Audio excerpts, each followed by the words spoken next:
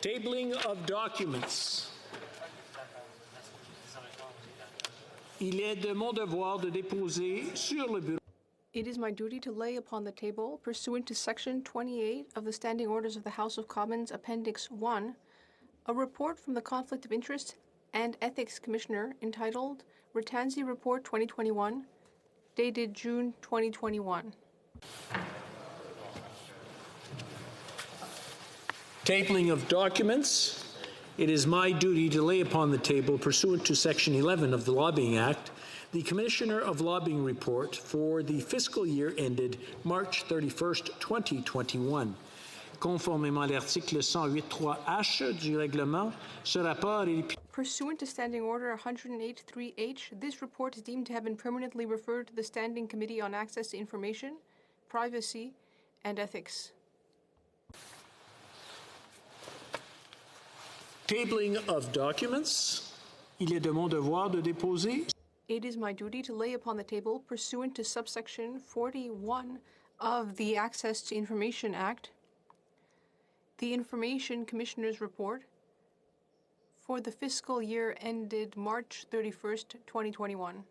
Standing Orders Order 108.3h.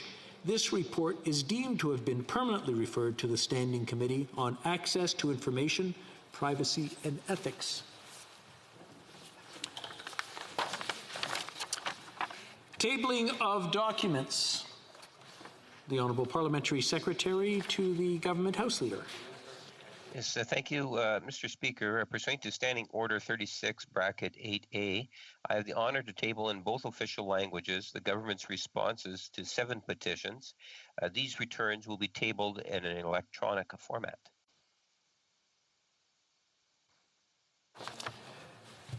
Dépôt de projet de loi émanant du gouvernement. Introduction of government bills.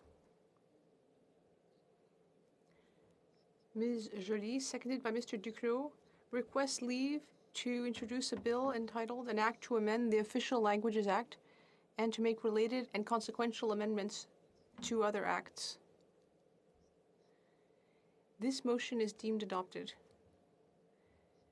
Ms. Joly, seconded by Mr. Duclos, moves that this bill be now read a first time and printed.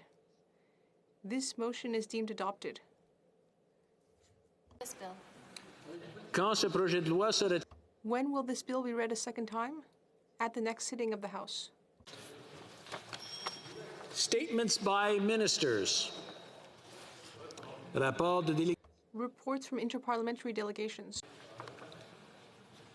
Présentation de rapport de... Presenting reports from committees. The Honourable Member for Bourassa.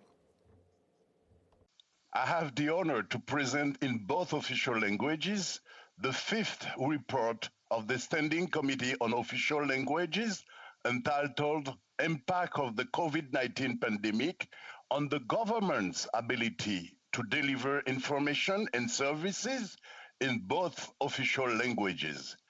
Conformément à l'article 109 du règlement. Pursuant to Standing Order 109, the committee asks the government to table a response to this report. Thank you, Mr. Speaker. Presenting reports from committees, the Honourable Member for Cambridge. Thank you, Mr. Speaker.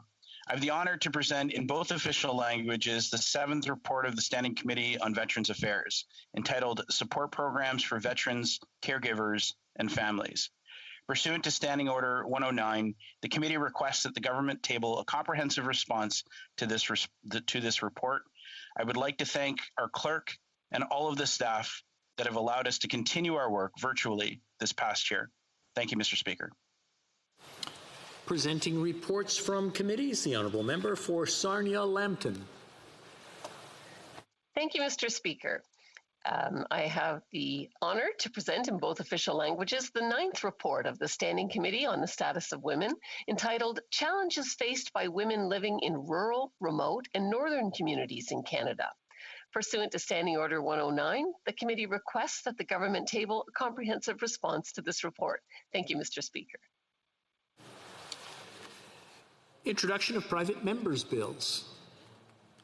Première lecture. First reading of Senate public bills. Motions. Motion. Presenting petitions, présentation de pétitions. The Honourable Member for Kitchener South Hespeler. Thank you, Mr. Speaker, and I've had the honor of speaking with over a dozen travel agents, and they wanted to present a petition. So I have 3 petitions to present. The petitioners call upon this House to recognize the negative impact COVID travel restrictions have had on the economic situations of travel advisors, especially independent travel advisors. They call upon the House to respond with sector-specific remedies until travel resumes for a sufficiently long time to ensure a return to a sustainable income flow. The petitioners call on for continuation of the CRB at $500 per week for 6 months past the full-time resumption of travel. Further, they call for sole proprietors to be qualified for the RRRF in urban areas. Finally, they ask the House to ensure that any financial assistance to airlines and their subsidiary travel companies will be conditional on the protection of travel advisors' commission, and that any commissions already clawed back be repaid to travel advisors. Thank you, Mr. Speaker. Presenting petitions, the Honourable Member for Don Valley North. Thank you, Speaker, and good morning to my colleagues. I'm proud to present a petition started by the Willowdale Community Legal Clinic and signed by hundreds of Canadians across the country. The petitioners are concerned about the current Canada Child Benefit legislation that denies many children who are residents of Canada, including those who are Canadian-born, the access to Canada Child Benefit payment because of the immigration status of their parents. The petitioner call upon the Government of Canada to reduce child poverty and alleviate the hardship faced by children and women in Canada by allowing all children who are residents of Canada access to Canada Child Benefit payments, irrespective of immigration status of their parents. I'm pleased to present it, and I'm proud to support it. Thank you very much, Mr. Speaker. Presenting petitions, présentation de pétitions, the Honourable Member for Kootenay-Columbia.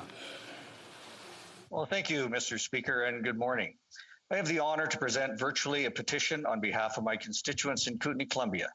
This petition has signatures that were submitted out of great concern by many of my constituents in Kootenay-Columbia regarding the Columbia River Treaty. The petitioners, therefore, call on the Government of Canada to act as follows. The Columbia River Treaty impacts the lives of all Kootenay-Columbians. The federal, provincial, and regional governments have varying levels of responsibility for the protection of Canadian interests with all aspects of the Columbia River Treaty negotiations.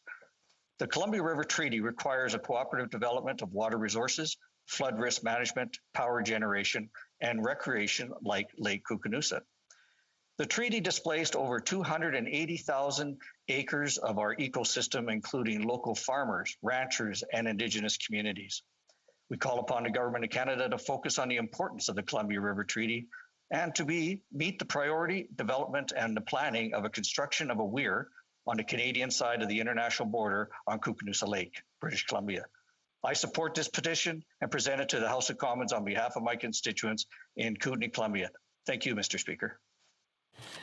Presenting petitions, présentation de pétitions, the Honourable Member for Saanich Gulf Islands. Thank you, Mr. Speaker. It's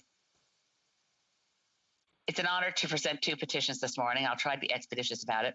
Forgive me, Mr. Speaker, for mentioning as I present a petition for many constituents concerned about the shortage of family doctors and how 92% of family doctors in this country are in urban areas and only 8% are found in more rural and remote areas such as where I live.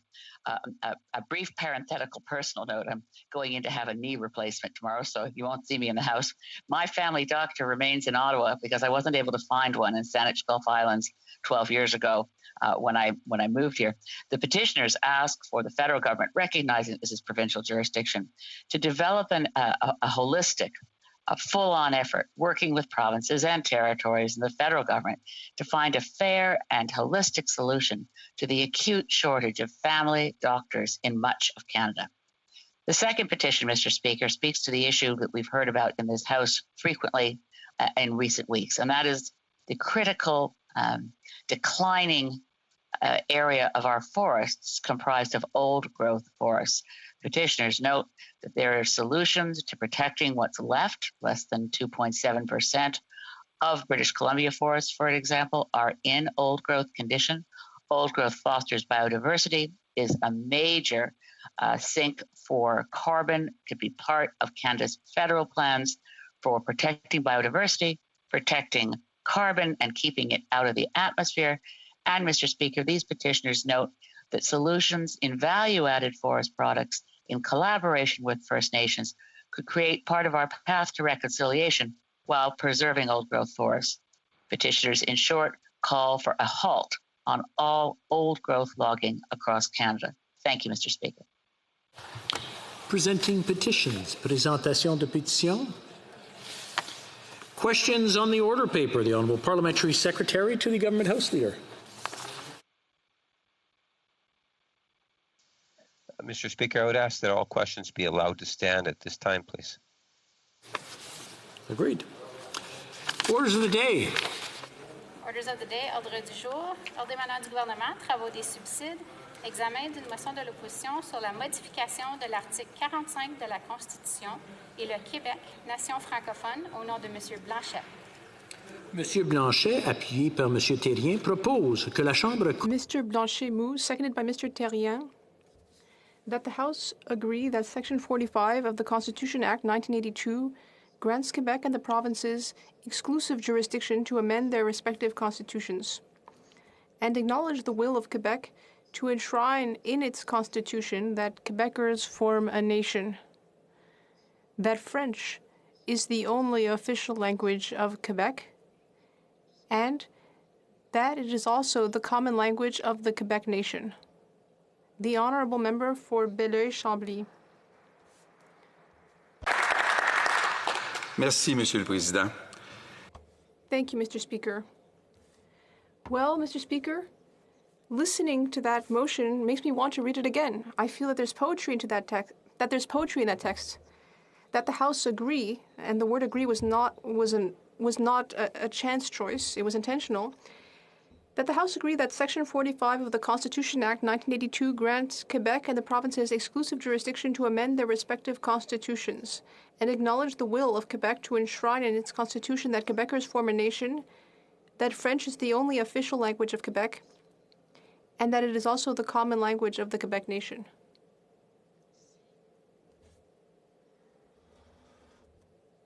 If, 30 years after the creation of the Bloc Québécois, there are still people in our neighboring nation who believe that they need to put it in their legislation that Quebec only has one official language, French. If that's the case, well, it shows us very clearly that there is still a long way to go, without even mentioning independence.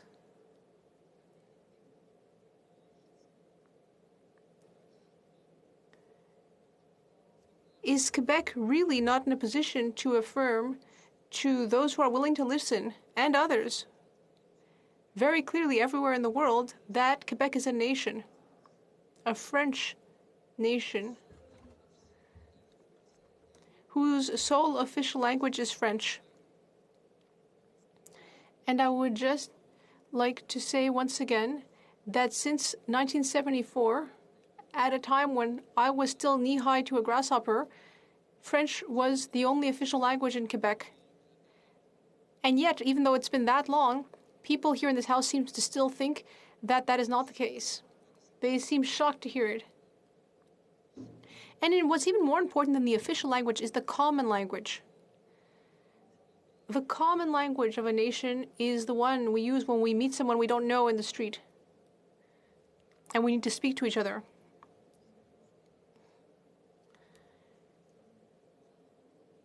What's sad to see in Quebec is when a young Francophone meets another young Francophone on the corner of Peel and St. Catherine, and that they talk to each other in English, without knowing the history behind that, without knowing what led us here, without knowing about the compromises, the humiliations of history, and then the emergence of a strong and extraordinary culture two young francophones who speak to each other in English in the street. That's the very antithesis of recognizing the incredible contribution of Leonard Cohen to Quebec culture, because we complement each other. We should never renounce who we are.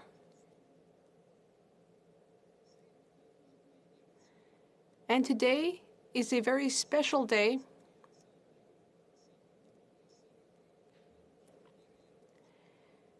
We are here within these walls to continue fighting for our goals. And we want all Quebecers to be able to recognize themselves.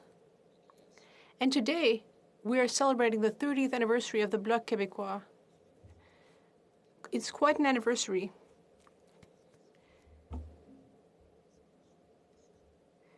Today, it is unfashionable to talk about anyone as though they were a Superman. Yes, that is true. But I am very well positioned to fully see how hard it is to fill the shoes of someone like Lucien Bouchard. To assess everything that he had to give up, all of the courage that he had 30 years ago, to give birth to what history will one day recognize as one of the essential tools of giving the Quebec nation its due. We have to be humble. Each one of us here in Parliament or participating virtually online, all of the workers in the offices of this building and the surrounding buildings, the Quebecers, activists who want to finally bring the revolution that started with the Quiet Revolution full circle. We all need to be humble, but we also have the right to be proud. We're quite the group. We're the people who refused to disappear. People said, oh, the Bloc Québécois is over. They kept saying, the Bloc Québécois is dead. Sovereignty is dead. But my goodness, we just keep coming back. Why? Because our goal is legitimate and noble. But we always will stand on the shoulders of those who came before us in the House. Even though the House of Commons will always remain for us a foreign parliament. So today, this House will be debating this motion. We won't just be disposing of the motion quickly or secretively. We will be openly debating this very important motion.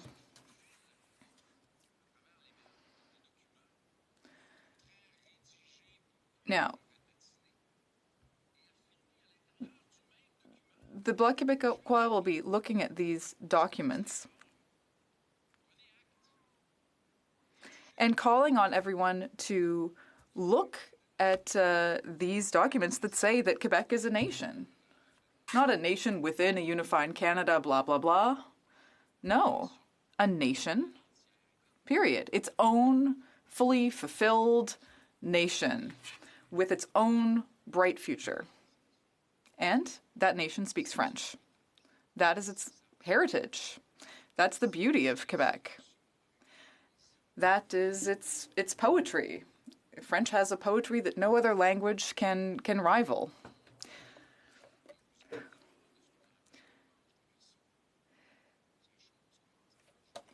You know, everything starts with beautiful words, and French has so many beautiful words.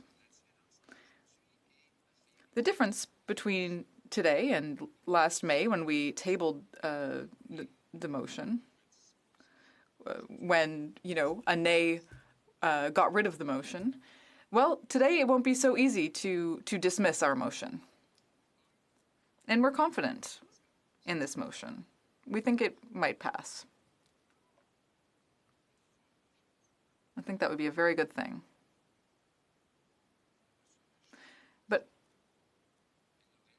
Also, this motion never would have existed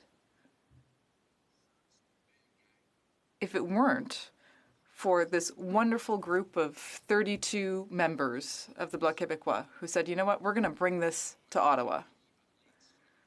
We will not stand back in the face of indifference.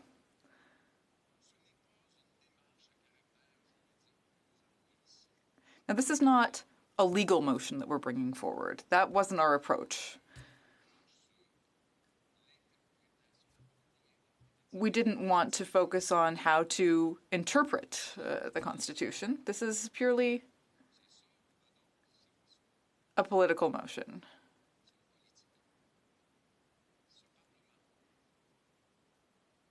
This Parliament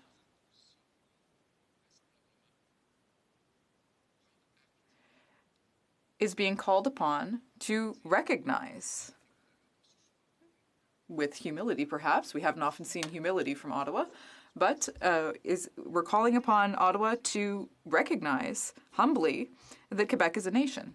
And of course there are consequences to that. You can't spend your life hiding behind a bunch of judges who are hiding behind a charter which is tailor-made to go against the will of Quebec and the National Assembly of Quebec. Because, of course, there are representatives of Quebec and of Canada. And so when it's time to actually take action, someone will have to take action consistently. You can't recognize the French nation, the Quebec nation, as a French-speaking nation and take the money of Quebec and then give it to people who want to challenge the French nature of Quebec. Of course, this has happened. We've seen inconsistencies and challenges, but now the people doing that will be unmasked. Now, I don't want to use coarse language here, but it's possible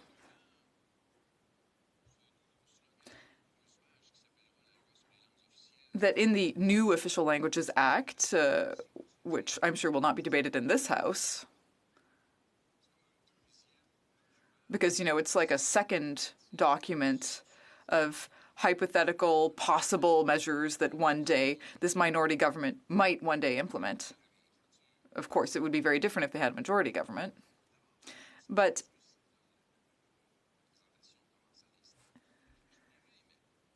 you know, there's a private briefing going on right now about that document, but we don't know exactly what will be in it. But I'm sure that it will include a recognition of, you know, French as being the official language of Quebec. It's something we've been waiting for a long time. Now, people who are better informed than myself will know that there's probably some sort of copy and paste of what the Quebec document on French language being the common language of Quebec said. So there are two bills, one in Quebec, one in Canada, which say something similar, but the federal bill will take precedence. Why? Because in real life, in this federalist context, Quebec is a vassal state. It's a subsidiary of Canada. Even in terms of culture, language, values.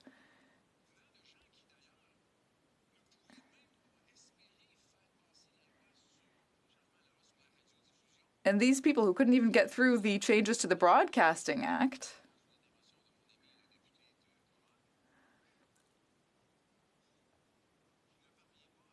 and who can't get through their budget implementation bill,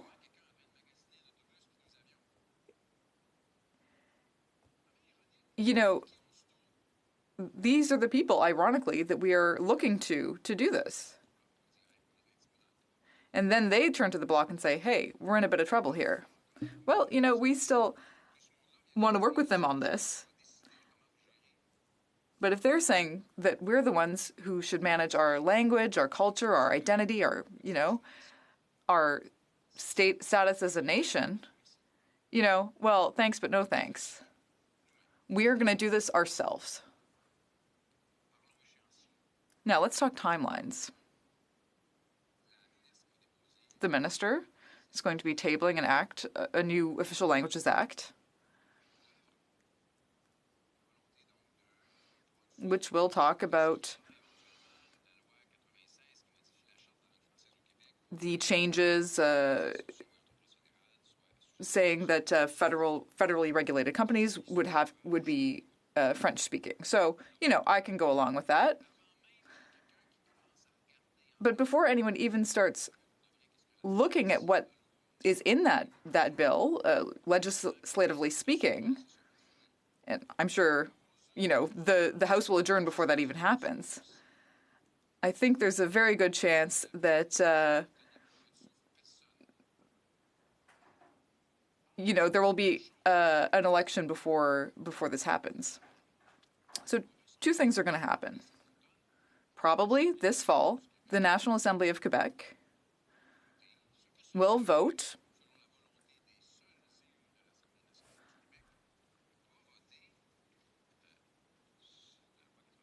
on Bill 96, which is their version of the bill, and that will ensure that federally regulated companies will speak French.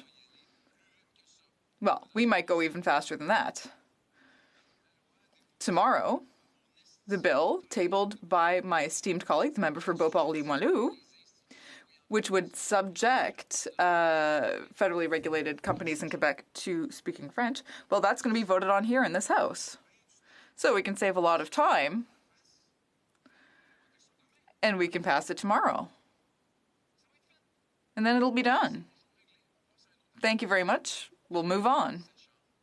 Tomorrow, this House has the opportunity to move forward with a bill that would subject federally regulated companies to the French language charter as per the will of the National Assembly of Quebec. Wouldn't that be great? So why not seize the opportunity? The only problem is that it would prevent some people from, exploiting the political capital of waiting until the next election. I also want to mention, Madam Speaker, and, people of other parties have suggested that the motion could be amended, but I think it's important to say that before anyone spoke French in New France, or English in America, or Spanish in Louisiana, in North and South America, there were dozens and dozens of nations, each of which was its own nation, just as we are. They all had their own language, culture, and history. And when we have these great debates, when we talk about French versus English, sometimes we forget to mention Indigenous languages, but we should always be thinking of Indigenous languages. I'm not going to talk about any particular status that they have, because that's always very contentious. But I think that we owe them a lot of respect.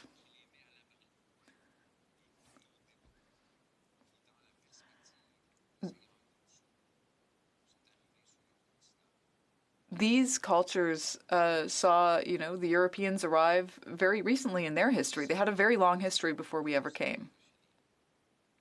Before concluding, I also would ask the minister to see what the Official Languages Act might be good for.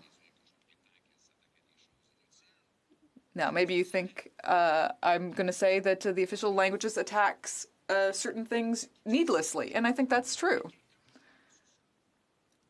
Quebec does not need anyone at any time to tell it how to protect its own language, culture, arts, culture, or values.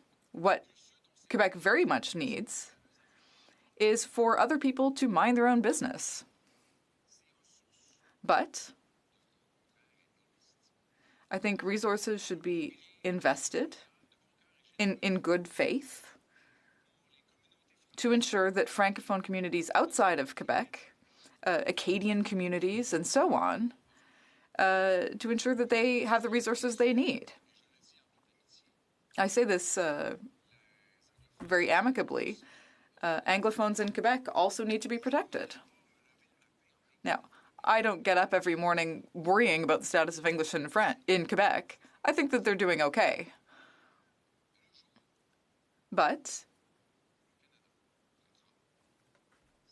whenever Canada treats its French and Acadian-speaking minorities as well, as amicably as it did Quebec, well, we'd be having a very different debate. But that's not where we are. So, Madam Speaker, whatever Quebecers decide to do with their nation, with their state, their language, their culture, their values, their history, the nation of Quebec will be resolutely French-speaking. And I say this only a little bit as a warning. You know, I don't think anyone should trample on Quebec's ability here. Quebecers are joyful, resilient, festive. You know, they're just irrepressible. And today, history will tell what happens, but I think that today might be an opportunity to protect our nation and allow it to fully take its destiny in its own hands. Thank you, Madam Speaker.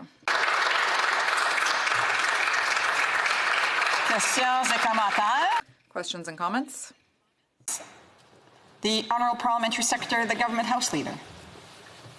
Yes, thank you, Madam Speaker, and listened very closely in terms of what the Leader of the Bloc had to say, and I really do believe that the Leader underestimates or undervalues the passion that people have, and I'm thinking in particular in the prairies, there are many people, including myself, that have a very strong love for the province of Quebec. We want Quebec to retain its heritage. The French language is a beautiful language, and it is something in which I'm wondering if the member can provide his thoughts in regards to the many thousands, hundreds of thousands of Canadians that have a passion for the province of Quebec, that want to see Quebec to be able to retain the French as its common language, and just his thoughts on that. The Honourable Member for Belleuil-Chambly. Madam Speaker, how could we not remember that wonderful demonstration of Canada's deep love for Quebec just before the 95 referendum? Dozens and dozens of thousands of Canadians from all political affiliations. You know, it was this historical demonstration. They flooded the streets of Quebec with Canada flags and declared their love, which then dissipated. Well, I remember that. I would invite the member to ask this question to the Métis people. Questions et commentaires? Questions and comments? Questions and comments? The Honourable Member for Rosemont-la-Petite-Patrie. Thank you very much, Madam Speaker. I want to thank the Leader of the Bloc Québécois for his speech and his motion. I have a simple question. This is a motion that calls on the House to recognize that Quebec has the right to modify the Constitution, recognize the Quebecers form a nation. This was something that was in the NDP platform, and that French is the official language of Quebec, which has been the case since the Bourassa government in '94. So this is really just sort of describing incontestable facts, and it's also a non-binding motion. So what is the goal of tabling a motion that contains things that everyone already agrees on? The Honourable Member. Well, I guess in this House, when the Bloc Québécois comes forward with motions that would affirm Quebec's exclusive jurisdiction not only over its own language and culture and art, but also over everything that we have jurisdiction over. Let's say, you know, pharmacare, or dental care, all kinds of things like that.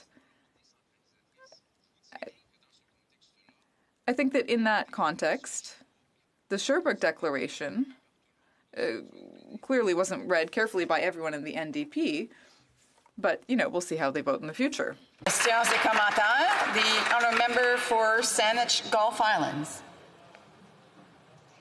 Merci. Thank you, Madam Speaker.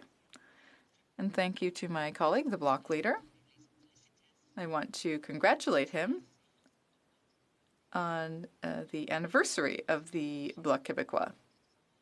I had the great honor of working with Lucien Bouchard when he was the Minister of the Environment. In my opinion, I think he was the best environment minister in the history of Canada. But I also want to say that the Green Party absolutely agrees with the importance of protecting the French language, the Quebec culture for Quebecers, and also for other people all across Canada who can really benefit from that extraordinary culture. But I have a problem with the bloc leader's assertion here. I studied constitutional law when I was younger than I am now. And I have no problem with the objective of Bill 96 in Quebec. But today, in this debate, I would invite all the other members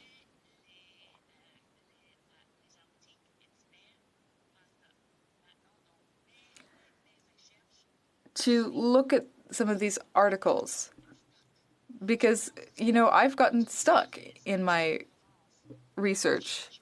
I think it's ultra vires to change Canada's constitution. The honourable member for Belleuil-Chambly. Madam Speaker,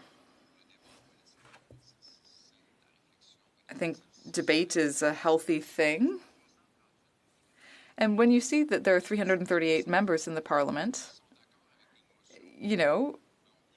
if they all agree with the motion, generally the majority are right. So I know everyone is eager to express their support for the Quebec nation, and I would invite the member to recognize that French is, maybe in a unique position. Sure, that's easy to recognize. But here we're going beyond that. We're talking about Quebec being a nation. Quebec has stubbornly remained a nation. And I would invite the member to reconsider. Of course, Lucien Bouchard was a great environment minister. But over the last 30, 60 years, there have been people like René Lévesque, Jacques Parizeau, Pauline Marois, Bernard Landry, so many people, Gilles Duceppe, my predecessor and my friend. But it's true that Lucien Bouchard was a great minister of the environment. But most of all, he was a great sovereigntist leader. Questions and comments? Questions and comments? The honourable member for Northumberland, Peterborough South. Merci. Thank you. Congratulations on the speech. It was good to listen to. I'm trying in French. For the leader of the bloc would be, does he believe that these abilities to amend the Constitution affect all constitutions or just Quebec, all provinces? My apologies. L'honorable député de Belleuil-Chambly. The honourable member for Belleuil-Chambly. Well, I wish for everyone the happiness that I wish for ourselves. My answer is that in theory, given what happened with Charlottetown, if the exercise was serious, if this is truly a confederation with autonomous territories, and contrary to what we see every day, which suggests that the provinces are just creatures of Ottawa, when in fact it should be the other way around. Anyway, anyone, any community, any population, and especially any nation that wants to claim certain features going all the way up to self-determination, and that includes French-speaking communities outside Quebec and the Acadian Nation, which I adore. They will always have my personal support and that of the Bloc.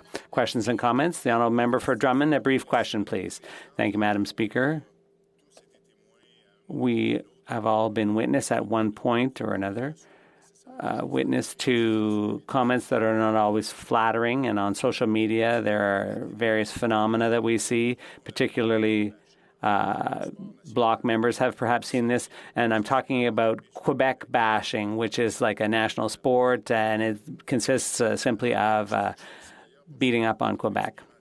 And so my leader always has an inspiring speech to deliver, and my question is, the fact that the House has recognized Quebec as a nation, and if they recognize French as our sole language, will that have a positive effect, an educational effect, a positive influence on all Canadians, such that as a result, it might make relations even friendlier and better between the two nations? The honourable member for Belleuil-Chambly has 48 seconds to answer. I'd like to talk about two young Francophones who were spoken to on St. Catherine Street, and my dream is that if you had two people meeting up on a street corner, that they'd be able to speak French to one another. And when that's normal, when that's part of our daily lives, when Quebec is fully what it is, we will be a marvelous neighbor for our closest neighbor. We'll do so much together, more than any two neighboring nations. And the social media will calm down then. Resuming debate, the Honourable Government House Leader.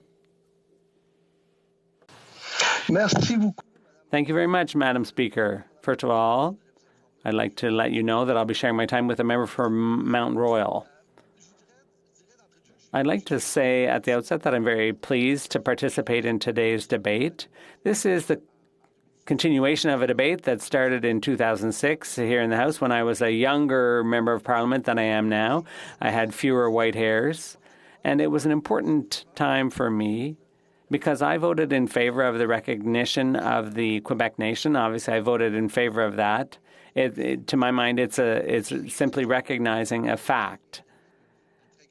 And the vast majority of members voted in favor of recognizing that Quebecers form a nation within a united Canada. It was a great debate. The conclusion of the debate reflected basically this, and I'm quoting a colleague here. We all agree that Quebecers are proud to be Quebecers and Canadians at the same time, and other Canadians are proud to have Quebec as part of Canada. As a result, Madam Speaker, I think that basically the debate in the House of Commons on the recognition of Quebecers forming a nation within a united Canada, that's a debate that was settled. It was held and settled in 2006. When it comes to language, Madam Speaker, the Bloc might like this, or maybe they want to squabble, but maybe they'd rather have a squabble, but we recognize clearly that French is the official language of Quebec. I repeat, French is the official language of Quebec. We also recognize the important role that Bill 101, the Charter of the French Language, has played in preserving and protecting and strengthening French in Quebec. I've always supported Bill 101, Madam Speaker. We want to legislate to modernize the Official Languages Act, and we understand and respect that the government of Quebec might wish to do the same with the Charter of the French Language, or Bill 101. When it comes to Quebec's desire to include that symbolic recognition in the province's constitution, well, I don't think I'm mistaken in saying that Quebec has some leeway to make these changes as long as the suggested amendments don't directly or indirectly amend provisions of the Constitution of Canada. In other words, Madam Speaker, it has to be specified that the Government of Quebec's bill cannot undermine other legislation that protects language rights for English-speaking Quebecers. Madam Speaker, I think there are debates that remain to be held in the National Assembly and all across Quebec on this topic, and I will obviously be following those debates very closely. If it's true that symbols are important, the fact remains that acts are even more important than words. And we have indicated our intent as a government to take action to counteract the decline of French all across the country. In fact, we don't just want to counteract the decline in the use of French. We want to be much more ambitious. We want to promote learning and use of French and the growth of Francophone communities all across the country. And we said so very clearly in the throne speech and in Budget 2021. The federal government has a responsibility to protect and promote French actively, not just outside Quebec, but also within Quebec, with full respect for the English-speaking minority. And when I say protecting French in Quebec also, Madam Speaker, what I mean is that even in Quebec, and more specifically in Montreal, to tell the truth, in the greater Montreal area, we have observed a decline in French. You can see this if you go to a restaurant or a boutique, a store, a shop, sometimes even in signage or on the street signs or on the radio. It's clear that there has been a decline in French. The statistics show this. A decline in the use of French at the expense of English in workplaces and in the private sector, both in the private sector and public. So as a Quebecer and a Canadian, this data concerns me greatly. It concerns the government too, and I know that it particularly concerns the Prime Minister and the Minister of Official Languages. As a matter of fact, Madam Speaker, this should concern all members here in the House if they want to protect one of the fundamental features of our country, i.e. the existence of both official languages. And when I say that the federal government wants to protect and promote French, allow me to be clear. Madam Speaker, this desire to take action across the board is written in black and white in the legislation that my colleague, the Minister for Official Languages, has tabled in this House. The federal government will protect French within its areas of jurisdiction. Banks, telecommunications companies, transportation companies, and all federally regulated employers, there are in fact 18,000 of them, will have language obligations to comply with, not just in Quebec, but also in areas with high Francophone population density. And based on the Charter of the French language, we're going to use that as an example and legislate on the right to be served and to work in French in private companies under federal regulation. And this is no mean feat, Madam Speaker. We're going to create workplace language rights and service language rights, which will promote the use of French in Quebec and all across the country. And we're going to do this because we recognize the need to do more for French and to achieve true reality between both official languages. And as Aristotle said, there's no worse injustice than treating two unequal things the same way. And on the facts, French is not on an equal footing with English in this country, and even less so within North America. And as the speech from the throne pointed out, there are about 8 million Francophones in Canada in an ocean of over 360 million mainly English-speaking people in North America.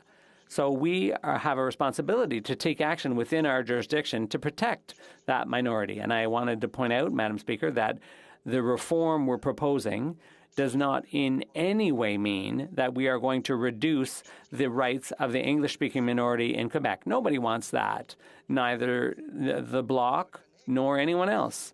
But we recognize that protecting French in Quebec and outside Quebec requires unique steps, unique measures that are bold and ambitious, and we need to act now. So we also want to enhance the value of institutions, cultural institutions like Telefilm Canada, the National Film Board, and the French wing of the CBC, so that we're going to make sure that there are requirements imposed on them to support French content. We also want to take steps to promote Francophone immigration. We want to increase the opportunities for learning French. We want to make it an official policy to appoint only bilingual judges to the Supreme Court, and much more. So I was talking about jurisdiction earlier, and that's because as the Quebec lieutenant, this is of fundamental importance to me. And that's why when it comes to the right to work in French in private sector companies under federal regulation and the right of consumers to be informed and served in French by those same companies, we are clearly taking action within our area of jurisdiction. At the same time, this new requirement, which we've included in our draft legislation to modernize the Official Languages Act, this gives us an opportunity to work closely with the government of Quebec. We have to agree because the new federal regime has to coexist with Bill 101. And in order for that to work, we need to cooperate. And that's what we want to do. That underlies everything we're doing here. And that's the very spirit of the bill, is our desire to cooperate with Quebec to strengthen and promote French, this language that we all hold so dear. So this is a common goal that we share. Thank you, Madam Speaker. Questions and comments? The Honourable l'Honorable député de... The Honourable Member for Thérèse de Blainville. Thank you, Madam Speaker. Last night, during the sitting of Parliament, when the report on the decline of French in Quebec came out, I got the feeling that I was hearing these declarations of love for the French language that I'd never heard before, and I get the same feeling when I listen to the government House Leader. Madam Speaker, I would ask this question. We do cherish French in Quebec, and we nourish it. It's something we're proud of because it's part of our social harmony in Quebec, of inclusiveness. So why are we so concerned about this? Why would we be so concerned if we hadn't seen the federal government over time contribute to the decline of French in Quebec? The Honourable Government House Leader. First off, Madam Speaker, I'd like to say that the Bloc does not have a monopoly on a love for Quebec and a love for French. I have this in my veins. It's essential to me, and it's essential to the government too. So when it comes to the right to work in French or to be served in French, we are going to take action within our jurisdiction. But to limit the debate just to that, it really shrinks the whole debate. We have to invest in our culture. We have to invest in French immersion. And, of course, we're going to do all that. Questions and comments. The Honourable Member for New Westminster, Burnaby. Thank you very much, Madam Speaker. I always enjoy listening to my colleagues' speeches, the Government House Leader. But there's a huge contradiction between what he says and what the government has done. The government waited 6 years before finally tabling, and they had needed to be pushed to table this legislation to modernize the Official Languages Act. And here in BC, we've seen the impact of the underfunding of programs and Francophone institutions in BC and elsewhere in Canada. And we've also had Liberal members who've questioned the fact that French who've doubted that French was at risk. So I liked the speech. It was a good speech. But when is the government finally going to admit that French is threatened? And when are they going to start funding Francophone institutions and taking action to strengthen their lofty talk? The Government House Leader. Thank you, Madam Speaker. And I'd like to thank my colleague. And you'll see how great his French is. Not just how well he speaks it, but how often he speaks it. Madam Speaker, we've had meetings with leaders in Parliament, and those meetings have been held in French. And I think it's historic when I don't know in the past whether that was ever possible to hold so many senior level meetings in French. And my colleague's love for French is obvious. So to answer his question, I said so earlier that in the throne speech, we talked about needing to do things about French, not just in Quebec, but all across Canada. And we're taking strong steps to protect French within Canada, and we're investing the necessary monies to achieve those goals. A brief question. The Honourable Member for Drummond. Thank you, Madam Speaker. I'd like to thank my colleague for his speech. Now, I noticed that in his speech, he spoke about the importance of taking action and not just words. But we've often said that this government doesn't take enough action. Indeed, protecting Francophone culture is extremely important. And I know that many members in this House really care about the French language, and they show that regularly. But my concern is whether this government is actually going to take action. This government often seems to be on the back foot and just reacting. Only when it really has to, for example, is this government coming up with a reform to the Official Languages Act. I'd like to ask the government House leader to reassure me that the government really intends to move forward with protecting French. The Honourable Government House Leader. I'd like to thank my colleague for his question. He clearly cares deeply about this matter, and I would say that our intentions are entirely sincere. We sincerely intend to protect French not only outside Quebec, but also within Quebec, because French is declining in Quebec, especially in Montreal, and we are concerned. We will work with all parties in this House and with the government of Quebec. Our intentions are entirely concrete and sincere. Resuming debate. The Honourable Parliamentary Secretary to the Minister of Labour. Thank you very much, Madam Speaker. Of the most important speeches that I have given in this virtual chamber. I want to clarify for the people in my riding and across Canada what this motion means, and even more importantly, what it does not mean. I also want to contribute my views to the public record so that they can be examined by any court that may in the future be called upon to consider the significance of this motion. First, I want to clarify that if this motion is adopted, it does not constitute an agreement by this House to a constitutional amendment. Amending Canada's framework document would require a proper bill, extensive public consultation, committee study, and hearings, legal analysis, and extensive debate in this House and across the country. I would never support any constitutional amendment that did not follow this process. Deuxième, que fait cette motion? Secondly, what does this motion do?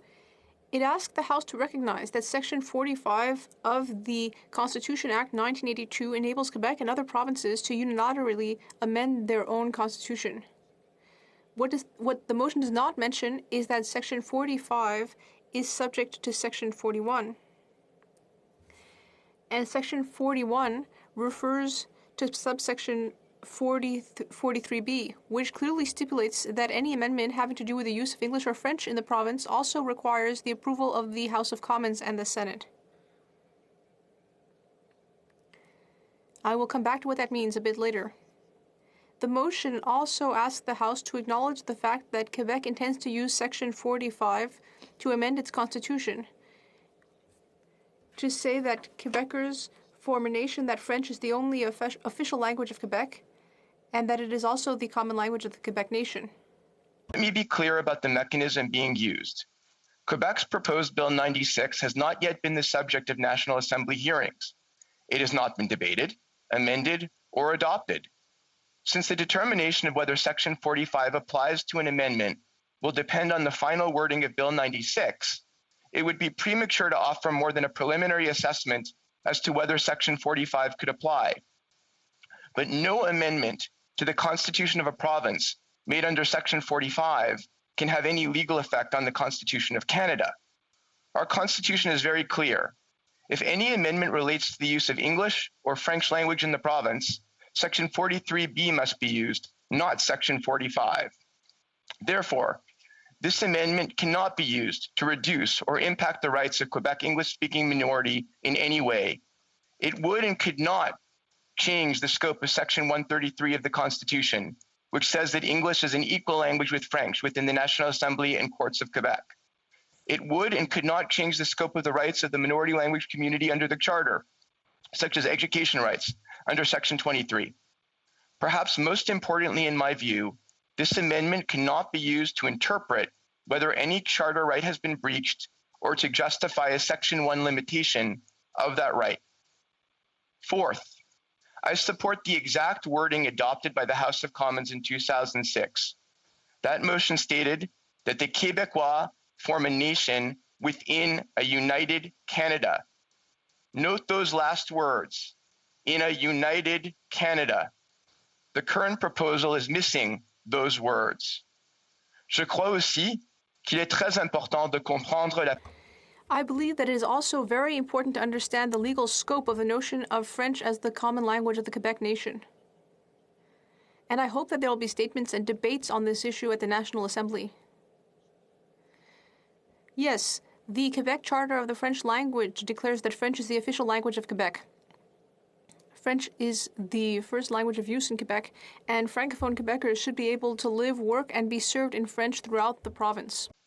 But some proposals in Bill 96 have raised real concerns that common language means something else. For example, is the Quebec government seeking to limit those who can receive certain services in English? Sections 22.2 and 22.3 of Bill 96 link the ability to receive certain government services in English to those who are eligible to receive instruction in English. This has never previously been done in the Charter of the French language outside of education rights. Let's look at what that means. Suddenly, hundreds of thousands of people who consider themselves part of the English-speaking community of Quebec will no longer be eligible to receive certain services from the state in English. This would include people who came to Quebec from the United States or other English-speaking countries, and even Holocaust survivors in their 90s who have been part of the English-speaking community since arriving in Canada over 70 years ago. This is profoundly disturbing, and I very much hope this section is amended by the National Assembly. On peut aussi citer l'article. We could also cite Section 18.1, which stipulates that public administration personnel must exclusively use French when communicating in spoken or written form in the exercise of their duties. I do not think that it is reasonable to ask two Anglophone public servants to speak or write to each other in French. Given this provision and other provisions in Bill 96, Madam Speaker, it's easy to understand why Anglophone community leaders, like former member of Parliament Marlene Jennings, president of the Quebec Community Groups Network, have expressed serious concerns about Bill 96. Particularly concerned about the impact of Bill 96 on how we see the Charter and how individual rights interact with collective ones. In my view, we have a Charter of Rights because we as a society in Canada and in Quebec have accepted that there are certain rights which are inalienable, rights that are not subject to change by a simple majority in the legislature. A charter is designed to protect minorities, even unpopular minorities. In Bill 96, Quebec has departed entirely from this principle. First, the bill says that the Charter of the French language would no longer be subordinate to the Quebec Charter of Rights. This means that Quebecers would no longer be able to argue that the Charter of the French language breaches rights under the Quebec Charter of Rights. Then Quebec is proposing to use a notwithstanding clause in an omnibus and preemptive way, preventing any Quebecer from arguing that fundamental freedoms, including freedom of expression under the Canadian Charter, are breached under this bill. Let me be very clear, Madam Speaker. I am against the notwithstanding clause. I do not believe it should be part of the Charter.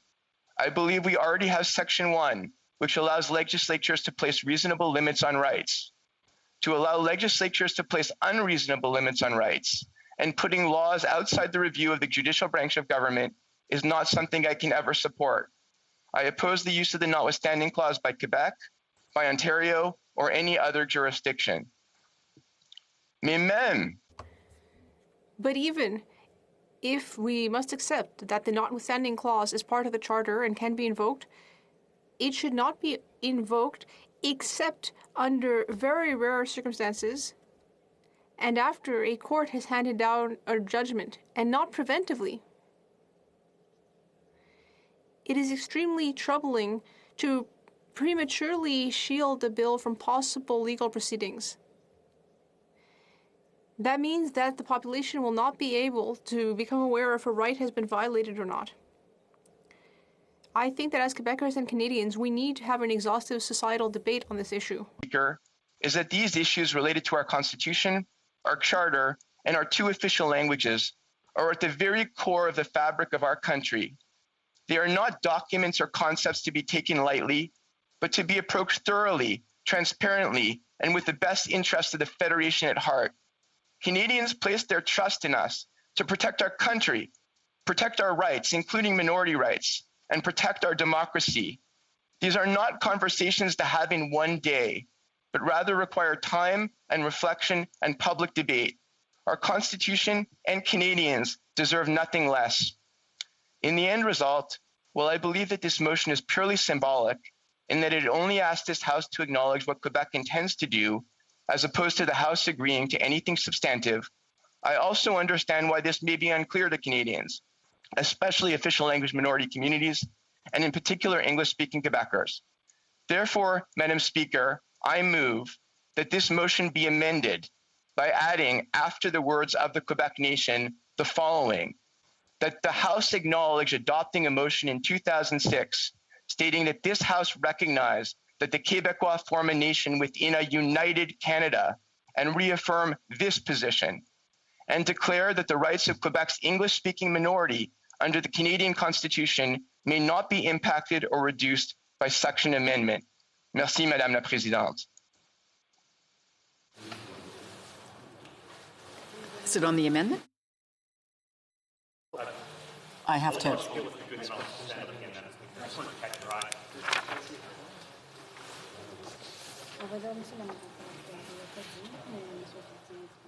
Je dois informer les honorables députés qu'un amendement.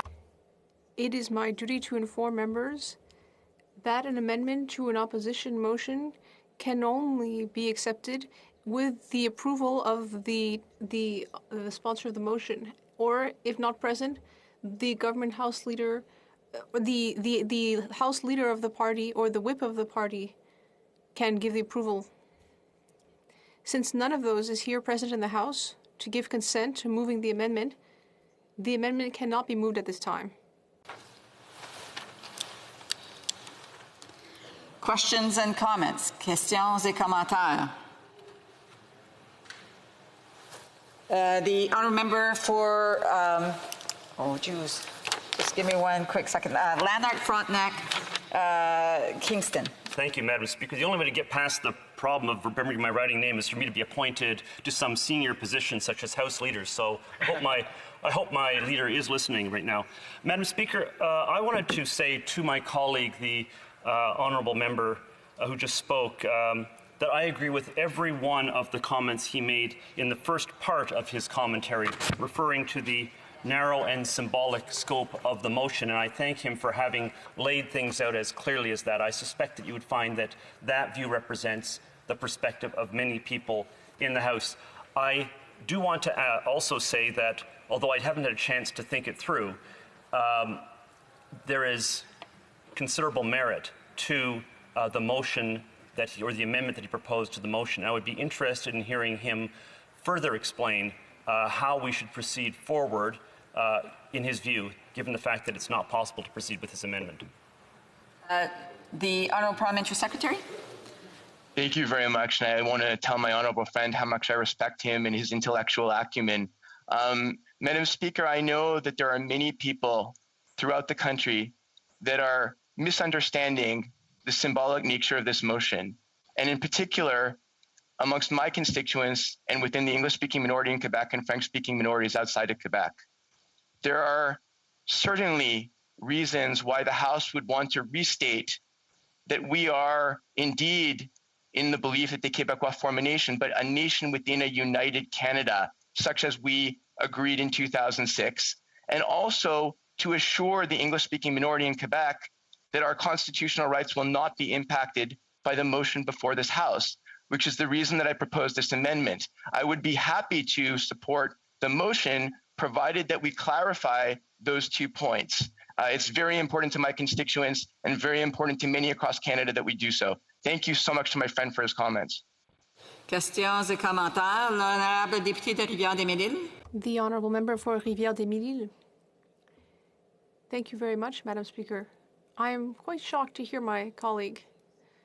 I would remind him that since the 17th century, Louis-Antoine Bougainville, the French navigator, was stating clearly that the French were not like others and formed their own distinct nation. Then later, Lord Durham commented, I expected to find a struggle between a government and a people, but instead I found two nations in conflict.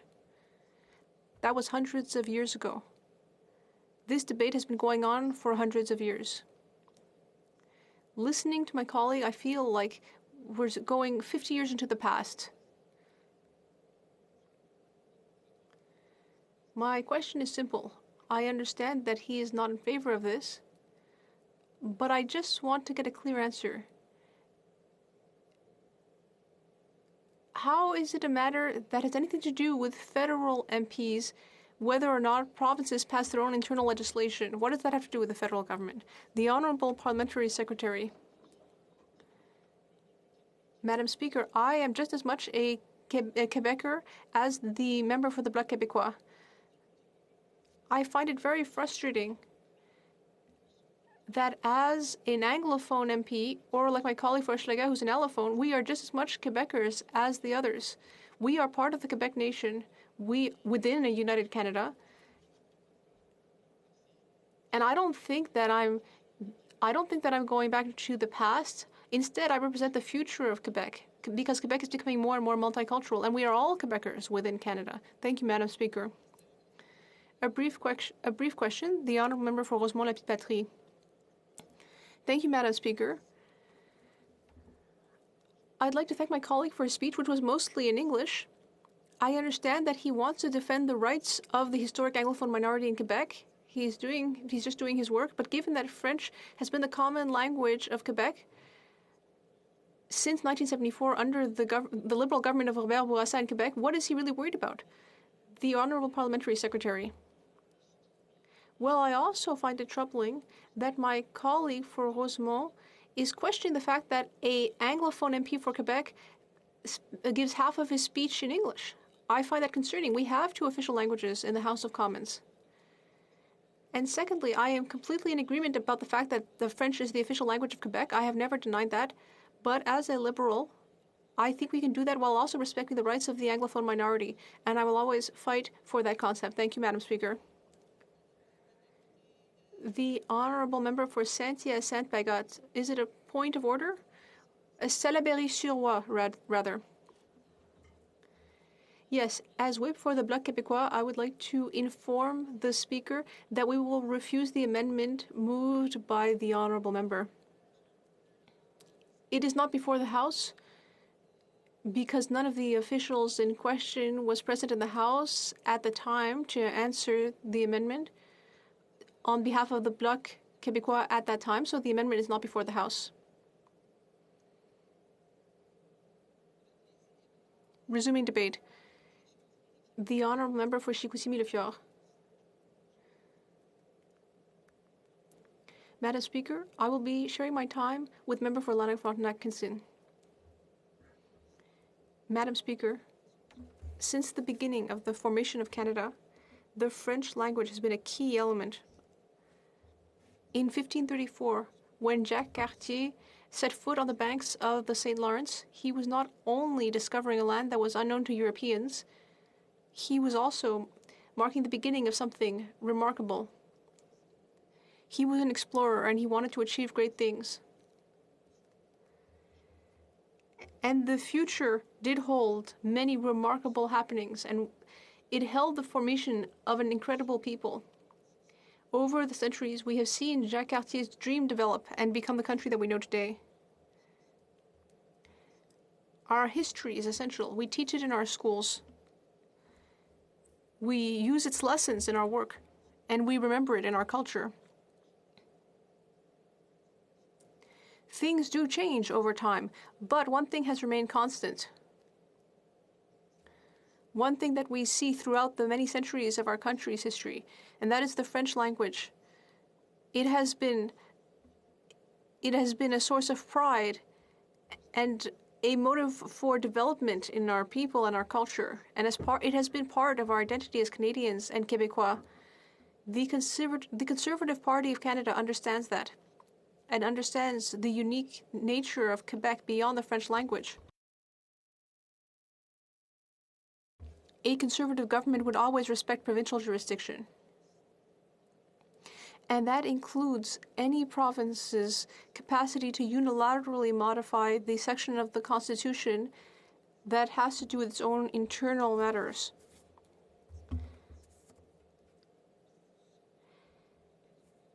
Section 45 of the Constitution Act 1982 enables provinces to do so, and many provinces have already used this power. Quebec, Manitoba, and the Atlantic provinces have, for example,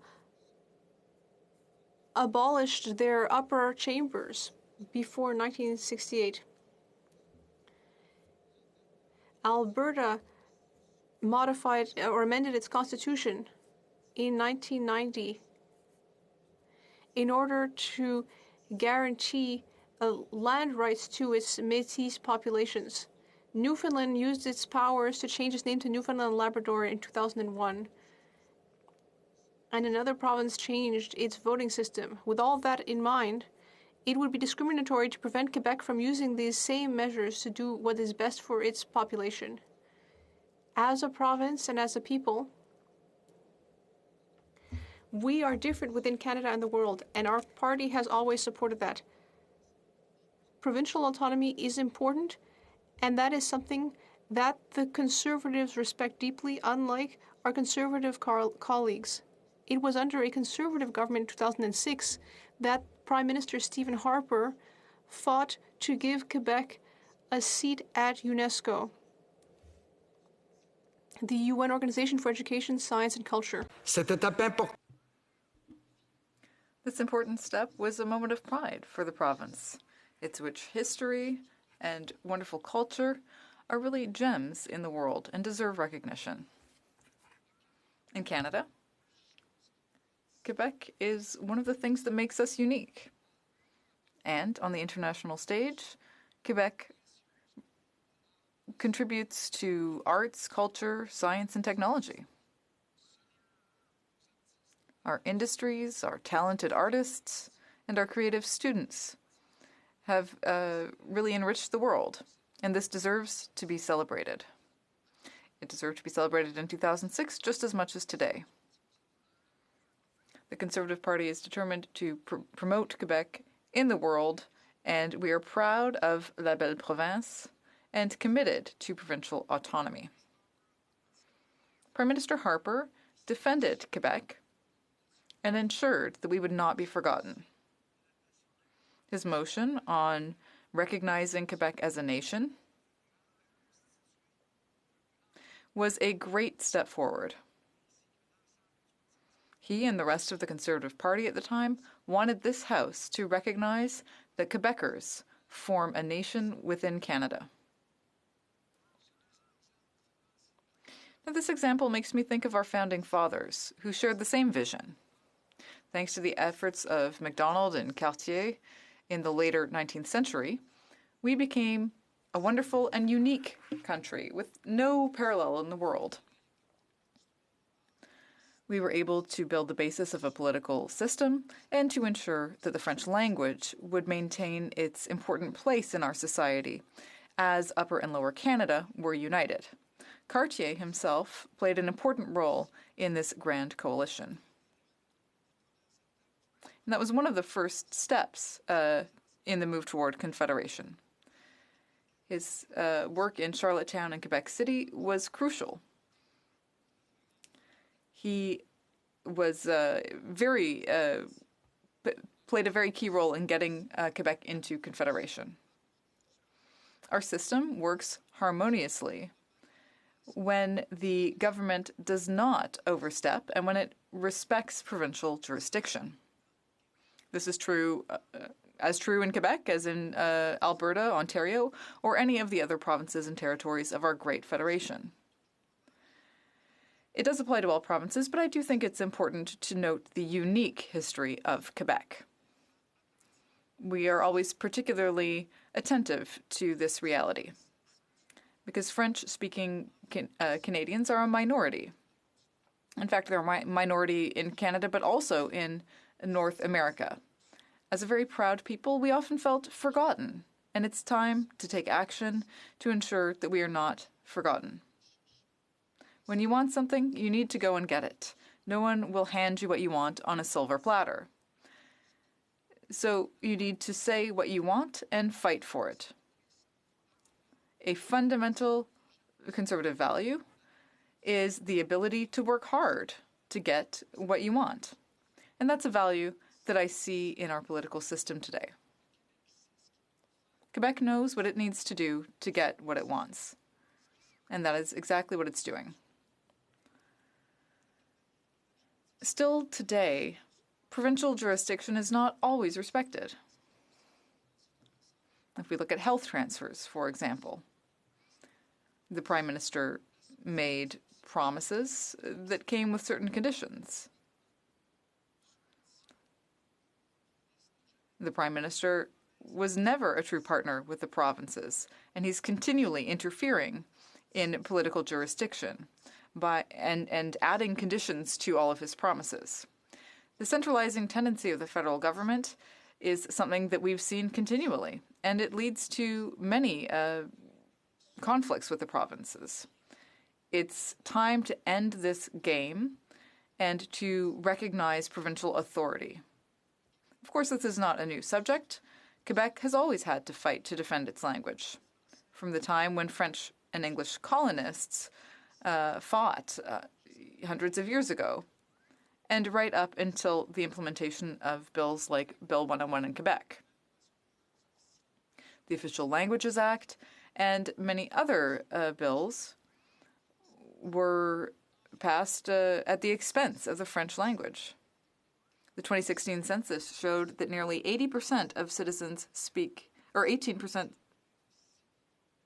speak French as their first language. That's over 6 million people. But despite this, Quebec continues to be neglected by the federal government. Since 2015, the Liberals had many opportunities to reform the Official Languages Act, but they didn't do so. The government needs to understand the importance of provincial jurisdiction and the Quebec nation.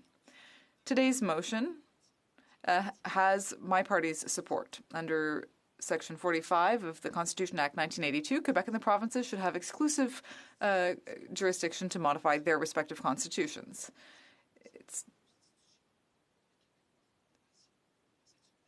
So it is necessary to recognize Quebec as a nation in order to preserve our heritage. We recognize the existence of minority groups like Anglophones in Quebec, but the shared language in Quebec is French, and that should be the only official language of our province.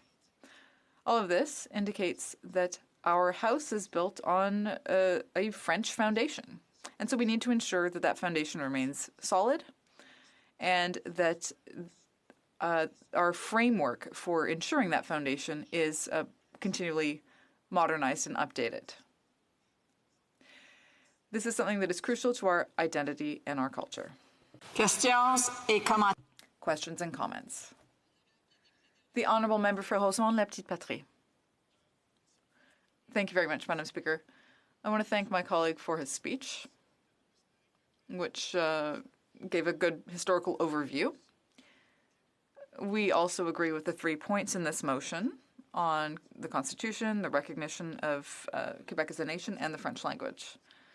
Does he share our concern, though, that recognizing French as the shared language might harm the recognition by the National Assembly of Indigenous languages in Quebec? The Honourable Member. Our leader recognizes the importance of the French language. He's ready to apply Bill 101 to federally regulated companies. He also recognizes that we need to modernize the Official Languages Act. And the respect for provincial jurisdiction is part of that as well. Questions and comments? Questions and comments? L'honorable député de... The Honourable Member for Drummond. Thank you, Madam Speaker. Indeed, that was a good historical overview. I'd like to hear my colleague from Chicoutimi-Le-Fjord talk a little bit about this. You know, we've talked about Quebec culture and the language. And currently, we're having a fairly contentious debate over Bill C-10, part of which concerns protecting Francophone culture. And yet, within my colleague's party, a lot of people seem to oppose Bill C-10. So I'd like to hear the colleague talk about his personal view. Does he believe that we should be protecting Francophone culture through bills such as C-10, which amends the Broadcasting Act? The Honourable Member. Culture is very important to us, of course. Of course it needs to be protected, but we cannot compromise on freedom of expression. That is extremely important for us. Questions and comments? L'honorable député de Rosemont. The Honourable Member for Rosemont-la-Petite-Patrie.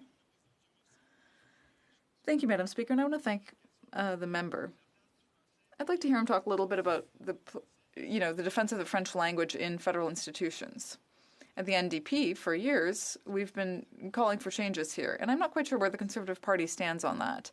Would the Conservative Party want to make it mandatory to have all Supreme Court justices to speak French, to be bilingual?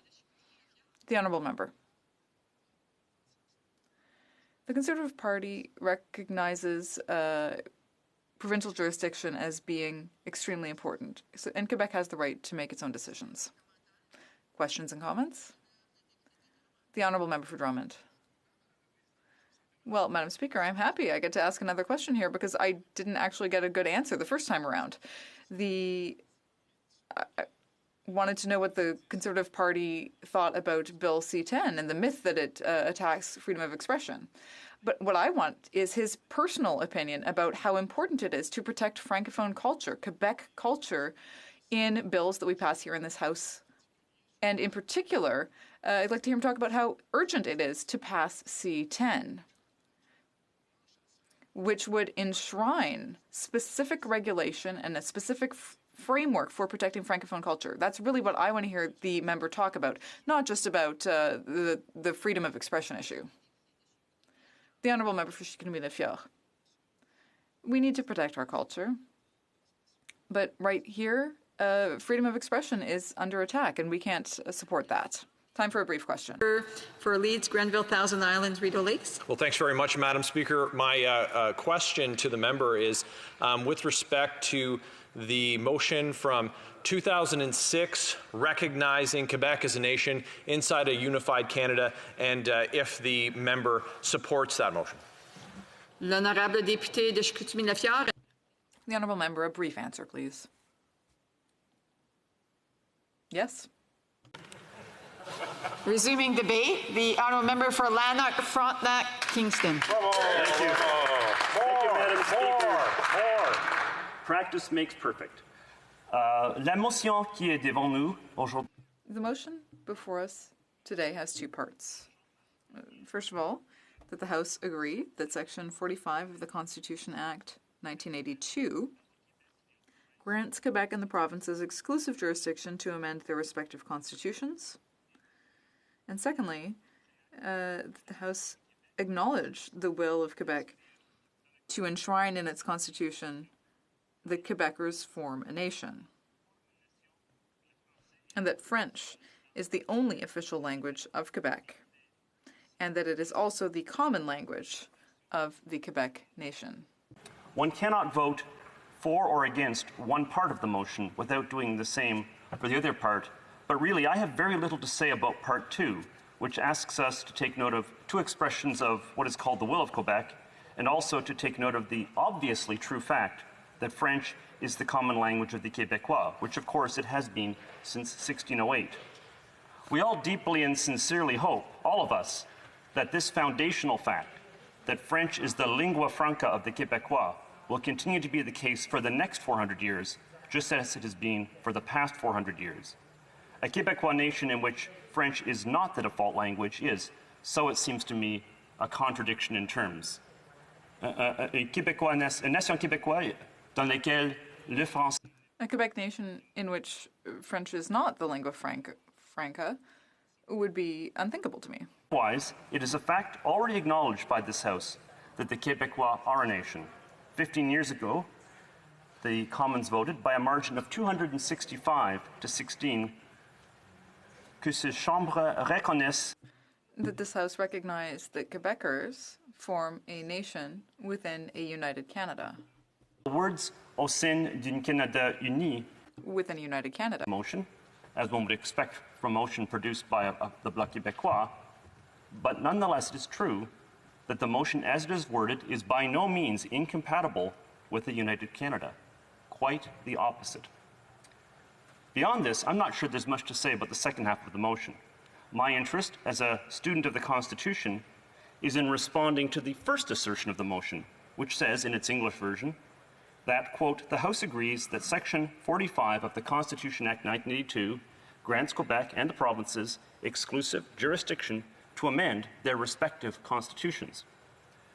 My comments on this subject are primarily intended to sway the views of my Anglophone colleagues, and therefore I will be speaking only English as I address this subject.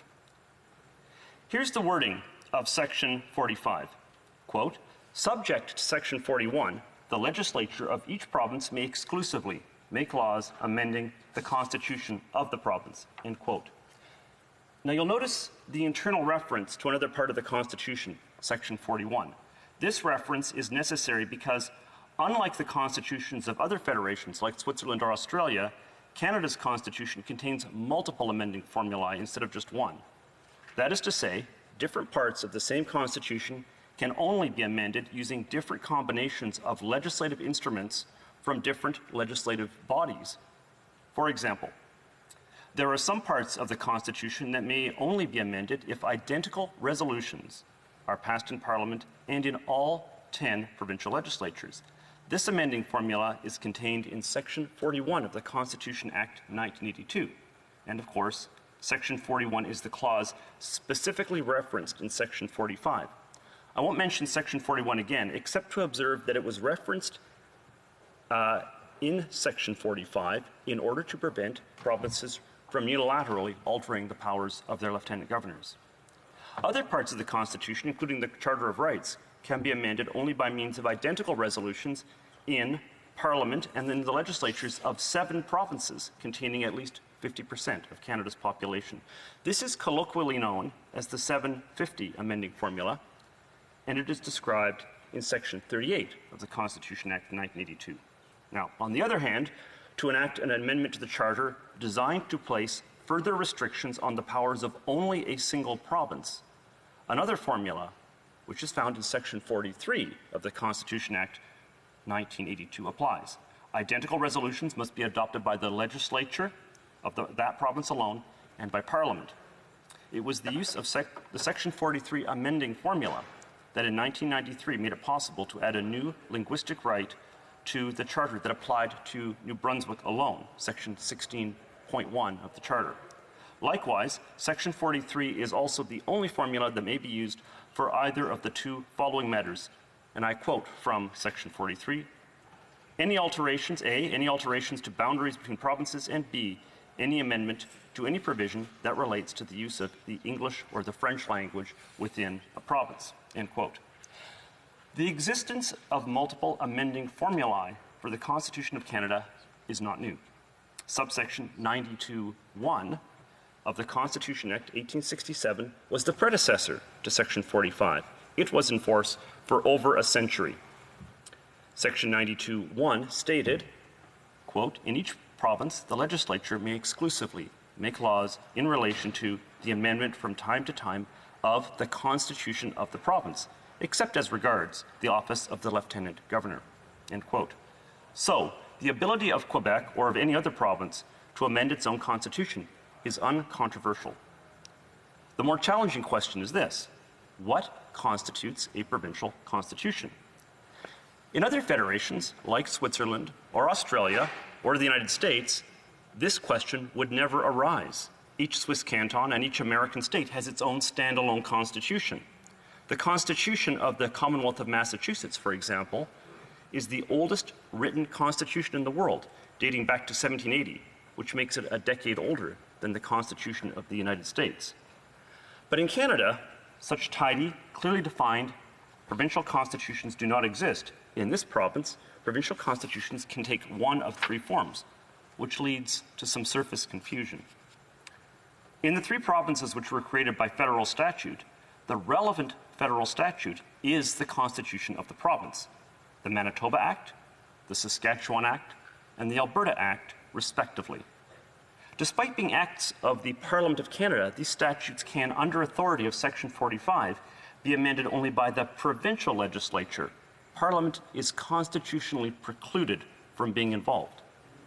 In the 5 provinces which existed before Confederation, the pre-existing British statutes under which they had been created are their constitutions.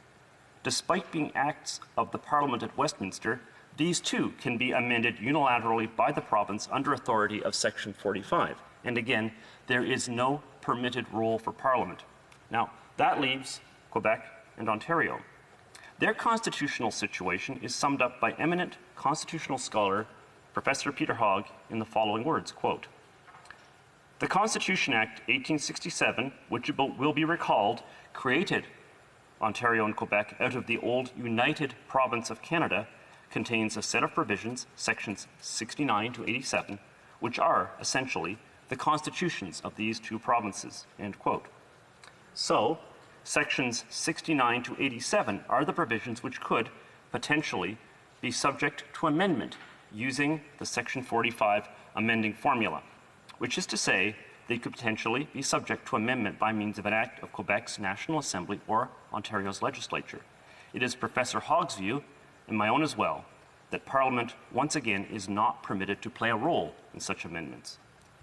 This leaves the question of whether amendments can be made to the Constitution of Quebec or Ontario which involve making any amendment to the Constitution Act 1867 in which the subject matter falls outside the subjects covered in sections 69 to 87, which are sections that deal solely with the functioning of the two provincial legislatures. In particular, could changes be made, such as those proposed in Quebec's Bill 96, which seeks to add 2 new sections immediately following Section 90 of the Constitution Act 1867? Well, I have several tentative answers to this question. First, I think the fact that Section 90 falls outside of the Sections 69 to 87 envelope is irrelevant. Second, I think this is a matter that is outside the remit of Parliament.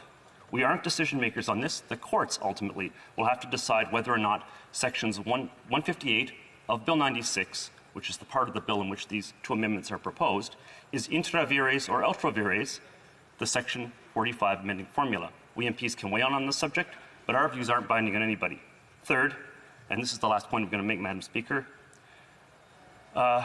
most importantly, although the motion we are debating today deals with the same subjects as the 2 contemplated additions to the Constitution Act 1867 that are contained in Bill 96, we have not been asked to vote for or against Bill 96. We've been asked to vote on a specific question regarding the Section 45 amending formula and a specific statement about what the motion refers to as the will or volonté of the Québécois as expressed by the National Assembly. On these questions, it seems to me the answer is yes.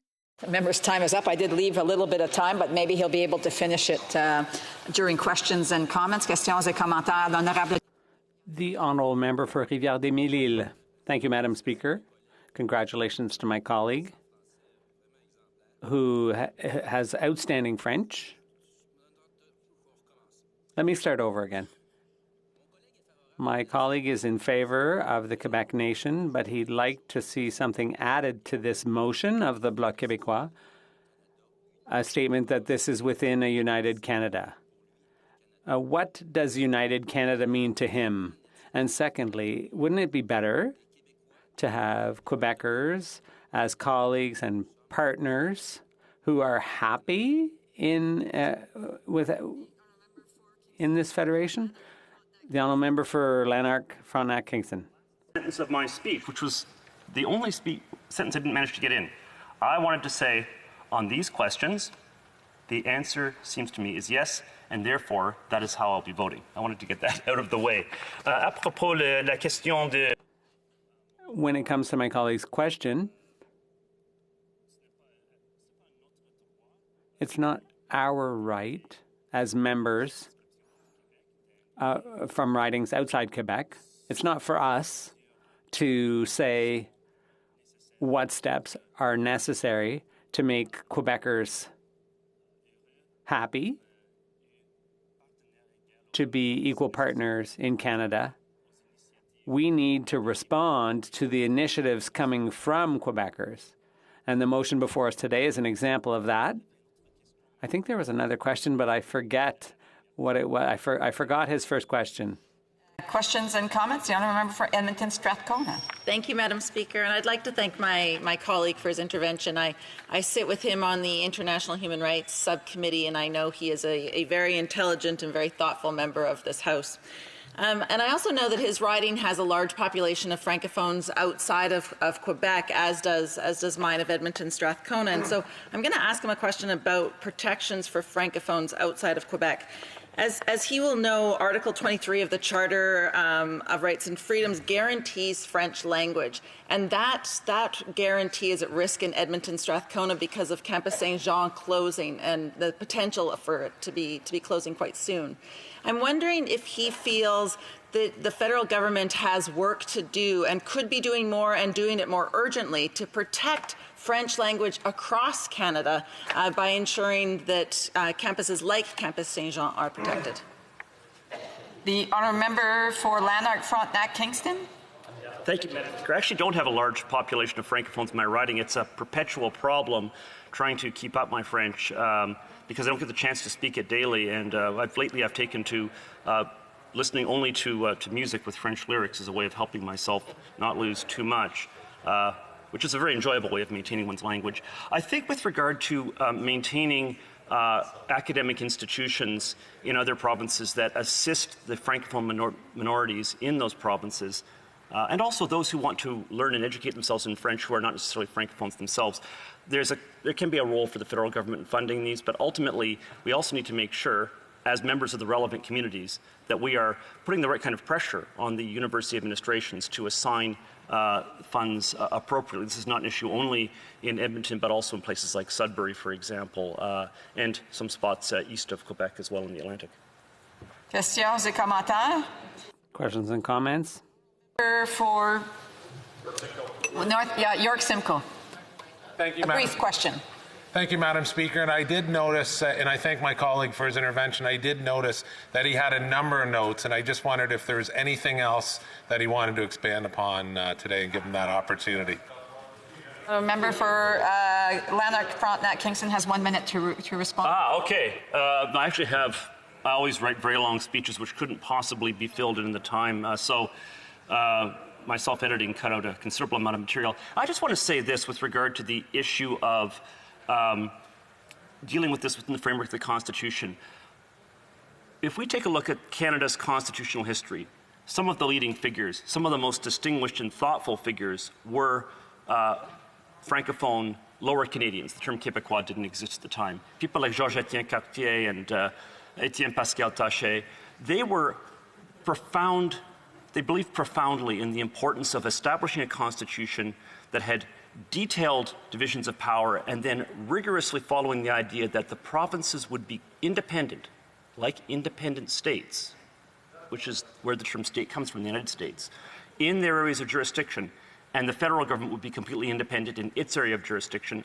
I suggest to you that that model of federalism is the only one that will work in Canada, and we should all embrace it. Thank you. Resuming debate, the honourable member for Rosemont-la-Petite-Patrie. Thank you, Madam Speaker. Thank you very much. Thank you for giving me this opportunity to speak to this motion. It's very interesting today as we come to the end of a session in June, and I'd like to say at the outset that I'll be sharing my time with my colleague, the member for New Westminster Burnaby. So we have a motion before us which is quite interesting because it takes note of certain facts, certain things that are quite well established and have been for some time. In fact, in some cases. So it has a symbolic value. It doesn't have any binding value. It won't change much in the lives of Quebecers. These notions and concepts that it refers to, I think there's a broad consensus around all of them. I don't think there's unanimity here in the House. There might be some concerns. There might be some subtleties, some finer points. But I think the main parts of this motion attract a broad consensus among people here. So nation, official language, and the French language. So this motion proposes to amend Section 45 of the Constitution Act 1982 in order to enshrine the idea that Quebecers form a nation, that French is the only official language of Quebec, and that it's also the common language of the Quebec nation. More specifically, these changes would be included after Section 90 of the Constitution Act, and as a result, Quebec would be allowed to amend its own section of the Constitution Act. Section 45 of the Constitution Act stipulates that subject to Section 41, legislature has exclusive jurisdiction to amend the Constitution of its province. And I think that some experts agree on this. Benoit Pelletier is one, former minister in the Quebec government, who's now a law professor at the University of Ottawa. And I think he's been ill recently because of COVID-19, if I'm not mistaken. And he says, Professor Pelletier, in my view, what's proposed by the government of Quebec today falls under Section 45, and that is why, in my opinion, it is constitutional and legal. So that's the first point. This constitutional change is an innovation. It would be. It's never been done before. So it has, there's a certain statutory interpretation component to it, but it looks like it's legit.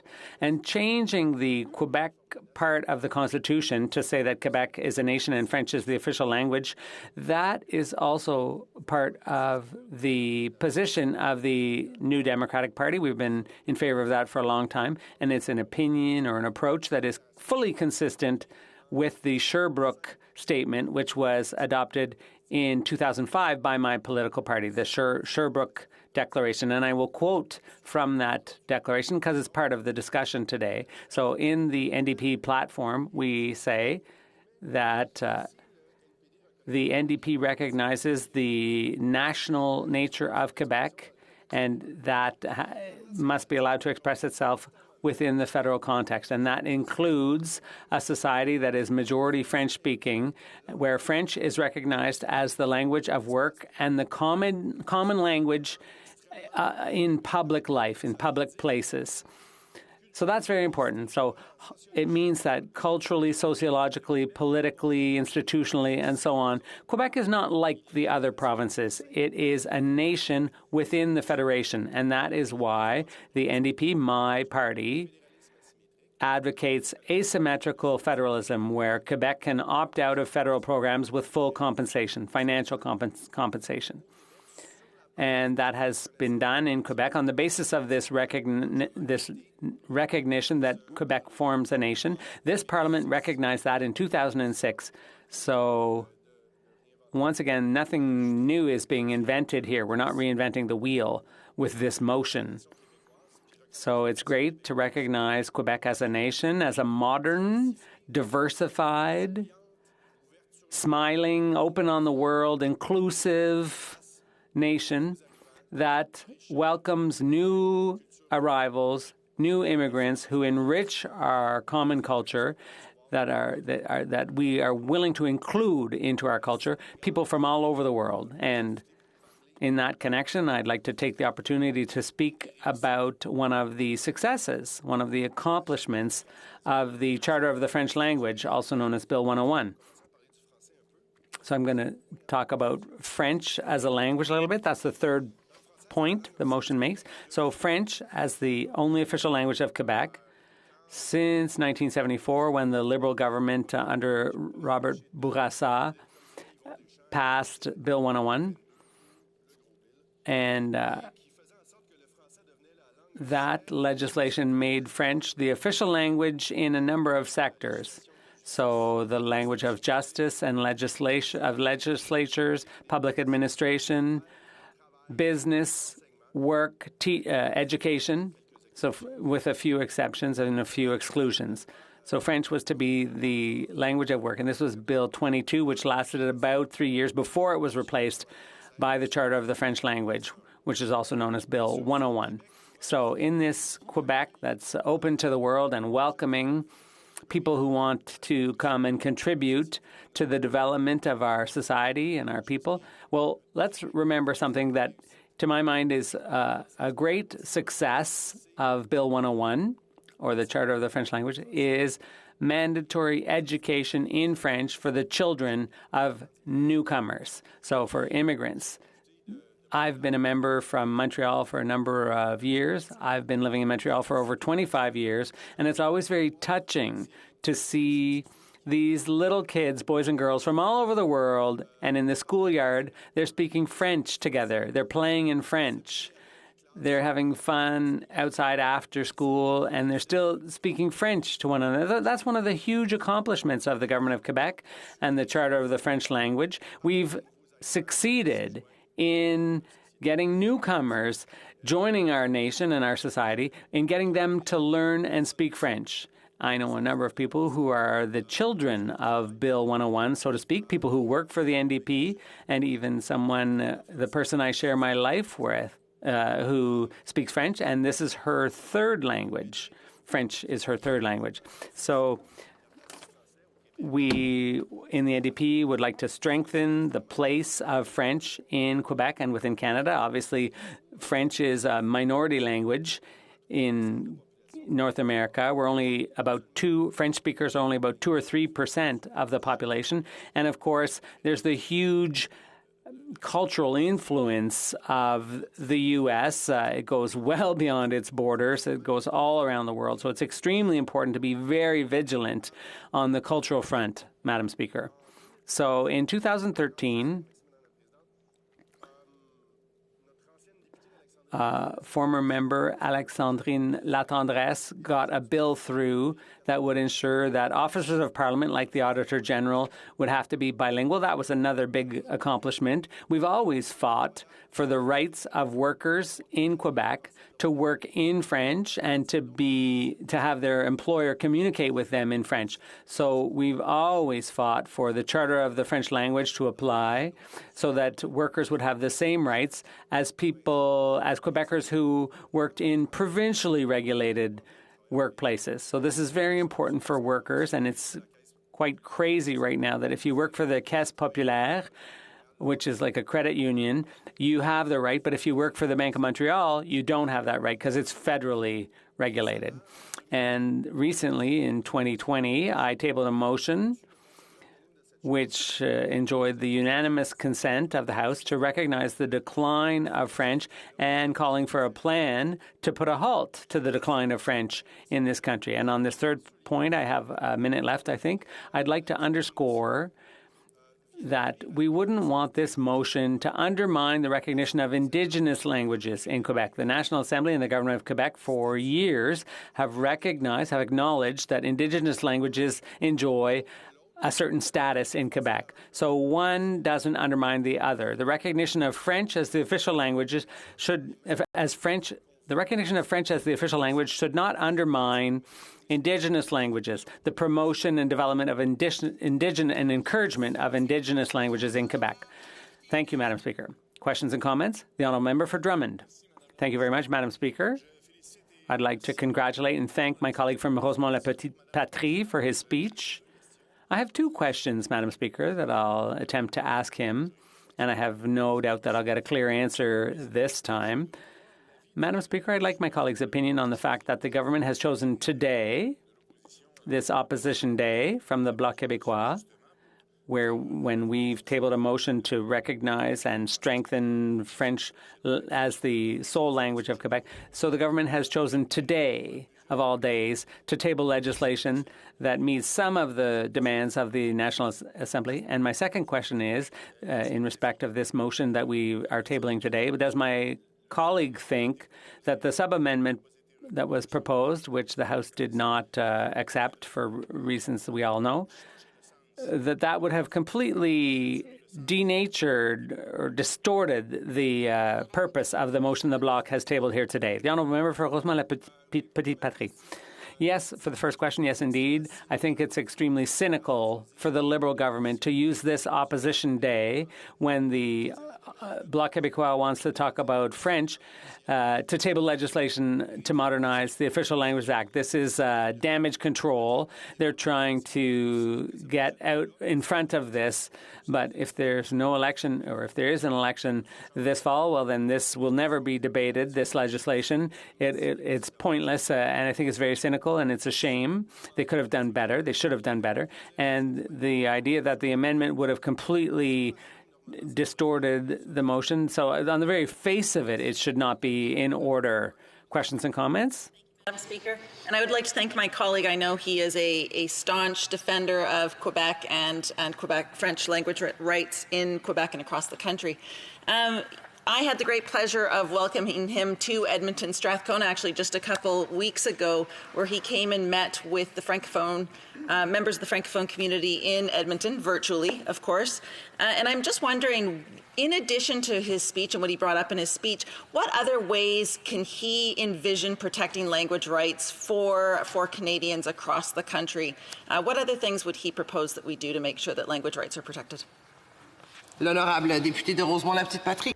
The Honourable Member for Rosemont-la-Petite-Patrie. I'd like to thank my colleague for her question.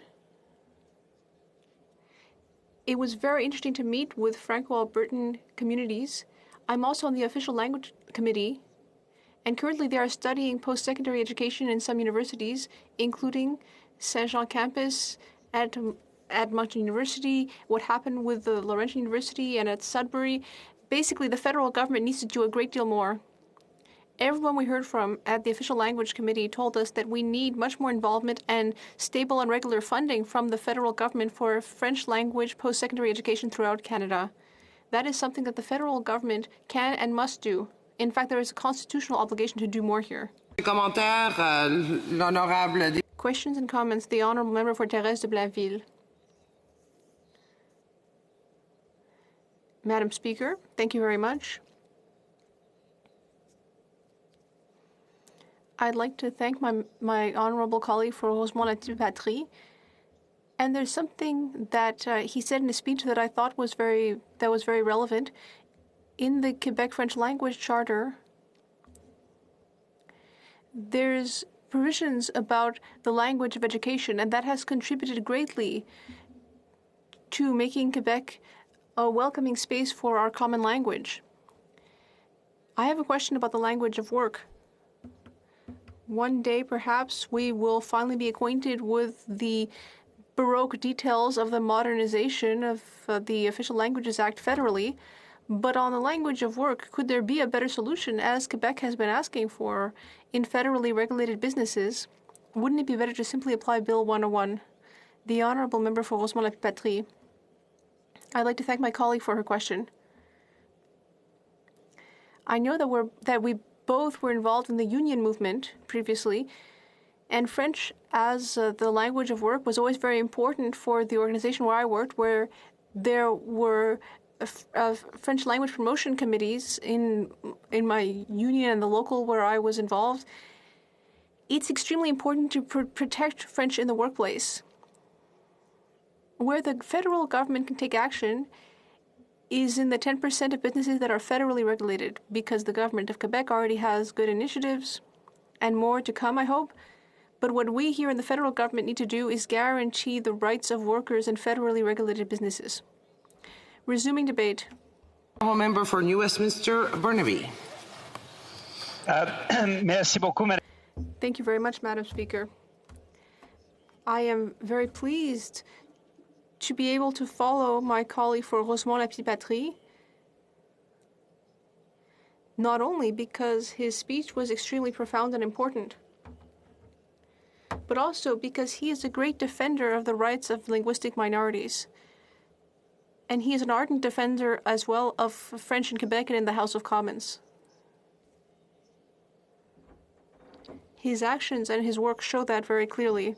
He understands that we always need to reinforce French, not only in Quebec, but throughout the country. I have a great deal of respect and esteem for him. As the member for Rosemont-la-Petite-Patrie just said, today's motion is important. But it ultimately just reiterates things that have already been stated in the past, that the Québécois form a distinct nation, as decided by the House of Commons in 2006, that French be the only official language in Quebec. Well, that's been the case since 1974.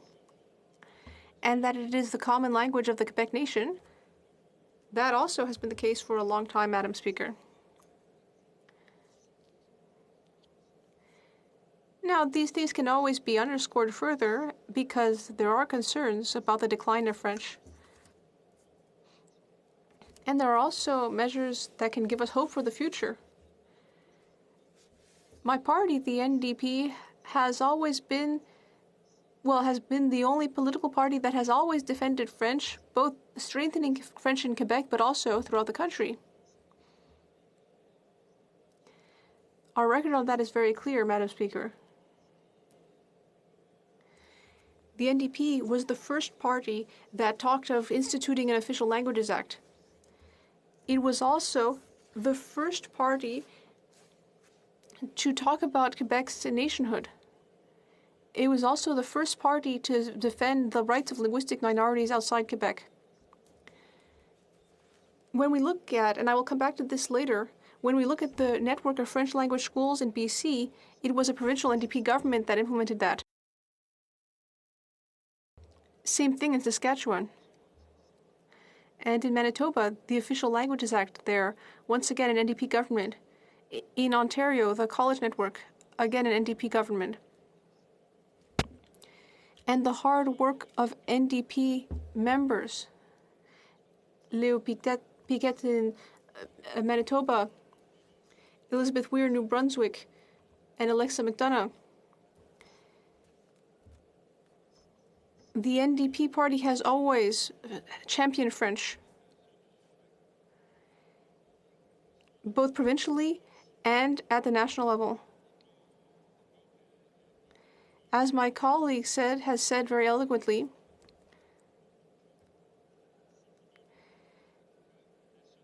since the Sherbrooke Declaration, there has always been this idea that the Quebec nation should be respected. And that in some cases, compensatory measures should be taken for Quebecers. Now that is our past, Madam Speaker. But now, I would like to talk a little bit about my various travels in Francophone regions. 24 years ago, I decided to learn French and I moved to Chicoutimi. And at the time, in Chicoutimi, as a young Anglophone who spoke only a few words of French, I would get services in English. I was able to get English services at the automobile services counter there in Jonquière when I wanted to exchange my driver's license. And I didn't only live in the Saguenay-Lac-Saint-Jean region, I also lived in Estrie. I worked there at Champlain College for several years and for Bishop University.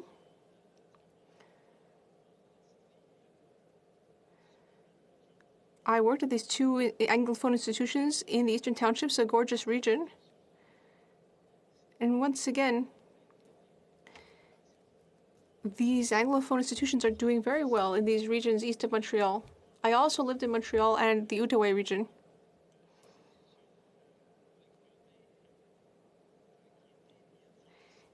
And in all these cases, I saw Anglophone institutions that were well funded and that were doing well. Hospitals, educational institutions, the network was doing well. Of course, we want to conserve these institutions. But we also want to ensure that that French is properly protected and can really thrive everywhere in Quebec.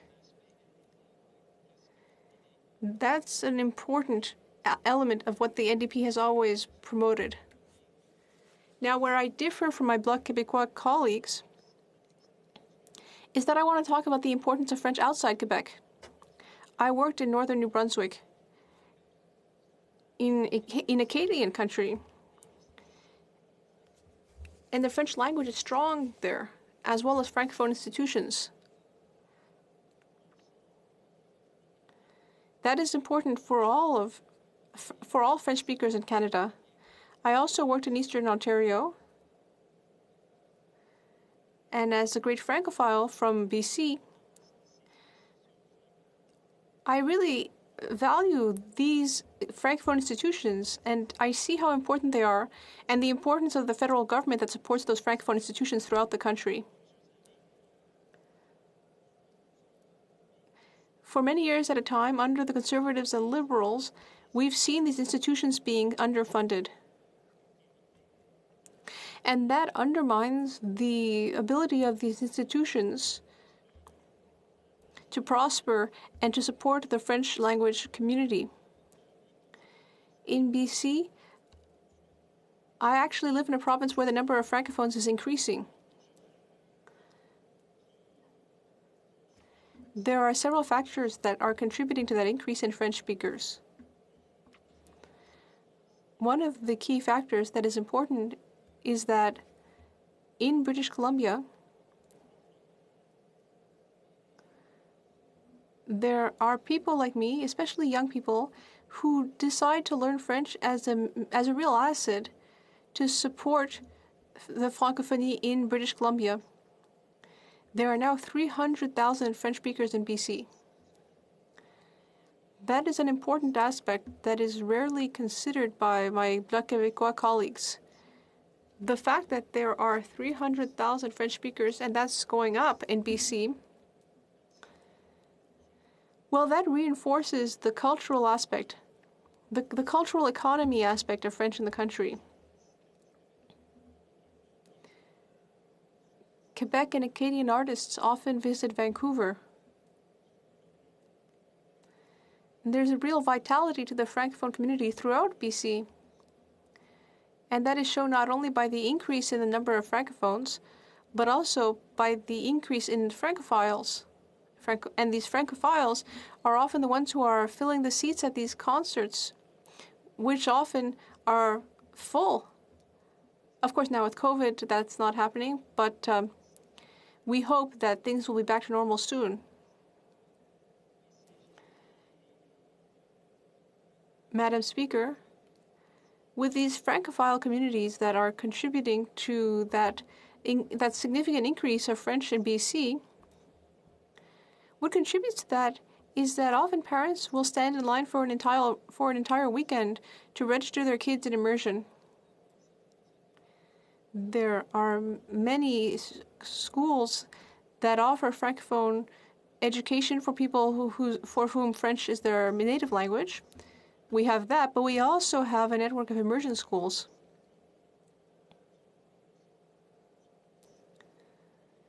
And we have more and more consumers, therefore, of cultural products from Quebec, Acadian culture, and so on. That contributes to French being able to thrive throughout the country. It is very clear that we need to strengthen French in Quebec. I don't deny that. We fully support that idea and the measures that go with that. But we also need a federal government that will strengthen French and French institutions throughout the country. That's the most important thing, strengthening French throughout Canada and to create a future where the French language can thrive throughout the country. Thank you very much, Madam Speaker. Questions and comments? The Honourable Member for Rivière-des-Mille. Thank you, Madam Speaker. It is true that today's motion doesn't really have a legal scope, but you can't throw it in necessarily with Bill 96. We've heard a lot about how this motion is symbolic, but I don't agree with that. Because there is a binding aspect to this. Anything that has to do with constitutional provisions can have a binding aspect. What does my colleague think of that? Does he think that this Bloc Québécois motion has a binding aspect to it? The honourable member for New Westminster Burnaby. Thank you, Madam Speaker. As I said earlier, this strengthens or reiterates things that were already stated in the House of Commons in 2006, as well as in 1974 in the National Assembly of Quebec. So yes, it's important to raise these points.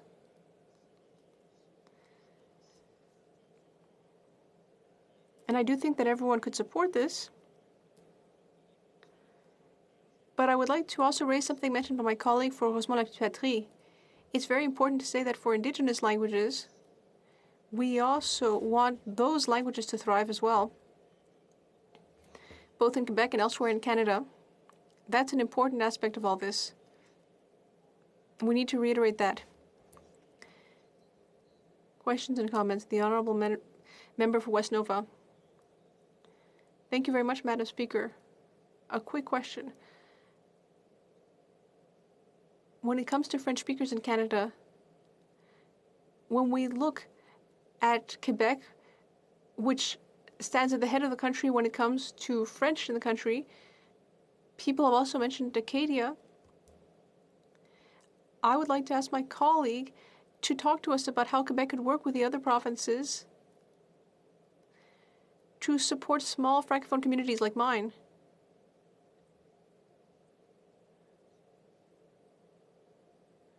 Communities where we do chat and talk to people in French every day, how can we promote that elsewhere in Canada? The Honourable Member for New Westminster Burnaby. I'd like to thank my colleague for his question, Madam Speaker. Well, in Nova Scotia, we see a thriving, prosperous Acadian community. We see the network of cooperatives and credit unions. It's remarkable the prosperity, the renewed prosperity there in the Acadian community in Nova Scotia, as well as on PEI. It's very encouraging. Now, the federal government has a role to fund these Francophone organizations. But for several years, we've seen negligence, both from the Liberal government currently and previously with the Conservative government. The NDP recommends that measures be taken to help Francophone communities throughout the country thrive. And the NDP will be focusing on that in the months to come. That is vital for our collective future. South Okanagan, West Kootenay. Well, thank you, Madam Speaker, and I'd like to thank my colleague from New Westminster Burnaby for his speech. He briefly mentioned Indigenous languages in his remarks, and I'm just wondering if he could expand on that. In my riding of South Okanagan, West Kootenay, the Indigenous language is in Sealshan. Only perhaps 100 or 200 people are left in the world speaking that language, and Indigenous languages need protection and support to thrive after years of residential school brutal suppression of these languages. Well, member for New Westminster Burnaby. Thank you very much, Madam Speaker, and I thank my colleague from South Okanagan, West Kootenay for his, as always, very pertinent, relevant questions that he asks in the House. This has been a national tragedy, and combined with what we have learned of the genocide over the past few weeks and continue to learn, this is a question of emergency. That Indigenous languages, many have already perished, and we see young Indigenous activists attempting by every means possible to revive those languages. They need substantial supports from the federal government. The federal government loves to support banks and billionaires. They need to put a priority.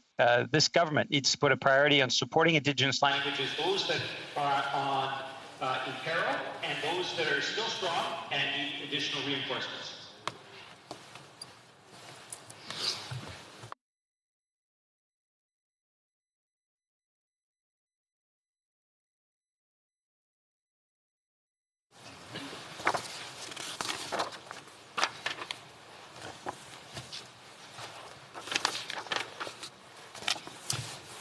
If I can have your attention, order. I would like to thank the member for Banff Airdrie for his point of order raised yesterday regarding admissibility of amendments made to Clause 8 to 47 of Bill C-10, an act to amend the Broadcasting Act and to make related and consequential amendments to other acts by the Standing Committee on Heritage or Canadian Heritage and contained in its fifth report. The member argued that by putting the question on amendments after the expiry of the time provided for in the time allocation order of the House, the committee went beyond the provisions of the order. Accordingly, he asked the chair to strike out the amendments adopted to Clause 8 to 47 of the bill. In addition, he asked the chair to rule out of order the amendment introducing new Clause 13.1 because it was outside the scope of the bill. Several principles come into play when considering the first issue of this point of order. L'attribution de temps. Time allocation allows for specific periods of time to be fixed for the consideration of one or more stages of a public bill. Its main effect is to determine a set amount of time for debate. As was recently pointed out, we have few examples of time allocation motions applied to committee consideration of bills. Until last week, we had no example of such a motion being adopted since February 2001, when the House made important standing order modifications in regard to committee consideration of bills and the selection of report stage motions.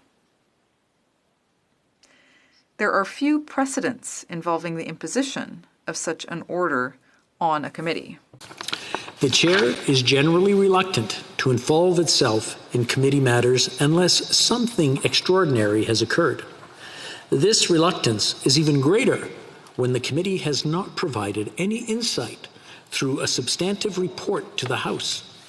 While it is also generally understood that committees are masters of their own proceedings, this principle is not unlimited. We know, for instance, that the Speaker may be asked to intervene when committees exceed their mandate when considering legislation. This is usually with respect to the procedural admissibility of amendments. The member for Banff Airdrie referred to page 779 of the House of Commons Procedures and Practices, third edition, in the intervention, where the principle and scope of the bill respected. Was an amendment infringing the royal recommendation, or was it relevant? These are matters of interest for the chair. Le 7 juin. On June 7th, the House adopted a time allocation motion concerning Bill C-10, so that no more than 5 additional hours of debate be allotted to the Standing Committee on Canadian Heritage. At the expiry of the limit, after which the proceedings were to be interrupted, and I quote, "Every question necessary for the disposal of the said stage of the bill shall be put forthwith and successively without further debate or amendment." End of quote. En adoptant. There's no question that the House, by adopting a time allocation motion, has decided to limit the study of the bill in committee.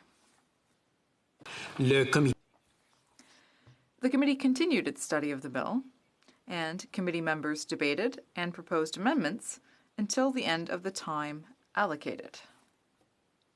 When the committee reached the 5-hour mark, it had to interpret the House order and reconcile it with the decisions previously taken in regard to the amendments put forward by both independent members and committee members, as well as context surrounding its consideration of the bill. The House order is silent about the amendments submitted by independent members deemed moved in the committee, or about amendments which the committee members had given notice and that had already been distributed to members but not yet proposed. Ultimately, the committee decided that all amendments received prior to its 5-hour deadline would be put to a vote, but that no further amendments or sub-amendments would be considered.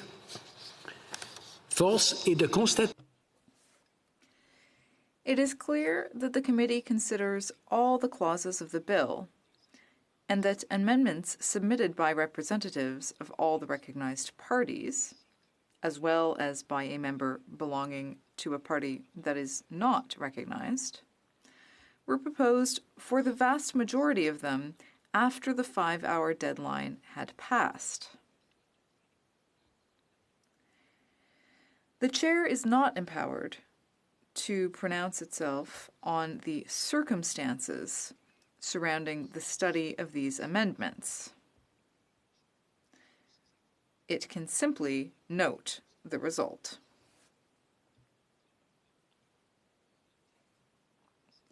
As mentioned earlier, the precedents in regard to the interpretation by a committee of a time allocation motion are very few. That said, in the view of the chair, the terms of the House order were clear and stated that, at the expiry of the 5 hours, no further debate ought to take place, nor amendments moved or adopted. That the committee exceeded its authority by putting the question on amendments after the 5-hour mark. However, in the list of amendments made to Clause 8 to 47, the chair notes that the amendment made to Clause 23, which added text to line 7 on page 20 and replaced line 8 on page 24 of the bill with new text, was the consequential result of an amendment previously adopted by the committee to Clause 7 of the bill. Accordingly, this amendment will stand.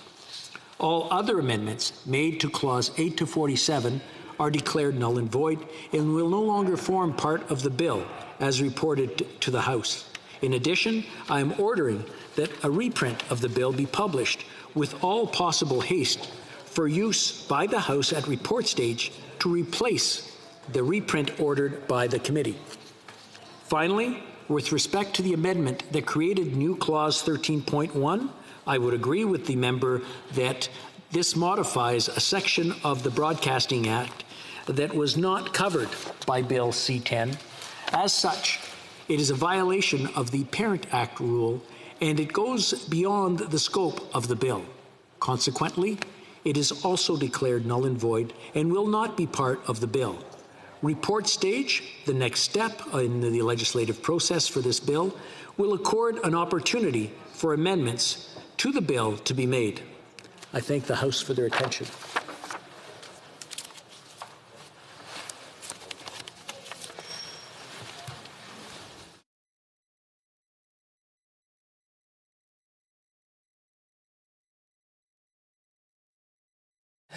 Reprise du débat.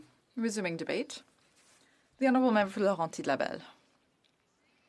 Good morning, Madam Speaker. I'm pleased to be here today. I'm going to be sharing my time with my colleague for La Prairie. So, Madam Speaker, straight off, I would like to highlight that, of course, it is the 30th anniversary of this wonderful political party.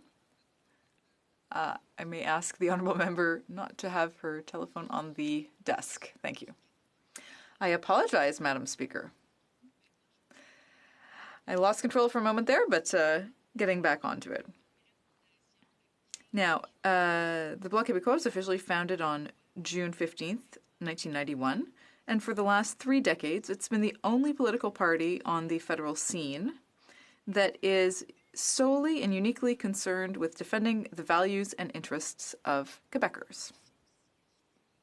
I'd also like to point out that the first Member of Parliament elected following the creation of my riding of Laurenti-Labelle in 2003 was the Bloc Québécois member Joanne Deschamps, who served 3 terms between 2004 and 2011.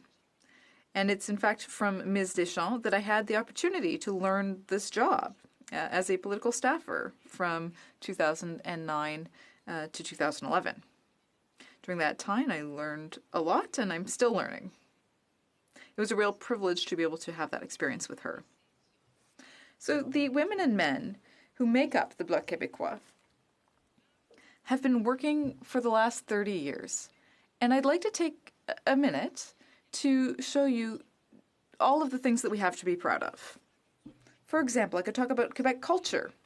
If we look at Bill C-10, it was magnificently defended by the member for Drummond. There's agriculture, which has been advocated for, supply management has been advocated by the honourable member for Berthier-Masquinongé. We've also worked in favor of the environment through interventions in favor of climate responsibility and the end of federal funding for fossil fuels.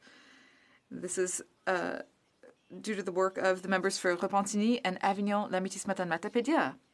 We've also advocated for Quebec's economy, called for a true federal policy on aviation. We've called for developing Quebec's forestry industry. And we've committed to defending Quebec companies. This is due to the work by the members for Joliette and Saint-Hyacinthe-Bagotte, as well as Jonquière. I could also mention border security. We have been vigilant about border management.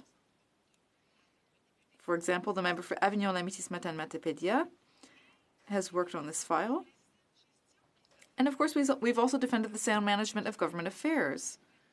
We have held the government to account on issues like conflicts of interest, the partisan appointment of judges, the awarding of contracts to people who are close to the Liberal Party, for example. And I want to recognize my friend, the member for Rivière-du-Nord, and I've worked with him over the last 14 months on these issues. Then there's employment insurance. We've worked very hard to increase the number of weeks of EI sickness benefits. My colleague, the member for Salaberry-sur-Roi, brought forward her bill on Émilie Sans Façon.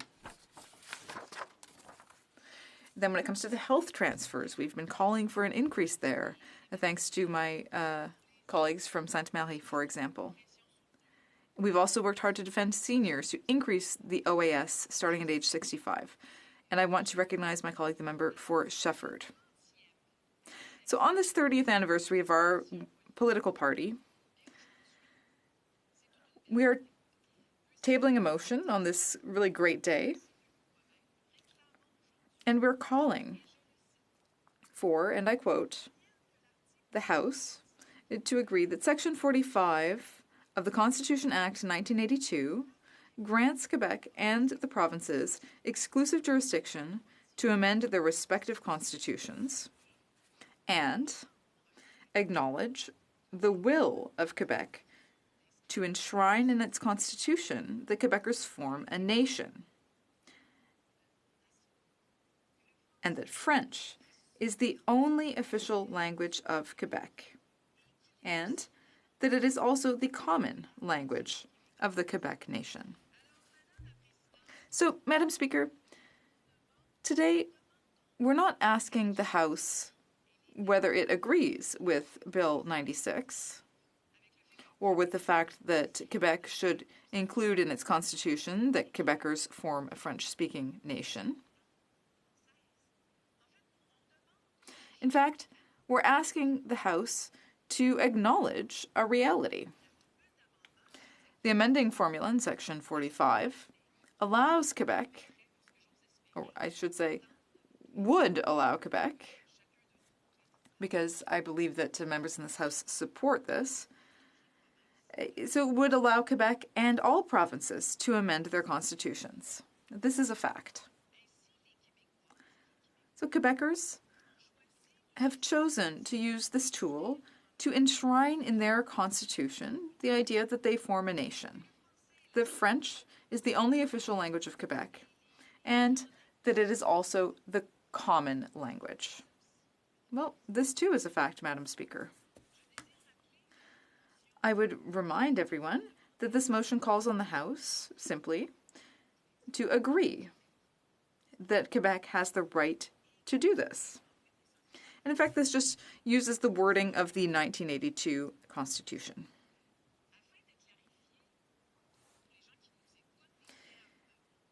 For the people listening today, I might want to clarify some of the terms that we're using.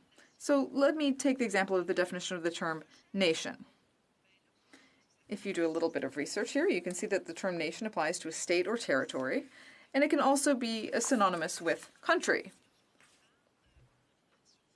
If you see what's meant by the United Nations, it says that Quebec cannot be a member of the UN because it's not sovereign. So if the motion says Quebec is a nation, some people might think that this means Quebec is a country. But that's not what the motion says. It asks the House to recognize that Quebecers form a nation. So if you look in the Larousse dictionary, what's a nation? It says that a nation refers to a large human community, most often settled on the same land, and sharing a more or less strong historical, linguistic, cultural, or economic unity. In the Robert dictionary, it's defined as a human group, generally quite large, which is characterized by an awareness of its unity and the will to live together.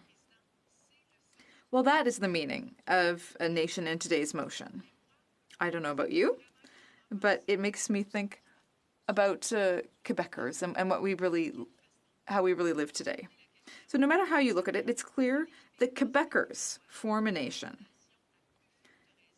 and that they have since at least October 30th, 2003, when the National Assembly of Quebec unanimously adopted the following motion, and I quote, that the National Assembly reaffirm that the people of Quebec form a nation. The adoption of this motion further strengthens the consensus in Quebec, and I'm sure you'll agree.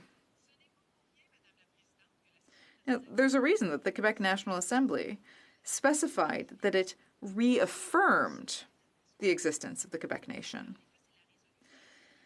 Indeed, the resolution repeated what all Quebec governments have been saying for decades, namely, that the Canadian Confederation is a pact between two nations. Over the years, Quebec's conception of their own nation has obviously evolved. Quebecers see themselves less as a minority within Canada and more as a nation in its own right, whose national territory is Quebec and whose national government is the Quebec government. So anyone who joins us in this great adventure of being a French-speaking society within North America is as much a Quebecer as the descendants of the French settlers who arrived in Quebec in the 17th century. And that, Madam Speaker, is a fine example of the inclusivity of the Quebec nation. Now, I'd like to talk a little bit about what I experienced a few days ago. I probably only have a minute left. 30 seconds. Well, I'd like to acknowledge Jessie Garreau, a young graduate who signed an open letter in the Journal de Montréal. Jessie is 21 and wrote that the Quebec government should adopt the measures necessary to save French in Quebec. So I want to recognize Jessie. I'm sorry, I'm going to have to move on to questions and comments, and the honourable member will undoubtedly have the opportunity to say a little bit more. Questions and comments? The honourable member for Thérèse de Blainville. Thank you. I want to thank my colleague for this heartfelt speech. You can sense how proud she is of the Bloc's efforts to support the French language. My question is this. What would my colleague like to have said in her speech that she didn't get time to say? The honourable member for Laurentie-Labelle. What a great question, Madam Speaker. I will take 30 seconds to answer this. Well, by looking at everything that we've done over the 30 years and continuing to work Our leader was talking about people talking in French in the street. They're proud of the French language. It's used in our culture, our songs, and so on. And I believe today we need to recognize this. And, how could we disagree with that? The Honourable Member for Rosemont-Petite-Patrie. Thank you, Madam Speaker. I want to thank my colleague for her speech, and I share her enthusiasm and her love for the French language, especially to see, the children of new arrivals in Canada speaking French. I think that's really great. Now, this motion recognizes that French is the official language. It has been for a long time, and that doesn't oppose the recognition of Indigenous languages. The Honourable Member for Laurentides-Laval. Well, I think there are different things that we can do here, and this motion recognizes specifically that the French language in Quebec is the common language. And as I said earlier, we're part of a big family, and I also use the word inclusivity. I think that this is something I could talk about with my colleague, because today this is what we're focused on in this motion, just to recognize Quebec as a nation, with French as its primary language. Questions and comments? Reprise du débat. Resuming debate, the Honourable Member for La Prairie. Thank you, Madam Speaker. Today we're debating something that's quite obvious. Quebec and Quebecers are a nation. In 2006, the Conservatives stated that in the House, and they obviously added within a united Canada. We took that out because it's not really relevant. In the Constitution, we wanted that to be a simple statement that Quebec constitutes a nation, and that can be done according to the experts. So Quebec is a nation with a common language that is French. That's our official language. It's our common language. Is anyone surprised by that? Anyone here? No. It goes without saying. Since 1874, French has been 1974 rather, Quebec has been the only official language in Quebec. So putting that in the Constitution, I don't think anyone's going to object. Do Anglophones in Quebec, are they threatened? No. If you look at the Anglophone minority in Quebec, they're among the most fortunate in the world, and it will continue to be the case. People panicked back in the 70s when Bill 101 came along. People said they saw Bill 101 coming, and they said, I'm going to get on the 401. So they panicked, and they took off. And they were privileged, or they were worried about their advantages and their rights. But if you look at Quebec today, I can tell you that I am not worried about the Anglophone minority. They have universities and services. They can use English all over Quebec. I really don't think it's a problem. I have a hard time seeing how it would be. Are they a nation? Lord Durham, Madam Speaker, listen to this. One of the first things that surprised me here in this place, in the House of Commons, when the member for Joliette mentioned Lord Durham, Madam Speaker, in Quebec, that individual wanted to see our nation become extinct. He wanted to extinguish us. He said we were a people, Quebecers were a people without culture. That's what Lord Durham wanted. He wanted assimilation. And about a year ago, when the member for Joliette mentioned Lord Durham here, people applauded. I couldn't get over it. Some people applauded. And why am I talking about Lord Durham? Not because of his obscure prediction, because that's what he wanted at the time. Back then, he wanted Francophones to assimilate. Today, we speak French. And there are 32 members who only speak French here in the House. And that's a good snub to Lord Durham. We've been here for 30 years to snub Lord Durham and to prove to him that he was wrong. And why am I talking about Lord Durham? It's not because I'm a grump.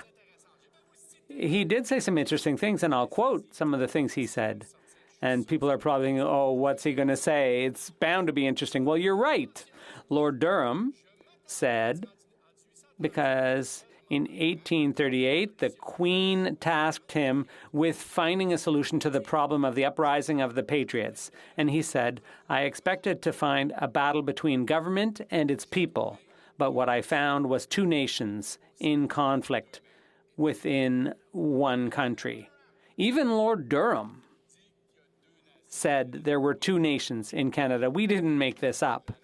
We didn't invent that idea of a Quebec nation. And it's changed its name over time, but it has always existed. And it's clear that it exists. Quebecers, well, there's a paradox here. Quebecers are resilient, and at the same time, we are at risk. We're threatened. We're threatened by a sea of English speakers, by a federal government that historically has always wanted to diminish the power of the Quebec nation. In 1867, our minority status was institutionalized in Canada. At the time, we made up 33% of the population of Canada, and we were one of four provinces. Now we're just a province in the eyes of the federal government. We're just one province, and that was the stated goal of Lord Durham. We were headed toward extinction. We were headed toward the destiny that Lord Durham had predicted. But then there was the revenge of the cradle. Many people left and went to the U.S. Some quartiers became Carters. There were many Quebecers who left. But then with the revenge of the cradle, we resisted. We had tons of kids, 10 on average, some 14 or 15 kids. Many families had 14 children, and sometimes hundreds, over 100 grandchildren. And they had to wear name tags so that the grandparents could keep track of all their names. So yes, Quebec resisted through the revenge of the cradle. And that, in those days, that was one form of resistance. So what has allowed us to resist the shrinking of Quebec's clout within the Canadian Federation? The government of Quebec has helped resist. The federal government has tried to diminish the power of the Quebec people, but the government of Quebec has become a vector of our survival with the Quiet Revolution, which was a driver of economic development. Some people said we were born to be an underclass, but no, our government said, no, you can do it. You can be captains of industry. The government of Quebec gave Quebecers, French-speaking Quebecers, the room they needed to develop and thrive and to prove that we were capable of doing the job ourselves.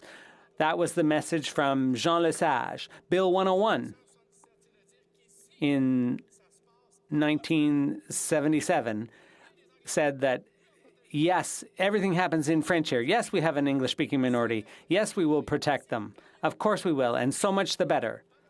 They are part of the Quebec panorama. We are proud of Leonard Cohen. He is the image of a modern Quebec. But does Quebec have a common language? If it does, everyone needs to speak it, and that language is French. So we have a government that helps us out, that helps us to resist peacefully, of course. On the other hand, it's demolition, Madam Speaker. Multiculturalism came along. Quebec is no longer a founding people, one of two founding peoples. We're no longer just one province among four, not even one among 10, because we're just one among many. That's our new status. That is what the federal government, how they would have it.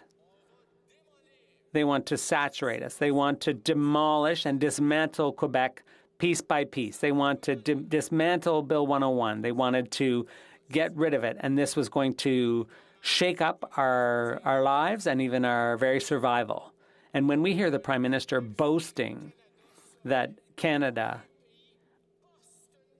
will be the first post-national nation in history, no, Madam Speaker, no. Quebec will never be post-national because Quebec is a nation. And the 32 of us are here to remind you of that every day. We're here to remind you that you have to respect what Quebec wants, what the government of Quebec wants to do to protect our reality, our lives, our language, our culture, and our future, Madam Speaker. Thank you. Questions and comments?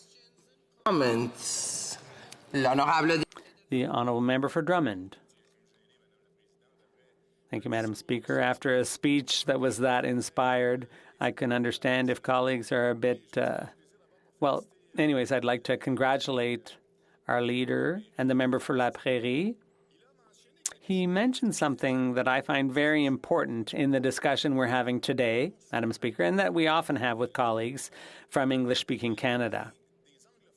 He talked about Anglophones in Quebec who are part of the panorama. They are a part of Quebec society. And Quebecers are often described as being resistant or closed or not welcoming of people that they consider to be non-Quebecers. And I think my colleagues, all of us, feel that Quebec would not be a nation without everyone who is part of it. A Quebecer is someone who decides and chooses to be a part of the Quebec nation. And I'd like to ask my colleague for La Prairie if he thinks we shouldn't perhaps improve our way of explaining our plans for nationhood to other groups, including Anglophones and Allophones.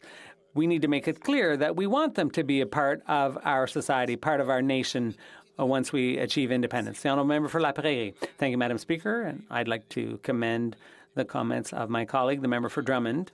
Look, Quebec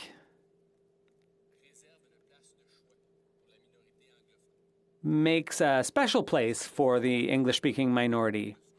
They contribute much more than we might think. They are important.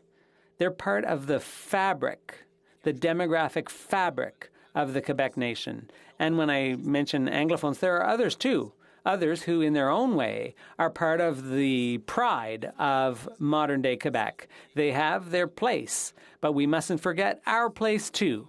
Questions and comments? The Honourable Member for Rosemont, La Petite Patrie. Thank you, Madam Speaker, and I'd like to thank the member for La Prairie for his speech. The 3 points made in the motion, I think I mentioned there was a broad consensus around those 3 points. We have some concerns about recognition of Indigenous languages in Quebec. We wouldn't want this motion to undermine that recognition. But I'd like to hear what my colleague thinks about the fact that today, this very day, is the day the Liberal government chose to table this legislation to modernize the Official Languages Act. The Honourable Member for La Prairie. Excellent question, and I would simply say to my colleague that the fact that they chose today at the end of a session, when there's a whole bunch of bills coming down the pipe, I think it's clear that it's for election reasons that they decided to table this legislation. This is a vote-getting bill, I think, because if they truly wanted to promote official languages and French in Quebec, there are other things they could do. Vote to pass the member for Beauport-Limoilou's bill, vote in favor of that tomorrow. That would ensure that Bill 101 would apply to federally regulated workplaces. If they were serious, that's what they would do. The Honourable Member, the Honourable Parliamentary Secretary to the Minister of Transportation. Merci, Madame. Thank you, Madam Speaker, and I'd like to thank my colleague for his speech, his passionate speech. And we can certainly get a sense of his pride, which we share in the Quebec nation. He talked about Bill 101 and the way in which Quebec has worked to maintain its demographic clout. So I'd like to hear what he has to say about that. What is Quebec doing now to maintain its demographic clout, given that Quebecers are having fewer babies today? How can we contribute to enhancing Quebec's demographic weight? The Honourable Member for La Prairie. Madam Speaker, I will read to you. This is probably the greatest poet in Quebec, in my opinion, who wrote about immigration and how we welcome immigrants. The interpreter will point out that the member is now reading a poem which will not be interpreted. Et les humains sont de ma race. Nous, on accueille. We welcome immigrants with open doors and open arms because we do have demographic decline. As the member mentioned, it's true. Our demographics are on the decline. So we want to have an immigration model that will attract more people and allow them to prosper here. Resuming debate, the Honourable Parliamentary Secretary to the Minister of Veterans Affairs.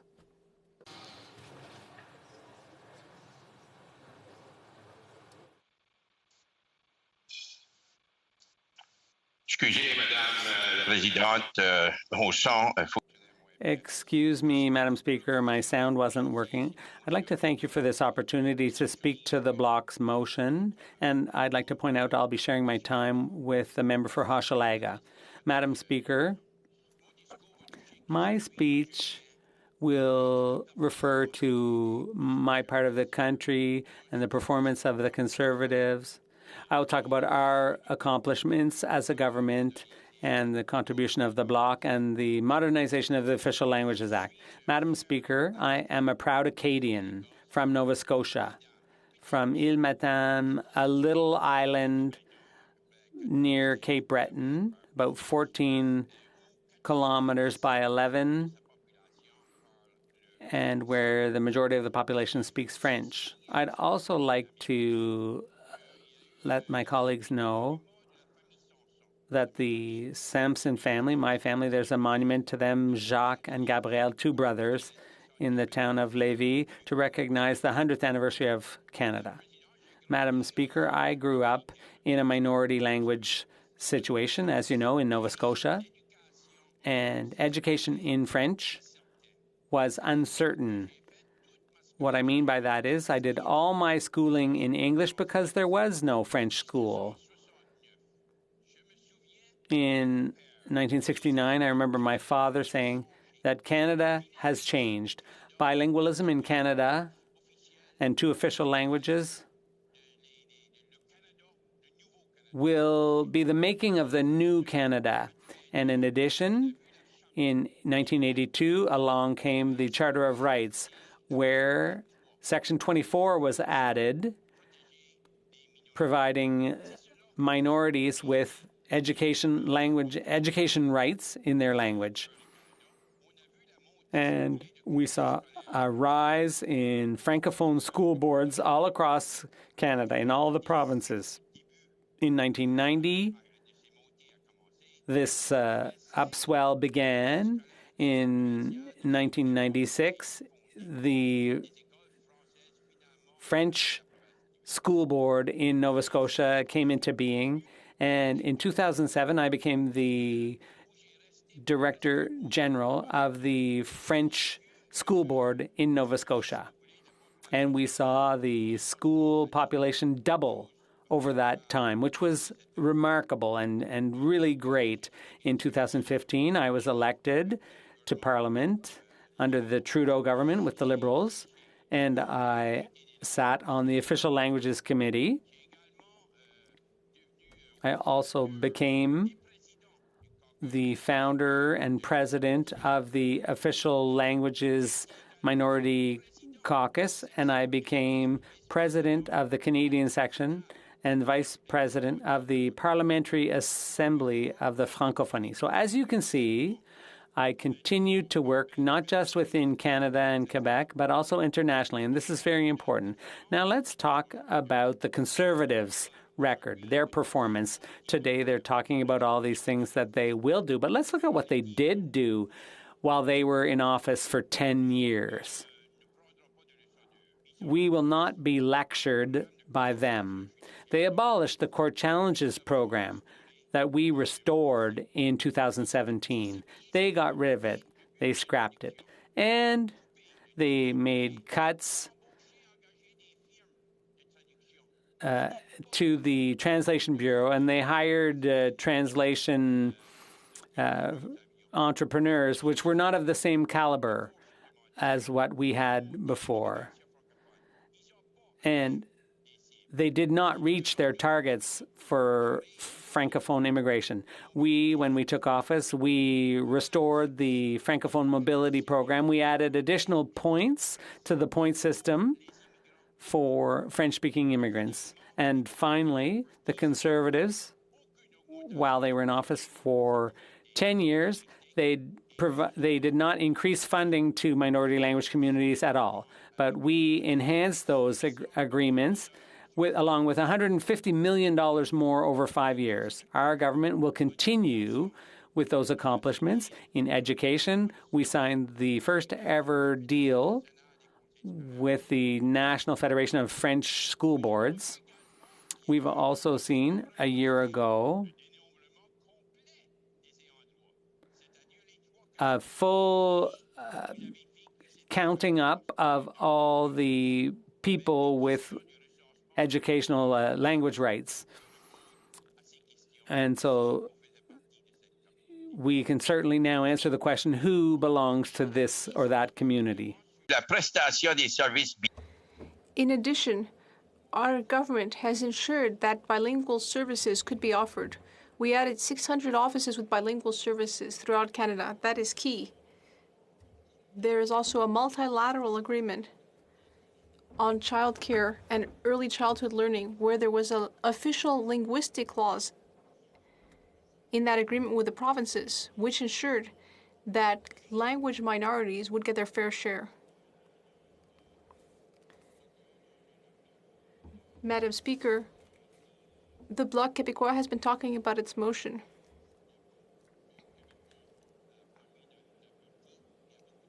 There are many Quebecers and many Francophones in our party. Yes, Quebec is a nation. We all agree on that. Then as for the fact that French is the only official language in Quebec, well, we know that the only province that has 2 official languages is New Brunswick. Then in all the other provinces, English is the only official language, except in Quebec, where it's French. We also recognize that Quebec has the right to amend its own constitution, as subject to Section 133. Our government recognizes the decline of French. And in the throne speech, we not only recognize that, but we said we would protect French outside and inside Quebec. Our government recognizes the importance of Quebec and its role within Canada.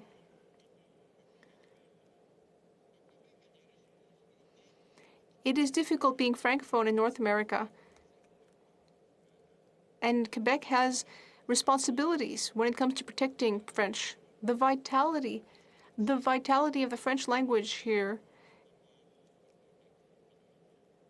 depends on Quebec's links with minority language communities outside Quebec. Our government supports the French language in Canada through various measures, and it supports the French language in Quebec as well as in minority language communities throughout Canada. That is why I am so proud to be part of our government. And I am proud of the bill we table today. We will be protecting and promoting the use of French throughout Canada, including in Quebec rather, and we will be protecting linguistic minorities. We have reached the point where we are modernizing the Official Languages Act. That is key. Why? Because we will ensure the vitality of our institutions and communities. We will ensure that Supreme Court justices be bilingual. We will ensure that French is promoted in Quebec and throughout Canada. We will promote and protect minority language communities throughout Canada. We will promote and protect Francophone immigration both within and outside Quebec. Quebec will continue to have the responsibility for choosing and integrating immigrants within its territory. In conclusion, since I see I don't have much time left, it is clear that we recognize both linguistic minorities in Canada, and we are there to protect and strengthen them. And we will be there in the future to continue with that important work. But we also recognize that if we continue to work together, we will be able to meet the aspirations of Quebecers, as well as linguistic minorities in Canada. Thank you, Madam Speaker. Questions and comments? The Honourable Member for Rivière-des-Mille-Îles. Thank you, Madam Speaker, and I'd like to thank my colleague. I greatly appreciate his work, and I love his accent. I know that my colleague is in favor of many aspects of this motion. I'd like to get his impressions regarding the amendment that was tabled this morning by some of his colleagues who would like the wording of the motion to add "in a united Canada" to the end of the motion. What does he think of that? The Honourable Parliamentary Secretary. Thank you, Madam Speaker. I'd like to thank my colleague. I also greatly appreciate his work on our committee, Veterans Affairs Committee, and I've greatly appreciated working together. As I said earlier in my speech, we already know that Quebec is a nation within Canada. That has been clearly recognized. We recognize and appreciate that, and we will continue to work hard to ensure that the Quebec nation can develop within Canada. Kona. Thank you, Madam Speaker. I'd like to thank the Parliamentary Secretary for his comments today, and I know that as somebody who is a Francophone in a minority setting, he will understand when I fight as hard as I can for Francophones in my constituency. He will also know that Campus Saint-Jean, the university in my riding, is under threat, and that the federal government has told members of my Francophone community to be patient. So I'd like to ask him 3 questions if I could. When will Campus Saint-Jean be notified of funding? How much funding will Campus Saint-Jean receive, and how will that funding be applied? Thank you. L'honorable secrétaire parlementaire. The Honourable Parliamentary Secretary. Madam Speaker, I want to thank my colleague for her 3 very, very important questions. I wish I had the crystal ball. I could answer those questions as well as I'd like to. But I know that our government has been working very closely with the members of L'Université Saint-Jean and the community, and we've had several meetings that I know the members of Parliament from the region have been involved in. We are there at the table working and trying to find ways of ensuring that this university can continue to do the work that is required and support minorities right across this country. Thank you. Commentaires, l'honorable député de Drummond. The Honourable Member for Drummond. Thank you, Madam Speaker. I'd like to thank the Parliamentary Secretary for his speech. As our colleague for Rivière-des-Mille-Îles said earlier, it's music to our ears to hear. It's music to our ears to hear all these different accents and sounds in French that are nuanced by all the various regions in Canada that Francophones come from. It's wonderful to hear, and our colleague, the Parliamentary Secretary, is an excellent example of the beauty of this language. And that's part of our intention here with this motion, here in the Bloc Québécois, is to say that we cherish and love this language, but we love it with all its variety. All members of our party are thrilled when Anglophone MPs make the effort to speak French. We know that sometimes it can be hard to use a language that we're not as familiar with, but it really touches us when people do make that effort. It's wonderful to hear, and it's wonderful to hear the different accents. Now, I heard my colleague say that the Bloc Québécois is trying to reinvent the wheel here, or rather that it's trying to create divisions, but that's not the case at all. We're trying to unite people. Unlike what we see on social media, where there's a great deal of negative comments against francophones, I would ask my colleague if he has advice for us about how we should communicate our message on the importance of preserving the French language. Perhaps we are going about it wrong. Perhaps he has advice for us. I'd like to listen to what he has to say about that. The Honourable Parliamentary Secretary. Thank you, Madam Speaker. I'd like to thank my colleague for his question. Well, listen, as I said in my speech, Quebec has always been there for minority language communities throughout Canada, and we've always greatly appreciated that. We've closely collaborated in many different areas. Earlier, I spoke about immigration, and Francophone immigration is very important for the linguistic minority. It's very important for Quebec. We will continue to work together. But the clear message that my colleague is looking for is our message that our party is there to protect and work with Quebecers, and that we want to have a strong Canada, both in French and in English. Resuming debate. The Honourable Parliamentary Secretary to the Minister of Transport. Thank you, Madam Speaker.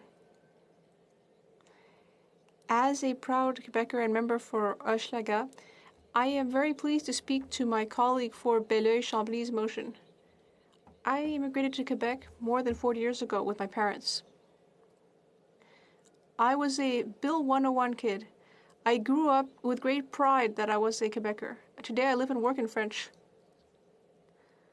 And I'm able to share that with my children.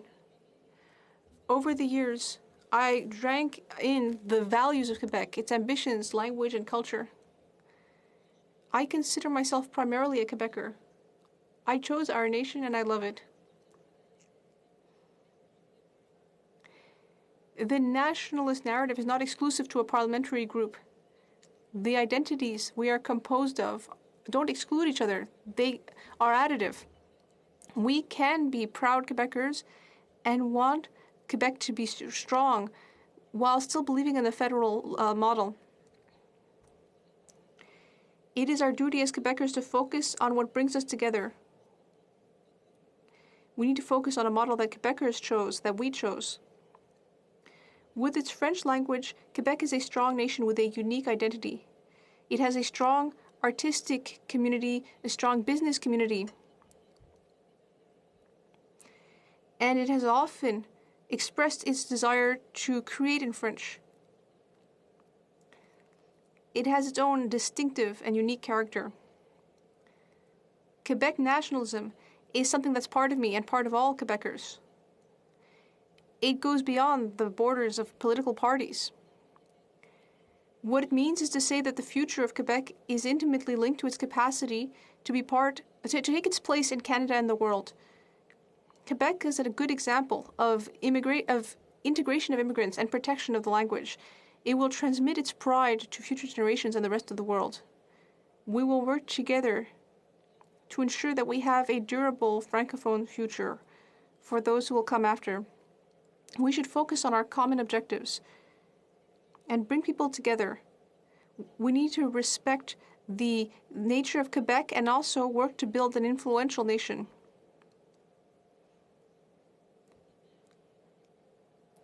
We are looking towards the future when it comes to reiterating the nature of Quebec in the Constitution. We will continue to look to the future and focus on the protection of French.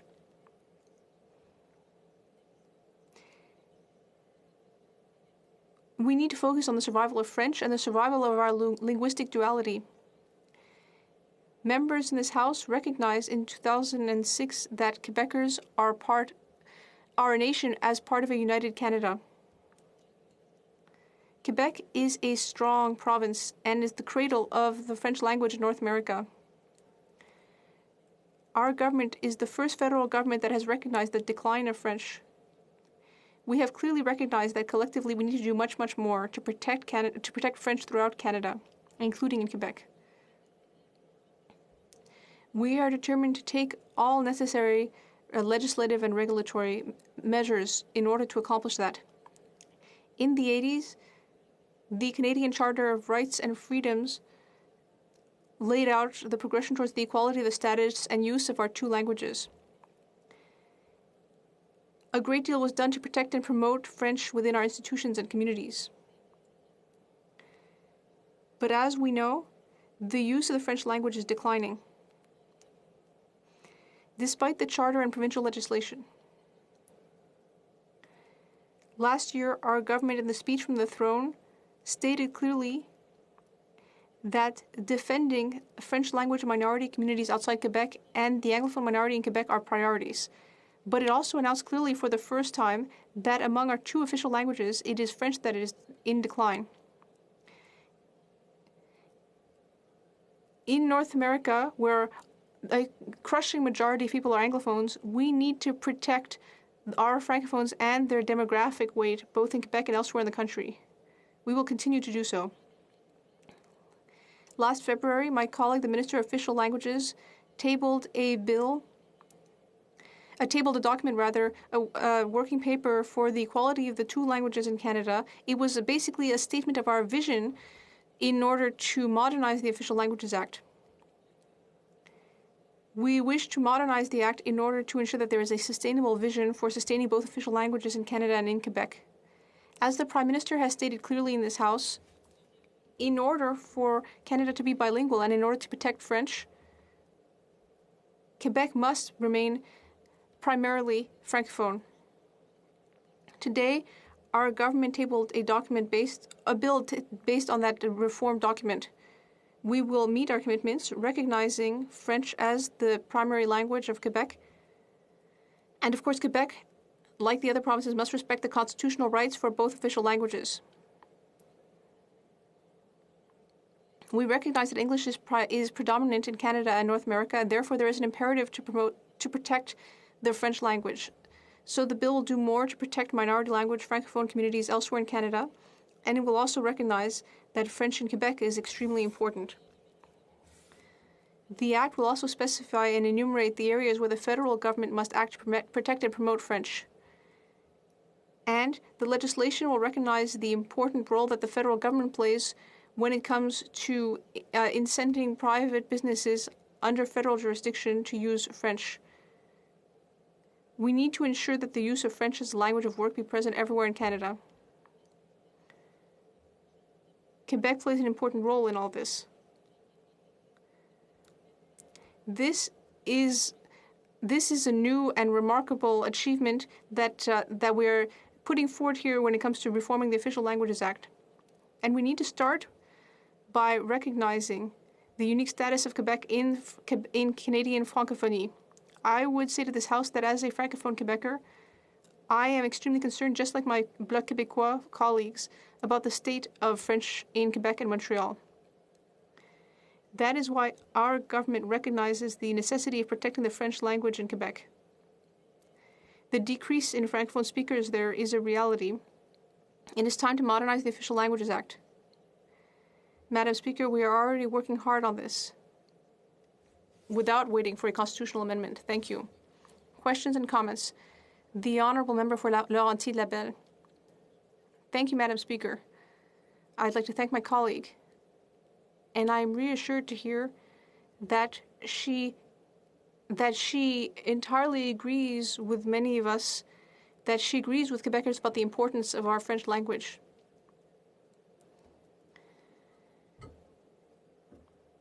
Given what she said in her speech, I dare to hope that she will be in favor of our motion. And then in the second half, she spoke about what the government is planning to do. Well, my question is, we've been already hearing the government talk about this reform for months. Why is it being tabled now when there are only a few days left in the session?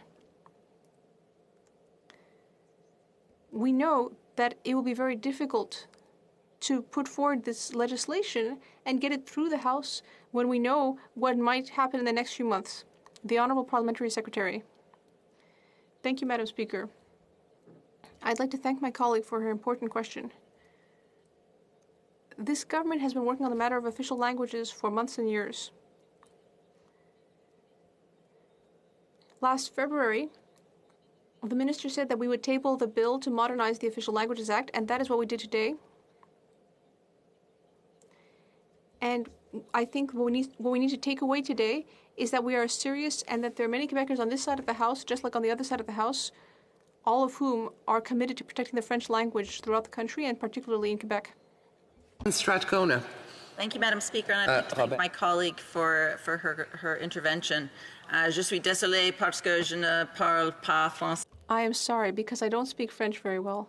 The Liberal government, the legislation, they have promised legislation that would protect language minority rights, including post-secondary education in minority language communities. When will this government announce financial support for Campus Saint-Jean? The Honourable Parliamentary Secretary. Merci, Madame la Présidente. Je remercie ma collègue. Je tenais d'ailleurs à la... Thank you, Madam Speaker. I'd like to thank my colleague for her speech yesterday in the House, which I listened to closely. I also sit on the Official Languages Committee. And on the committee, we heard about the Laurentian University. And I'd like to reassure my colleague that our government is entirely committed to protecting French, including in the case of Francophone education. Questions and comments? Resuming debate.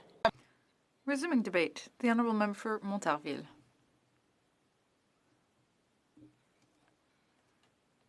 Madam Speaker. To start, I'll say that I'll be sharing my time with my colleague, the member for Drummond. And I'd like to say just how honored and moved I am to be able to participate in this debate today. What we're debating in this Bloc Québécois motion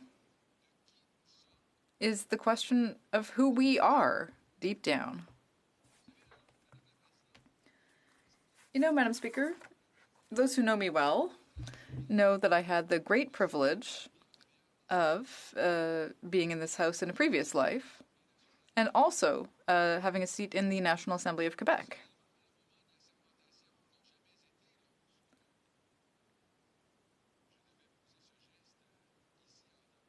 The swearing-in ceremony in Ottawa was not really a moment of great joy for me.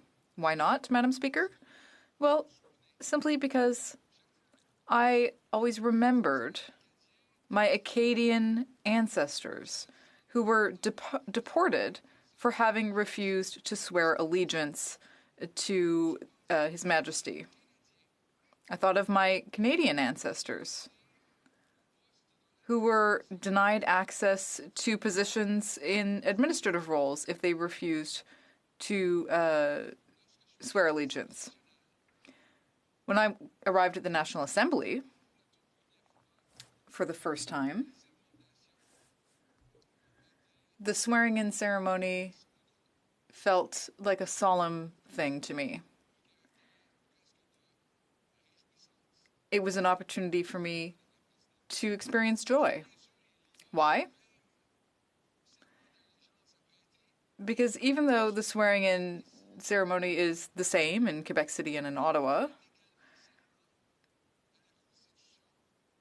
here in Quebec, rather, you also swear allegiance to the Constitution and the people of Quebec. Regardless of their background, their native language, their religion, every member of the National Assembly swears allegiance to the Constitution and people of Quebec. And that makes all the difference in the world for me, Madam Speaker. Between swearing allegiance here in the House of Commons and doing so in the National Assembly of Quebec, there's a world of difference. Because there, you don't need to explain to anyone, regardless of ethnic origin, religion, mother tongue, you don't have to explain that the Quebec people are a nation. It's just assumed. It's obvious. You also don't need to explain to Quebec members that Quebec has its own constitution, which, unlike Canada's constitution, is not written on paper. Rather, it's a series of constitutional conventions, of traditions that bring together a number of different foundational texts, including the Charter of the French language. And that document states that French is the only official language of Quebec and the shared language of all Quebecers. In the spirit of Camille Lorrain, the goal was to ensure that in all school courses in Quebec, that regardless of origin, religion, or mother tongue, young Quebec students would speak to each other in French.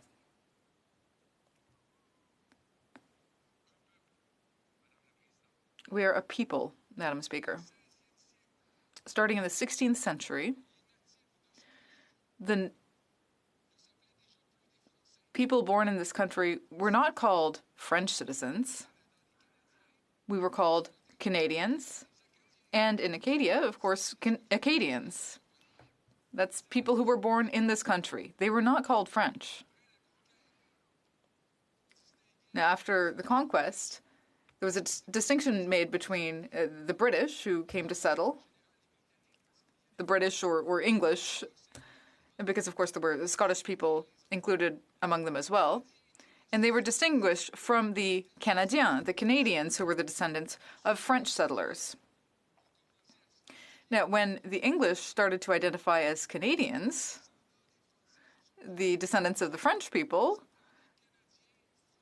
decided to distinguish themselves again by calling themselves French Canadians, or in Acadia, Acadians.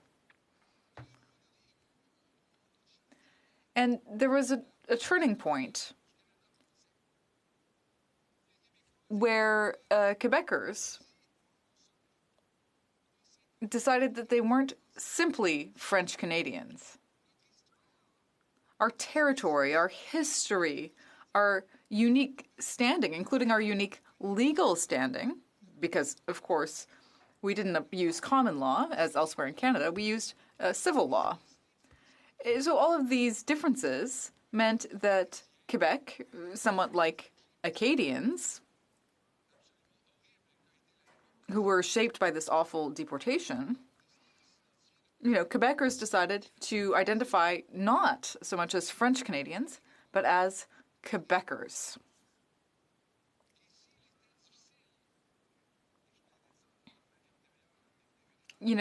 When I was a federal member of parliament in the past, I used to explain this to my colleagues. Sometimes it's difficult for someone who comes from Sri Lanka or Romania or Nigeria or Argentina to identify as a French Canadian, given the history of that name. It's much easier for them to identify as Quebecers.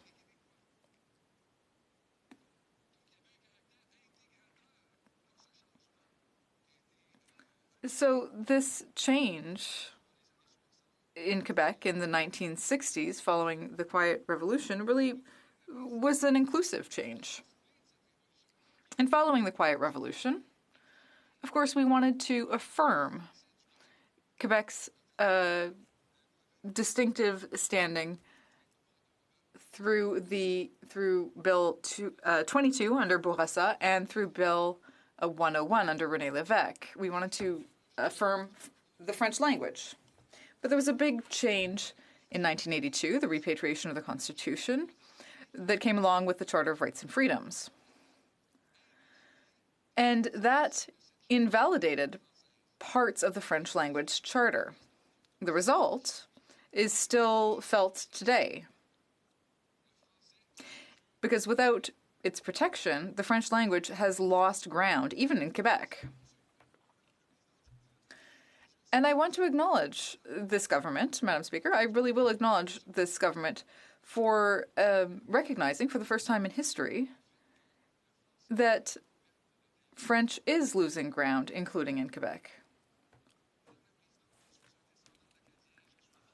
Madam Speaker, I'm a descendant of Acadians, and I'm proud to be one.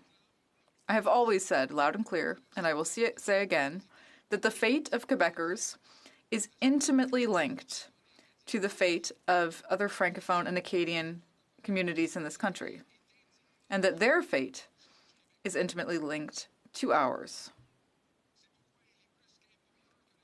That's why it's so important that Quebec can reaffirm the importance of French in the province, as affirmed by François Legault, who proposed, through a change to the Constitution Act 1982, that same constitution that invalidated so much of the French Charter, and which led us to table this motion today because French is losing ground even in Quebec. Well, now some passages of that constitutional act are being used to reaffirm the idea that Quebec is a nation, and that nation has as its main language French, which is the common language of the members of that nation.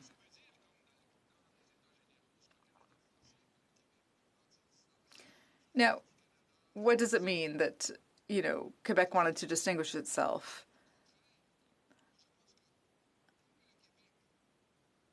I think that the more Quebec is able to affirm itself as a French-speaking nation, the more it will be able to help influence Francophone and Acadian communities across Canada and even in the United States, Madam Speaker. Because once again, I believe that our fates, our destinies are intimately linked. Questions and comments. The Honourable Member for Laurenti-Labelle. Thank you, Madam Speaker. What a wonderful presentation. I think it's wonderful to hear from people who can talk about how they got where they are today. So my question for my colleague is very simple. What will happen after the vote, which I believe will be an affirmative vote? What will be the consequences of this motion for the Quebec nation? The Honourable Member. Madam Speaker, unlike some other people, I believe that words have meaning and that words are not innocent. I believe that the government of Quebec is well within its rights to introduce into the Constitution a provision that would state that Quebec is a nation whose official language is French and whose common language is French. And I'm convinced that this bill, which could be changed by members of the National Assembly, would allow us to reaffirm the National Assembly's authority to better protect the French language in Quebec. Questions et commentaires. Questions and comments. The Honourable Member for Drummond. Thank you, Madam Speaker. I want to thank my colleague from Montarville for his brilliant speech. He's passionate about the French language and culture, and he's been a defender of Quebec's culture for a very long time. The question I'd like to ask him is this. Well, it has to do with the bill that the government chose to table today. Now, the Bloc has tabled this motion, which is inclusive and which calls for the recognition of Quebec as a nation. I'd like my colleague to tell me a little bit about what he thinks about the government's choice of tabling that bill today, and does he think it's opportunistic? The Honourable Member. Well, Madam Speaker, I think that my colleague is right to underscore that this is a strange coincidence. The government chose this exact day, when the Bloc is presenting its motion, to finally table a bill that they've been talking about for ages. And they're presenting it so belatedly that it won't even be possible to debate it properly before adjournment and possibly before the next election. So this government could have taken action. Maybe they're just trying to symbolically show that, look at us. We also like defending the French language. We've got this whole Official Languages Act. Well, fine. But, beyond the symbolic value of this, what else is there? That's what we're interested in, Madam Speaker. I understand that the current federal government wants to protect the French language, not only in Quebec, but also elsewhere in Canada. But we can't have this remain, empty rhetoric. As long as the bill isn't passed, it's just that. Questions and comments. Reprise du débat, l'honorable. Resuming debate, the honourable member for Drummond. Thank you very much, Madam Speaker. I'm honoured to be able to speak on this special day, because today we are celebrating the 30th anniversary of my party, the Bloc Québécois. Contrary to what some people of bad faith might state, the Bloc Québécois has always been relevant. And today, on this opposition day, we are moving a motion to recognize the French language as the official language of Quebec and the common language of the Quebec nation. And through these actions, our goal is to force the government's hand somewhat. And of course, the government chose today to table their bill, which is the overhaul of the Official Languages Act. That said, Madam Speaker, getting back to the subject at hand, I'd like to talk a bit more about the identity of Quebec and the French language, which is a language I deeply love. We all have different reasons for being proud to be Quebecers. One reason I'm so proud is this beautiful language. It's been my language of work. I've always tried to respect it, to use it properly, and to teach it properly to my children and to the people I know. Because, of course, the way that you speak French influences the people around you as well. Quebecers have always formed a distinct nation, whether you like it or not. And my colleagues who have spoken before me have made this argument a number of times. In the 18th century, Bougainville said that it seemed like Quebecers were a different nation. Guy Carleton, the governor, said that Quebec is a completely different place, and its unique circumstances cannot be ignored. And René Lévesque, in 1976, said, "We're not a small people. We're, in fact, a great people." But if you look at the situation of the French language in Quebec today, it's very concerning. From time immemorial, French has been a language that has needed to be protected and maintained, but never before today has it been so in jeopardy. I won't get into all the numbers, Madam Speaker, but we fell below 80% of people speaking Quebec as their first language, and that's been the case for a long time. So we need to react. We need to take action. One of the first things we can do is, at the very least, recognize that this is the case. Recognize that Quebec needs to be protected and that French needs to be valued. So there are decisions that need to be made at the political level and also by citizens, by residents of different parts of the country, so that they can share and respect this language. Maybe things weren't done properly. Maybe our messaging was a bit off. That's possible. And this may surprise you. I'm going to talk about my affection for Canada. I had the great honor and privilege in a previous life I know, Madam Speaker, I'm so young, you can't believe that I had a career before politics, but I did.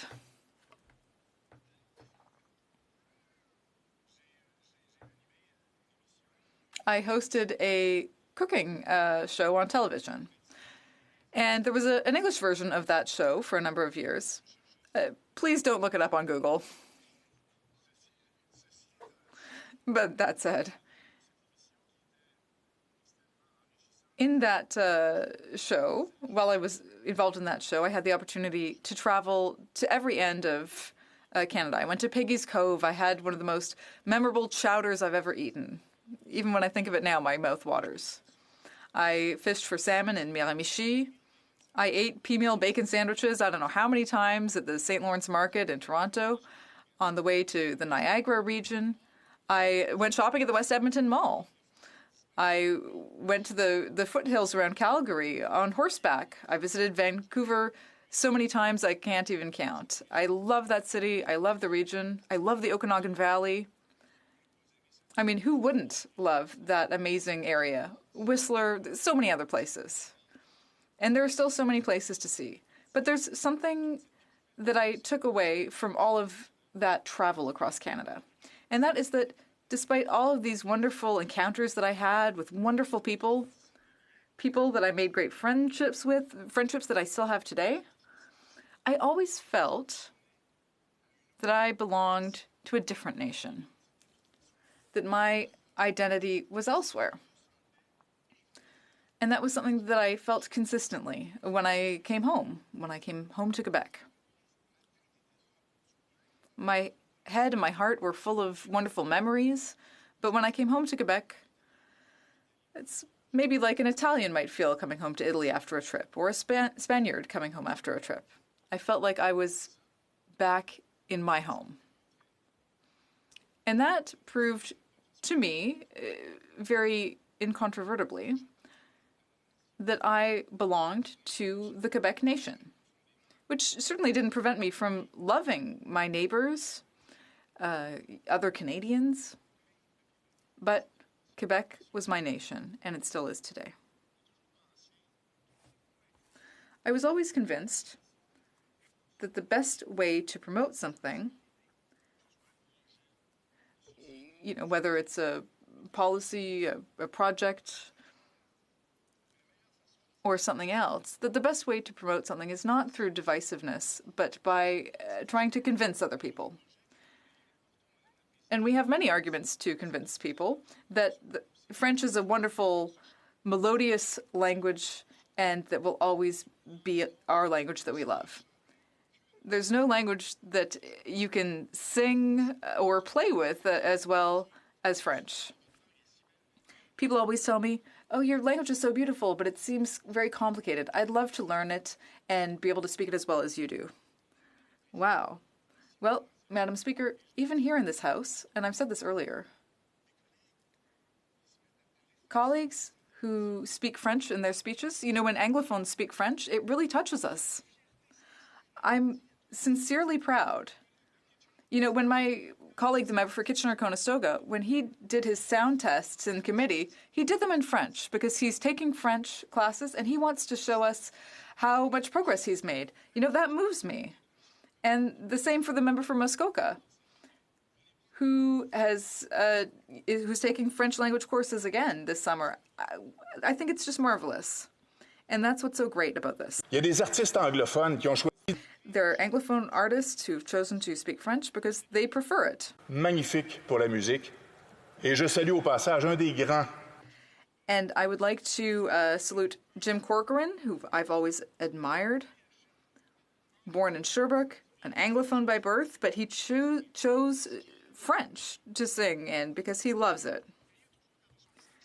And he always maintained his charming accent. And he's someone who can play with words wonderfully. He can pun in French, but he's an Anglophone.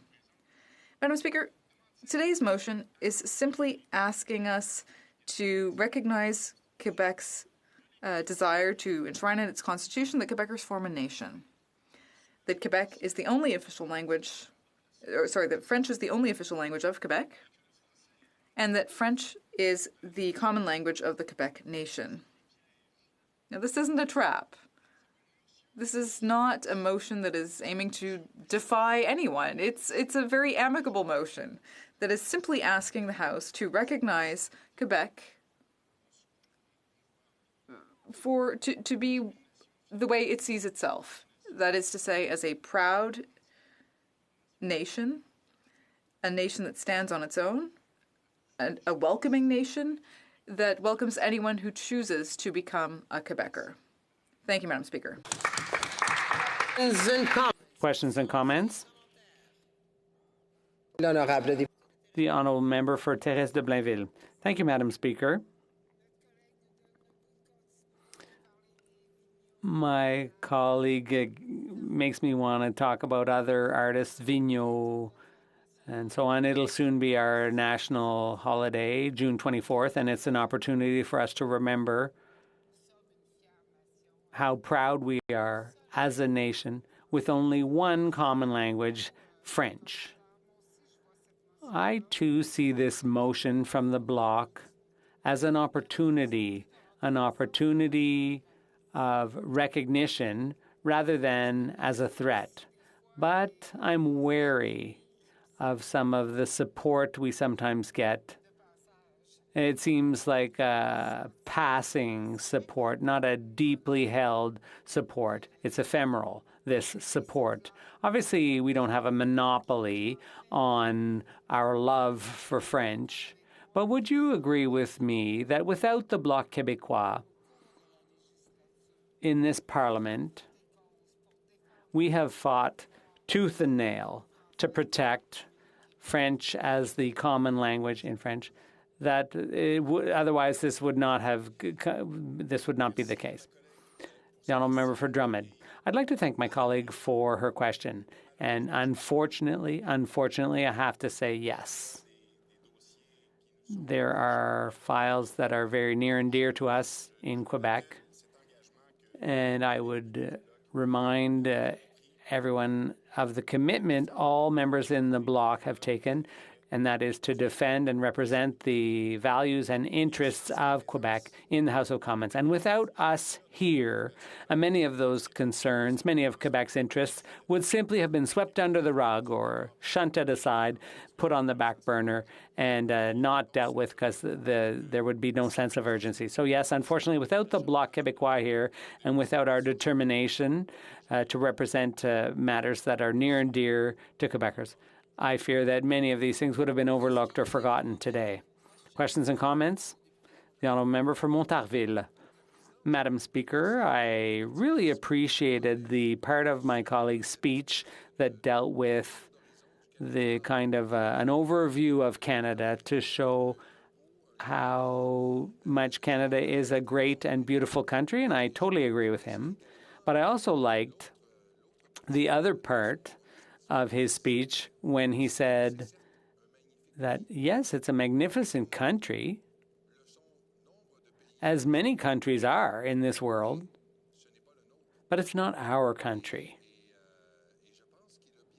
And I think he did a good job of putting things in perspective.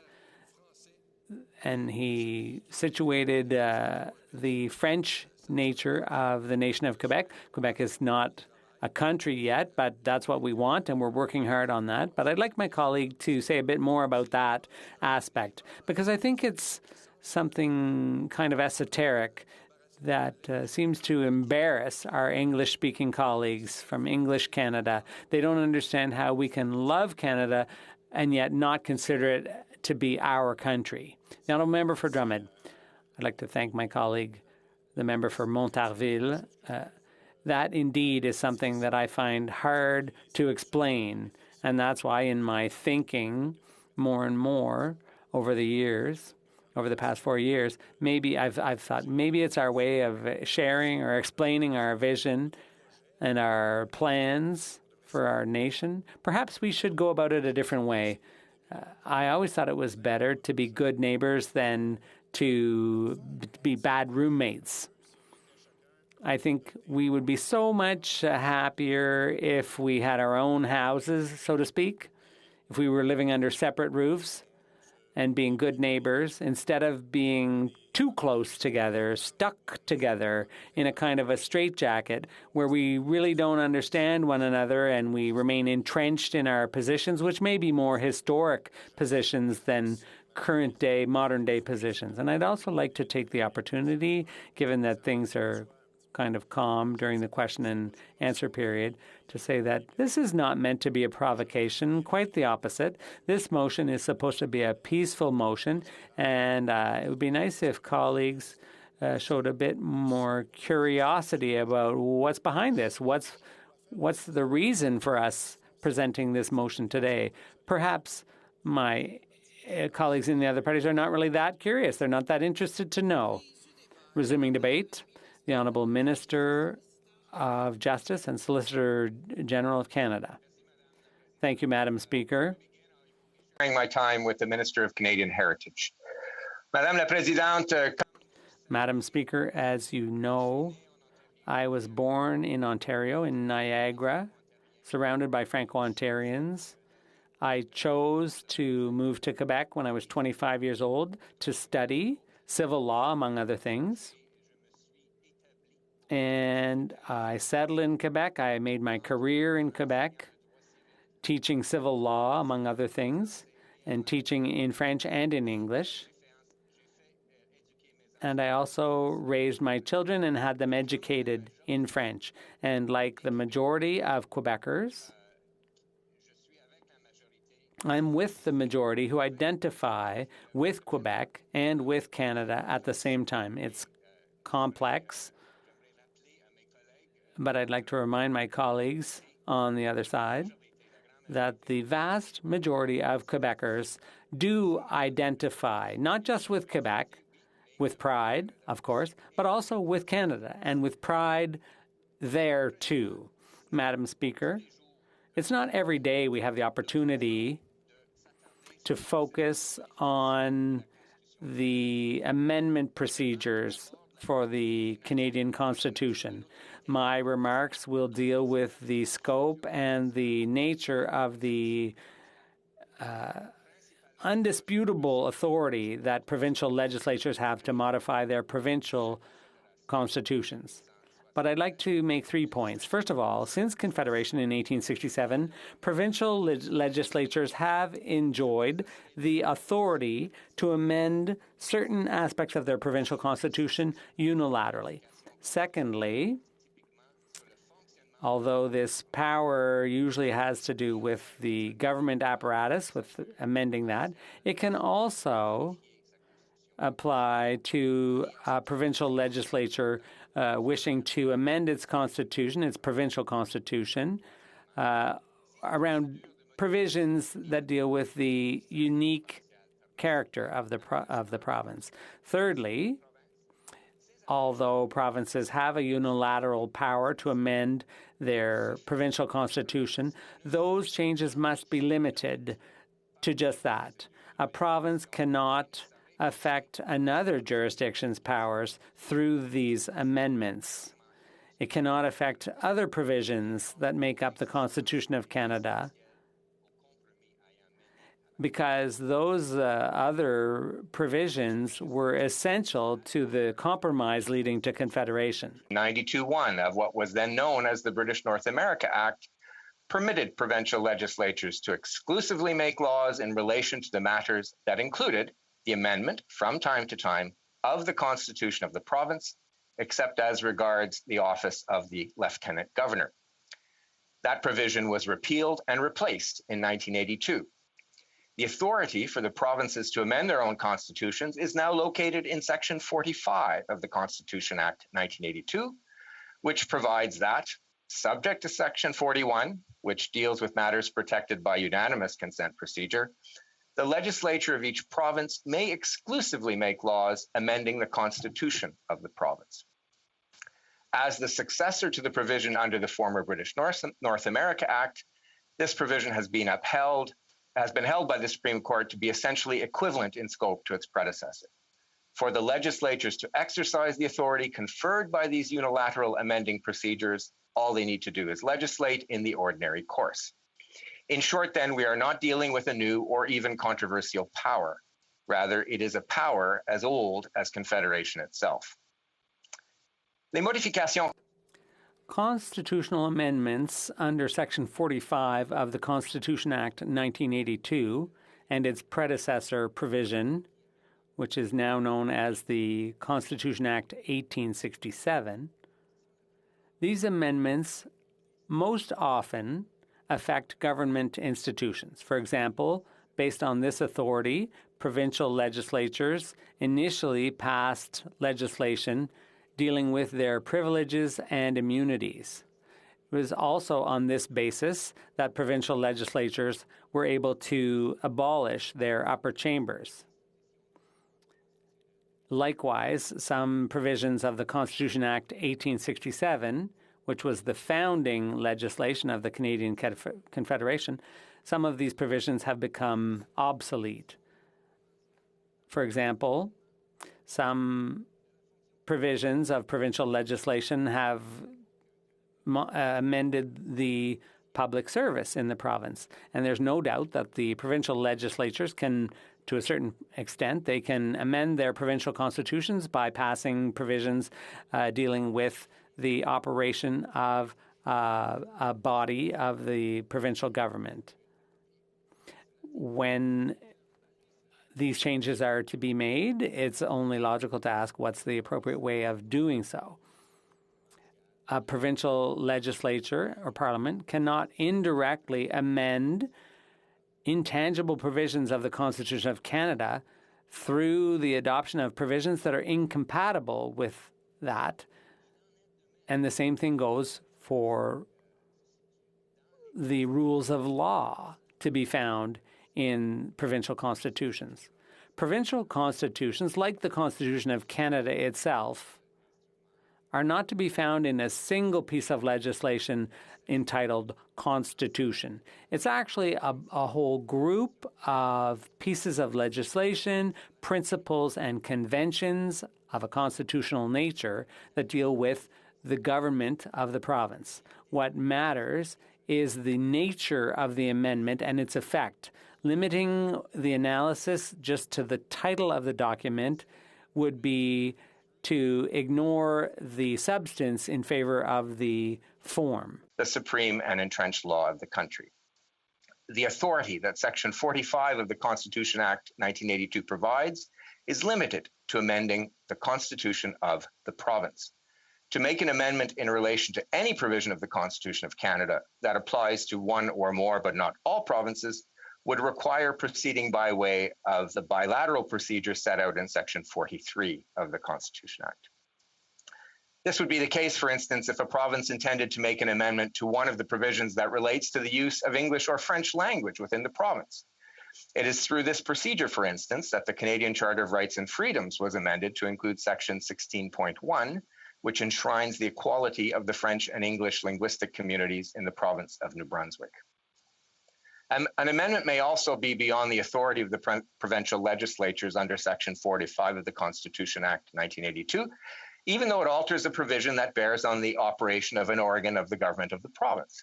This will be the case where the provision is entrenched as being indivisibly related to the federal principle or to a fundamental term or condition of the Union at Confederation. This is the case for Section 133 of the Constitution Act 1867. While it relates to the use of English and French in Parliament, in the legislature of Quebec, and in the courts, it cannot be amended through either Parliament's unilateral amendment procedure or the provincial unilateral amendment procedure. Likewise, an amendment through the unilateral amendment procedure could not insulate provisions that conflict with the Charter. For instance, Section 23 of the Charter guarantees minority language educational rights to citizens of Canada. An amendment to this provision, which grants language rights to all Canadians in all of the provinces and territories, would require proceeding by way of the unanimous consent procedure for amending the Constitution of Canada. This would require resolutions from the Senate, the House of Commons, and the legislative assemblies of all 10 provinces. That, however, is not what is being proposed by the bill introduced in the Quebec National Assembly. The amendment procedure relied upon in this case is the unilateral amendment procedure. Because of this, the Constitution of Canada cannot be amended either directly or indirectly. The amendment may only relate to the Constitution of the province. In that sense, the choice of procedure should guide our understanding of the proposal. Madam Speaker, let's remember that the source of Section 45 of the Constitution Act 1982 goes all the way back to the time of Confederation. This circumscribed authority to amend certain aspects of a province's constitution is reflected in Section 44 of the Constitution Act 1982, which authorizes Parliament to make certain unilateral amendments to the Constitution of Canada. These provisions recognize that Parliament and the provincial legislatures are equal partners in the Canadian constitutional structure. While some features of our constitutional order are quite rightly virtually unchangeable, others may be modified in a manner consistent with the overall constitutional architecture. Thank you, Madam Speaker. Questions and comments? A brief question for 1 minute. The Honourable Member for Rosemont-la-Petite-Patrie. Thank you, Madam Speaker, and I'd like to thank the Minister for his speech. When it comes to defending French and support for French in general, why did they choose today to table their legislation to modernize the Official Languages Act when there are only 6 days left? Does that mean there's going to be an election in the fall? The Honourable Minister. I'd like to thank my honourable colleague from Montreal for that question. It's a question he should ask my colleague, the Minister of Official Languages. I know he has worked hard all throughout this session to advance this legislation. She has worked hard, rather, to move this legislation along, and there will be a publication soon. The Honourable Minister will have 4 minutes remaining after a question period to complete questions and answers. Members, déclaration des députés, the Honourable Member for Guelph. Thank you, Madam Speaker. Today I'd like to recognize 2 outstanding authors in my riding. They're both recipients of the 2020 Governor General's Literacy Awards. Eric Walters, accomplished children's author and one of the key founders of I Read Canadian Day, was the winner of the Young People's Text Literature with his book, The King of Jam Sandwiches. Dr. Madhur Anand, professor, author, and scientist, was the winner of the nonfiction category with her memoir, This Red Line Goes Straight to Your Heart.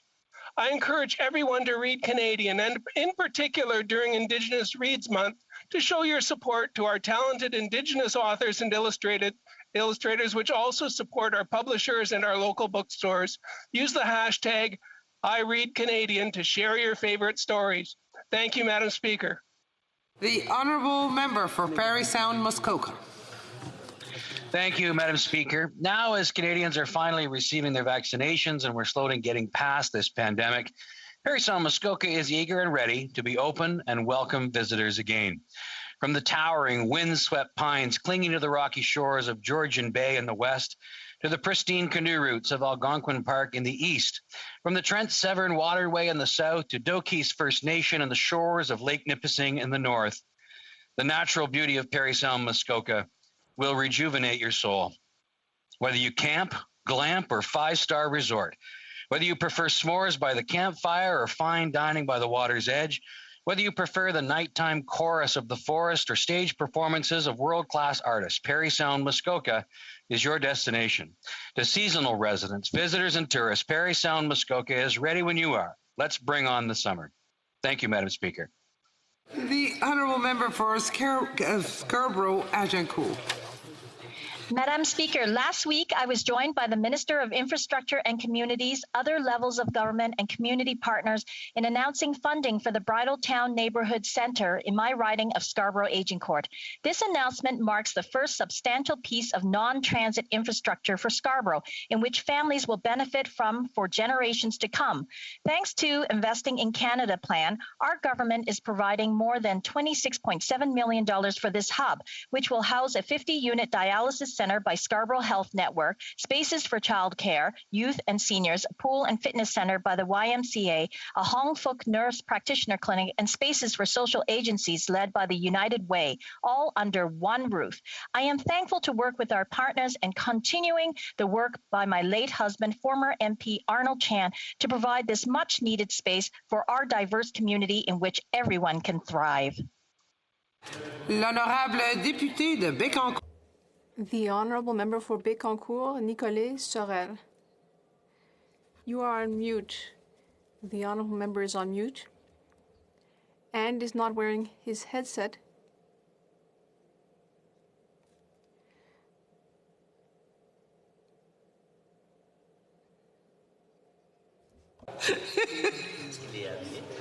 Il est habillé, oui. Ça, c'est D'abord, merci, Madame la Présidente. Aujourd'hui marque le 30e anniversaire de fondation du Bloc québécois. 30 ans depuis ce 15 juin. Madam Speaker, today marks the 30th anniversary of the foundation of the Bloc québécois. On June 15, 1991, I welcomed its founding convention in Sorel-Tracy. That day, Quebec united behind a party, Quebec's party, which would defend its interests without compromise. Every day since, the Bloc québécois has struggled for the Quebec nation. And today, whether by chance or destiny, our anniversary is coinciding with a historic debate on the inclusion of Quebec as a nation in the Canadian Constitution, a nation whose official and common language is French. 30 years later, the Bloc québécois is still the only one to be able to take this step to affirm Quebec. It is the one to support our identity, our values, our language, and culture. After 30 years and many vicissitudes of history, the Bloc québécois is still disrupting the established orders. It is proud that the Quebec nation trusts it to be the standard bearer of its aspirations. Thank you, Madam Speaker. L'honorable député d'Hochelaga. Merci, Madame. The Honourable Member for Hochelaga. Thank you, Madam Speaker. Today, I would like to speak about an exceptional woman, Louise Arel. We are not part of the same political family, but we share our love for Hochelaga and the people of Hochelaga. She is a feminist, a sovereigntist, and a proud resident of Hochelaga-Maisonneuve. She was MNA in Hochelaga for more than 30 years. She was minister in various different portfolios and was the only woman to be elected president of the National Assembly of Quebec. She has dedicated her life to improving the community, and recently the town of Montreal granted her the title of Citizen of Honor. Thank you, Louise, for your humanism, integrity, your efforts for the common welfare, and for being a model of a progressive woman of conviction. She leaves an incredible legacy to Quebec. For example, the wage equity legislation and legislation on family property. Thank you for everything you've done, Louise. You are a real role model. Thank you, Mr. Speaker. The Honourable Member for Pitt Meadows, Maple Ridge. Mr. Speaker, as this session draws to a close, Canadians are upset with this Liberal government's do as I say, not as I do attitude. There's the Prime Minister's failure to set a clear plan for international travel and all the jobs that go with it. Yet he has no problems himself jet-setting into quarantineless, maskless, distanceless, and frankly senseless behavior. The Prime Minister says he's appalled with harassment in the workplace and the mistreatment of women, but turns a blind eye to General Vance and gave him a pay increase. The government hoodwinks Canadians, saying they care about public safety, but really they're targeting law-abiding hunters and sports shooters with one bill and reducing penalties for serious crimes in another. Canadians want us back in Parliament in September. Not prorogued like last year, not tossed into a pandemic election that we all voted unanimously against, but hopefully to hear from a government that's deeply reflected over the summer and finally ready to put Canadians' interests ahead of their own. Thank you. The Honourable Member for Kitchener-Conestoga. Thank you, Mr. Speaker. Mr. Speaker, I'm honored to recognize two people in Waterloo Region who raised money and awareness for cystic fibrosis. An amazing young man named Joseph turned 4 years old and used his birthday celebration to raise donations. His family arranged a drive-by parade. Joseph was dressed as a pint-sized Batman, and his front yard was transformed into Gotham City. People from the community, including myself, drove past to safely wish Joseph a happy birthday and were able to donate to the Farwell for Hire campaign. Farwell for Hire was started by Mike Farwell, in memory of his two sisters, Luann and Sherry Farwell, who both lost their young lives to cystic fibrosis. Mike runs this annual fundraiser doing odd jobs in exchange for donations. To date, Farwell for Hire has generated over $650,000 in donations to fight cystic fibrosis. Thank you to Mike Farwell for your passion, to our community in Kitchener-Conestoga for your generosity, and thank you to young Joseph, our own Batman, for showing us that heroes come in all sizes. Thank you, Mr. Speaker. The Honourable Member for Brampton North. Across the country, Canadians have been coming together to grieve our past and present actions of discrimination and racism in this country, whether it be the long history of abuse towards our Indigenous peoples as we unearth the tragic killings and disappearances of our innocent children at the hands of our institutions, or the recent rise of anti-Semitism, Islamophobia, anti-Black racism, anti-Asian racism, and xenophobia. I vow to do everything in my power to fight against hate in all its forms. Last night, I attended a vigil in Brampton commemorating the tragedy in London where a family of 4 were killed solely because they were Muslim. Islamophobia has no place in Canada. Every Canadian, regardless of race and creed, deserves to live in peace and security. And my heart goes out to the victims, loved ones, and the entire Muslim community. As we build back better, all of us must step up to make our communities safer and more inclusive. The Honourable Member for West Nova. Thank you very much, Mr. Speaker. Lyme disease is a huge concern in Nova Scotia. People can suffer undiagnosed for years, pleading with their healthcare professionals to be tested and referred. Nova Scotian residents reported the second highest number of Lyme disease in Canada, with 451 people in 2018. With these high numbers for a small province, you would think we'd have the best Lyme treatment program in Canada. But sadly, residents continue to travel outside our country for treatment. While this is unacceptable in regular times, it's almost impossible during this pandemic. Bill C-442 was unanimously passed in 2014. This bill was supposed to identify and implement new diagnostic treatments for protocols for tick-borne illnesses, changes that have been painfully slow. I recently read the story about Haley Kane from the Annapolis Valley, a 17-year-old girl who lost her life to Lyme disease. Haley's family can never escape the nightmare that is a result of this undiagnosed, untreated Lyme disease. We need to do better, Mr. Speaker. We need to call on all levels of government to do better for these patients who have had their quality of life taken from them, or worse, pass away before ever getting the help that they need. The Honourable Member for Toronto Danforth. Thank you, Mr. Speaker. Today I would like to honour Amber Caterer-Walsh for her 33 years of service as a volunteer at the Community Association for Riders with Disability, called CARD. CARD's vision is to be an engaged community in which individuals, not labels, dictate who they are and what they achieve. They provide equine therapy to children and adults. This year, Amber won the 2021 Canadian Therapeutic Riding Association's Rhonda Davies Volunteer of the Year Award for her volunteer service. She was described by her nominator as a special woman who devotes her time to help better the lives of those around her and in her community.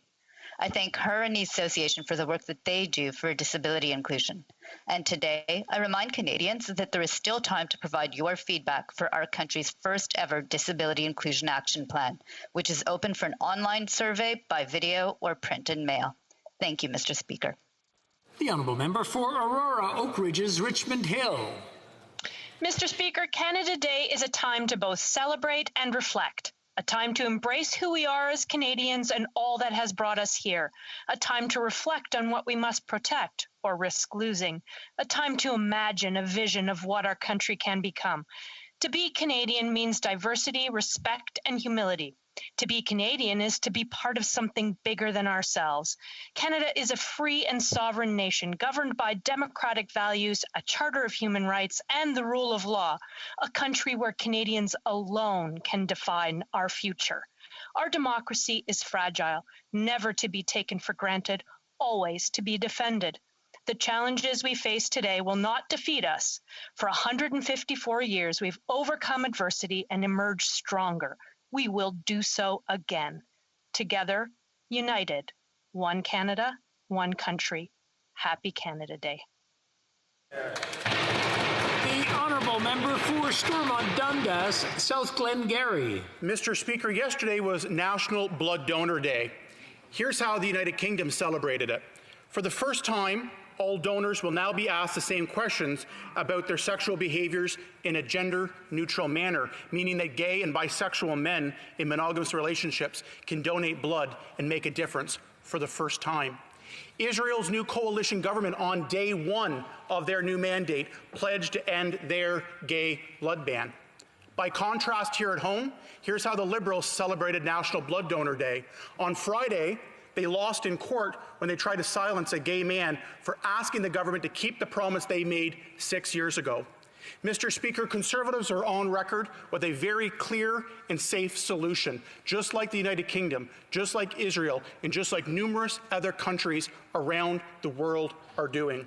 It is time to stop the court cases, time to stop the delays. It is time to end the blood ban in Canada now.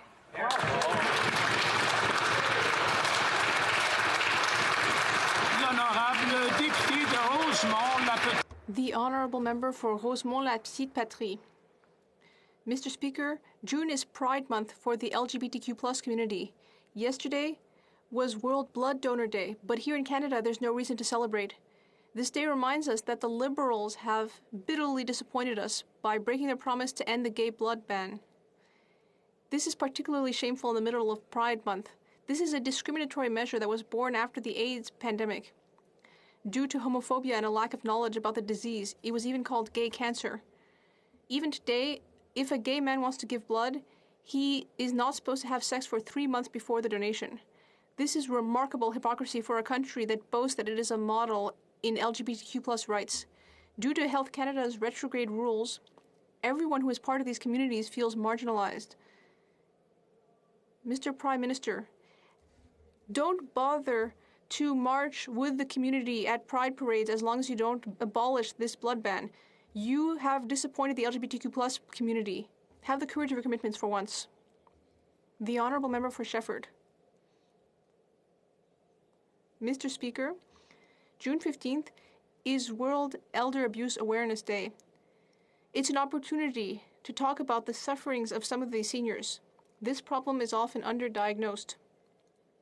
Many people suffer abuse and mistreatment, but they may not be able to identify the problem, or they may be afraid of reprisals.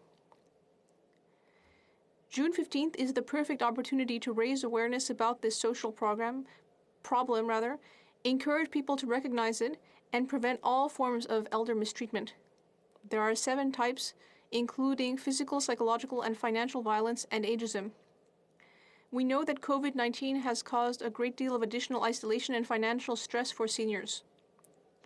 Not only have they been some of the main victims of the health crisis, but they have also been exposed to an increased risk of poverty and discrimination based on their age. Seniors have the same rights as all other citizens, and we should enable them to age with kindness and dignity. The Honourable Member for Kenora. The Honourable Member Mr. for Speaker, Kenora. my riding of Kenora is full of natural beauty that attracts visitors wishing. Mr. Speaker, my riding of Kenora is full of natural beauty that attracts visitors wishing to enjoy the great outdoors. However, the small businesses in our communities are facing a second COVID summer, and their life's work has been pushed to the brink. These job creators face mountains of red tape and regulations at the best of times, but with the added failure of this Liberal government to secure our economy through the pandemic, these businesses face an uncertain future. Small business owners across the country cannot afford any more economic mismanagement from this Liberal government. Canada's Conservatives have a plan to secure the future that includes recovering 1 million jobs and supporting every sector and region of the country. Canadians will soon have a choice, Mr. Speaker. If local jobs are not their priority, they will have many parties to choose from. But if they care about securing Canada's economic future, there is only one choice, and that is Canada's Conservative. The Honourable Member for London North Centre. Mr. Speaker, today I pay tribute to the remarkable lives of the Afzal family. Salman, Madia, Yumna, and Talat were tragically killed 9 days ago in a senseless act of hate and terrorism. My community of London continues to be in a state of shock, profound sadness, and anger as we try to come to terms with what happened. This past Saturday, in a moving funeral service, we said goodbye to 4 remarkable people who contributed to our community and country in immeasurable ways. May they rest in eternal peace. Let us also continue to think about young Fayez, who is now out of hospital. Ensuring his well-being can be a shared responsibility. To Canadian Muslims across our country, your sense of belonging and security is paramount. We stand with you in fighting to ensure Islamophobia is eliminated. In that spirit, I call and join with other MPs for a national summit on Islamophobia and ask that this be convened at the earliest opportunity. All of us have a role to play in ensuring such heinous acts of hate and terrorism never happen again. Thank you very much. Oral questions. Question orale, the Honourable Leader of the Opposition. Monsieur le Président, Mr. Speaker, 300,000 Canadians lost their jobs because of the Prime Minister's vaccine failure. Canadians can't live like this. While the Prime Minister is gallivanting around Europe meeting celebrities. As the Dean of the G7, how will this trip help him recoup the jobs that have been lost for these 300,000 hopeless Canadians? The Honourable Minister. Monsieur le Président. Mr. Speaker, allow me to remind us of what really matters to Canadians and what this House can do to support Canadians as we finish our fight against COVID. Unfortunately, over the last 2 weeks, Conservatives have used all kinds of procedural tricks to delay debate on Bill C-30. Canadians expect better. They expect us to get this bill passed. The Honourable Leader of the Opposition. Mr. Speaker, it's not just the job market that's becoming unstable. Yesterday, the Globe and Mail reported that a private investor purchased hundreds of Toronto homes just to turn a quick profit. No wonder housing prices are up nearly 40% this year. First-time homebuyers literally can't afford more of the same from this government. Does the Prime Minister really expect first-time homebuyers to compete with billionaire investors? The Honourable Minister.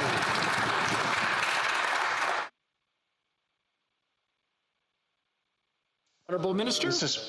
Mr. Speaker, our government introduced Canada's first ever national housing strategy. As part of that strategy, we introduced the first-time homebuyer incentive, which will help families achieve the dream of home ownership by lowering monthly mortgage payments without increasing down payments. We recently also expanded the first-time homebuyer incentive to enhance eligibility in Toronto, Vancouver, and Victoria by raising the qualifying income threshold to $150,000. Mr. Speaker, maybe the Leader of the official opposition can do something to support our budget, which helps first-time homebuyers. The Honourable Leader of the Opposition.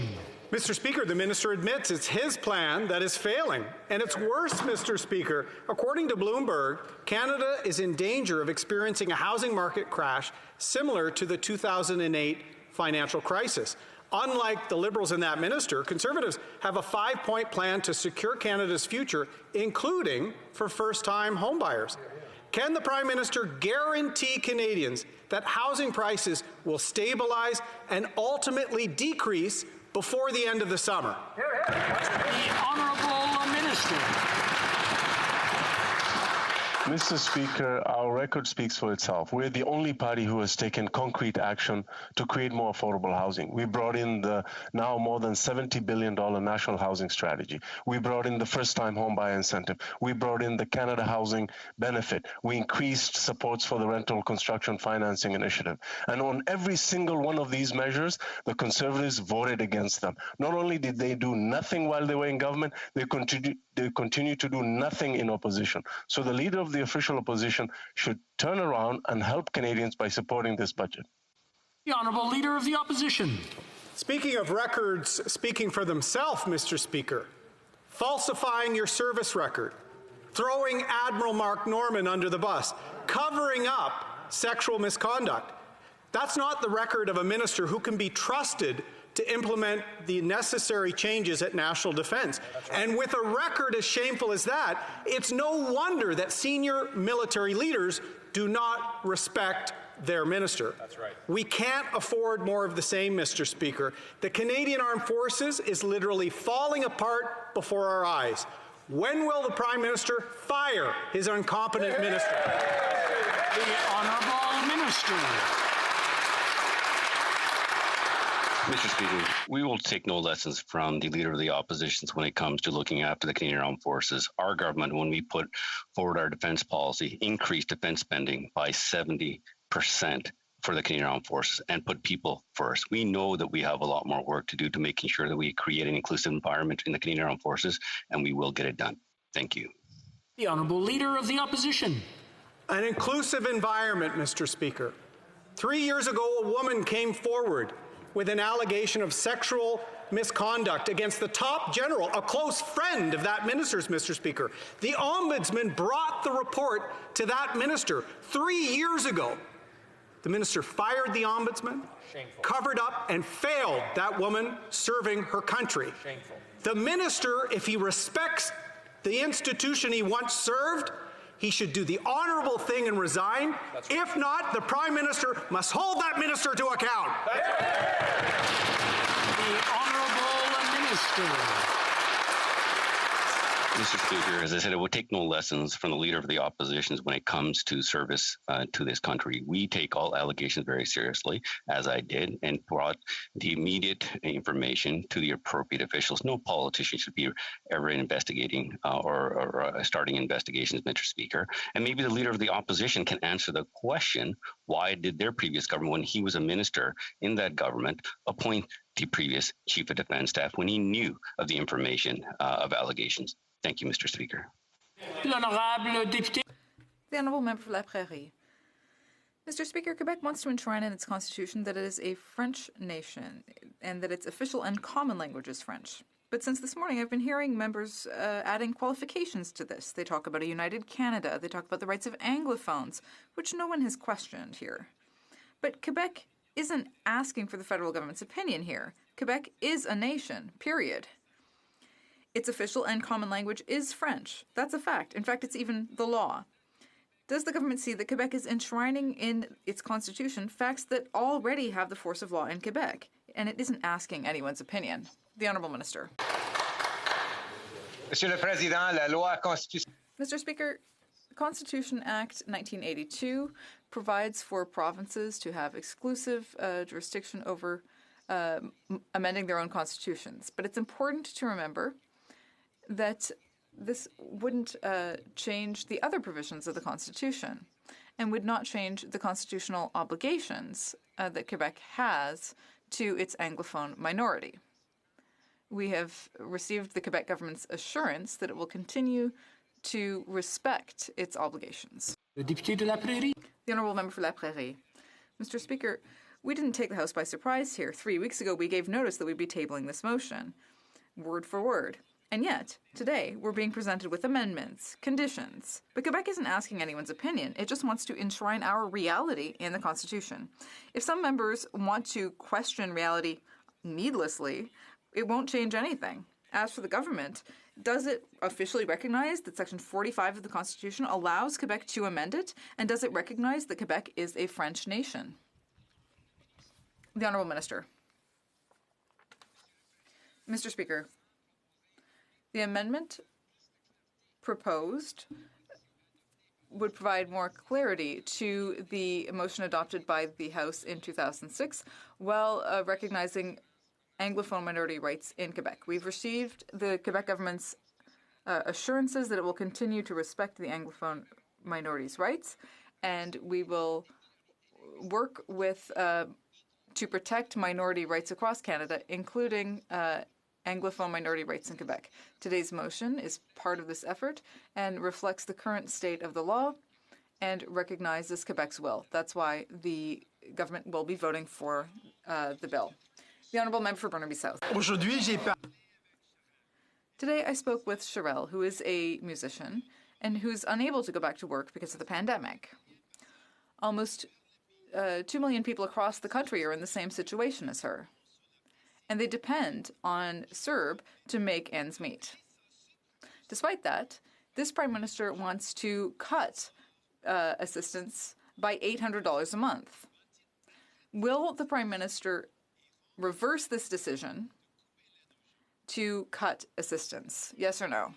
The Honourable Minister. Monsieur le Président. Mr. Speaker, our emergency support measures are helping those who are economically vulnerable and will continue to help Canadians put food on the table. We will continue supporting workers through the pandemic. And in Budget 2021, we presented a plan for future benefit. Members want to be helpful, they could support the Budget Implementation Act and get these supports into the hands of Canadians and their banks, I should say. The Honourable Member for Burnaby South. What the minister is not acknowledging is that this government is going to cut the help that families need by $800 a month in this budget implementation. People like Sherelle, who's a musician, who earns a living by playing gigs around the country, can't go back to work. There are millions of Canadians who depend on the CRB, who are going to be in a devastating position if the government continues with their decision to cut the help that they need by $800 a month. So my question directly to the Prime Minister, will he reverse his decision to cut the help that people need in the middle of a pandemic? Honourable Minister.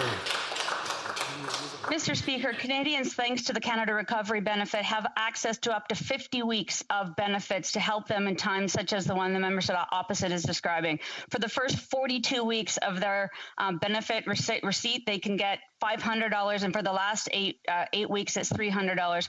Mr. Speaker, we see this in conjunction with the wage subsidy and the new hiring program as a way to transition Canadians back to work and back to economic success. Honourable Member for Abbotsford. Last week, the Prime Minister did what he had told all other Canadians not to do. He travelled abroad to the G7. While he was gone, business leaders called for him to immediately lay out a plan to safely reopen our economy.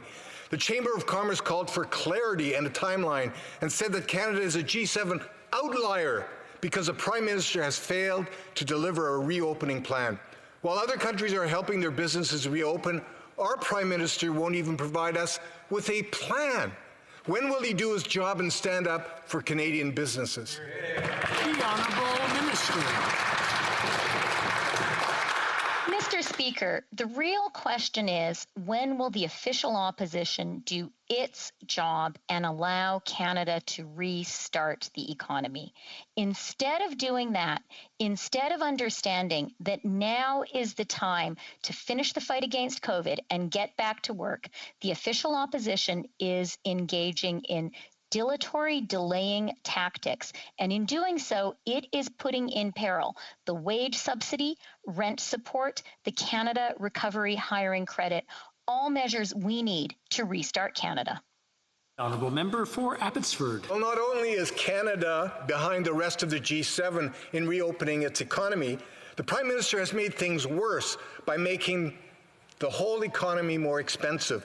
The rising inflation rate and cost of living is making it difficult for many Canadians to make ends meet. That includes major increases in the price of meat, fish, dairy, gasoline, and of course, the skyrocketing housing prices.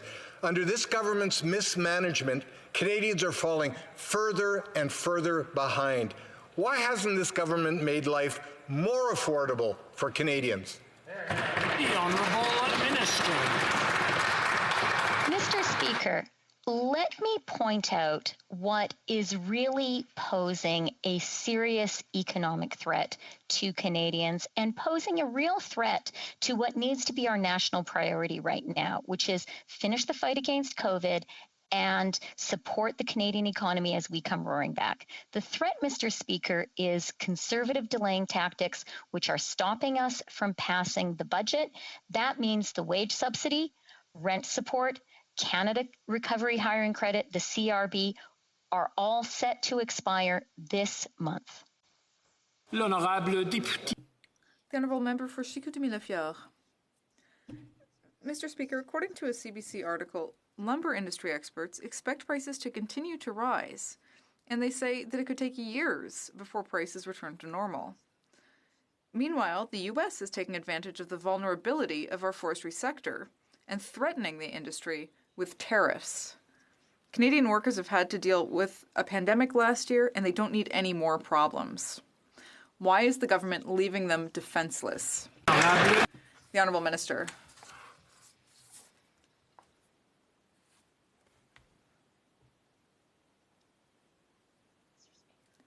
Let me begin by unequivocally stating that duties imposed by the U.S. on Canadian softwood lumber are unwarranted and unfair. I've raised this issue at every opportunity, including with President Biden, with the U.S. Trade Representative, and with the Commerce Secretary, as we have always done, and we will continue to do. We're going to vigorously defend our Canadian softwood lumber industry, its workers, and the hundreds of thousands of jobs that they employ. Thank you, Mr. Speaker. The Honourable Member for Chicoutimi-Le-Fier. Mr. Speaker, the Liberals have repeatedly assured workers in the softwood lumber industry that a new agreement with the United States will be negotiated. Now, it's been almost 7 years since they took office, 5 years of tariffs on our lumber, and 3 years since NAFTA was renegotiated. But nothing has been done to protect our forestry workers. Does the Liberal government intend to stop the rhetoric and start taking action? The Honourable Minister.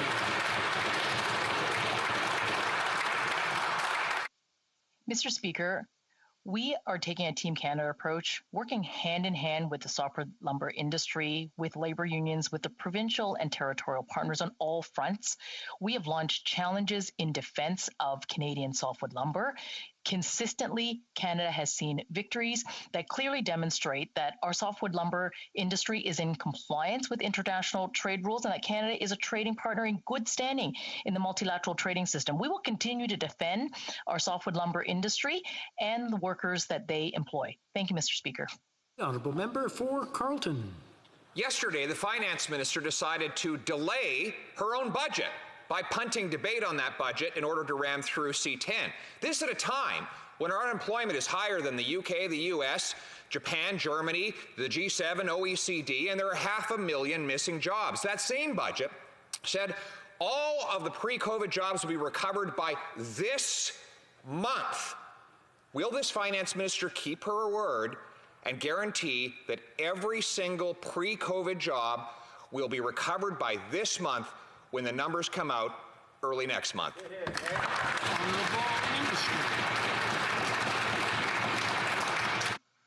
Mr. Speaker, let me remind the member opposite that thanks to the resilience and the strength of Canadians, Canada has recovered 81% of the COVID recession job losses.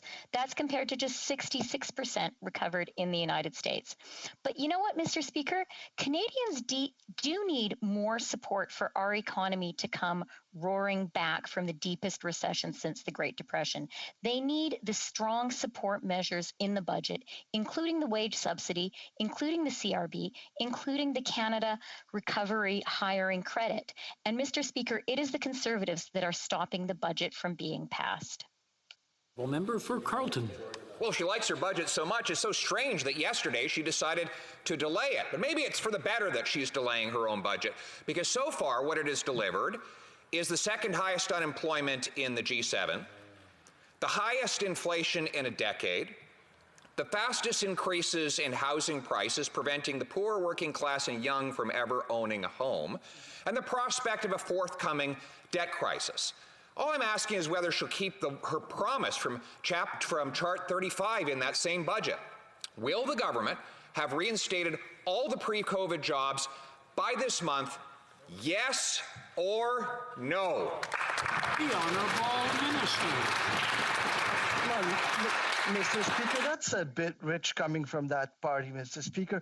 2 days ago, like Friday, it was about 10:30 a.m., they decided that they want to shut down Parliament. They moved the motion to shut down Parliament. They had enough work. They want to go out for a cocktails or drinks or whatever, Mr. Speaker. We wanted to work. They wanted to shut down Parliament. Then we wanted to extend the hours. They refused. And after that, Mr. Speaker, they started filibustering. C-30 is absolutely essential. We Canadians need that bill, and we hope the Conservatives will stop blocking everything.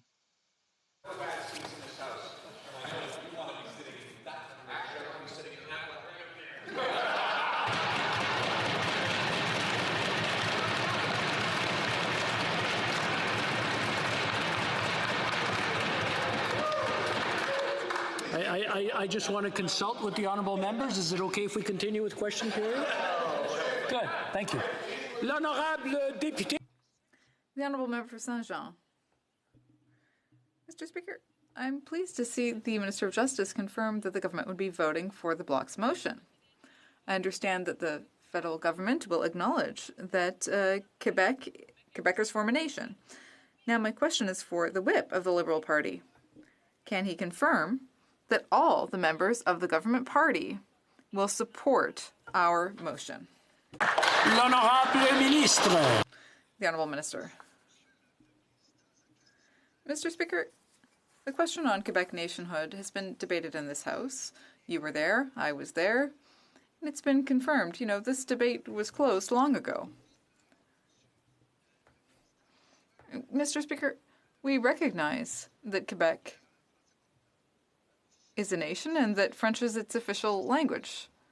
Now, obviously, the Bloc Québécois is unhappy because they would have preferred that we voted against it and that we argue with them. They would have been happy with that. But I'm going to say that the Bloc Québécois doesn't have a monopoly on love for the French language or Quebecers. The Honourable Member for Saint-Jean. Mr. Speaker, the parliamentary leader said this morning, and I quote, Quebec has a certain latitude to make constitutional changes as long as it doesn't erode other or undermine other rights that would infringe on Anglophone minority rights in Quebec. So, why every time that Quebecers stand up for their rights, their right to speak French, is Ottawa concerned about English in Quebec? The Honourable Minister. Mr. Speaker, the Government of Canada, it cares about all of its citizens. Obviously, we want to protect Anglophone minorities in Quebec and Francophone minorities outside of Quebec. But what I don't understand is that, you know, the Bloc Québécois should be happy, first of all, that my colleague, the Minister of Official Languages, is tabling an excellent bill to strengthen French. And secondly, they should be happy that we've recognized that Quebecers form a nation within a united Canada. And third, we've recognized that the official language of Quebec is French. So maybe my Bloc Québécois members could smile a little bit today. The Honourable Member for Leeds, Grenville, Thousand Islands, and Rideau Lake. We're in the middle of a pandemic where most of the government staff in Ottawa have been avoiding travel, staying put, working from home. So it's quite the coincidence that on the day after the election was called in Newfoundland and Labrador, that the Minister of Natural Resources would send two of his staffers under dubious reasonings to that province. Well, wait a second. That doesn't sound like a coincidence at all. So will the Liberal Party repay taxpayers for sending two ministerial staff at taxpayers' expense to help their friends in the provincial Liberal Party get re-elected? Honourable Minister. Thank you, Mr. Speaker. Let me be crystal clear. My staff followed all the rules to the letter. They, like myself, hold themselves to high ethical standards. They adhere to all public health guidelines. They filled essential operational requirements to support me in my ministerial duties, including supporting a TechNL summit in February. They campaigned on a single Saturday on their day off, keeping in line with Treasury Board guidelines. Mr. Speaker, all rules were followed to the letter. Thank you, Mr. Speaker. Member for Leeds, Granville, Thousand Islands, and Rideau Lakes. Well, Mr. Speaker, that simply doesn't hold water. Canadians can't believe that these staff were there doing anything other than supporting the minister while he was campaigning. It's always the same with these Liberals. When it benefits them or their friends, they'll throw any considerations about ethics or pandemic rules to the wayside. So now that he's been caught, will the minister commit to have the Liberal Party of Canada repay taxpayers for this inappropriate partisan expense? The Honourable Minister.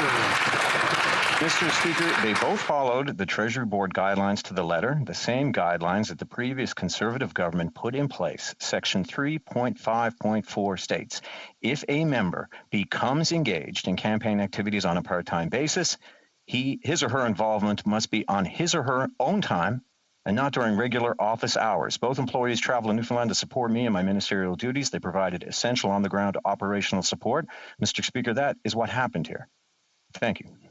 L'honorable. The honourable member for Mégantic-L'Érable. Let's look at the facts, Mr. Speaker. The staffers arrived when the elections were called in Newfoundland and Labrador. They stayed throughout the election campaign. They went door to door, and this cost Canadians almost $9,000. Public health rules, which required workers to stay home, and the minister knows this. He's trying to find a pretext here, saying that he needed his staff close to him, but far from the department and far from their homes. Will the Liberal Party reimburse Canadian taxpayers? The Honourable Minister. Mr. Speaker, one Saturday, blustery Saturday afternoon. But look, every time the Conservatives get up and attack hardworking political staff, I think they do a great disservice to the sacrifices those staff make and to the time and effort that they put in supporting us in our official duties. I am proud that my staff hold themselves to a high ethical standard, as do I. The staff who support MPs and ministers should be recognized for the hard work they do and not be subject to baseless, spurious attacks in this House. Let me reiterate, all rules were followed to the letter. There was no interference here. Thank you, Mr. Speaker. I just want to remind the honourable members that the honourable member for Mégantic-L'Érable asked a question, and I'm sure he wants to hear the answer. And I want to make sure that the shouting stops back and forth. L'honorable député. The honourable member for Mégantic-L'Érable. Mr. Speaker, with the Liberals, it's always the same thing. They'll do anything, even bend the rules to help their friends. The Prime Minister, the Minister of Health, Dr. Tam, the Treasury Board, the provinces, they were all saying the same thing, work from home. But that wasn't good enough for the Minister of Natural Resources and his staff. They didn't follow the rules. Now, the minister should reimburse Canadians. Will the Liberal Party reimburse the $9,000 to Canadian taxpayers, Mr. Speaker?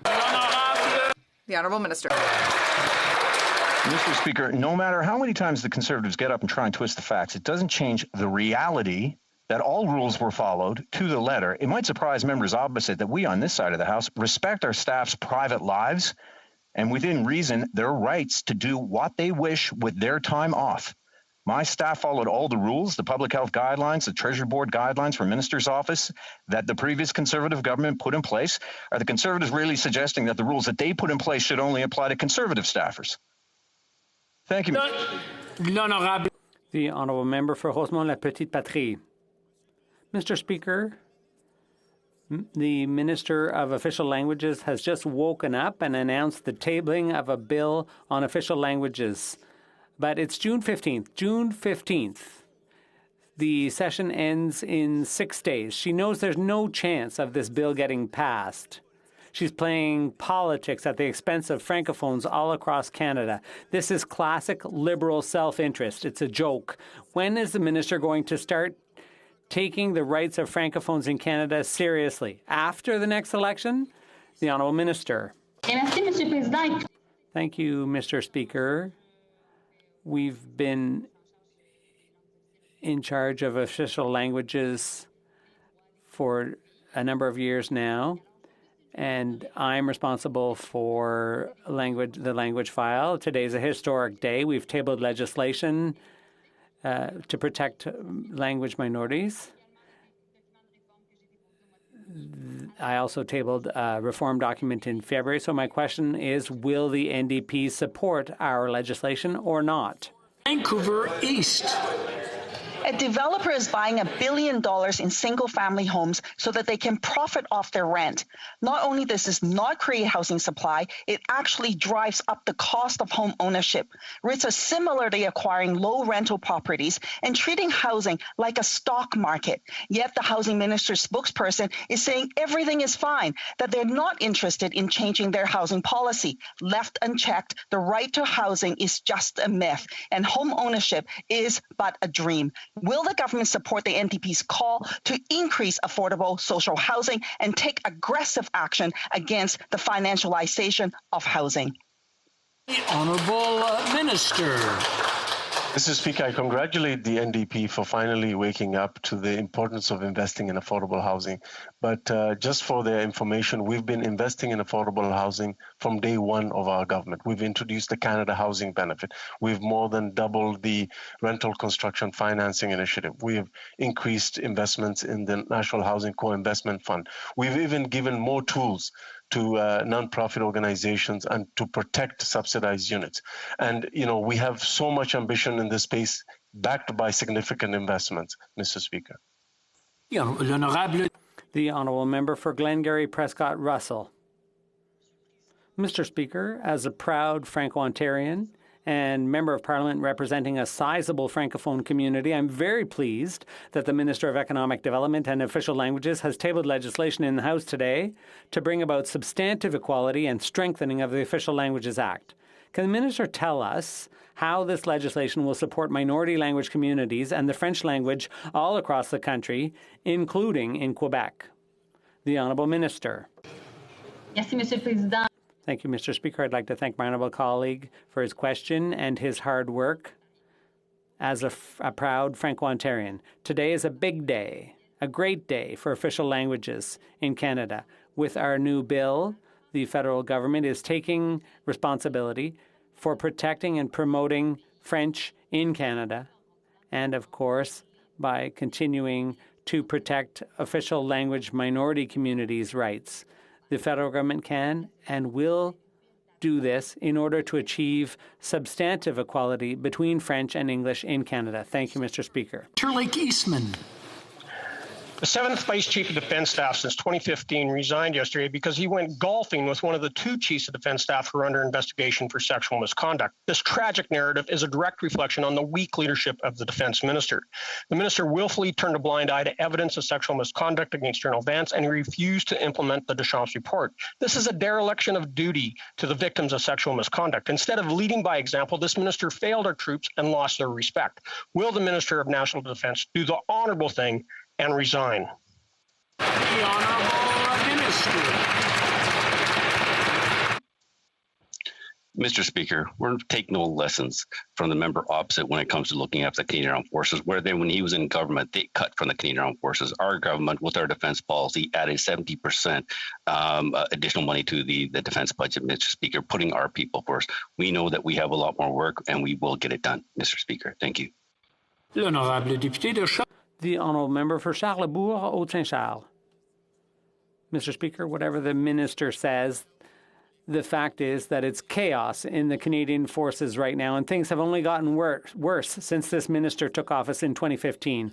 The Minister keeps telling us he's absolutely committed to ensuring rapid culture change in the forces. But what has he done with the Deschamps report that was tabled in March 2015? Nothing. There were 10 recommendations to help women in the forces, but can the Minister do the best thing he could do and resign? The Honourable Minister. Mr. Speaker, as I stated, we're not taking any lessons from the member opposite when it comes to our actions on creating an inclusive environment for all Canadian Armed Forces. We will be putting our people first, as we have always been. And we know that we have a lot more work to do. Well, we will be moving very quickly with the Justice Fish's recommendations, and Madam Arbour will be providing greater guidance on how we can create that culture change that is absolutely needed in the Canadian Armed Forces. Thank you.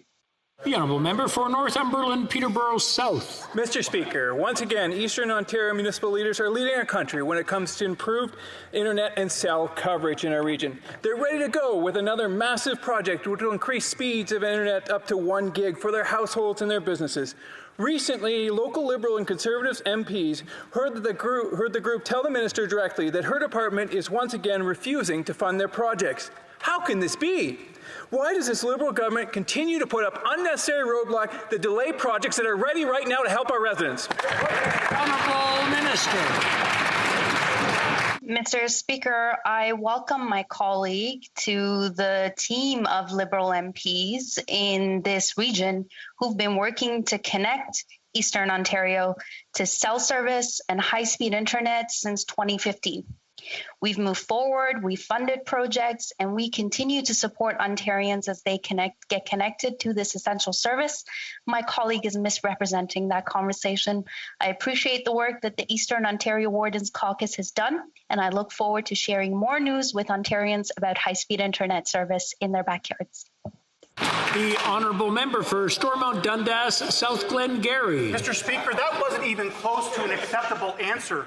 They can't even get the okay to apply to the Universal Broadband Fund that the minister and the government continue to tout that provides better internet access. 104 heads of council in Eastern Ontario are behind this project. It's valued at $1.6 billion. No more wishy-washy teamwork, and just give a straight answer. It's very simple. Can the Eastern Ontario Wardens Caucus and the regional network apply through the Universal Broadband Fund to improve through their GIG project? Yes or no? The Honourable Minister. Mr. Speaker, again, I appreciate my colleague's concern, but I assure him that Liberal MPs have been working with the Eastern Ontario Wardens Caucus since before he had a seat in Parliament, and we will continue to do so. In the coming days, we'll have more news. I'm going to interrupt the Honourable Minister and ask her to start over. I'm having a hard time hearing. I don't understand why. This is usually a quiet chamber. The Honourable Minister. Mr. Speaker, I was congratulating my colleague for his interest in connecting Eastern Ontario to high-speed internet, and I was assuring him that the Liberal members of Parliament in the region have been working hard to do just that with Eastern Ontario Wardens Caucus since 2015. We're in regular conversations with them around the Universal Broadband Fund. We're working with the province of Ontario to connect even more households to this essential service, and we'll have more news to come. If my colleagues have additional questions or ideas, I'm happy to work with them offline. Please reach out. The Honourable Member for La Pointe de l'Île. Mr. Speaker, in the latest episode of the Ottawa's 50 Years Late show, after recognizing French as an official language, the Liberals are proud to announce that workers in Quebec will now have the right to do their work and be supervised in French. I just want to be sure, does the new official languages bill provide that from now on there will only be one language of work for workers in federally regulated private companies in Quebec, and that will be French, or just that they have the right to speak French at work? The Honourable Minister. Thank you, Mr. Speaker. Look, this is the first time in the Official Languages Act that we will be recognizing the right to work in French and the right to be served in French, and the right not to be discriminated against in private companies under federal jurisdiction in Quebec and in areas with a heavy Francophone presence. I have discussed with my Quebec counterpart. Already 50% of these companies in Quebec are governed by this system, but this will now be extended to apply to more companies to protect federally regulated, the French in federally regulated businesses. The Honourable Member for La Pointe de l'Île. Well, that's not very meaningful. What we want in Quebec is not the right to speak French. What we want is for the language of work in Quebec for all Quebecers to be French.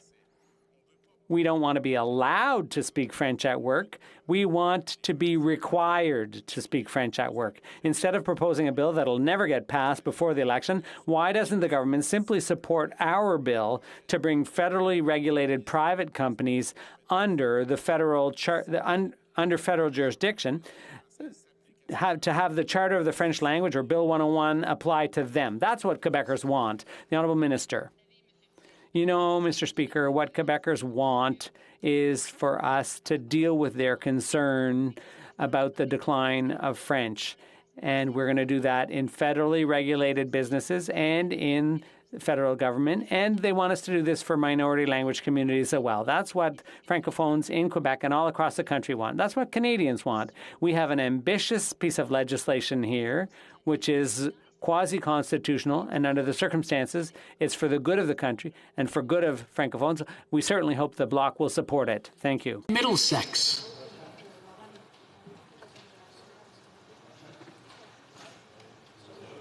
The Honourable Member for Lambton, Kent, Middlesex.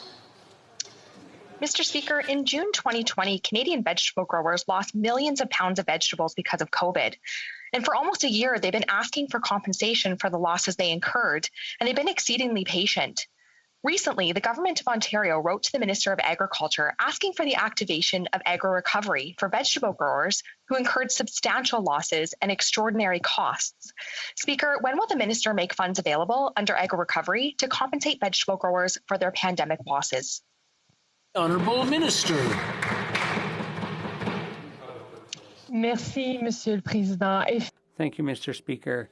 Yes, indeed, there are a certain number of programs that are available, including agri-recovery, to help producers who are experiencing unusual costs for various reasons. Our officials will analyze the situation, and once that's done, I'll be pleased to share the results with producers and with my colleague. Thank you, Mr. Speaker. The honourable member for Portneuf-Jacques-Cartier. Mr. Speaker, in my riding of Portneuf-Jacques-Cartier, I get a lot of calls from agri-food, construction, agriculture, and landscaping companies because they can't find enough workers. This Liberal government blames a lot of things on COVID, but the fact is they've done nothing over the past 6 years to improve access to foreign workers. How is it okay that some applications have taken over a year to process? It's not, Mr. Speaker. The process is in urgent need of speeding up so that businesses can survive and take part in the economic recovery. When is this government going to do something? The Honourable Minister. Mr. Speaker, our government has doubled the number of temporary foreign workers in Quebec from 11,000 in 2015 to 23,000 in 2019, despite the pandemic. We've supported the second largest cohort of temporary foreign workers of all time last year, and we will welcome even more this year. In addition, we've already admitted over 8,500 temporary foreign workers to Quebec this year, and we will continue to work with the Government of Quebec to give them all the support they need. Yellowhead. Mr. Speaker, my constituents are very frustrated with the government's handling of the border. This government has insisted on forcing Canadians into hotel quarantine despite their own science expert panel recommending the government scrap the program. These are the same hotels that have had reports of sexual assaults and lack of food and water.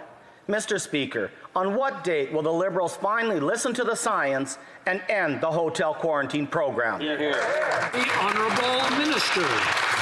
Well, thank you very much, Mr. Speaker. And Canada has some of the strongest measures to protect against the importation of COVID-19. We have been guided by science and evidence, Mr. Speaker, and Canadians have made extraordinary sacrifices over the last year and a half to protect each other. We'll continue to use that science and evidence, Mr. Speaker, as we adjust the border measures, reflecting the best science and evidence and ensuring that we protect Canadians from another surge of COVID-19. The Honourable Member for Vimy.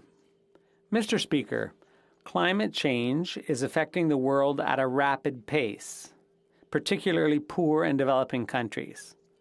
Can the Minister of International Development tell the House what Canada is doing to help these countries in the global fight?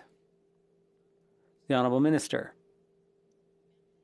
Thank you, Mr. Speaker. And I'd like to thank my colleague, the member for Vimy, for that great question.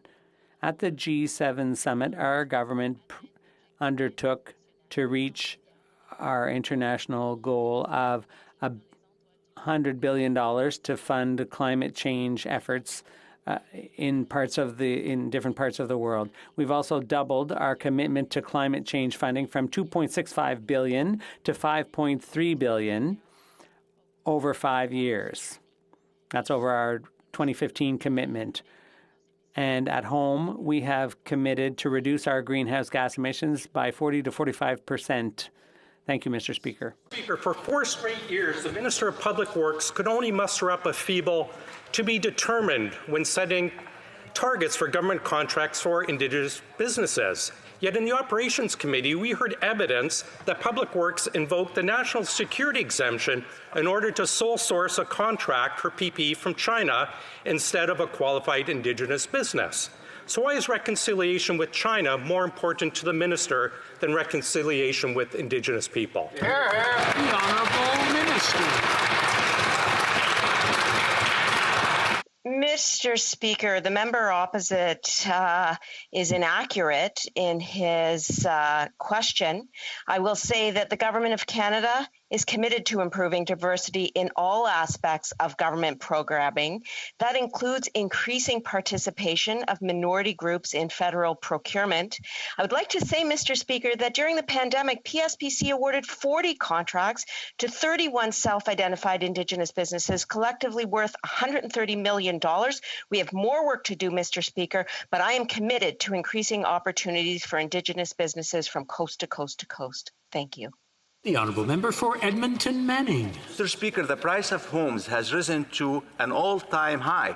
While the minister is patting himself on the back, young Canadians and families are simply giving up the Canadian dream of owning a home due to historic price increases of almost 30% since last year.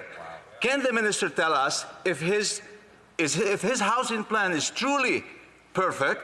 Why are Canadians across the country giving up on owning a home? Good question. The Honourable Minister. Mr. Speaker, our national housing strategy is investing in the first-time homebuyer incentive, which is real help for first-time homebuyers. What did the Conservatives do when they were in office? All they could offer first-time homebuyers was $750. $750 in a credit. What a joke. Mr. Speaker, the National Housing Strategy is working. Since coming into office, we've invested over $27.4 billion in affordable housing. In Edmonton, the honourable member's city, where he comes from, we recently announced $46.5 million through the Rental Construction Financing Initiative to build over 250 rental units. This is a national housing strategy that is working even in Edmonton. Honourable Member for Sarnia-Lambton. Thank you, Mr. Speaker. Well, what's a joke is the Liberals' existing plan for affordable housing, which is not working for anyone. I've been asking for funding for affordable housing in Sarnia-Lambton for years. In our Opposition Day motion, we highlighted the failure of this government in this area. But considering the Liberals voted against our Conservative motion with all of its common sense solutions, I'd like to know, what is the Liberal government going to do to ensure that Canadians can have affordable housing? The Honourable Minister.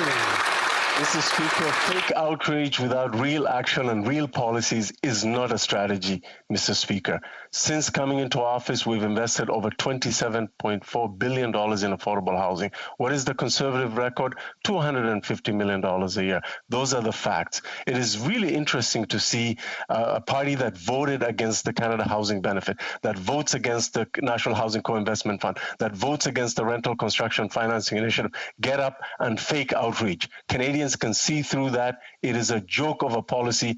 Get serious, Conservative Party. The Honourable Member for Newmarket, Aurora. Mr. Speaker, every day Canadians with disabilities face accessibility barriers in their workplaces and in their communities. Programs like the Enabling Accessibility Fund are important to help communities and organizations become more accessible when costs are prohibitive. Can the Minister of Employment, Workforce Development, and Disability Inclusion share with this House how our government is making communities and workplaces more inclusive for Canadians with disabilities? The Honourable Minister. Pardon me, Mr. Speaker. I'd like to thank the member from Newmarket Aurora for his advocacy for persons with disabilities. Mr. Speaker, the Enabling Accessibility Fund is an important program that empowers communities and businesses to become more accessible for persons with disabilities. That's why through Budget 2021, we're tripling funding for the Enabling Accessibility Fund so we can continue supporting the costs of renovations, retrofits, and accessible technologies. I'm happy to share that we've recently launched the call for proposals for the Enabling Accessibility Fund youth projects, admin side projects components. I encourage youth, nonprofits, and businesses to make an application so we can continue removing barriers in our community. Thank you. Honourable Member for Edmonton Strathcona. Another Muslim woman was violently attacked in my city. She was walking in broad daylight when she was violently thrown face first to the pavement. Muslim women in Edmonton have to tell their loved ones where they are going. They take photos of themselves when they go out in case they are attacked or go missing. Enough is enough. When will this government table legislation on online hate? When will this government convene a national action summit on Islamophobia? When will Muslim women in Edmonton and in Canada finally be safe? Honourable Minister. Mr. Speaker, no Canadian should have to live in fear, yet we recognize that that is the reality for far too many. Hate and racism do not belong in Canada, yet we know they exist. There are systemic barriers that exist in Canada, and our government remains committed to do everything we can. That's why we have Canada's anti-racism strategy. That's to interrupt the Honourable Minister and ask her to start. Order. Order.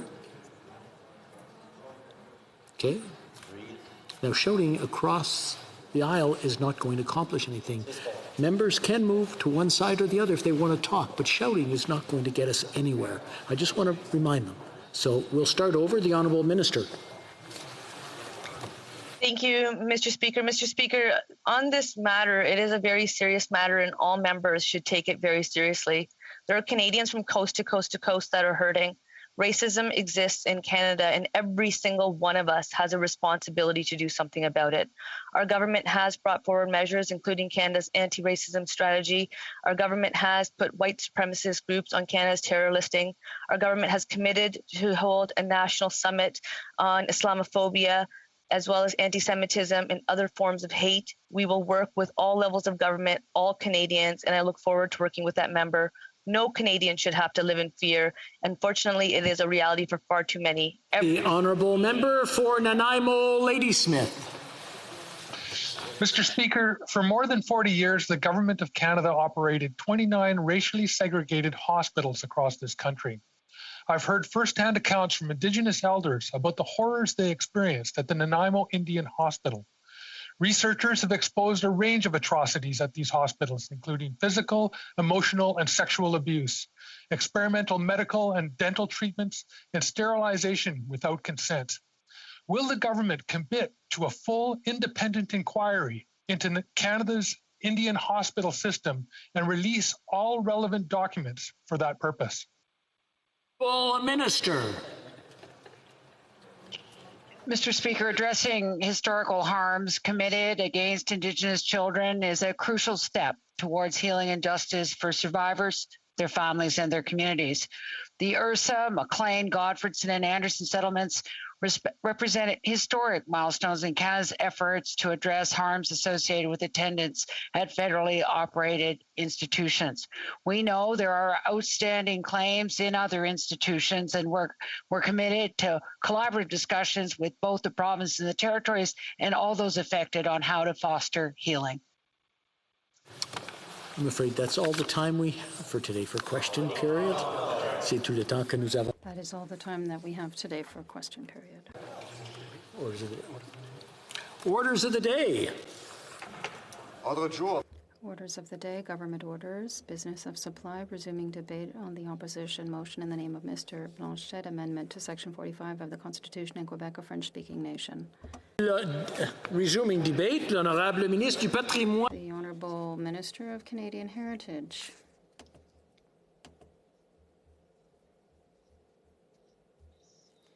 Thank you very much, Mr. Speaker. It's an honor for me to speak today in this debate and have the opportunity to highlight the cultural excellence of Quebec and its language, French. Canada has changed a great deal since the introduction of the Official Languages Act over 50 years ago, and with it, our linguistic reality has changed. French is in decline, both in Quebec and across the country. Francophone communities are concerned about the future of their language and their culture. English has been privileged with the rise of the internet and the globalization of trade. I am therefore pleased that this debate is taking place in this House. It's an important exchange to ensure the survival of French across Canada. I would like to take this opportunity to address how our government is supporting Quebec's unique and dynamic. Honourable Minister, there's two members who insist on having conversations at an elevated voice. I'm sure they don't want me to name them. If they want to come together and talk, they can do that peacefully. I'll just leave that there for now, and hopefully the two will come together and discuss what they have to do in a very peaceful, quiet way. The Honourable Minister. I would like to take this opportunity to discuss how our government is supporting Quebec's unique and dynamic cultural sector. I think all members of this House can agree that this sector, through its excellence and its diversity, plays an essential role in the advancement of the French language, both in Quebec and across Canada, and even beyond our borders. It's no secret that globalization and technology mean that our artists are finding audiences in every country around the world. Our government is committed to promoting this culture internationally and making it a key element of our diplomacy. We are also making sure that we are not drowned in the American cultural ocean through, among other things, our Bill C-10. A large part of the mandate that the Prime Minister has given me as Minister of Canadian Heritage covers areas of shared jurisdiction with the provinces and territories. It is therefore by acting hand in hand with Quebec that we have developed many of our cultural jewels. Together, we will continue to promote our culture and ensure that Quebecers and all Canadians have an artistic environment that represents them in their language and their history.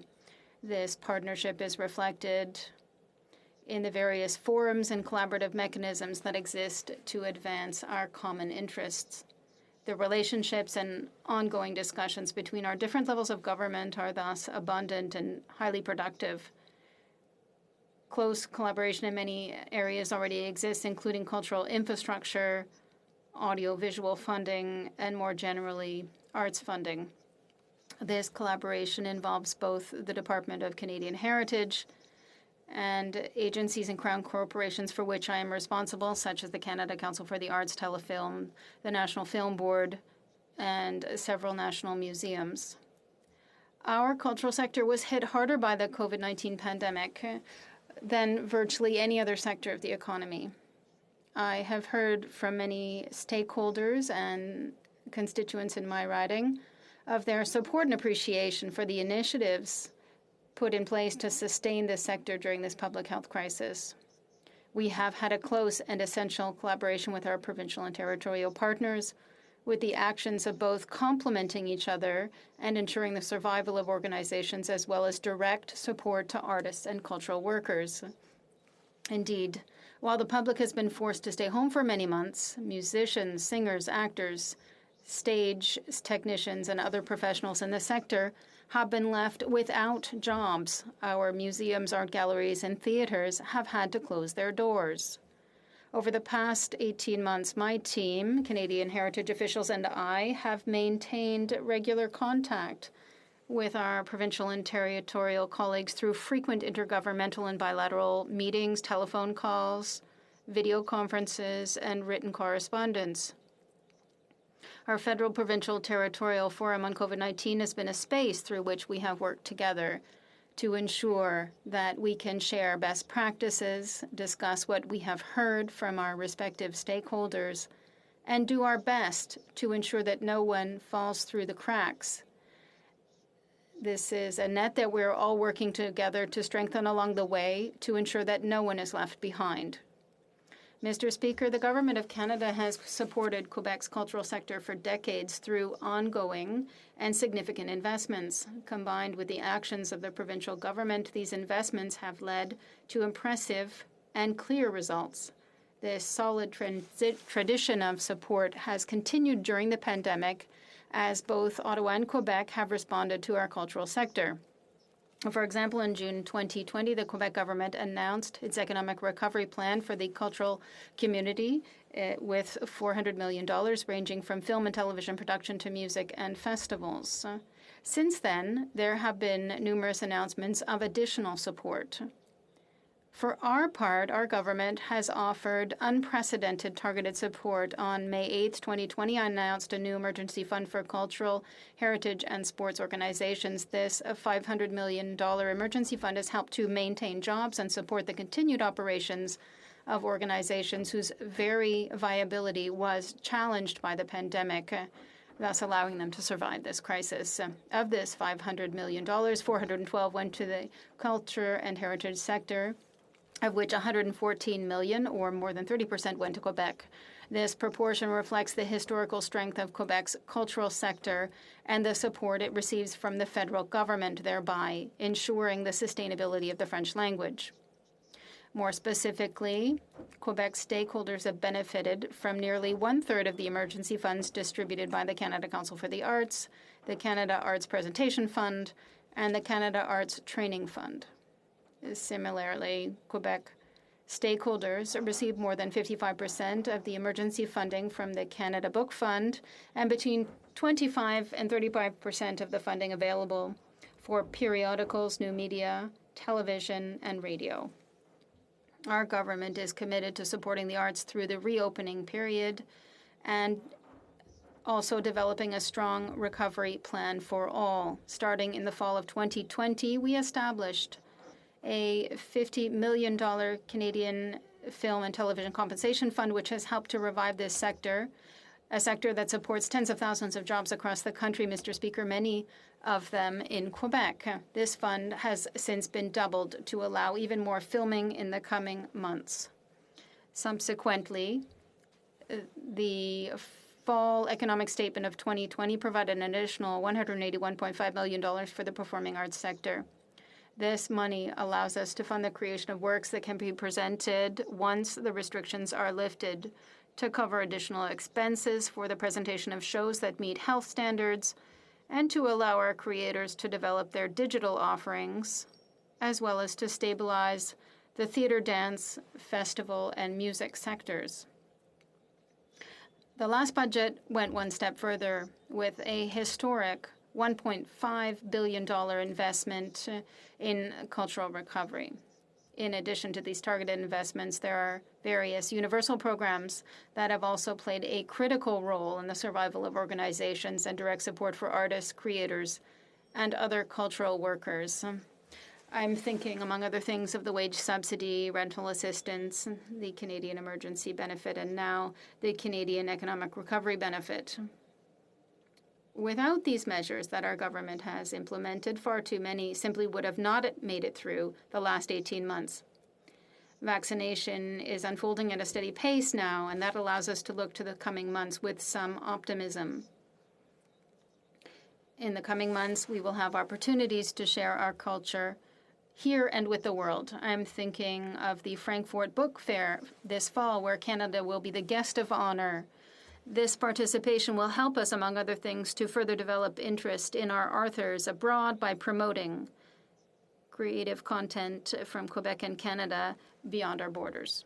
As I mentioned earlier, Canadian Heritage has a long tradition of supporting Quebec's cultural sector long before the pandemic hit. For the 2019-2020 fiscal year, Canadian Heritage has provided a total of $245 million in grants and contributions to Quebec-based organizations, including $101.4 million for culture, $73 million for official languages, $21 million for heritage and celebrations, $17 million for sports, and $9 million for diversity and inclusion. In addition to these amounts, funding is provided by the department's agencies, such as the Canada Council for the Arts, Telefilm, and the Canada Media Fund. Quebecers identify strongly with many of these organizations, which have become true cultural institutions in their own right. We need only think of CBC Radio Canada and the National Film Board, for example, which have played and continue to play a very important role in the development and success of Quebec's cultural sector and of Quebec society in general. These federal organizations contribute to the creation of thousands of jobs in Quebec and elsewhere in the country. They are also essential to the vitality of the Quebec film and television production industry.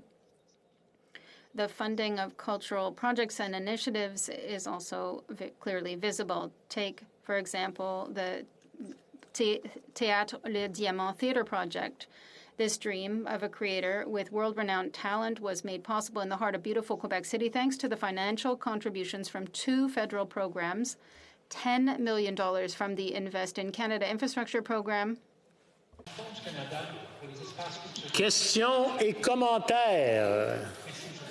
L'honorable député de la... Questions and comments. The honourable member for La Pointe-de-L'Île.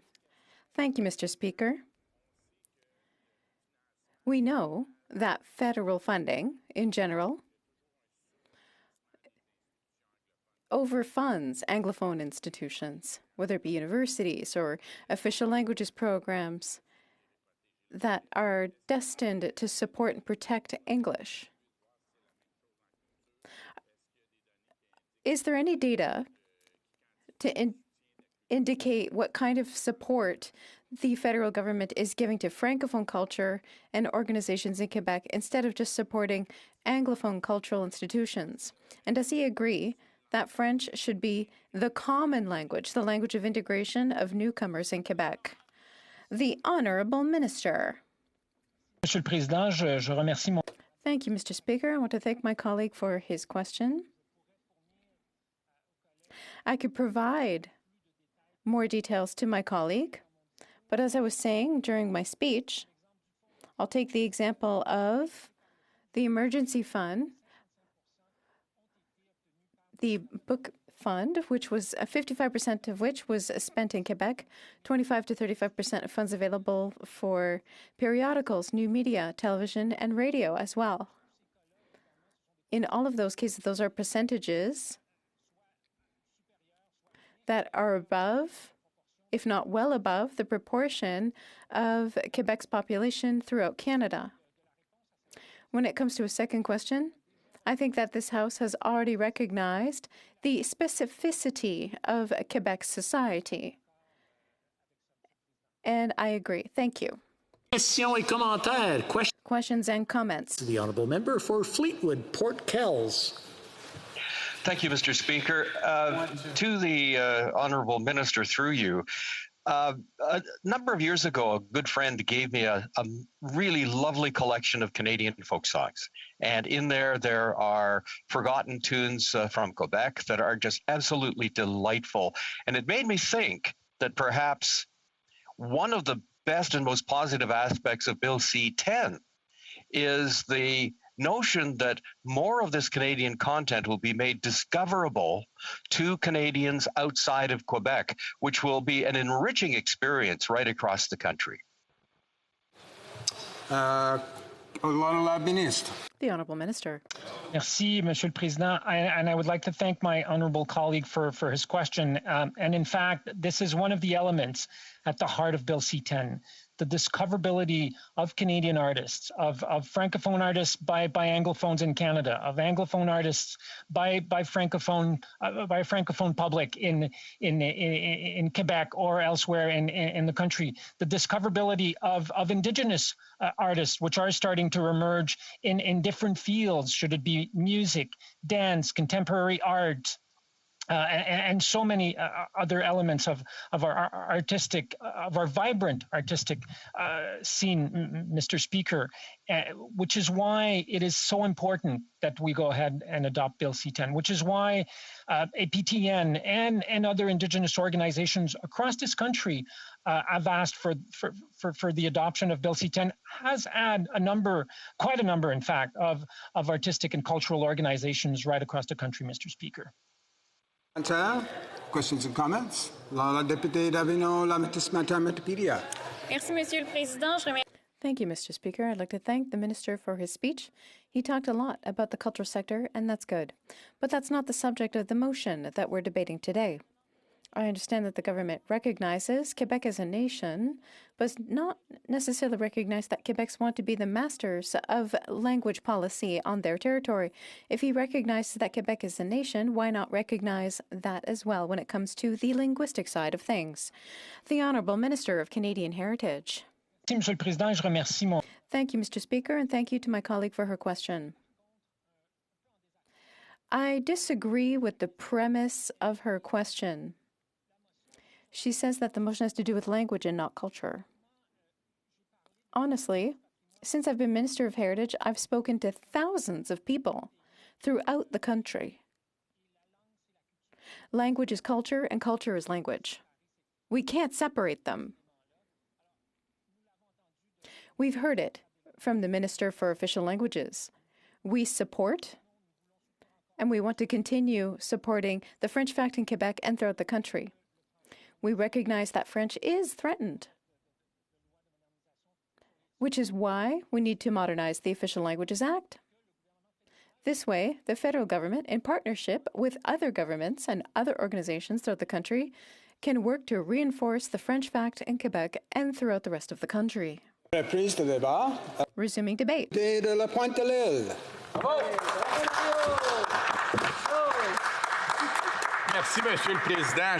Thank you, Mr. Speaker. I'm going to share my time with the member for Beauport, Côte de Beaupré, Île d'Orléans, Charlevoix. Alors, Monsieur le Président, le gouvernement du Québec veut... The government of Quebec wants to include in its constitution that Quebecers form a nation, and that French is the only official language of Quebec, and that it is also the common language of the Quebec nation. Why? Well, I think the best answer was given in 1977.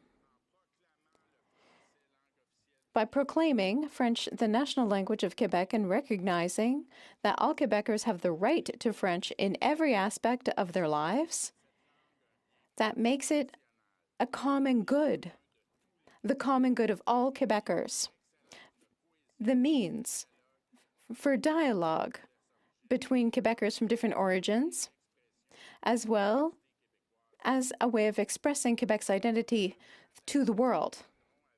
Mr. Gendron had recommended to the government of Quebec that French should be the common language of Quebecers, a language known by all and used as an instrument of communication in situations where Francophones and non-Francophones would have to communicate. That's a common language.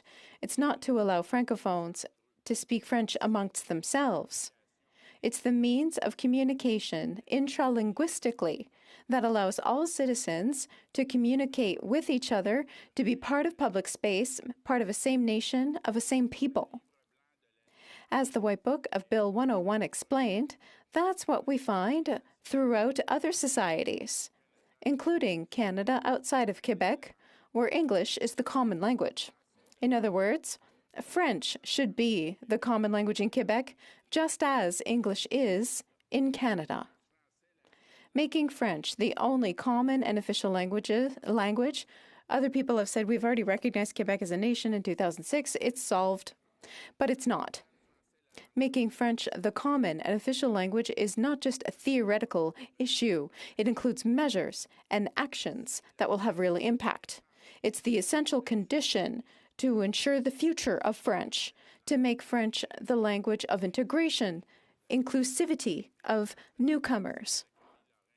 Camille Lorrain and René Lévesque had projects that were dismantled by the federal government, which was a majority English-speaking government. Through legal challenges, through its power to spend, through a constitution and the emphasis on multiculturalism, which was imposed on Quebecers in 1982 because it's a minority in Canada, the Constitution Act of 1982 was never signed by any government of Quebec. The Official Languages Act, 51 years ago, it was discriminatory against Francophones. For Quebec, the Liberal government at the time decided that Quebecers were not part of the Francophone minority, and that they had to protect only the Anglophone minority within Quebec. That means that every year since then, dozens, hundreds, thousands of services are anglicized. Organizations that support institutions that are Anglophone within Quebec are overfunded. As of 1978, the federal government funded legal challenges to Bill 101. And in 1982, Alliance Québec challenged the constitution that was imposed on it. Naturally, for Francophone communities and Acadian communities, it was better than the ethnocentric system that existed before, but institutional bilingualism through the Official Languages Act, it doesn't work. French services outside of Quebec are largely deficient, even that where the numbers are supposed to justify offering them. At every census, we see a rate of assimilation of Francophones that increases in spite of all of the Francophone communities and Acadian communities' combativeness. French is to be the common language of all citizens of all origins of Quebec. But the federal government does the very opposite. It says to newcomers that there's not one but two official languages and that they can use the language of their choice. In Quebec, the result of this federal interference against the official common language of French in Quebec means that French is in decline. And suddenly, a few months ago, the Liberal government recognized that French was in decline. It was about time for Quebec. It had been at least 30 years that French had been in decline, and it's accelerating. Not because of immigration as such, but because of the anglicization of allophones, and more that of francophones. In the throne speech, it was recognized, finally, that Quebecers are part of the francophone minority in Canada and North America. It's difficult to understand how they didn't know before then. The Union Act had been imposed quite some time ago. There were lovely speeches to say that we would defend French in Quebec. Even within federal government services in Quebec, the right to work in French is constantly undermined. Just a few weeks ago, at the Standing Committee of Official Languages, the vice president of the Public Service Alliance of Quebec said that there was a systemic discrimination that was deeply anchored within the government, the federal government, which takes for granted that everything happens in English first and then later in French. While Quebec is mobilizing and its government is tabling a bill to defend its national language, in Ottawa, the decline of federal services in French continues. No matter what the Minister of Official Languages has to say, we see examples just about every day. Last week, a federal government institution, the Office of the Superintendent of Financial Institutions in Montreal, was fighting at federal court against André Dionne, a federal official, because his right to work in French in Quebec was not supported. He was supported by a Crown corporation, the CN, which defended the right to work only in English in areas designated as non-bilingual like Toronto. But that right impacts on the right to work in French in Quebec. It has precedence. Also, in the Prime Minister's office, the Official Languages Act was undermined by giving to the Health Committee thousands of pages of documents in English only on the management of the pandemic. The Liberals say that they are in favor of French as an official language, but they're against the Bloc Québécois bill to ensure sufficient recognition of French as a condition of citizenship in Quebec. Today, we have a bill being presented with great pomp and ceremony to recognize French as the official language of Quebec, but there's no details about how this will happen. The issue is not if French is an official language. It already is and has been for some time. It's whether it will be recognized as the only official language in Quebec. And that's not the case in this bill. Quebec wants to be the master of its own destiny when it comes to language used on its territory, and the Official Languages Minister is saying no to Quebec. Bill C-32 will probably weaken Quebec's own project by obstructing the application of Bill 101 to businesses that are under federal jurisdiction. We're told that will protect the right to work in French in these businesses, but that's not at all the same thing as making French the common language of workplaces in Quebec. Supporting adding Bill 96 to the Constitution is one thing, but it's with the idea that this will have no real impact. Saying that Quebec is part of a united Canada in 2006 was also a rather empty gesture. And there's funding for legal challenges to Quebec's policy. So, in other words, the Liberals make nice speeches, but when it's time to act, nothing really happens. The Liberal government is using an old strategy, well known, which is to recognize the decline of French, say they're going to act. That's the old electoral campaign strategy. And they've been singing us the same song for quite some time. Félix Leclerc said it well. And he said, before an election, we'll make promises, and the next day, we'll forget your name. Long live a free French Quebec. Comments, que ces commentaires, la députée de Winnipeg Centre. Thank you so much, Mr. Speaker, and I'd like to thank my honourable colleague for his comments. However, I do disagree with his position.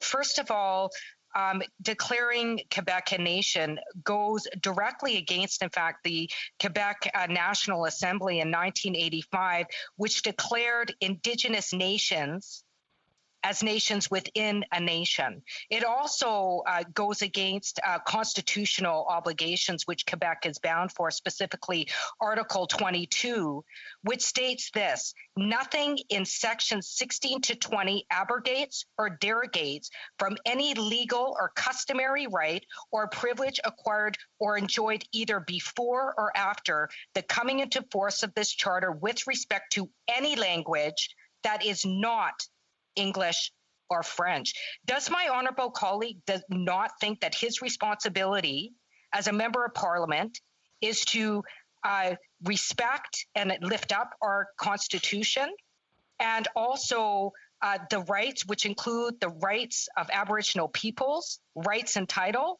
and language rights of all Canadians? La députée de la Pointe-de-l'Île. Monsieur le Président, je suis pas du tout. Mr. Speaker, I don't agree with my colleague. It's not because Quebecers form a nation that First Nations are not a nation as well. There's not just one nation in Canada, there are many. Quebecers form a nation. Bill 101, from the very beginning, in 77, established guarantees to defend First Nations, and we agree that Quebec is part of those who decided to negotiate nation to nation with Indigenous peoples. La députée d'Abitibi-Témiscamingue.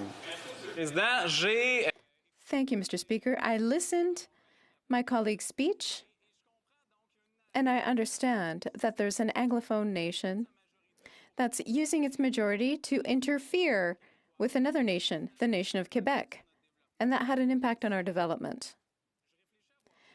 I am thinking out loud, but is Quebec's destiny not better assured if it were independent? I'd like to hear what my colleague has to say about that. The Honourable Member for La Pointe-de-l'Île.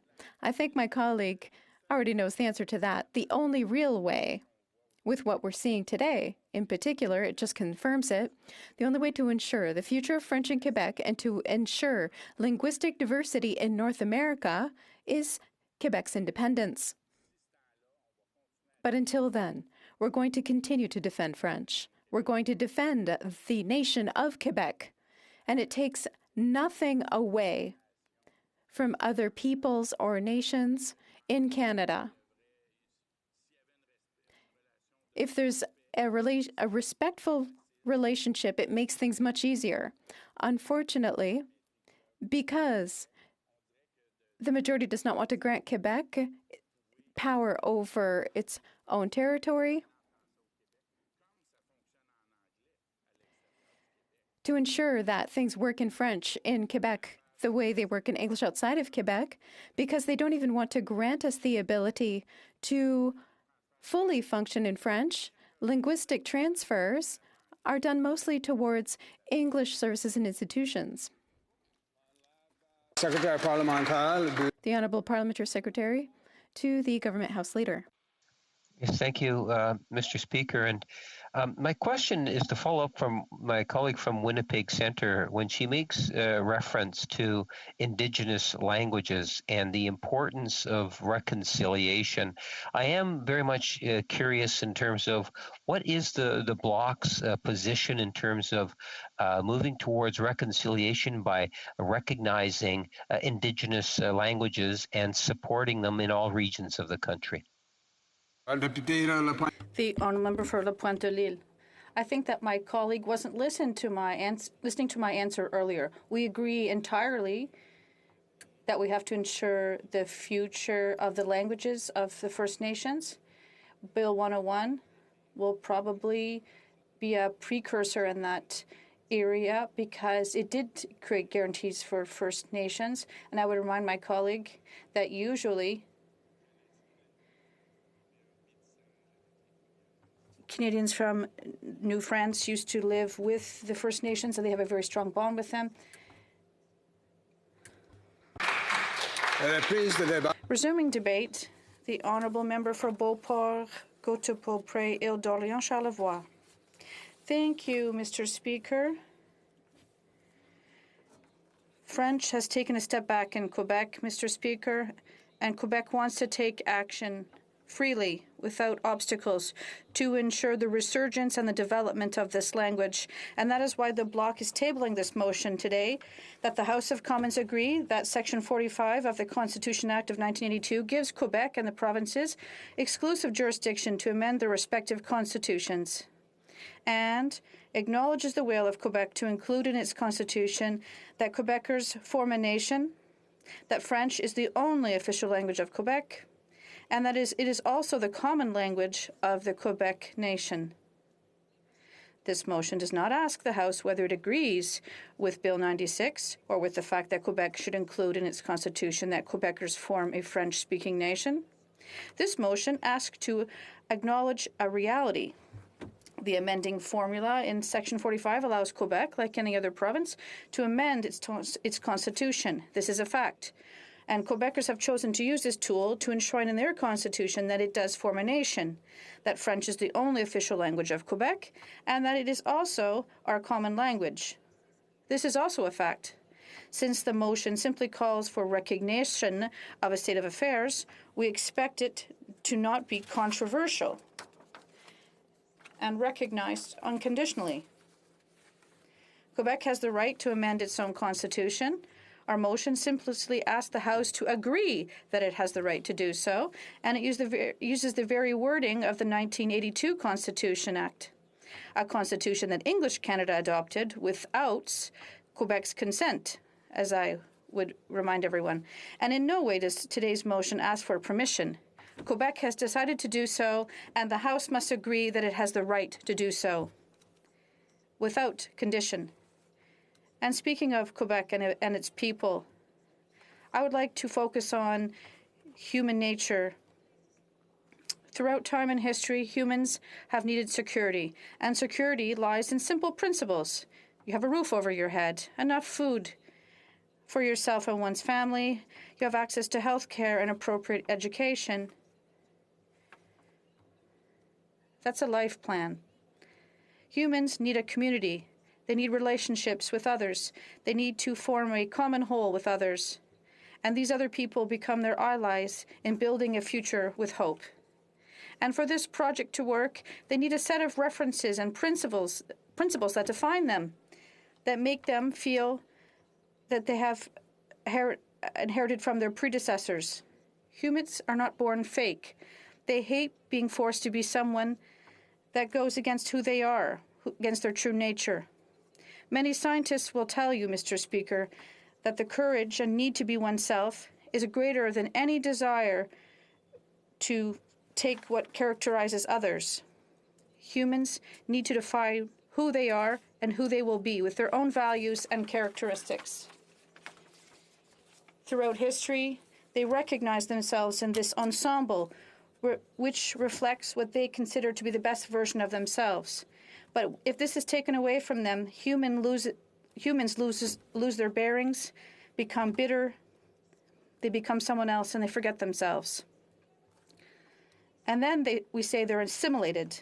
They do it out of spite, some out of circumstantial obligation because they see that their future and their enrichment lies in globalization and uniformity, and they accept to be alone together. As my very good friend, who is an artist, Louis-Jean Cormier, says, even though some people say that Quebec's artists are old-fashioned and outdated, Mr. Cormier just won a third Juno, and he says, we all play solitary together, everyone at once. And our wish, like most Quebecers, is to be all together, to show solidarity together and our common values together, because we wish to live together in Quebec. And human nature is no different. Like Canadians, Quebec is a nation with many variables. Some of these are like yours a little bit, but many are diametrically opposed. And this is what our motion refers to. Like any normal nation, Quebec is primarily defined by what makes it distinctive. And this is the essence of a nation's personality and its pride. We define ourselves by what we are most proud of. And this pride is to be standing up with our own talents, our own wealth, with our own common values, acquired through our humanity and our common language. This is what distinguishes us. In my book, according to the daughter of a schooner captain on the St. Lawrence River, happiness is simple. To find ourselves in a family with a common language, which is the most beautiful for us, we have to know how to have absolute respect for the First Peoples and to show our mutual recognition, to evolve in common values, that our recognized constitutional rights will allow us to adjust over time, and existential necessities all together at the same time. This motion, with French as a common language and the Quebec nation, we hope will obtain the unanimous recognition of this House, and it is an exercise that makes sense. Common sense. The type of common sense that often escapes this House to the detriment of political strategies. And this common sense needs us, the Bloc, so that Quebec can come forward and implement the will of the Quebec National Assembly. And this is the very basis of what we are suggesting. No one should come and tell us to do this or the other, because we have to develop what defines us, who we are. The world has never lost the value of the distinction of its peoples, of its nations. Never have we lost the respect of other nations socially, economically, by protecting our rights and our distinctive values.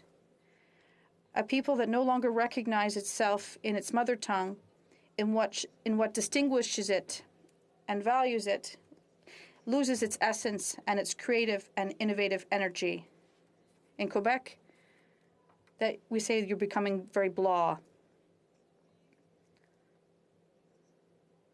We will resist this. On the contrary, a people that is clearly asserted and supported in its choices and deep convictions with the freedom to determine them is one that is secure, happy, fair, inclusive, and extremely productive and positive. I would be remiss if I did not acknowledge the great resilience and strength of the Quebec people.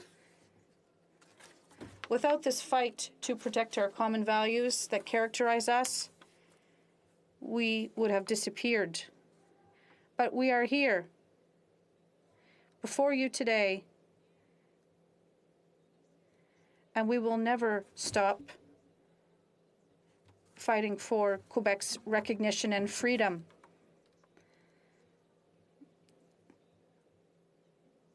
We are large and immense like the St. Lawrence River.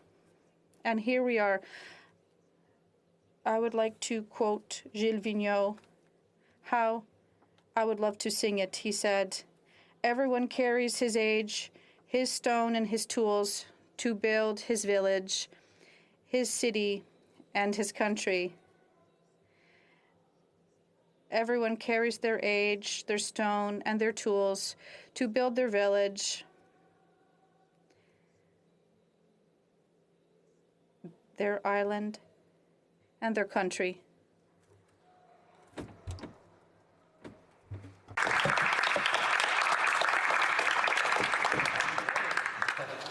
Wow.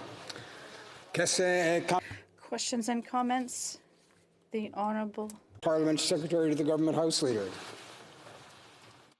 Yes, thank you, Madam Speaker, or Mr. Speaker, I'm sorry. In 2006, the House of Commons, as it's already been talked about, adopted a motion which recognized that Quebecois form a nation within a united Canada. My understanding, because I wasn't here back then, nor was the member that just spoke, was that it was supported by the House and passed by the House. And I'm wondering if the member can just reflect on why she believes that the Bloc would have supported that motion, or do they still support the motion? Was this something that they gave it any consideration to before they brought in their motion today? The Honourable Member for Beauport-Côte-de-Beaupré. I'd like to thank my colleague for his excellent question. Quebec's procedures to have Quebec recognized as a nation and have its official language recognized unconditionally has taken place for quite some time. The Bloc has benefited from this for 30 years. And with this momentum, there were several legislative steps that allowed us here and there to accept, to vote for, and to debate the various stages that brought us to this debate today. But if we're here today, and if we're debating this motion today, it's because French has taken a step back in Quebec, and we have to take care of this now. And to do so, we absolutely have to ensure that we have the freedom to do so, and that is the meaning behind the Bloc's motion today, because it is more relevant than ever. Thank you. And comments, the Honourable Member for Thornhill. I would like to thank my colleague, Mr. Speaker. I have the greatest respect for the language of Gilles Vigneault, Carnier-Gagnon, and even Charlebois. This morning, the leader of the Bloc Québécois spoke about humility and of the pride of Quebec francophones. But words would my colleague say to Anglophones in Quebec who are concerned about the loss of their official language? The Honourable Member for Beauport. That's a very good question, Mr. Speaker. I know many Anglophone friends in Quebec who only want one thing. They want us to be together and to have this ensemble and live together. Quebec has to have the latitude and freedom to take action. So what we're defending today is really the ability to be able to sit down with our Anglophone friends, foreign language friends, and to decide together how we're going to live together and how we're going to be able to allow our friends to share our culture and language and also discover their language and culture. But to do so, we have to be free and autonomous. And that's what this motion requires from the House today, proposing, rather, but one word, together with them. Questions and comments? The Honourable Member for Hamilton Mountain.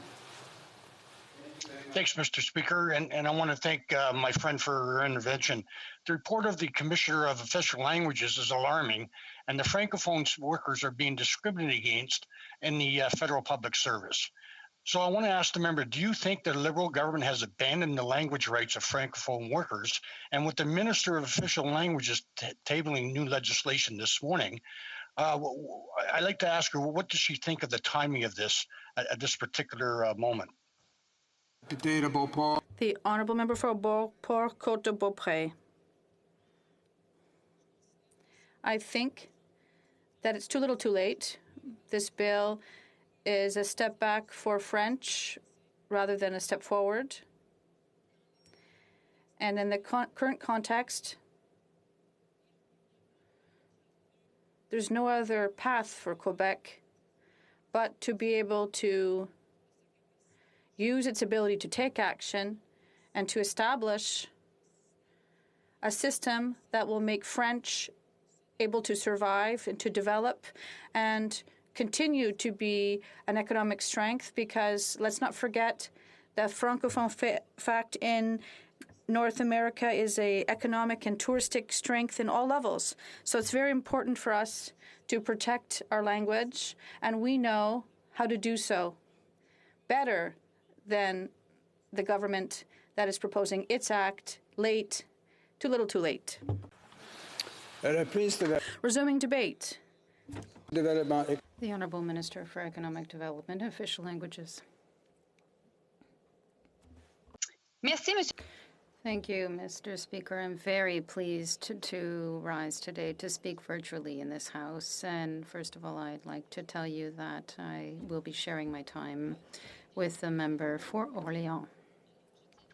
First of all, I want to say that the lands on which we are assembled today are part of the unceded Algonquin nation. It is a pleasure to join you today to talk about the motion put forward by the member for Beloeil-Chambly. I want to thank my colleague for all their speeches today. It is clear there is a strong will by members to protect and promote French more, not only in Quebec, but also across the country. With regard to the protection and promotion of French, I want to ensure my colleague in the House and all my colleagues in the Bloc Québécois, and to demonstrate that our government is taking action and doing what is necessary to reach our shared goal. Earlier today, I tabled a bill to strengthen and modernize the Official Languages Act and recognize the substantive equality of French and English in addition to 90 Indigenous languages and 2 official languages, English and French, are at the heart of who we are as a country. Together reinforces our federation and set us apart from the rest of the world. And in that sense, we can never take them for granted. Aujourd'hui, en tant que Today, as Minister for Official Languages, and in the context of this debate on the motion put forward by the Bloc Québécois, I would like to speak in greater detail about the measures that we are taking to protect and promote French across the country, including in Quebec. First of all, I'd like to just go back a little bit.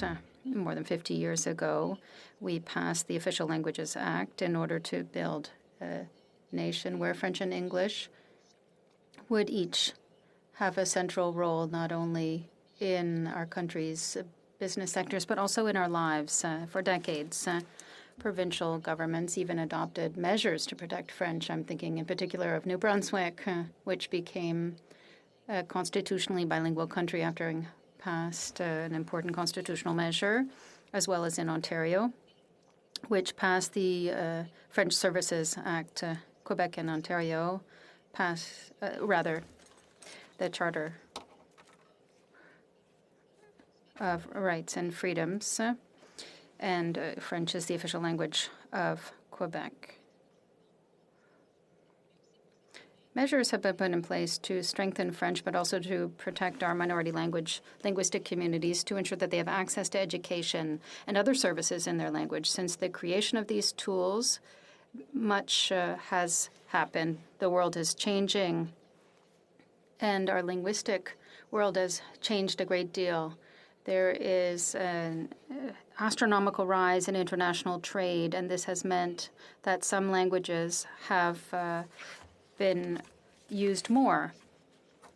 There is also social media technologies, including digital technologies, that promote far too much English at the expense of French, which has also helped to erode French. So it's clear for our governments, our 2 official languages are not equal. We must do more to ensure that we have a strong Francophonie and that access to both official languages be democratized. I'm thinking of learning opportunities from early childhood to post-secondary education, as well as to modernize our linguistic policy. Our actions must ensure real equality between the two official languages. That means we must do more to protect French, including in Quebec, which is in a minority situation in the North American context. We must continue the work that we began years ago to protect linguistic communities, including official language minority communities, and we have the constitutional duty to do so. The federal government must also fully act in its areas of jurisdiction and use all the tools at its disposal to promote and protect French. This, too, is our obligation to Francophones in Quebec and Canada. And what I would say to the Bloc today is that our goals are the same to that end. We are looking at the linguistic landscape in Canada, and we recognize the dynamic nature of provincial and territorial regions. I can reassure my honourable colleagues in the Bloc Québécois that the new bill will also recognize that the official language of Quebec is French. That Quebec has specific obligation when it comes to the use of both official languages in courts and in provincial legislatures. As I said, it is our duty as the federal government to ensure that these constitutional rights are respected. La loi sur les langues officielles modernes. The Official Languages Act recognizes that people must also be served and be able to work in French in federally regulated workplaces and other areas with French as a language in Canada. Our policies would align, therefore. With Quebec, we will work within our jurisdiction and work with the provinces to ensure that their new linguistic obligations be respected. We are proposing the implementation of these measures be done through regulations gradually over 3 years for private regulated companies with 25 or more employees, and 5 years for businesses with more than 50 employees. This measure is part of our concerted effort to protect French more, and with the firm intention to act in our areas of jurisdiction to protect minority language linguistic communities. With regard to government institutions, we are proposing strong measures. This will ensure that we lead by example. The Supreme Court must be bilingual. The public service, which is a privileged point of contact between the federal government and Canadians, must also respect its linguistic obligations. To ensure a strong language, the culture must be strong as well, and that is why we will protect CBC Radio Canada. We will give our cultural institutions the tools that they need, like the National Film Board and Telefilm. We must align our linguistic policy with our cultural policy and vice versa. And we will also ensure that we promote Francophone culture across Canada. Canada is a proudly bilingual country. French is alive and well. We must strengthen our place in the Francophonie and show leadership within the Francophone countries around the world. I also want to inform my colleague that this bill tabled today will strengthen the official language commissioner's powers to achieve our objectives in the area of linguistic policy. Francophone Quebecers and Francophones across the country will therefore have a tool and an ally, one more ally, when it comes time to achieving their goals and their asserting their linguistic rights. The interpreter regrets, but there is interference on the line and she must interrupt the service. Désolé, il semble avoir un enjeu technologique. There seems to be a technological issue. This takes away nothing from the Canadian government's obligations set out under the Constitution and in protecting the English minority in Quebec. We will stand beside our partners and we will help them. Our goal is to bring the Official Languages Act into the 21st century. It will reflect the language realities of all in Canada and provide our children with a world of possibility. En terminant, in closing, Mr. Speaker, it is clear that we have a common goal to strengthen and protect Quebec in French and throughout the country, and we also recognize that French is Quebec's official language. At the same time, we will continue to respect the Constitution for French language minority communities and other language minority communities, including in Quebec. Questions and comments? The Honourable Member for La Pointe de l'Île. Thank you, Mr. Speaker. My colleague talked a lot about French as an official language, but what is important is, does she recognize that French must be the only official language in Quebec in order to allow for the integration and inclusion of newcomers? Will the federal government continue to promote institutional bilingualism, which is in direct opposition to the concept of having French as the common official language? And we know that the language of choice doesn't work when a Francophone worker wants to work in French and an Anglophone worker wants to work in English. What happens? It doesn't work. They have to have a shared language. So I have a final question as well. Positive measures. Does she think that in defending French in Quebec, there should be positive measures to promote French within the official languages program to ensure the vitality of these communities? The Honourable Minister. Thank you, Mr. Speaker. I want to thank my colleague for the question. Obviously, as I said, we want to protect and promote French in Quebec and across the country. We want to ensure a substantive equality between the official languages. Now, the federal government has an official languages policy. There is an Official Languages Act. There will be a new Official Languages Act. I hope the opposition will indeed support the new Official Languages Act. And the Constitution sets out the fact that there are two official languages within this Federation. We will respect the Constitution. We will also respect the linguistic obligations set out in the Constitution, namely Section 130, which protects Anglophones in Quebec, and our services will be offered in both official languages from coast to coast to coast, including in Quebec.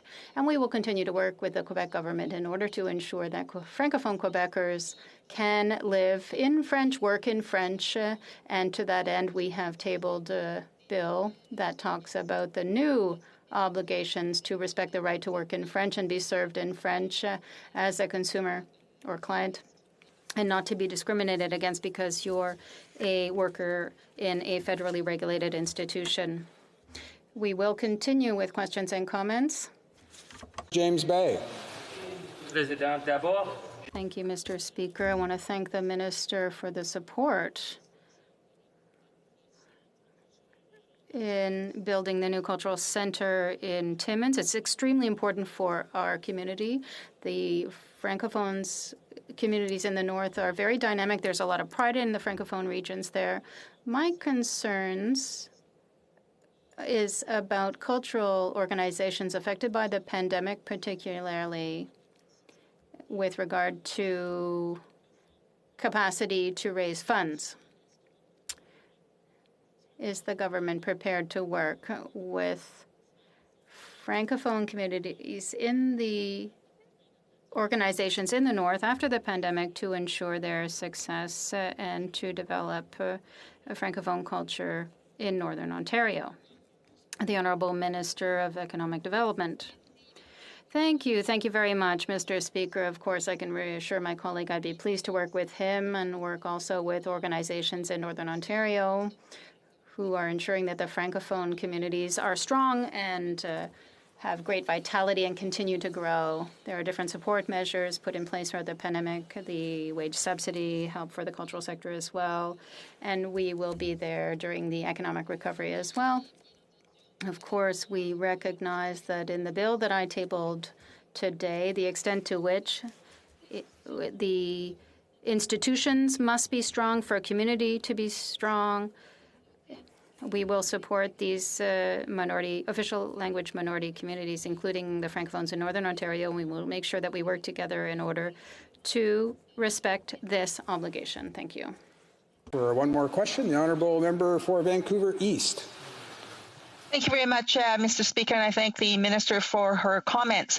Now, of course, the Liberal government took 6 years to introduce the bill to modernizing the Official Languages Act and have, in my view, taken very little action to protect French. In British Columbia, we actually have a lot of parents and students who want to get into bilingual schools. However, they don't have the resources or the funding. In fact, more to the point, the province does not have enough resources and the funding to support the schools and to expand it. Will the federal government provide additional dollars to the provinces so that we can expand bilingual French schools in British Columbia so that we can, in fact, enhance and protect the French language? The Honourable Minister. Thank you, Mr. Speaker. I had the chance to talk with my counterpart in British Columbia last week.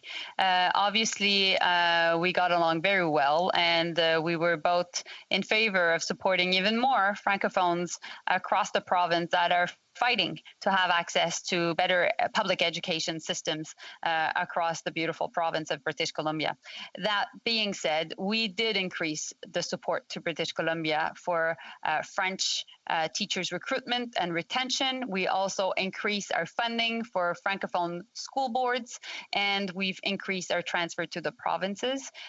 We've also had in the budget more money to support provinces and territories in French, for their French immersion schools. We know that parents across the country, including in British Columbia, cannot be waiting on for their children to have access to French immersion. So we will get rid of wait lists. Thank you. Resuming debate, the Honourable Parliamentary Secretary to the Minister of Economic Development and FedDev Ontario. The Honourable Parliamentary Secretary. Thank you, Mr. Speaker. I rise today in connection with a motion from the member for Belleuil-Chambly. It is my pleasure to perhaps do a follow-up with regard to what my colleague, the minister, has just spoken about. We're talking about the reform of the Official Languages Act. To begin, I would like to talk about the importance of official languages in Canada as a starting point for our approach. We know that our two official languages, French and English, are inseparable from our history and our identity. They are used for all our exchanges and our activities and our projects. They allow us to express our culture, a culture that is made up of many cultures and that is enriched by the contribution of each of them. All these cultures are truly at the heart of the social contract that binds all Canadians. English and French, as well as Aboriginal languages, are a source of richness that Parliament recognized in 1969 with the adoption of the very first version of the Official Languages Act. Since the enactment of that act, various measures and amendments have been adopted to strengthen both the official languages framework and the measures defining their use in the public service. Of course, the most important contribution to official languages is undoubtedly their entrenchment in the Canadian Charter of Rights and Freedoms. The Official Languages Act and other measures, including the Court Challenges Program and the Language Rights Support Program, have opened the door to remarkable progress. We have seen, among other things, the establishment of institutional bilingualism that has allowed Francophones across the country to have access to services in their mother tongue. We have seen the emergence of a new generation of Canadians who have been able to pursue their education in the official language of the minority, something that their parents were unable to do. We have seen members of official language minority communities assert their rights and thereby foster the vitality and the development of their communities. Many public servants have been able to learn the other official language in order to facilitate the delivery of adapted services, while measures have been adopted so that Anglophones and Francophones can obtain employment and advance their careers within federal institutions. Mr. Speaker, who would have thought at the time of that the act was passed that French immersion schools would be so popular? In short, the entire country can see just how far we've come. However, the situation has changed rapidly in recent years. Despite our efforts, we have seen that the use of French has declined across Canada. Its minority status in North America has always required our vigilance and special efforts. And in recent years, the internet and social networks have become indispensable, while advances in international trade and the digitization of all aspects of our lives have unduly favored the use of English. It is time to act. This new reality necessarily leads to many new needs, many new expectations, and new responsibilities on our part. A responsible government must study the situation, review its positions, develop solutions, and consult with Canadians along the way. That is exactly what we have done, Mr. Speaker.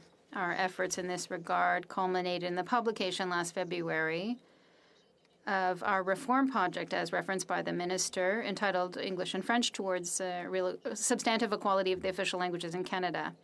After extensive work, this morning the Minister of Official Languages tabled in Parliament Bill C-32, an act to ensure substantive equality of French and English and to strengthen the Official Languages Act. This bill confirms the commitments made by our government in the speech from the throne and the 2021 budget. It fulfills the vision that we presented in February. That was a vision that was welcomed by official languages communities and many government and community stakeholders. We are convinced that in a modern society such as ours, and given our ambition to build a just society, all Canadians must see themselves in the Official Languages Act. English-speaking parents must be able to enroll their children in French immersion schools.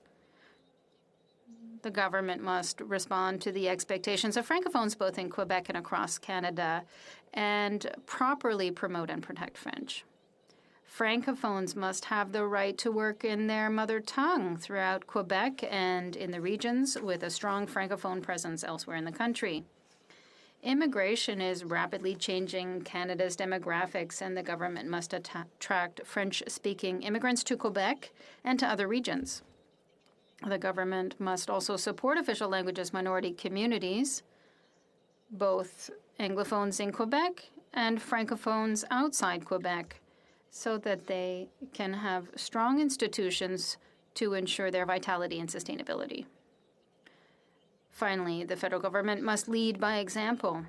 The public service must offer real services in both official languages.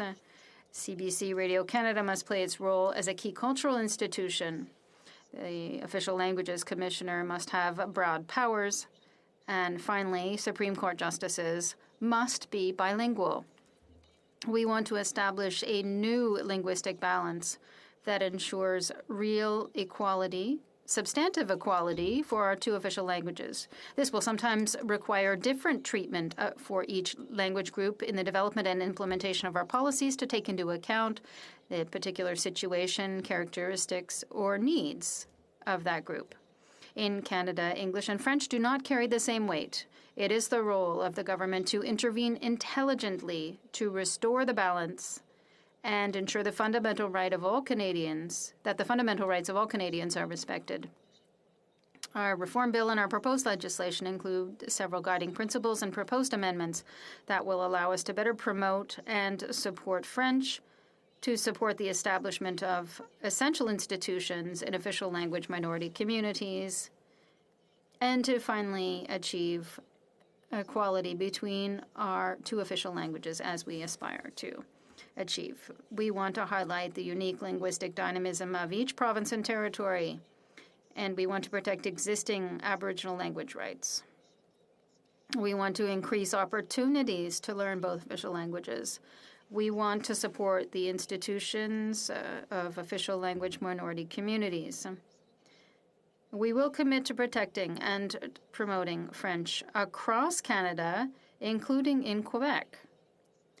Finally, we want the Government of Canada to become an example to follow by strengthening the compliance of federal institutions. I would like to remind the House that the reform will also affect private companies under federal jurisdiction and consequently the language situation in this part of the labor market. We will protect the right of people to work in French in these businesses across the country where there is a strong Francophone presence, which of course includes Quebec. Both workers and consumers in these regions will be better protected, better informed, and served in their own language.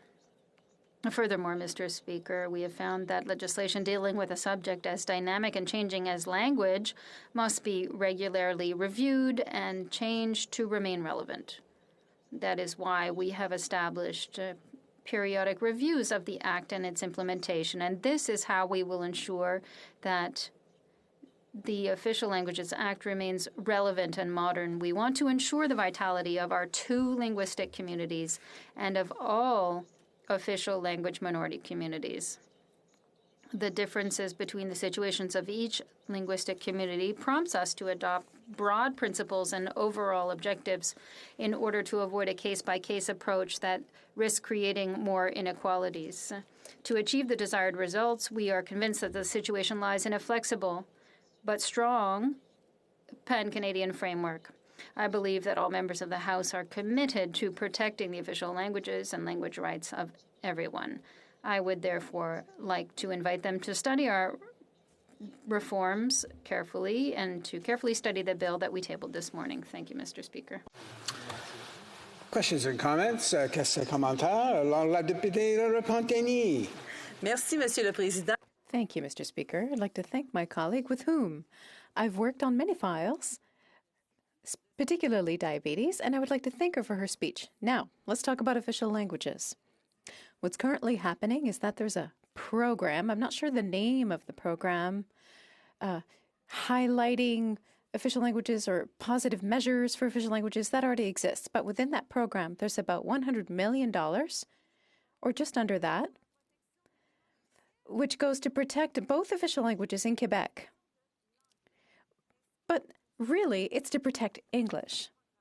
Does she find it normal that that program exists and that that significant amount of money is available to the English language minority in Quebec? The Honourable Member.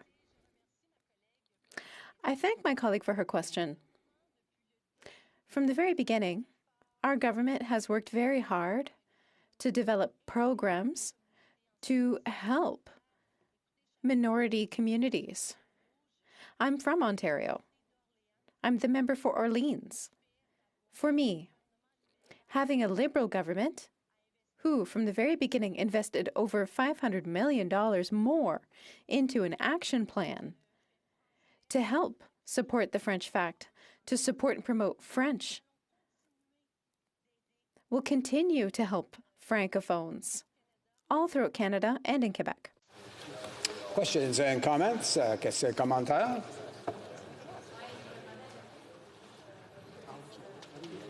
La députée de la Pointe-à-l'Île. Oui, je salue ma collègue. Yes, I would like to congratulate my colleague for her speech. We see each other relatively often at the Official Languages Committee. I'd like her opinion because when it comes to the Government of Quebec's requests, it is asked that the federal government recognize that in official languages there's a minority language, which is French, which is a language that is threatened. That is the language that is needing support.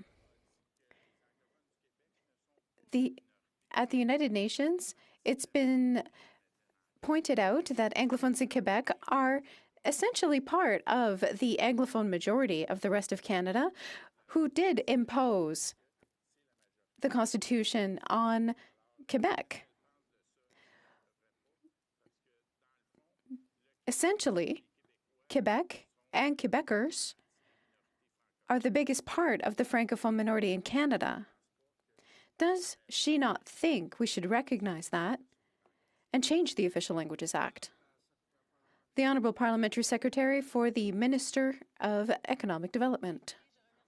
Well, thank you to my colleague for his question, because I think this will allow me to suggest that he carefully study Bill C-32, which recognizes in new legislation, and we hope the Bloc will support this bill, it recognizes that we have to take into account the fact that French is in a minority situation throughout Canada and North America due to the predominant use of English.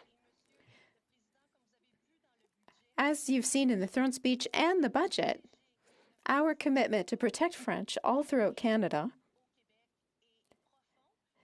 and within Quebec is a deep one. We want to protect minority language rights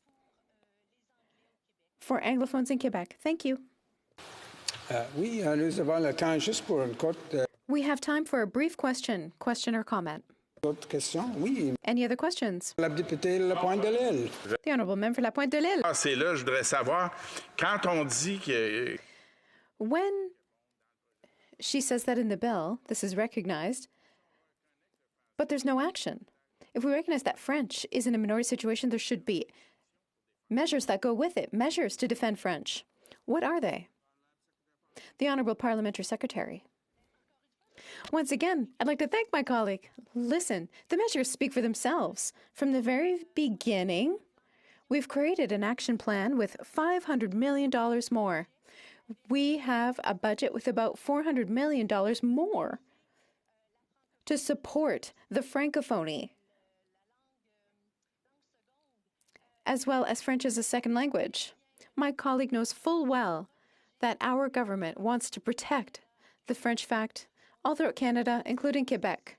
We have constitutional responsibilities, we are proud of them, and we will continue through real measures, like tabling today's legislation, to demonstrate that commitment. Thank you. Reprise de débat. Resuming debate. Député de Saint-Jean. The Honourable Member for Saint-Jean. Oh, I have a welcoming committee. I hope that I will certainly deserve it. First of all, I want to inform you that I'm sharing my time with my friend and highly estimated and very busy colleague from Eniquega. Today, we're going to talk about the Bloc's motion. And I'm going to read it out, dissect it, and talk about it in detail, because the selection of words used in the motion was significant when the Bloc Québécois drew up this motion. The first part of the motion is that the House agree that Section 45 of the Constitution Act 1982 grants Quebec and the provinces exclusive jurisdiction to amend their respective constitutions. So you'll see that when we read this part of the motion, we're not trying to transform members of the House into constitutional experts. We're not playing at being the sorcerer's apprentice. We're simply highlighting the existence of a section that already exists in the Constitution. That first part only aims to recognize that there's a section in the Constitution that Quebec and the provinces can use.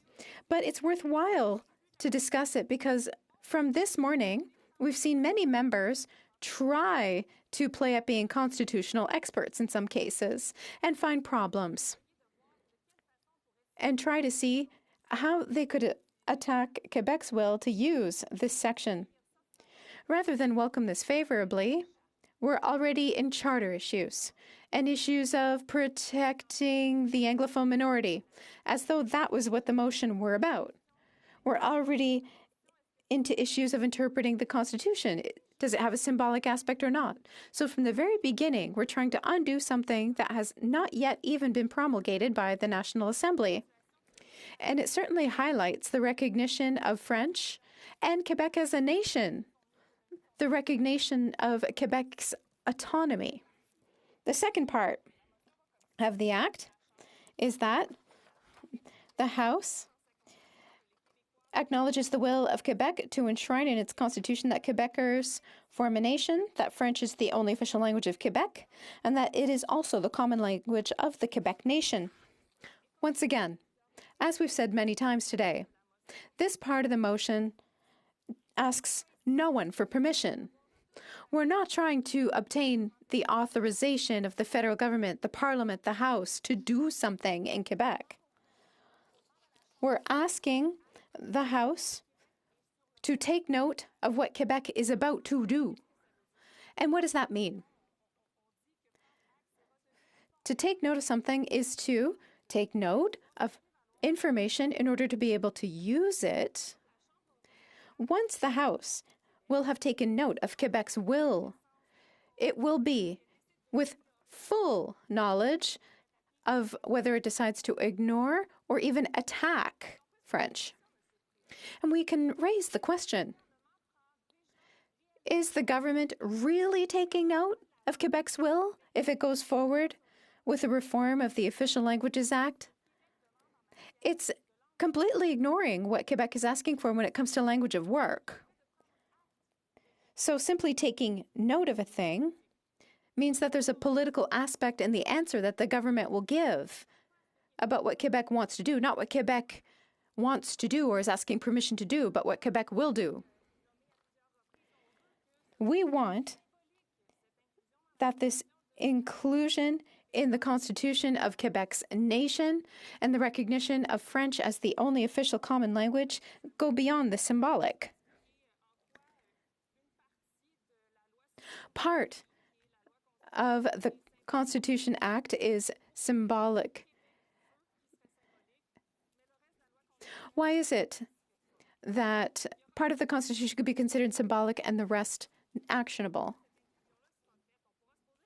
Once this inclusion is done, now that there's recognition of the French language as the only official and common language of Quebec, what's going to happen the next time the courts will try to attack Bill 101? It's going to be interesting. It's going to be interesting for language of work because that's part of what Bill 96 includes. Of course, it has to pass, but I think it's likely to happen. What's going to happen if Quebec passes that legislation and the Minister of Official Languages goes forward with her artificially sweetened version of the right to work in French? It's going to be interesting to see when those come into conflict. And I think that some newspapers may take a great deal of interest in it. Some sources say that the minister was trying to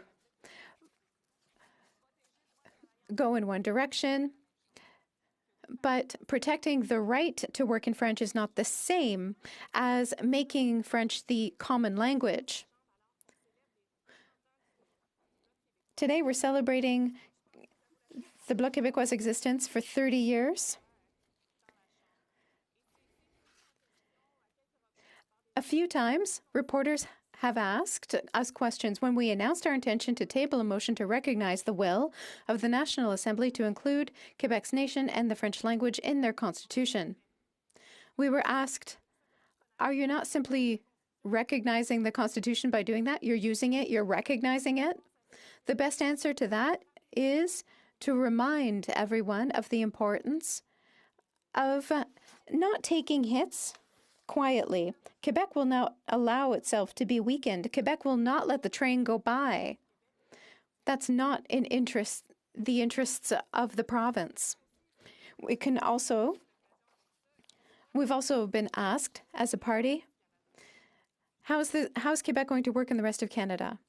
Well, I think that we're getting Quebec ready for the future. I think we're making sure that Quebec will be in the best situation possible when it will decide collectively to make a choice that it will decide to be the master of its own destiny.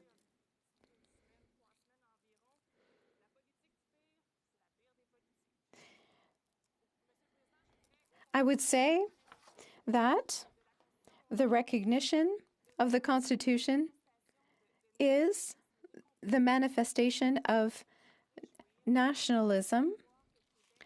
Quebec itself has decided to emphasize its own nationalism and protect French.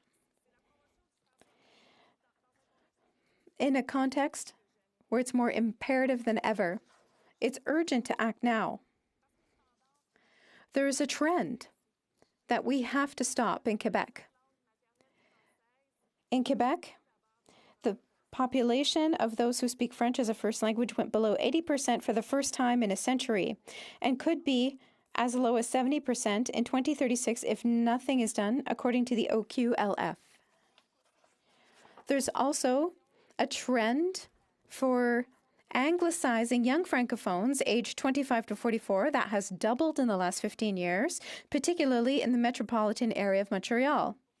In Quebec, only 55% of allophones who do a linguistic transfer do it towards French, whereas we would need them to choose French in 90% of cases to maintain its relative weight. It's good to also talk about the positive aspects of reinforcing and promoting French. We can't talk about it only from the angle of erosion. We need to also recall that it is a common language for a newcomer to be able to transmit their culture, to share who they are so that we can all live together, so that everyone can find their place. In my own writing, I see it. Surveys in Saint-Jean reveal that there's more newcomers, and it's through French that we're able to ensure good communication and sharing with them. Now, to come back to the role of the Bloc Québécois, with this motion, the Bloc's role is simply to ensure that Quebec decides how it wants to draft its legislation in linguistic matters. It's the role of the Bloc Québécois, and it's what it has done for the last 30 years. I would also like to wish us happy birthday, happy anniversary. I am sure that we won't be here for another 30 years, and that is what I wish to see. Questions and comments? Commentaires? Questions and comments? Commentaires? La députée Rabino-Lametis-Matapédia. Merci, Monsieur le Président. Thank you, Mr. Speaker. I'd like to thank my colleague for her excellent speech. It's always great to hear her talk about Quebec. Quebec as a nation. Funny coincidence. The Minister of Official Languages tabled legislation to modernize the Official Languages Act. As far as I'm concerned, that's not enough. There's emphasis on bilingualism, but not necessarily on the French language. I'd like to hear what my colleague has to say about that. The Honourable Member for Saint-Jean. Some people will say that in life there are no coincidences, and today I think that, strangely enough. But in terms of protecting bilingualism, I have created a new word to talk about bilingualism under the reform of the OLA. It is the Canadianization of federal institutions. It's not bilingualism that is doing poorly in Quebec. It is French, and that is not what the reform will help. It is important for the Bloc to continue to go further to promote and defend the French language. Questions and comments? The Honourable Member for Repentigny. Thank you very much, Mr. Speaker. I'd like to thank my colleague for her speech. Today's motion doesn't have any legal binding stance, but we're just asking the House to agree that the Quebec has the right to modify its constitution, and we're asking the House to acknowledge that. Does my colleague know why there are people here in this House who are afraid of saying yes to this motion? The Honourable Member for Saint-Jean. I certainly don't know why or I can't really put myself in the heads of all these members. I would be burnt out if I did so at the end of the day. But I did note that despite this motion that won't be binding, it's just acknowledging things. It's saying what Quebec is doing. But there are many people. Well, it's important for us to talk about this and to vote on this, because I've learned a lot from my colleagues today in terms of their vision of Quebec's place in a united Canada and about the importance of promoting and protecting the French fact. Or Hamilton Mountain. Thanks, Mr. Speaker. And I'd like to ask the member that the minister official language, the bill she tabled this morning, does this not help out with the motion the Bloc is putting through today, or is it far from of what they're actually requesting? The honourable member for Saint-Jean. I'm not sure that I correctly heard the question from my colleague, but I'll try to answer as best possible as to whether the reform that is proposed on the OLA today will go in the same direction as the same motion. Well, the answer is no, not at all. It's what we've been debating for several weeks now. This reform is kind of air Canadizing official languages. It's focusing on bilingualism and not on making the common language of Quebec French. I don't think that this will happen in this act overnight. That's a whole nother situation. Questions and comments? 1 minute. There's 1 minute, 15 seconds left. The honourable member for Beauport, Côte-de-Beaupré. I almost want to sing my question, Mr. Speaker. I'd like to thank my colleague for her very eloquent and relevant speech. She's so competent, and we always appreciate her comments and speeches. In conclusion to this question period, I'd like to ask her if she sees in the reform that the minister proposed today a future for the survival of Quebec, as the minister seems to be defending this, but I'd like to know if my colleague has hope for the future of Quebec with such a reform. The honourable member for Saint-Jean. I'd like to thank my colleague for her question. To use the expression of the Quebec Premier, we're going to have a little party and talk about this later. But no, I do not believe that this bill has enough teeth to allow French to be protected in Quebec. It really protects bilingualism. When they protect bilingualism, they're protecting English. We don't say that enough. And I'm still surprised to see how when we talk about protecting French in Quebec, the first people say is that we have to protect the English minority too, as well. But this minority is doing very well in Quebec. Like I said this morning, I'll always be pleased when Francophones outside of Quebec will have the same protection that we give our English minority in Quebec. They are protected in our domestic legislation. Resuming debate, the honourable member from Manicouagan. Thank you very much, Mr. Speaker. It's a pleasure to speak today during our opposition day, and I am pleased to speak and weigh my words. Often we say it's a pleasure to speak, but today, even though the government during question period tried to reduce the scope of this day, but it's still a historic moment. It's a historic moment for the Bloc since it's our 30th anniversary, but at the same time, because every time we speak, and my colleague from Saint-Jean said this earlier, we're taking up a space.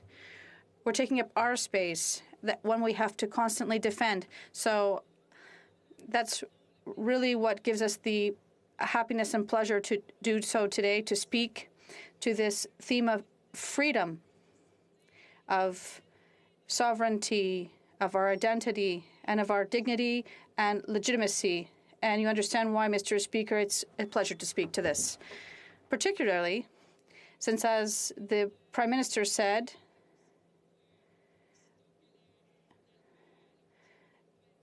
as soon as Bill 96 was presented at the National Assembly in Quebec, he said that it was only symbolic. With everything I've just said, we're far from something that's symbolic. We're very far from this. We're talking about an action, and I'll go back to that later. I'll talk about acknowledgement, but it's a strong action. It's not symbolic. It will also have an impact. It's not just words. This is concrete action in this respect. So I will go back to that term later. And I'd like to remind everyone that this motion, I heard the leader of the government say that it doesn't really make sense, that everything's already there. And I don't agree with that at all. But the Bloc's motion has three parts, that Section 45 of the Constitution Act grants Quebec and the provinces exclusive jurisdiction to amend their respective constitutions and acknowledge the will of Quebec to enshrine in its constitution that Quebecers form a nation, that French is the only official language of Quebec, and that it is also the common language of the Quebec nation. So I was saying that for me, this is something very concrete that is kind of enshrined. And I'll go back about to the expression of acknowledgement later. But some people say there's nothing in this that's kind of fruitless. But acknowledgement is not just passive. We're not asking the government or the House of Commons and all the colleagues here in this House to simply be passive or watch the train go by. No, we're asking them to take action. Acknowledgement is also taking action, because when you acknowledge something, it requires will. If you're passive, there's no will. So when you acknowledge something, you show your desire, your will. Perhaps this will may stand from interests that I won't explain, but yes, you have to show such will. And this will is also the will to admit. When you admit something, you need humility. You're facing something that is stronger than us. You have to acknowledge it. And you also have to be humble when you acknowledge something, because you have to say it. Because when you admit something, it shouldn't be going against something. It's not just assisting something, it's to see it, to understand it, to hear it. And also, as in very strong terms, it's also committing to it. So what we're asking today of this House, when we say to acknowledge the will, it's something very strong. The government has never done this before, despite what the opposition leader has said, despite what the government leader, rather, sorry, not the opposition leader, the government house leader. Acknowledgement is commitment, and it happens over time. It doesn't just happen after a few days or a few hours of debate when we have to vote for or against our motion. It is commitment now and for the future. So we're not going against something, we're committing to it, and that is what I'm asking all the members of this House to decide today. And I'd like to remind you, what are we acknowledging? The will of Quebec to be a nation, that French is the only official language of Quebec, and also that French is the common language of the Quebec nation. I repeat this because when we think about all these expressions and the acknowledgement and commitment and humility and admission and not going against the will, we can see all the weight that is in this motion. We're talking about our identity and our very existence in Quebec, and we're asking this House to admit to this and to commit to this and to allow us just to be, to exist, and to become. And I would say, well, I was thinking about things. The Prime Minister said there's nothing new here, nothing to look at, and this motion has no reason to exist. But when I look at what is in the Anglophone media in Quebec, in the Montreal Gazette or the Toronto Sun, when you look at this, we realize what seems to make no sense to the government, as it said in recent weeks, is not something that is decided for me.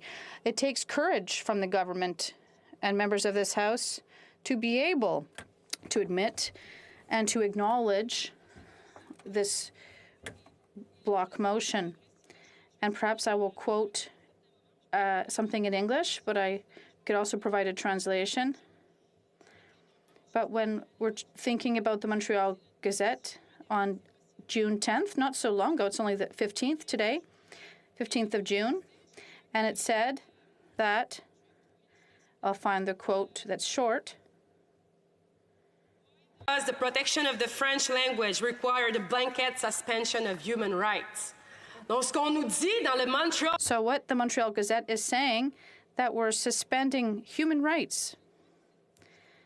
I'm not sure if that's just a figurative hyperbole in the way that they wrote that, but in my opinion, I don't see a consensus there. I see a potential controversy. And I think the person behind these words, I believe it's Ms. Jennings from the Quebec Community Group Network. Donc, le projet de loi 85... So Bill 95, in her opinion, is a bad way to start the nation. So Madame Jennings doesn't know that the Quebec nation existed before that, but language required a blanket and most sweeping overrides of human rights ever seen in Canada. C'est énorme. So that's really tremendous what they said. It's not the worst step back in human rights that we've seen in Canada.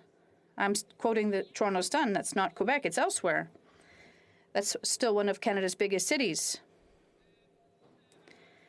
where a former assistant of Jean Chrétien wrote, Canadian province of Quebec and the changes that are coming in the Quebec governments recently tabled Bill 96. The bill would change the Constitution of Canada and render Quebec a nation.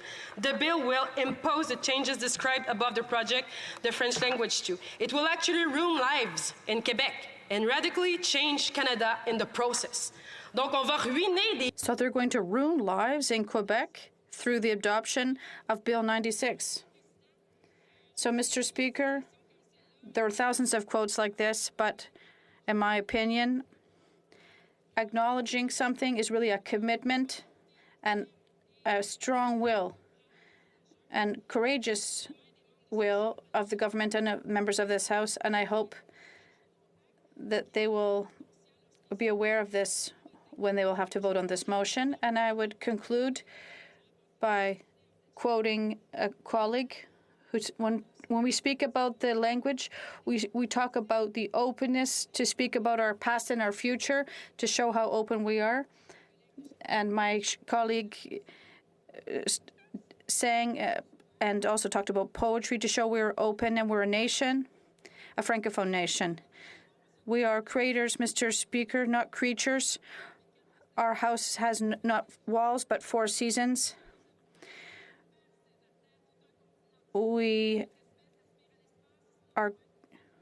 Our footprint is everywhere. Our roots cannot be forgotten, and we will not forget them. Thank you. Questions and comments. Questions et commentaires? La députée. The Honourable Member for Avignon-La Métis-Matane. Thank you very much, Mr. Speaker. I'd like to thank my colleague for her speak, and I really appreciate her conclusion with that poetry. And with our national holiday that's approaching, I was really happy to hear that folklore from Quebec. I'd like to ask her a question about the Official Languages Act and the modernization of it that we want to do with what was tabled today. And I heard the government of Quebec clearly say, and I quote, no interpretation of the OLA can hamper the use of French as a common language in Quebec, since we have the right to live and work in French in Quebec. If there's a divergence between the OLA and the French Charter, it is the Charter that will come out on top. And I heard that from the mouth of the minister today. The Charter will take precedence, and I ask my colleague why. The Honourable Member from Manicouagan. Mr. Speaker, I'd like to thank my colleague from Avignon, Métis-Matane, for her question. And of course, the reasons why the minister chose to prefer that law is obviously clear. She has her own reasons. Perhaps she doesn't want Quebec to decide what is good for itself. But going back to what we heard previously and what we'll see tomorrow with the bill that will be adopted, it is not the law, the right of Quebecers to work in French, but the duty to work in French. And also with today's motion, we're going much further than what the minister is saying. It is up to Quebec to decide, and I think that the minister doesn't want Quebec to choose. Questions and comments? The honourable member for Mégantic-L'Érable. Mr. Speaker, in my colleague's speech earlier, well, does she think that today's bill that was tabled on the OLA should have been there for quite some time? We've been asking for reform of this act for such a long time, and now they're tabling at the end of a session right before an election campaign. Is this a coincidence, in her opinion, or is it just some political maneuvering that is very crafty? The honourable member from Manicouagan. I'd like to thank my colleague. Yes, I hope that it wasn't strategy. If that is the case, well, we could see it coming, but it seems somewhat to be a type of affirmation on the eve of an election. But she said earlier at the during question period that they've been working on this for 6 years, but we really believe in our work. They waited for 6 years, but they really tabled at the very last minute, right before the bell. That's very crafty. I agree with my colleague. Questions and comments. The honourable member, parliamentary secretary to the government house leader.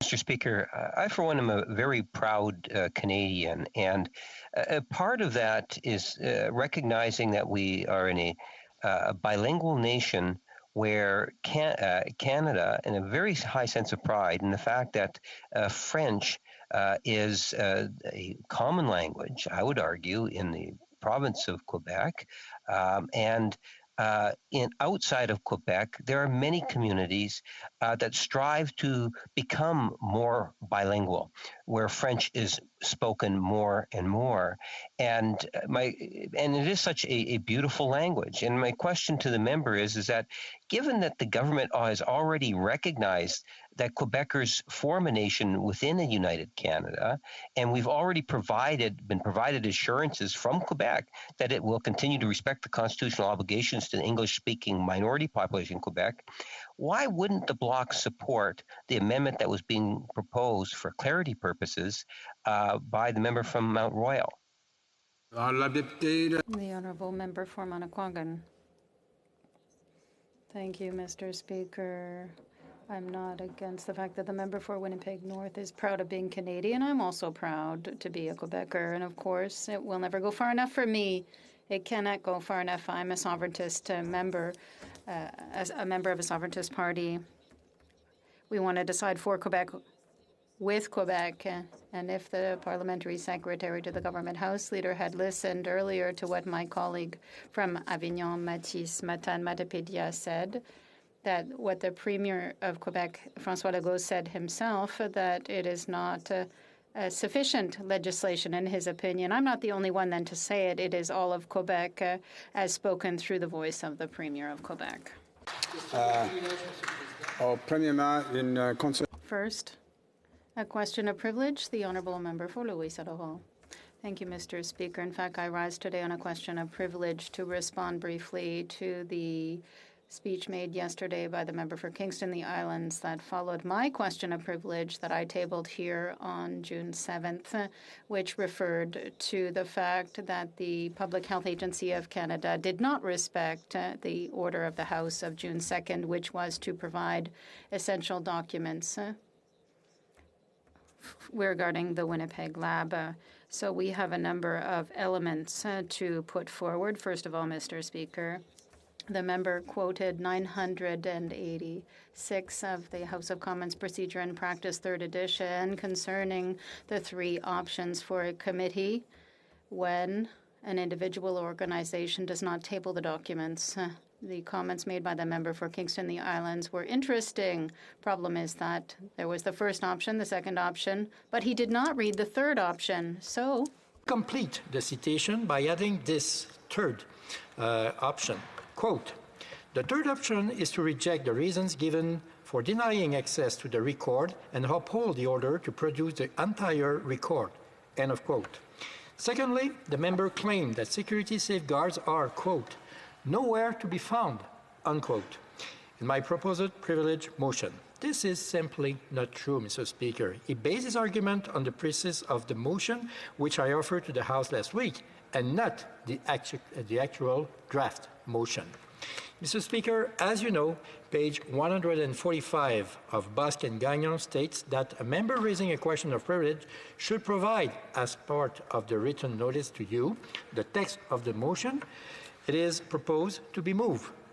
So the draft motion, which was attached to the notice I provided you last week, refers in part to the Health Minister, quote, delivering up the documents ordered by this House on June 2nd, 2021, so that they may be deposited with the Law Clerk and Parliamentary Council under the terms of that order, end of quote. But in any event, whether the House made redacted or unredacted documents with or without security precautions is something for the House to determine and is not a procedural prerequisite. Regardless, this is obvious a red herring from the Liberals because they have shown no interest to date in response to 3 different orders with security safeguards in producing these documents. So finally, the member has called upon you to exercise your authority under page 150 of Bosque and Gagnon in such a way so as to allow me to put forward one of the 2 motions, either hold the government in contempt or refer the matter to the Procedure and House Affairs Committee. Of course, Mr. Speaker, of course, the honourable member from Kingston and the Island overlooks, for example, the 1891 case of Michael Connolly, recounted at page 131 of Bosque and Gagnon, in which I discussed with you last week. In brief, the House ordered Mr. Connolly to the bar of this House when he had refused to turn over documents which a committee required. Alors, Monsieur le Président, so, Mr. Speaker, when we read in amongst the lines, we understand full well that the Liberal government is trying to tell you that the House simply does not have the power to take into consideration a motion that can ensure that the information that the House ordered can be obtained and tabled when the government is refusing to do so. In fact, Mr. Speaker, if we accept this vision as proposed by the member for Kingston and the Islands, the logic leads invariably to the situation, that is, that the government states that it has a veto over the tabling and publication of all documents. The members proposed arrangement, it could choose to comply, to have yet another committee discuss their intransigence, or to be found in contempt. Nowhere among the options the government contemplates in this is that the House would actually get the documents it ordered. So, Mr. Speaker, to allow that will be to allow a government to frustrate the objectives of this House in securing the information it requires to discharge its constitutional responsibility of holding the government to account, and to allow the government's claim to succeed would not, in my respectful opinion, be consistent with your duties as a guardian of this House rights and privilege. Thank you, Mr. Speaker. I want to thank the honourable member for Louis Saint-Laurent for his additional observations concerning this question of privilege. For the moment, there are 10 minutes remaining. The same honourable member is the next speaker on observations concerning the opposition motion, the honourable member for Louis Saint-Laurent. Thank you very much, Mr. Speaker. Without getting into great details in parliamentary terms, I preferred to burn up my time rather than burn up the time of other parliamentarians, since, Mr. Speaker, the debate that we're having today with regard to the motion tabled by the Bloc Québécois is a debate that deserves to be appreciated for its legitimacy. That is why, Mr. Speaker, as a Quebec member, as a Canadian, as a member of the House of Commons, I am very pleased to take part in this debate and to support this proposal. This proposal, what does it say? There are three elements in it. First of all, that Quebec and all the provinces can, if they so wish, amend their constitution, which is entrenched in the Constitution of Canada. Second, this motion recognizes that Quebec is a nation. And third, this motion recognizes that French is the official language of Quebec. Mr. Speaker, I won't say the extent to which this is important, but these three facts are facts. They're historic and constitutional facts, therefore incontestable.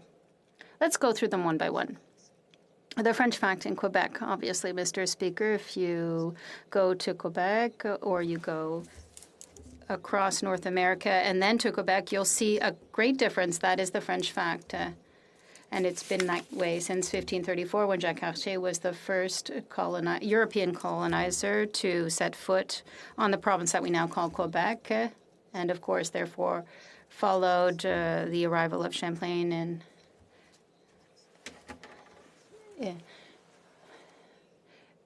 And this meant that there was the first permanent settlement on this territory, which had been previously occupied since the dawn of time by the First Nations. This leads me to say this, Mr. Speaker. The official language of Quebec has been French for a long time. So Quebec has had an official language that is French for a long time. French has always been at the heart of the proud and enthusiastic defense by Premier Duplessis, but at that time it wasn't a question of passing legislation to entrench the fact that French was rather the language of Quebec. In 1963, there was Bill 63 tabled by Jean-Guy Cardinal and Jean-Jacques Bertrand. This allowed French to be the language of Quebec, and English as well. There were many social events that led Bourassa's government in 1974 to pass what we call Bill 22. I always laugh, Mr. Speaker, when you talk to historians or people who were alive at that time. Bill 23, Bill 63, and so forth. Well, Bill is an English word, and we say it in French. And here we're talking about the pretension of the French language. And so this always makes me smile when there are very inflamed speeches and they talk in French about Bill, Bill, Bill. And I would just like to remind you that there were making proud sovereigntist speeches, but they would still say the word Bill in French. So Bill 22 was passed by the very federalist and liberal Robert Bourassa, and it makes French the official language of Quebec for the past 50 years. Then there was Bill 101 under René Lévesque's PQ government, and it went much further. Even at the time, historians agree that Premier Lévesque felt, in his opinion, and we can assess that, all biographers agree that, according to Mr. Lévesque, it went too far. The reality is, Mr. Speaker, and this is fundamental and uncontestable, French is the official language since 1974. So when the motion says that French is the official language of Quebec, it has been true since 1974. We're not inventing anything. The motion also talks about Quebec forming a nation, Mr. Speaker. What a beautiful memory and what a privilege I have to remember that here in this very chamber, in this House of Commons, in 2006, on November 22nd, 2006, the House of Commons passed a motion that said that Quebec formed a nation with a united Canada, Quebec nation. Who initiated this reality, Mr. Speaker? The Right Honourable Stephen Harper, leader of the Canadian government, leader of the Conservative Party. Mr. Speaker, we, the Conservatives, recognized Quebec as a nation. I did not have the honor to sit in the House at the time. I was a journalist, like other colleagues that I cannot name because they are here. And I never remember the name of your writing. What is it? Member of Thornhill. Respectful journalist, career journalist. So, Monsieur le Président, ce que je voulais... So, Mr. Speaker, what I wanted to say that when I was a journalist in 2006, and I remember I met the Prime Minister Harper during an event at the National Assembly in Quebec, and I even said to him in May 2006, Mr. Prime Minister, you're in Quebec in the National Assembly. Is Quebec a nation? The answer was a bit unclear, but a little bit later, he had his cabinet meeting on June 23rd in Quebec City, and I met him, and I said, Mr. Prime Minister, is Quebec a nation? The answer was not clear, but the House made the answer clear later, and it was the Conservative government under Stephen Harper that said that Quebec was a nation. It's not new. And I also want to say, since we deserve to tell the whole story, that under Jean Charest, a proud federalist, once again said in 2003 that Quebec formed a nation. All the provinces can indeed amend their constitutions. It has been true since 1867. Since the founding of this country, when the four provinces got together to create Canada, there was this provision, this element in the Constitution, the British North America Act, that meant that the four provinces and the following provinces could amend their constitution based on issues that affected them directly, which were set out within the Constitution. And this was reconfirmed by the 1982 Constitution Act. So all the provinces, including Quebec, including Alberta, including BC, including Newfoundland, including Manitoba, and all the provinces in Canada, all the provinces that so wish may amend their own constitution. It is their right, and all the provinces, almost all of them, have used it. Alberta, including recently, used it. So, Mr. Speaker, what we see then is that the block motion talks about three facts, and these are uncontestable. This motion, first of all, because it provides that all provinces have the right to make some amendment of their own constitution. All the provinces, not only Quebec, Alberta, Saskatchewan, Manitoba, each and every provinces of this country has the ability to amend their own constitution. Quebec is a French province since 1974. It's not brand new. It is the reality, the historic fact, since almost a half a century. So there is nothing new there. And Quebec is a nation. This House of Commons, under the Conservative government of the Right Honourable Stephen Harper, we recognize here in the House of Commons with a strong majority vote here that Quebec is a nation. So, well, for sure there is some people who have some concern with that. But who can think that Stephen Harper is not a so proud Canadian? But because, Mr. Speaker, we are so proud Canadian that we shall respect each and every provinces. We shall respect the will of each and every provinces as long as they are addressing their own jurisdiction, which is exactly the case in that statement. So, Mr. Speaker, the law, the Constitution provided.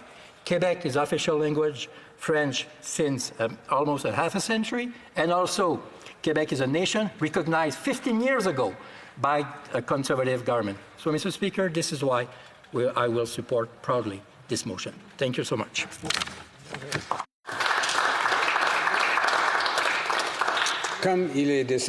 It being 5:15 p.m., it is my duty to interrupt the debate and put the questions necessary to dispose of the business of supply. The question is as follows. Mr. Blanchet, seconded by Mr. Terrien, moves that the House agree that Section 45 of the Constitution Act 1982 grants Quebec and the provinces exclusive jurisdiction to amend their respective constitutions and acknowledge the will of Quebec to enshrine in its constitution that Quebecers form a nation, that French is the only official language of Quebec, and that it is also the common language of the Quebec nation.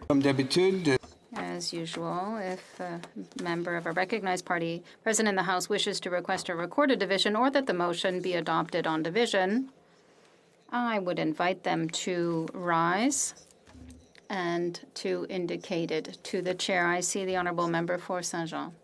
Thank you, Mr. Speaker. I think that you will not be surprised to learn that we intend to ask for a recorded division.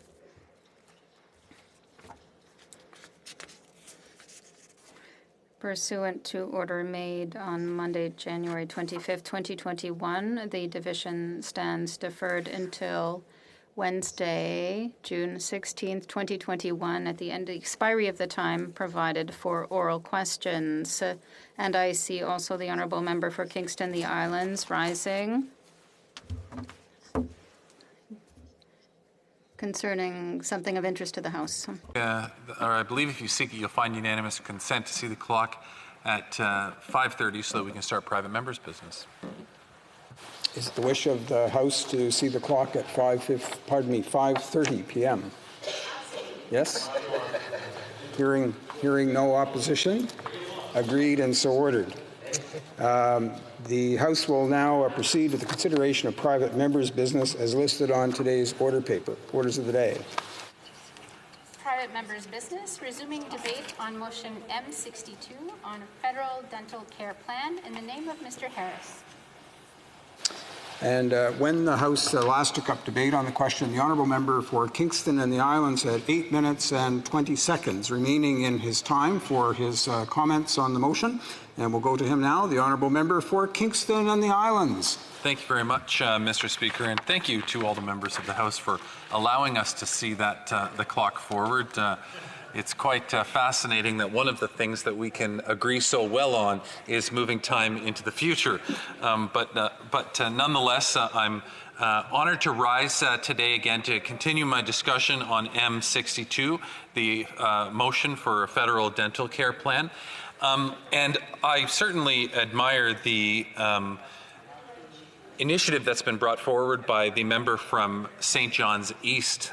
We need to have these discussions about dental care and how they're going to be introduced, if that's what ultimately Canadians want to see. And I personally believe that Canadians do want to see their pharmacare, their medicines, as well as dental care included under the general health care system that we have in Canada. Having said that, the motion is very simple. It really only has one sentence to it, or I shouldn't say that, but it certainly just calls on the federal government with a single passing to somehow, with very little consideration into how it would be done, to develop this plan for any household that has an average income of $90,000 or less per year to automatically start getting dental care. The challenging part that I see with this, Madam Speaker, is that for starters, our healthcare system and by extension dental care really is one of these areas of our Constitution that we have to work with provincial counterparts on. We have to come to some kind of joint compromise as to how that system would work. The healthcare system, now, albeit I wasn't there at the time when Tommy Douglas from the NDP fought so hard for it, and during a minority parliament, healthcare was brought in to Canada. I wasn't there, but I imagine that it happened through a lot more than a motion with one or two sentences directing the government to do it. There are discussions that have to take place. There are compromises that have to be made. There are considerations that have to be made.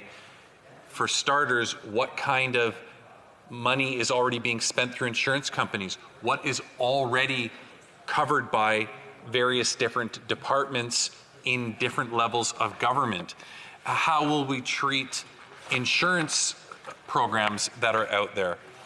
And, you know, that's why I think it's important to also mention that when looking at all that stuff, what we need is a proper study to assess where the country is in amongst all the various different parts that play a role in dental care, some at the expense of the individuals receiving the care through insurance programs, but also some through federal programs, federal employees, military, inmates, on the provincial side, through Ontario Works.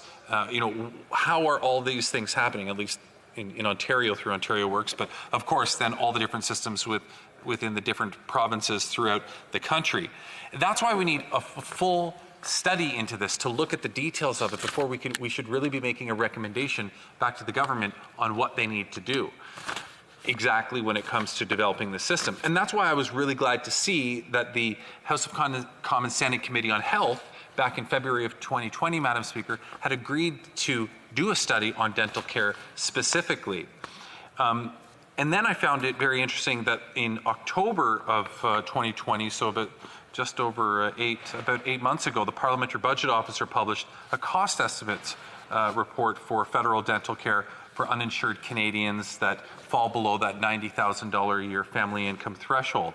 And just some numbers that were put together by the Parliamentary Budget Office, which I think is important, is that the program would cost roughly $11 billion over 5 years, with an additional $3 billion to set up the program, plus ongoing programming costs of around $1.5 billion annually through to 2024 to 2025.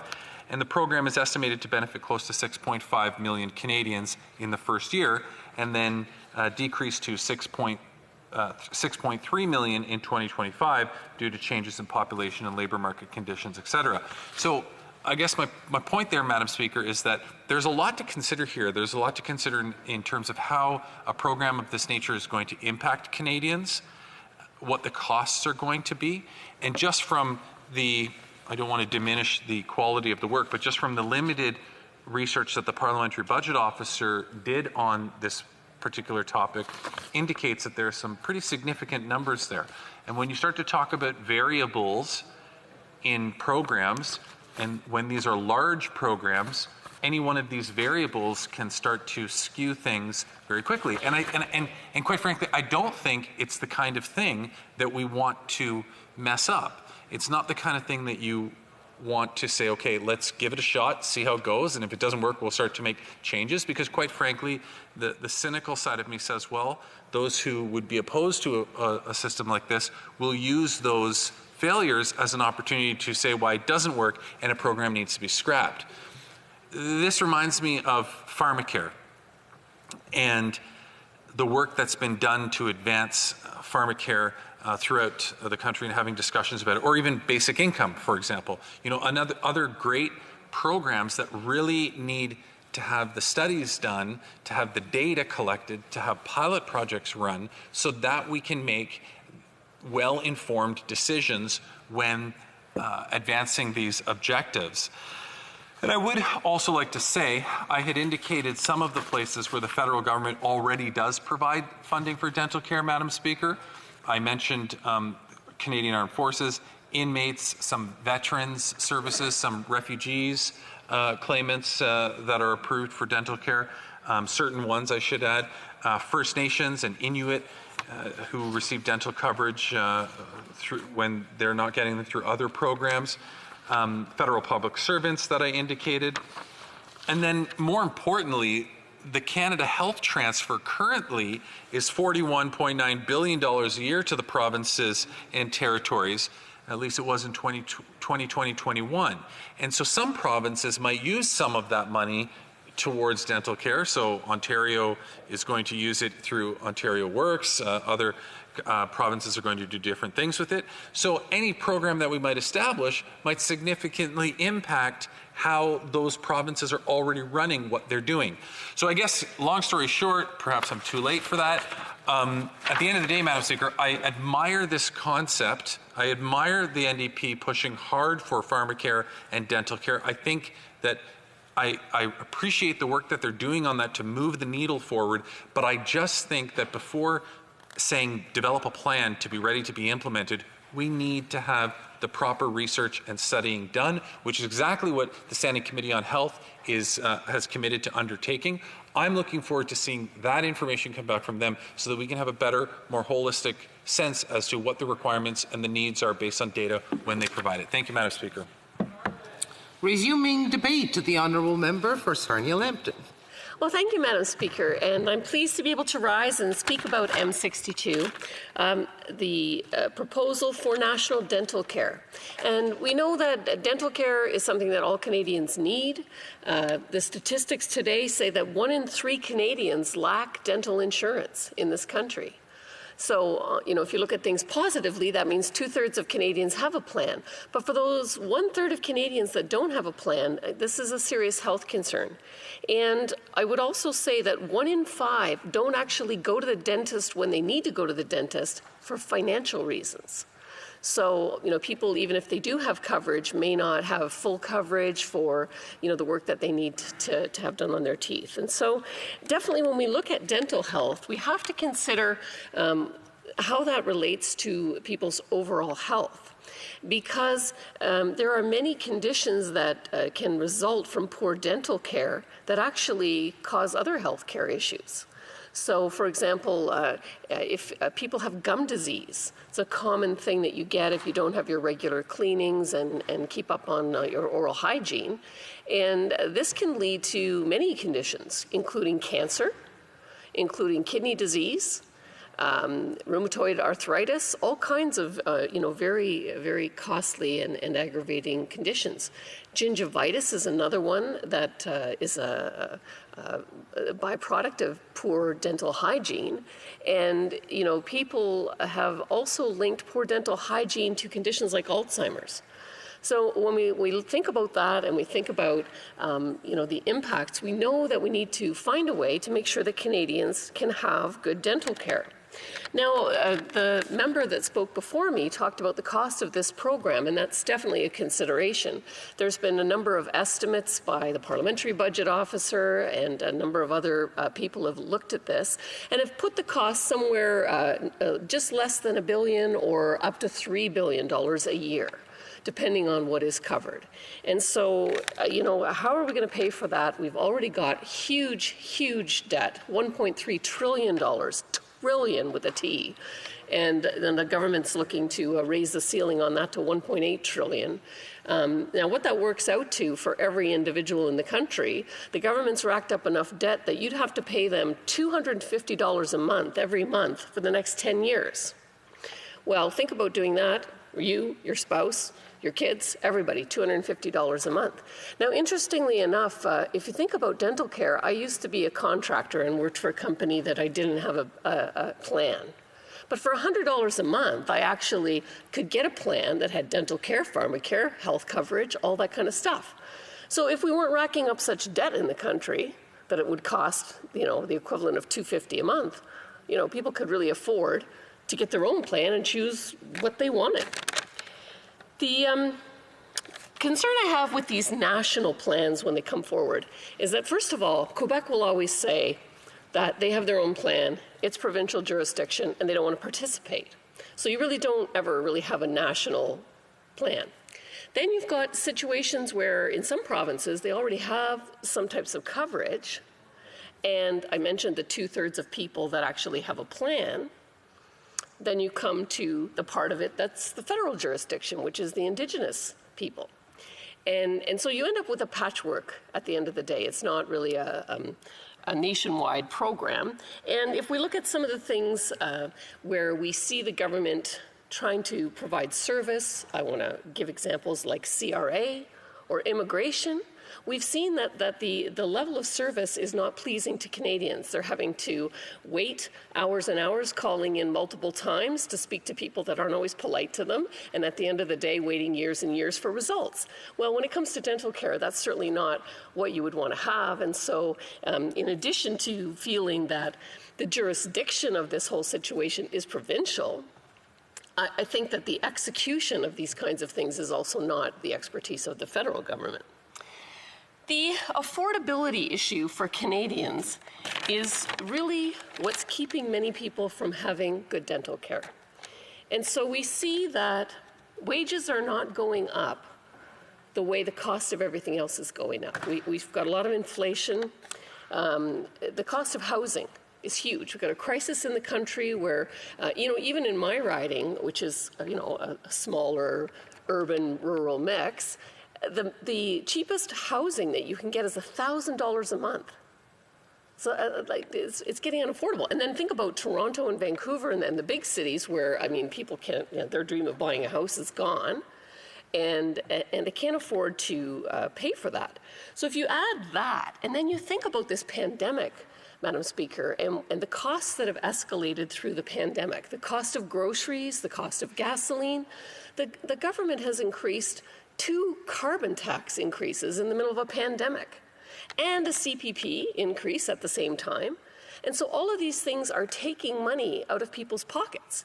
And if we talk about that $100 that they would need to buy a plan that could get them pharmacare, dental care, health care, and we see the amount of burden that the government is putting on them by these taxes, like I mentioned, that's part of the problem of affordability.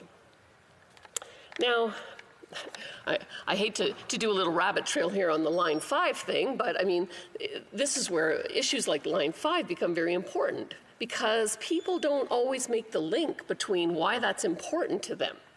So a lot of people that have called my office on this issue have said, well, why do I care about that? It's a pipeline, I want to shut it down. And I say, well, do you live in Ontario and Quebec, and do you buy gasoline for your car? If you do, the cost of that will go up significantly if Line 5 goes down. Do you have a barbecue? Does it have a propane tank? That's where your propane comes from, for your propane. Do you heat your house with fossil fuels? These are all considerations where people will see increased cost. Do you buy food? All the farmers heat their barns. They have their greenhouses heated. They are running their farm equipment many times with all this kind of fuel. So those costs will escalate again, and then it's back to this unaffordability, where people cannot get the coverage that they need for the health care that they really want to have. Now, when I was on the Health Committee, we did get a few different updates. I heard the member before me speaking about how there is a proposal to have another study, and I think that's a good idea. It's always worthwhile to find out where the gaps are in Canada and to see if there is something that the federal government can do to address that. But I also remember sitting through a report and an update from the Auditor General on the state of the nation on Indigenous reserves in this country, where people don't have good dental care, where it is causing health issues that is costing more. And, the gaps have been there for a long time and have not been addressed. And so we should be doing the things that are in our purview that we could do right now. Instead, you see situations where, I don't know if you recall a couple of years ago, that there were Indigenous people that were being taken to court by the government over their dental bills, which makes no sense at all. They spent more money litigating than they did if they would have just paid for the dental work, which would have overall reduced the costs in the healthcare system because of the, overall health impacts that poor dental care will have. So at the end of the day, when I look at M62, I know it's well-intentioned.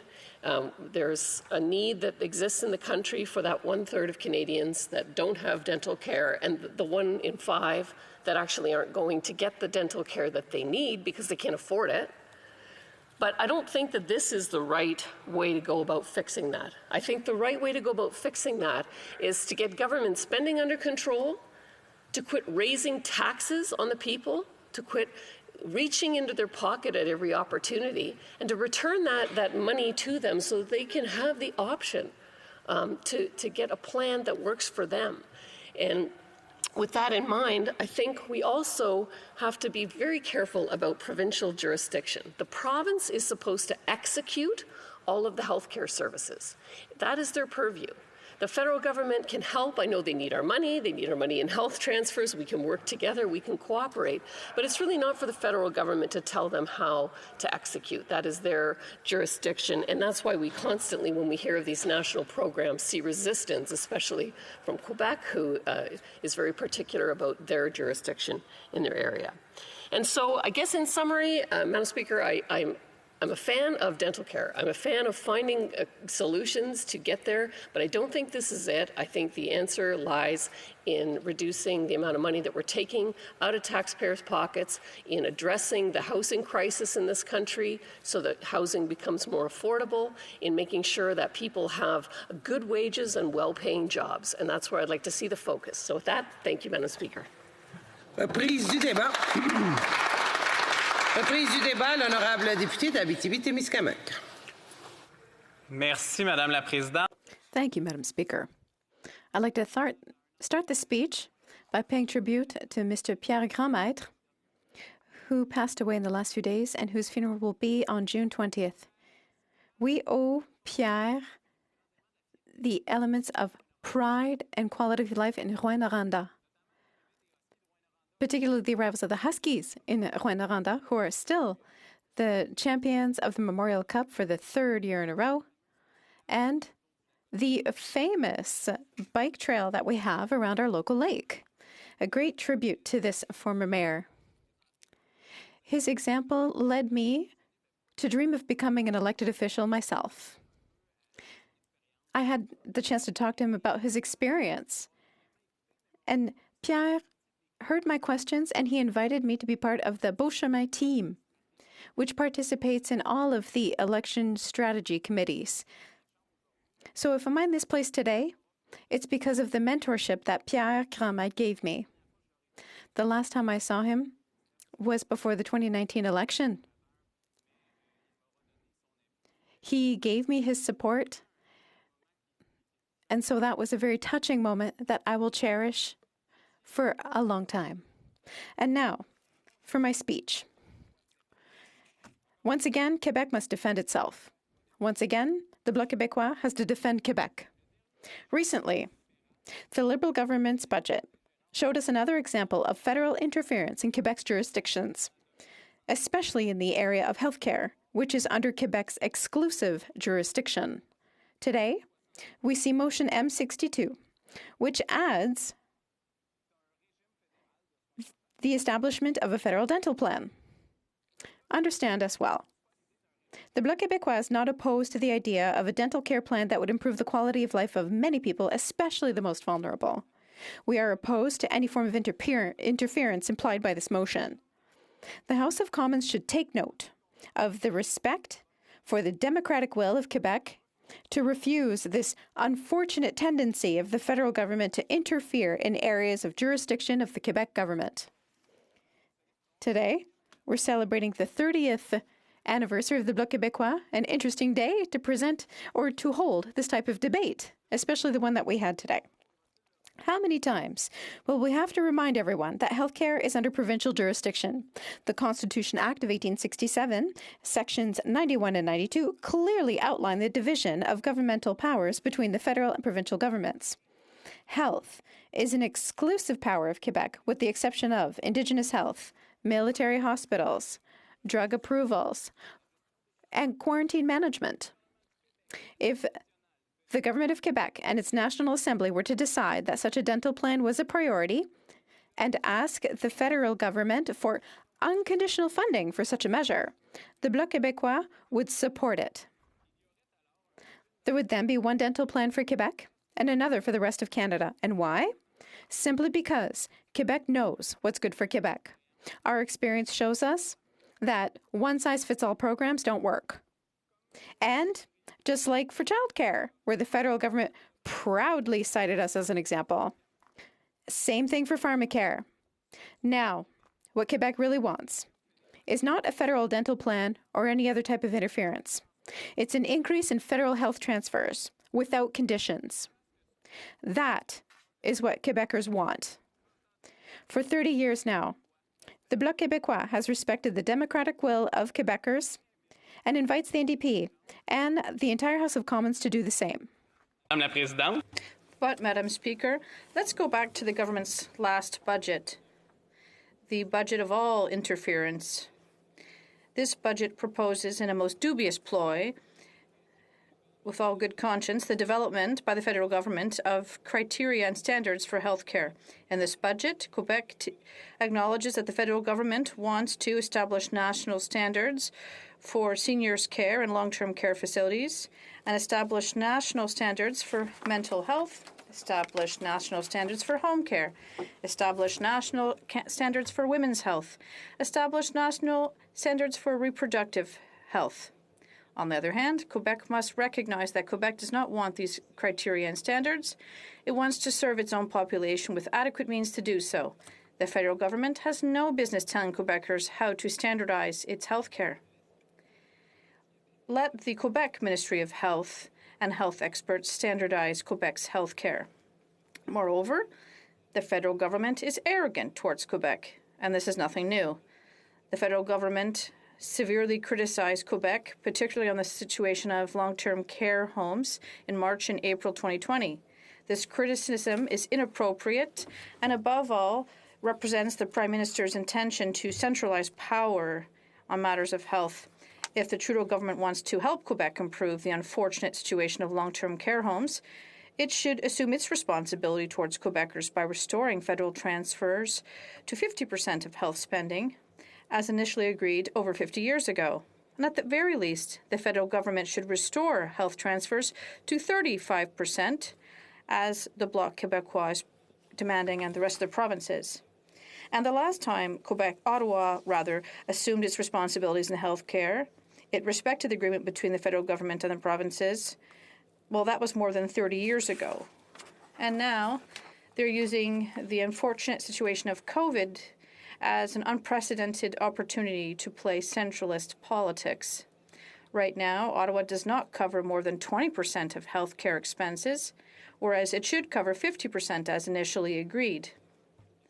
And if things aren't going very well in Quebec's hospitals and the rest of Canada, it's mostly the fault of the federal government, which is making policy on physical and mental health.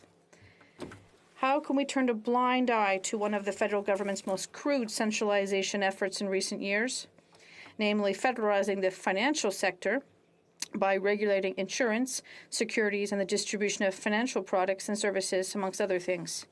For several years now, the federal government's objective has been to shift regulatory activities from Quebec to Ontario through the creation of a single pan-Canadian securities regulator.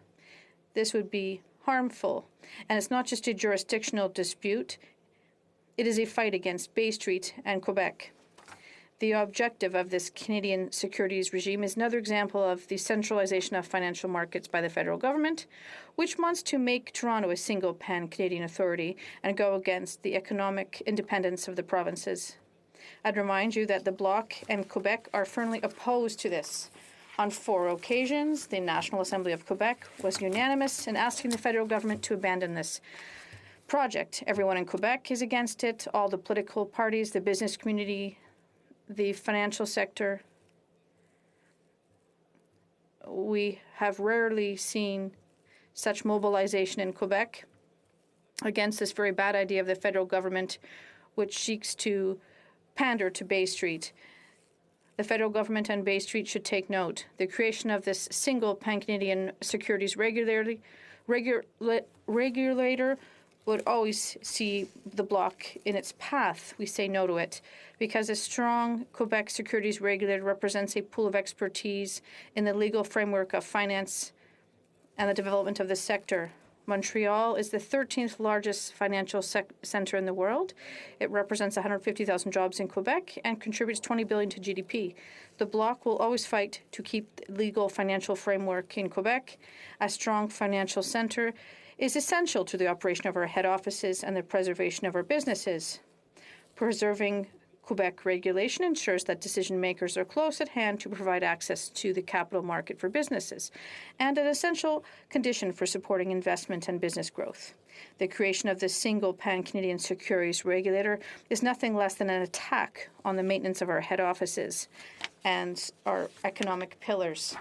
The 578 head offices in Quebec represent 50,000 jobs at twice the average wage in Quebec, as well as 20,000 jobs in specialized sectors. There are so many examples of the federal government overstepping its jurisdiction that Quebec can claim that its greatest political enemy is within its own borders. For example, the universal drug plan, like the one that we already have in Quebec, or the creation of a network of daycares, like we already have in Quebec. Also, education and millennium scholarships that were granted by Jean Chrétien, they already exist in Quebec, and the international education strategy to recruit foreign students, well, we already have such a plan in Quebec. Why double these structures and efforts? Why not simply encourage the efforts already being made by funding one directly? Why duplicate the burden and red tape to the detriment of Quebecers? This is also the case with research. It's rather insidious. Research represents the innovation and development of our societies. And unfortunately, essential research is being forgotten and pushed aside. There's little value placed on research with short-term economic benefits. Health is provincial jurisdiction. The federal government should not dictate what provinces should do. It's up to Quebec to decide. Resuming debate. For Timmins, James Bay. No, Madame, say Jenny Kwan. Madame, it's Jenny Kwan who will be speaking. East. It's not what I have.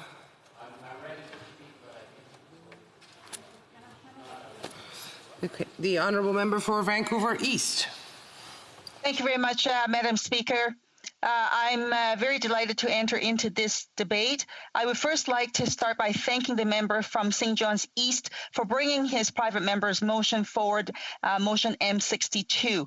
Now, before I turn to the substance of the motion, I would like to take a moment to say how much I enjoy working with the member from St. John's East, debating with him, discussing with him, and collaborating with him on many issues. He is, in my view, one of the hardest working members of Parliament in this House, holding major critic portfolios and sitting on at least 2 committees.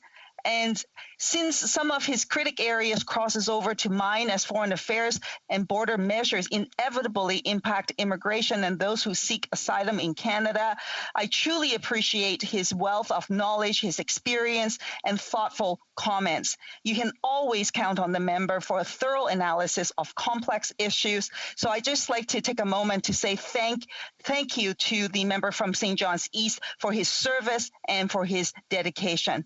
Now, turning to the motion before us, it is with great pride that I support the motion on a federal dental care plan tabled by the member.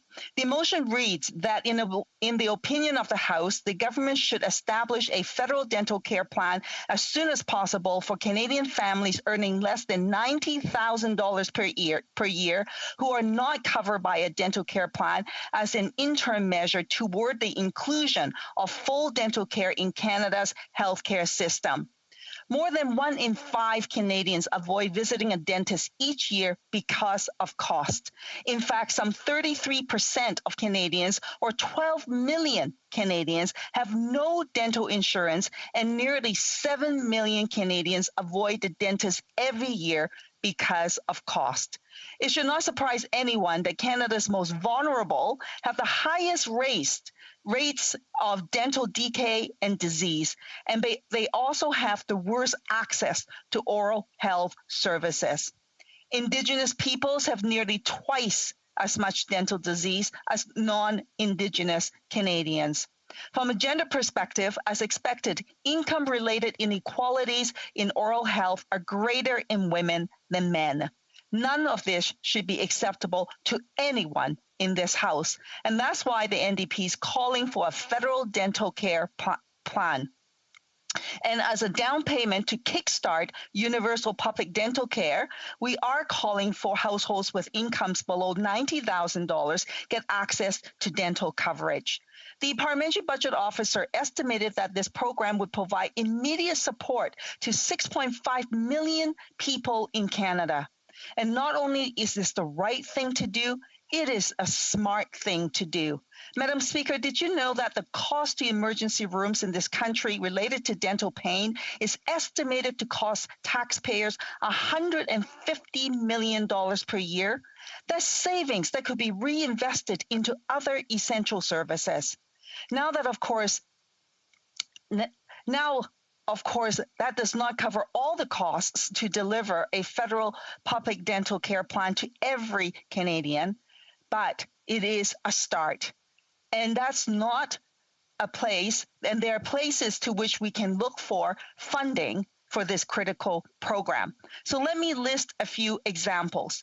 If we have the courage, we could cancel the subsidies to fossil fuel industries and redirect a fraction of those dollars to a universal dental care program.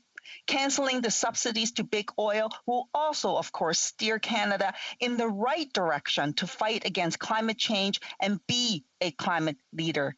Canada should indeed end subsidies to big oil, no question. We can also apply a 1% wealth tax for those with fortunes over $20 million. If we did that, we would be able to find fundings for the NDP's dental care program, no question.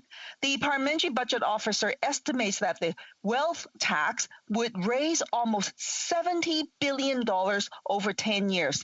In his first year in 2021, let's say, it would generate $5.6 billion, growing to $9.5 billion by 2028-2029.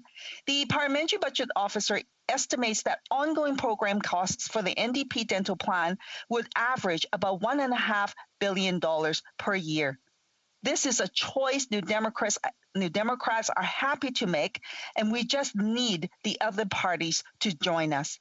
Of course, there are many other options, but the point is that the resources are there, can be there. It is not a question if we can afford a dental care plan. It is a question of priorities. Take, for example, there is something really wrong when the big banks made approximately $10 billion in profits during the pandemic, while they received $750 billion in support by the government. Meanwhile, seniors are getting sick because they don't have dental support. Madam Speaker, did you know that poor oral health is a risk factor for aspiration pneumonia, dehydration, and infirmity? Yet many retirement homes and long-term care facility residents do not have adequate oral health due to cost. Poor dental health also affects pregnant women, leading to low birth weight and premature births. Did you know, Madam Speaker, that the most common surgery performed on preschool children at most pediatric hospitals in Canada is for the treatment of dental decay? The status quo is not acceptable. Our proposal to introduce a national dental care program for everyday families would cover 6.5 million people. Just imagine that 6.5 million people would be able to access dental services to avert dental diseases.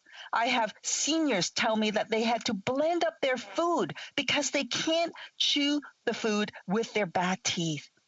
This is not acceptable. This cannot be okay for any of us, and we can do something about it. And for the members of parliament who want to argue that we can't provide universal dental care because it's a jurisdictional issue, the healthcare is all in the provincial jurisdiction. Well, I have news for them. Healthcare has been defined by the Supreme Court of Canada as a shared jurisdiction. After all, that's why we have Canada's Health Act. If you believe in that argument, that would mean that we would not have universal health care. Can you imagine what our life would be like if we did not have universal health care? We don't have to look far. We can look across the border to the United States with the situation there. If we let the jurisdictional arguments win the day, none of us can fathom that now that we have access to universal health care thanks to Tommy Douglas. Because of his dream, his vision, people can access the healthcare services that they need. Now, of course, when universal health care was brought about, it was always part of that vision to include pharmacare and dental care. The Liberals and Conservatives voted against the NDP's bill on universal pharmacare, and that is a shame. They tried to argue that it is a jurisdictional issue. Of course, they fool no one but themselves with that flimsy excuse. And also, universal public dental care was first recommended in Canada by the Royal Commission on Health Services back in the 1960s. The only reason why it was not incorporated into the universal healthcare system was because at that time there was a shortage of dentists. We don't have that problem now. We have ample dentists who can provide a service. It's time for Canada to take the action to support everyday Canadians. And to close, Madam Speaker, I'd like to share this story with you. I still remember when Blake Renner's a provincially funded employment training program for youth at risk was brought about.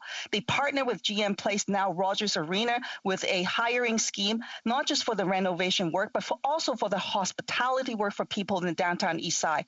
Through that work, with a survey in the community in the downtown east side, we learned that many people were concerned about the lack of dental care. They felt that not having good teeth was inhibitive for them to get employment in the hospitality industry.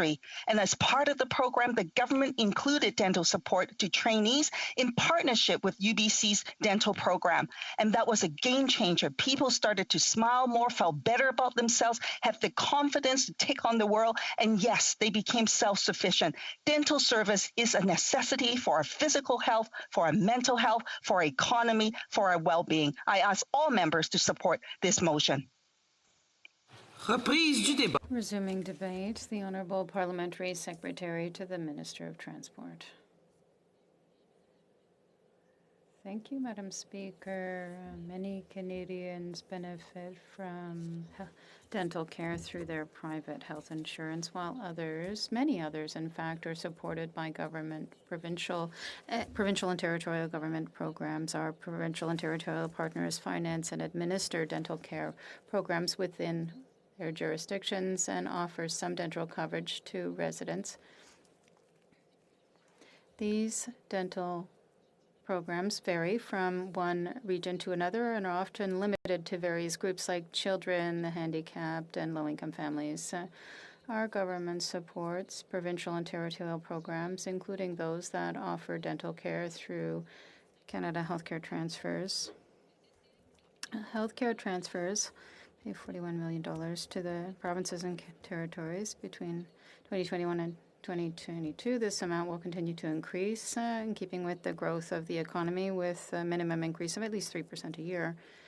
Over the next 5 years of funding under the Canada Healthcare Transfers will go up to $236 billion. The federal government also helps Canadians pay for refundable dental care services through tax credits for medical expenses. These non-refundable eligible medical expenses can be claimed if their expenses exceed 3% or a maximum amount, the lower of the two. We know that 40% of dental costs are paid directly by Canadians. However, even with these programs, which completes private dental care services programs, many Canadians have difficulties accessing these services due to the cost. We also know that income is not the only obstacle preventing Canadians from having access to dental care. Approximately 95 to 96% of Canadians are affected by cavities. This affects in particular the most vulnerable, including rural communities, people of a certain age, people who are with a handicapped, Indigenous peoples, and others. Our government made a commitment in 2019. Parliament studied the possibility of a national dental care program. Although we have data indicating the existence of access program, the data is limited, and we do not have current comprehensive data on dental care needs at the national level, and there are a number of crucial factors that remain unknown. There is no consensus on the best way to fill the gaps in terms of access to dental care. Furthermore, the most efficient models by which services can be provided and needs are not being met are still being debated within the professional communities. Furthermore, the need and the opportunity for the federal government to play a role in this area that falls largely under territorial and provincial jurisdiction is not clear. These are things that a parliamentary study could clarify. I would also like to thank the Health Committee that in the last parliamentary session decided to undertake this study. We wait impatiently for the results of the study because we believe that the study should be concluded before any decision is taken about the most appropriate federal role to support access to dental care in the future. I believe that it would be premature for the government to make a commitment into a broad program such as that proposed in motion M62 without consultation of the stakeholders, including professionals, organizations, those living in poverty, and Indigenous peoples representatives. These data are essential in order to improve the approach. A commitment with provincial and territorial partners, and given the existence of private insurance, it's important to take this into consideration before the federal government makes any changes or decisions. There was no consideration on existing insurance, and if there were a new program, the coverage might be changed. M62 would see a federal dental care plan in order to include all dental care services without a federal study by Parliament. Some Canadians do not have access to dental care, but making the commitment to implementing a federal dental care without further information and providing care without knowing if this would be the most efficient model and without engaging with the provinces and territories which are responsible for dental care, this is not the right path to take. The government, I must ask members and all members in the House to oppose this motion without a study.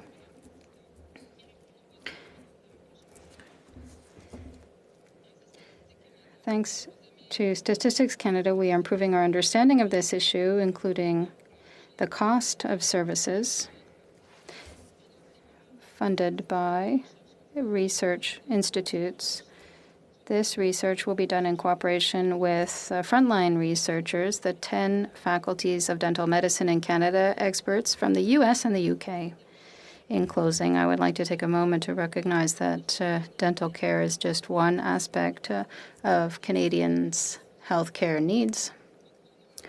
The government should improve the system to meet the future needs of Canadians. The government will continue to play an active leadership role and cooperate with the provinces and territories in order to help them to strengthen dental care in Canada, particularly during these difficult times. And the COVID-19 pandemic has put considerable pressure on the Canadian healthcare system. The government has extended its financial support along with the provinces and territories throughout the pandemic. Our government has provided a lot of support to provincial and territorial partners. We have made considerable investments through the federal budget in the fall 2020 economic budget and last year through a series of measures related to COVID-19, including more than $19 billion on the Safe Restart program, most recently $5 billion to support the provinces and territories to deal with gaps in the healthcare system and vaccinations. Thank you, Madam Speaker. Honourable member for Steveston Richmond East will have 7 minutes for his speech. Thank you, Madam Speaker. Our country's healthcare system is nationally seen as a source of great pride. Canadians deserve and have come to expect a healthcare system that meets their needs and that doesn't leave anybody behind. I believe the government should always strive to improve the care Canadians receive while maintaining fiscal responsibility. It has been made particularly clear over the last year that oral health and overall health are inextricably linked, as we saw people with poor oral health fare worse during COVID-19. We conservatives believe the citizens of this country deserve the best care possible in order to live a happy and healthy life that our nation can afford to provide within our means.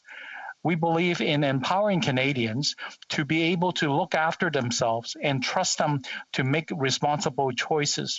Rather than an Ottawa knows best approach, Canadians should be able to make the decisions regarding their health, and our government should be able to support them without breaking the bank. For example, the previous Conservative government under Prime Minister Harper had made strides towards sufficient Canadian healthcare. His government refined the Canada Health Transfer to create a stable and predictable increase of funding Canadians need, while restoring a balanced budget.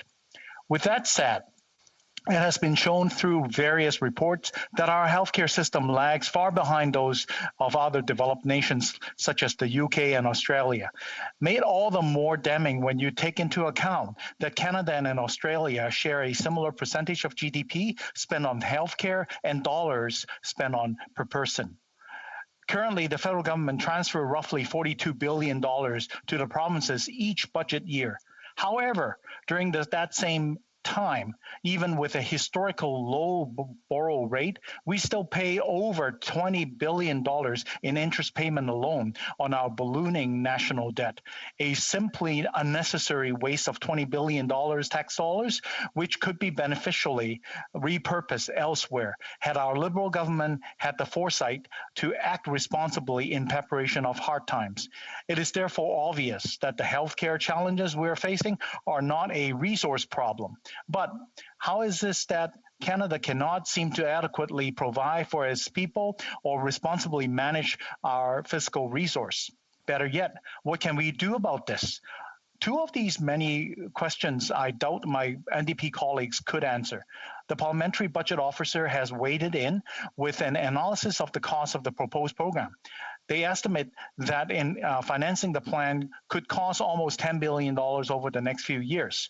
Even that estimation, however, does not necessarily reflect the true price we might have to pay. The report released by the PBO states that their assumptions and calculation reflect moderate uncertainty, as it is difficult to predict how behaviors might change from an increase in demand.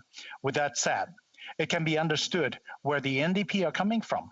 After all, seeing how the current government spends money like it's an 8-year-old playing a game of Monopoly, it's no wonder that even the NDP are not worried about the potential cost of their proposal. After all, they must be thinking, quote, what does a few more $1 billion matter when we had accumulated close to $100 billion in debt pre-pandemic, lost our nation's AAA credit rating, and now almost $1.3 trillion in debt? M62 proposes a measure that would bring Canadians a health benefit, but likely at a cost which would require unfortunate austerity elsewhere, or worse yet, transferring even more debt to the future generations. Conservative cannot support being so cavalier with our hard-earned taxpayer dollars. We believe in approaching the issues of inadequate access to dental coverage from a practical and realistic perspective. How other concerns might the NDP not address? Well, most obviously, policy which fails to recognize the important separations of power that exists within our country. In Canada, the operation and funding of healthcare programs falls under the authority of the provincial governments. This way, the specific needs of individual provinces are met without interference. An Ottawa knows best approach breaches the fundamental partnership that is supposed to exist between the federal and provincial governments. This NDP proposed framework fails to allow for provincial participation and instead eliminates what is supposed to be a collaborative agreement between the two levels of management. This is particularly the case given that the provinces are the ones who best understand the needs and intricacies of their respective healthcare systems. As such, a solution should work to support existing provincial programs or increase healthcare transfers to provinces for them to be better able to meet the needs of their constituents. We have also heard from major stakeholders who say the NDP's plan misses the mark. The Canadian Dental Association, CDA, which is the national voice for dentistry, representing tens of thousands of dentists across the country, has voiced its concern. Although the association agrees that any steps taken toward addressing issues of oral health are commendable, a bad proposal with the best intent may cause more harm than good, just like when the dentist gives a child a sugary lollipop after her visit. The CDA further notes that they believe a superior approach to increasing access to oral health care would be to improve funding for existing public programs. This speaks volumes, as it means the largest organization in Canada authorized to speak on the benefit of dentists from coast to coast to coast does not endorse the proposed policy. Why would the NDP purport to believe that they know better than the dentists themselves and what would constitute an improvement to the current system? Madam Speaker, Conservatives believe that there exist better options for improving access to dental care instead of NDP proposal. COVID-19 has negatively impacted the global economy and has greatly increased near-term uncertainty. Historically, Canadian healthcare expenditures have dwindled and grown with the status of our economy. Given the magnitude of healthcare spending brought forth by this pandemic, we may be in a position to see this trend change. However, this change will be because we take steps to secure Canada's future. In short, national dental care, like national pharmacare before it, is an NDP proposal we could not afford before, and we certainly cannot afford it now. Though personally, I do hope for a future where we can. Thank you, Madam Speaker. The Honourable Member for St. John's East. Thank you, Madam Speaker. I'm very pleased today to conclude this debate on a very important motion calling for the establishment of a federal dental care plan for all Canadian families with a family income of less than $90,000 a year and who don't currently have a dental care plan. It envisages free coverage for those with incomes less than $70,000 and a sliding copay for those over. This would be an interim measure toward the inclusion of full dental care in Canada's healthcare system. I first of all want to thank those who have spoken in favour of the motion, and especially my colleagues, the member for Vancouver Kingsway and the member for Vancouver East. And I also want to thank all the people and the organisation from across the country who've been working hard on this issue and been supportive of this motion. Canadians are justly proud of our healthcare system. Universal Medicare is a defining element of our society. When we ask people in public opinion polls, it's regarded as a national treasure. Our system ensures that regardless of social status, income, or where in the country people live, they are entitled as a matter of right to access to physician and hospital care and treatment. Yet dental care is not included. It was supposed to be. The vision of Tommy Douglas, who's considered to have provided the inspiration for Medicare in Canada, was for a comprehensive system that included dental care. The Royal Commission on Healthcare Services, which laid out the plan for our current system, reported in 1964, calling for universal public dental services as a part of a national healthcare plan. But it noted the shortage of dentists was so acute at the time, it'd be impossible to implement a universal system. That's no longer true. Yet today, most dental care is not covered by any public insurance plan. In Canada, 94% of spending on dental care is private, and only 6% comes from government programs. This is the second lowest level of government. Member, I have to interrupt the honourable member. We have an issue. We have an issue with the sound, so the interpreters can't do their jobs. Can you perhaps try again, Is please? this any better? I don't know what's happening to the sound here. I think it's not properly, the headset is not properly connected. That's what we're being told. Is that any different? Does that make any difference? Can you speak for a sentence or two? Yes. Would you like me to start again, Madam Speaker? Is it working? Is the interpretation working? It should be working now, I would think. Is it? Hello, it's testing, Madam Speaker. I'm pleased to rise today to conclude debate on this important motion. Yeah, it is working. Absolutely. Could I start from the top? Yes. Do we start from the top? Yes, absolutely. The honourable member, please start from the beginning. Thank you, Madam Speaker. I'm very pleased to rise today to conclude debate on this very important motion, which calls for the establishment of a federal dental plan for all Canadian families with a family income less than $90,000 a year and who don't currently have a dental care plan. It envisages free coverage for those with incomes less than $70,000 and a sliding pay scale for those over. This would be an interim measure toward the inclusion of full dental care in Canada's healthcare system. I want to thank those who have spoken in favour of this motion, and especially my colleagues, the member for Vancouver Kingsway and the member for Vancouver East. I also want to thank all the people and organisations from across the country who've been working so hard on this issue and been supportive of this motion. You know, Canadians are justly proud of our healthcare system because universal Medicare is a defining element of our society. When we ask in public opinion polls, it's regarded as a national treasure. Our system ensures that regardless of social status, income, or where in the country people live, they are entitled as a matter of right to access to the physician and hospital care and treatment. Yet, dental care is not included. It was supposed to be. The vision of Tommy Douglas, who's considered to have provided the inspiration for Medicare in Canada, was for a comprehensive system that included dental care.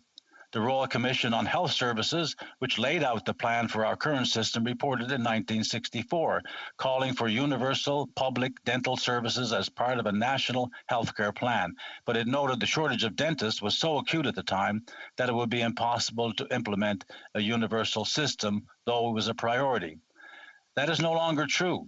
Yet today, most dental care is not covered by any public insurance plan. In Canada, 94% of spending on dental care is private, and only 6% comes from government programs. This is the second lowest level of government spending on dental care among the OECD countries. As a result, many are left behind and don't get care. About 35% of Canadians have no dental coverage at all, and more than 20% of Canadians avoid going to the dentist because of the cost. Left untreated, poor dental hygiene is linked to many chronic health conditions which would largely be prevented with proper dental care. The Parliamentary Budget Officer estimates that this plan would benefit over 6.5 million people in Canada who are not covered by dental insurance and unable to afford the cost. That includes more than half of Canadians with low incomes and seniors over 60 years old, and more than 25% of women. 30% of young people would benefit from this program. These are young adults who are no longer covered by their family plan or who never had a plan in the first place. Unsurprisingly, low-income and marginalized Canadians are hurt the most, with Canada's most vulnerable population having the highest rates of dental decay and disease and the worst access to care. The sustained cost for this program has been estimated by the PBO to be $1.5 billion annually. Not a small sum, but less than 0.5% of Canada's current healthcare costs. Some have opposed the plan on the grounds that healthcare is a provincial responsibility under the Constitution, but that is mistaken. The Supreme Court of Canada has defined it as a shared jurisdiction. Hospitals fall under provincial jurisdiction, but healthcare is shared, and the federal government can provide for dental services. Conservatives have suggested that rather than having a national plan, we should support the status quo patchwork of dental coverage. Yet millions of youth, seniors, and low-income families are falling through the cracks. Dental care, as a part of healthcare, must be accessible for all people in Canada. The Liberals have said we don't have enough data or the right kind of data, and it will take till 2024 to get there, and we need more studies. Yet we know that there is a desperate and urgent need for dental care, which is all we need to know to take action. This is an interim measure that we can put in place immediately while we collect the data and work out the details with the provinces for a universal system. This is a health issue. This is a social justice issue, and this is an equality issue. And it can be put in place right now. It's a practical solution to address the significant healthcare inequality in our country. This is a problem we can fix and we must fix. I want to urge all members of Parliament, each of whom has access to excellent health and dental care benefits through the House of Commons, to vote in favour of this motion. As I said, it's a problem we can fix and we must fix. Thank you, Madam Speaker. The question is as follows. Mr. Harris, seconded by Mr. Davis, moved that in the opinion of the House, the government should establish a federal dental care plan as soon as possible for Canadian families earning less than $90,000 per year who are not covered by a dental care plan as an interim measure toward the inclusion of full dental care in Canada's healthcare system. If a member of a recognized party present in the House wishes to request a recorded division or that the motion be adopted on division, I would invite them to rise and indicate it to the chair, the Honourable Member for Timmins James Bay. To have a recorded vote. Conformément à l'ordre adopté. Pursuant to order made on Monday, January 25th, 2021, the division stands deferred until Wednesday, June 16th, 2021, at the expiry of the time provided for oral questions.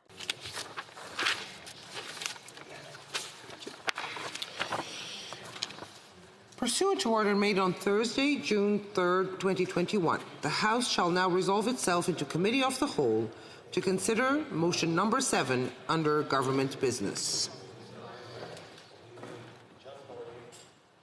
So I wait for the mace to...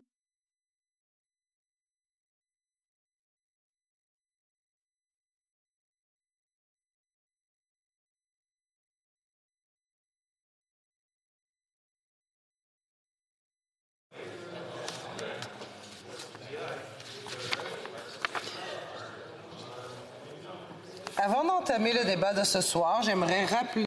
Before we begin this evening's debate, I would like to remind honourable members of how the proceedings will unfold. Pursuant to the order made on Thursday, June 3rd, 2021, each member speaking will be allotted 10 minutes. Speeches are not subject to a question and comment period.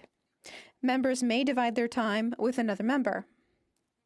Additionally, the chair will receive no quorum calls, dilatory motions, or requests for unanimous consent. Tonight's Take Note debate. Accordingly, Mr. Rodriguez moves that this committee take note of members not seeking re-election to the 44th Parliament. And before we start, a little pause.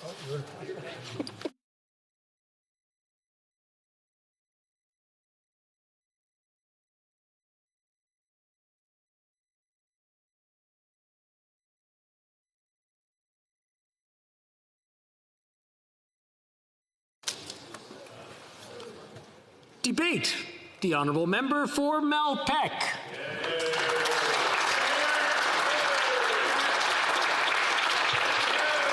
Thank you, Mr. Speaker.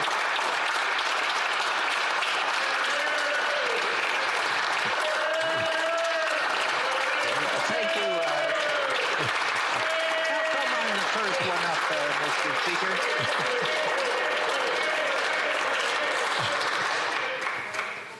Will you bring that place to order, Mr. Speaker? You know, the Madam Speaker, Mr. Speaker, the Madam Speaker was there before you as my floor mate on room on the 12th floor of the Ballard Building, and congratulations to her in her role in the chamber.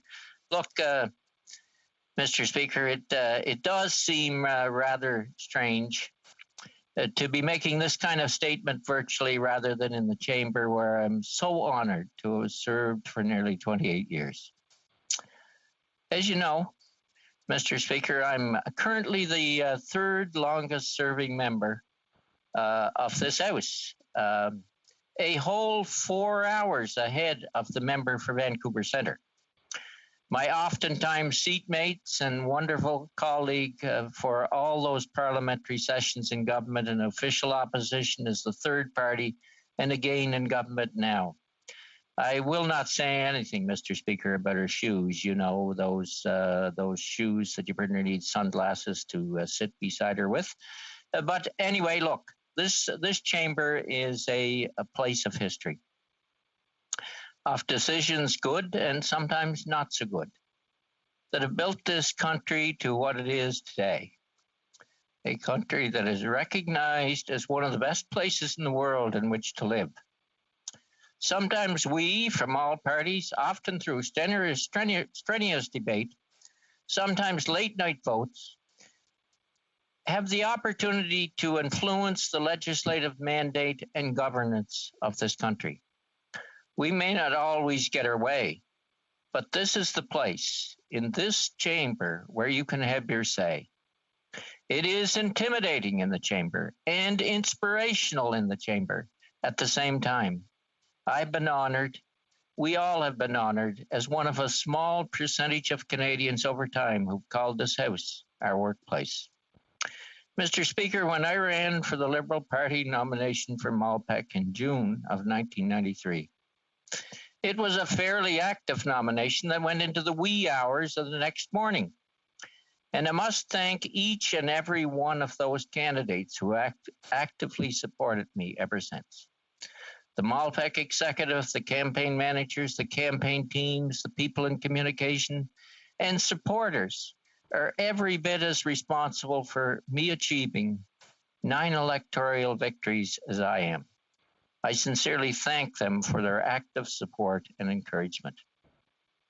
And to the constituents of Malpeque, what can I say? It's been an honor to serve as your MP for the past 3 decades. Your support is very much appreciated from my heart. And your active involvement, whether through visits to the office or on the streets, was always good advice to keep me grounded and in touch with issues that matter in Islanders' lives.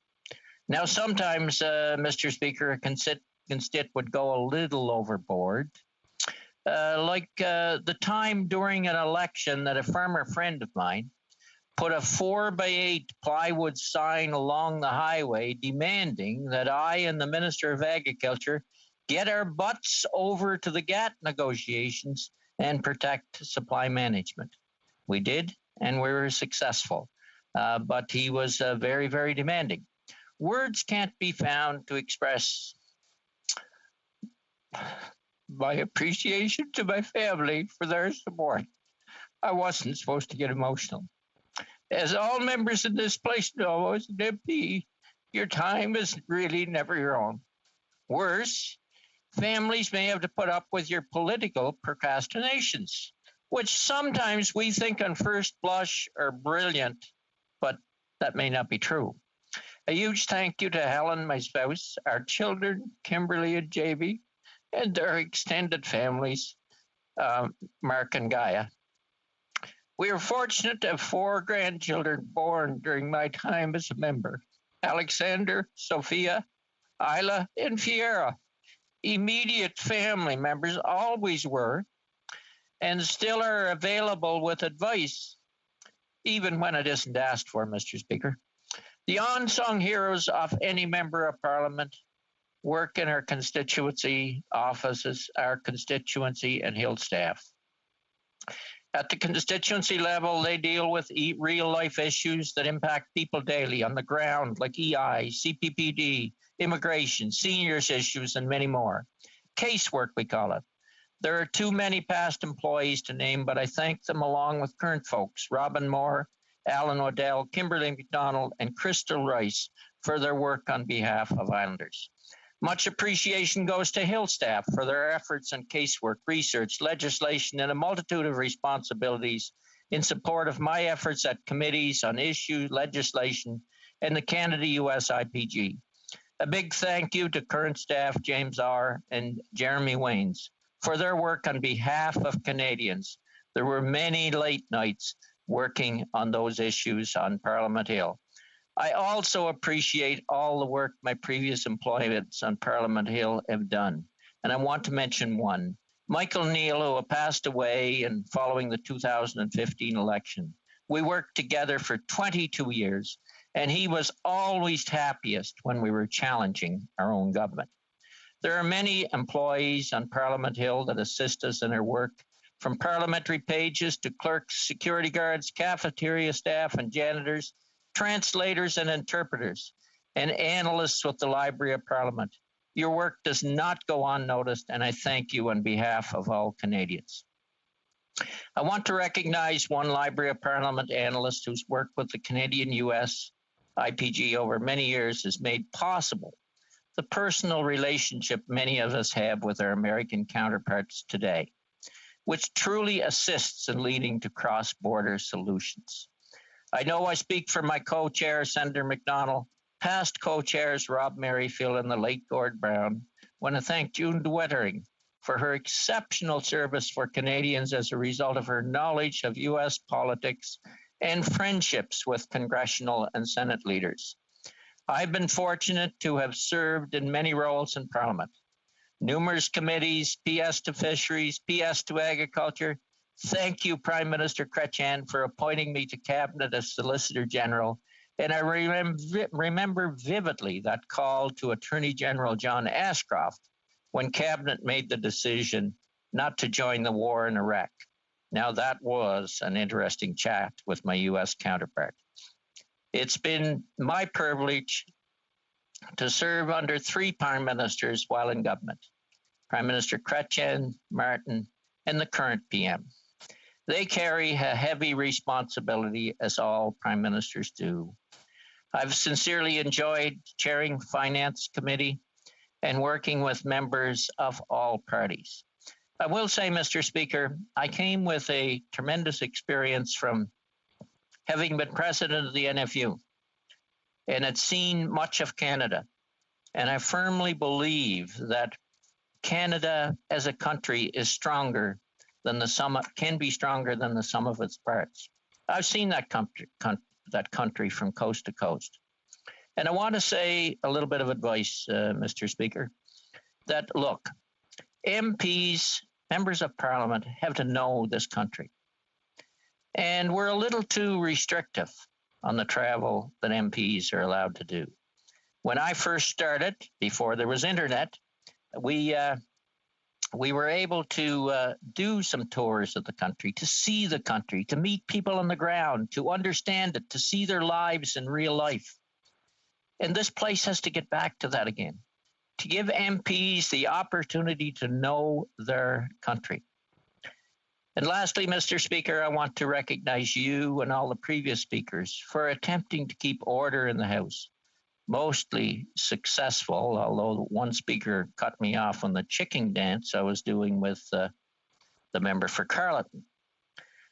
Let me close, Mr. Speaker, with this. I said yesterday in remarks, and you say in your prayer, that we are fortunate to have the freedom, opportunity, and peace that we enjoy in Canada. And that is so very, very true. It's been my honor to work with and serve the residents of Malpeque. And it's been my honor to work with all of you across political lines. It's that discussion, it's that getting to know each other, it's that debate that at the end of the day makes for better policy and a better country. Thank you, Mr. Speaker.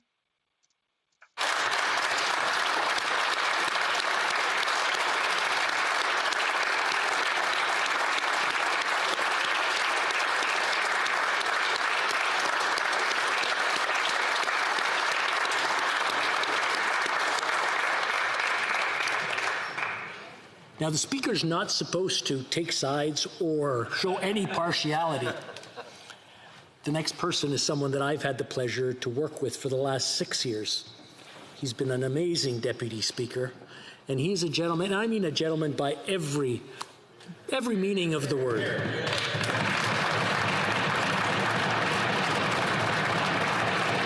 Colleagues, the Honourable Member for Simcoe North.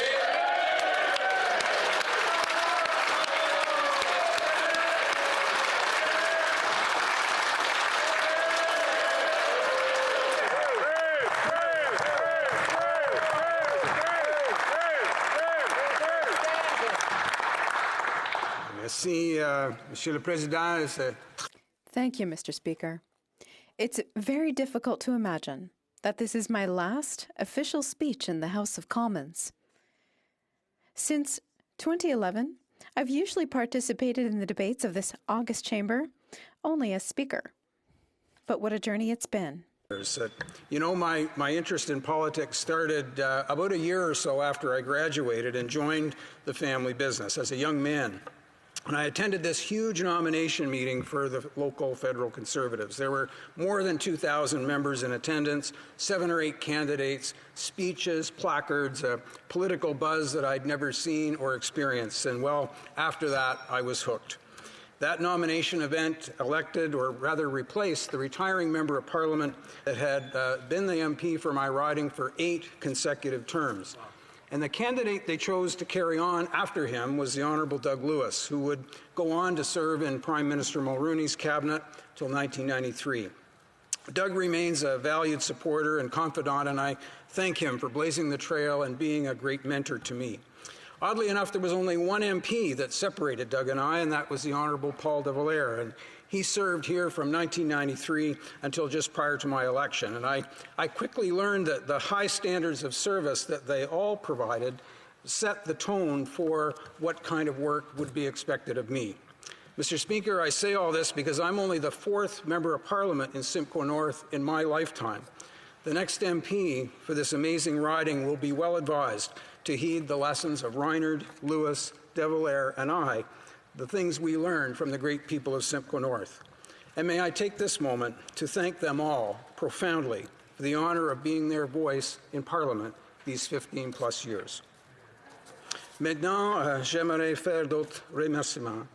I have a few other thank yous. One of the things that I am very grateful for is to have had the opportunity to learn French. Since 2006, I took classes with the language training service here in the House for 2 hours a week in order to maintain my comprehension and my vocabulary and to improve them over time. Thanks to Madame Roseline Lemire, my teacher for 15 years, I can speak and understand this beautiful language. Je la remercie profondément. Deep thanks to her, as well as to the entire team. I would also like to thank Madame Lorraine Bergeron, who was my part-time teacher while in the riding. They all opened my heart to the richness of Francophone culture in my riding and throughout the country. That is an accomplishment that I will always be proud of.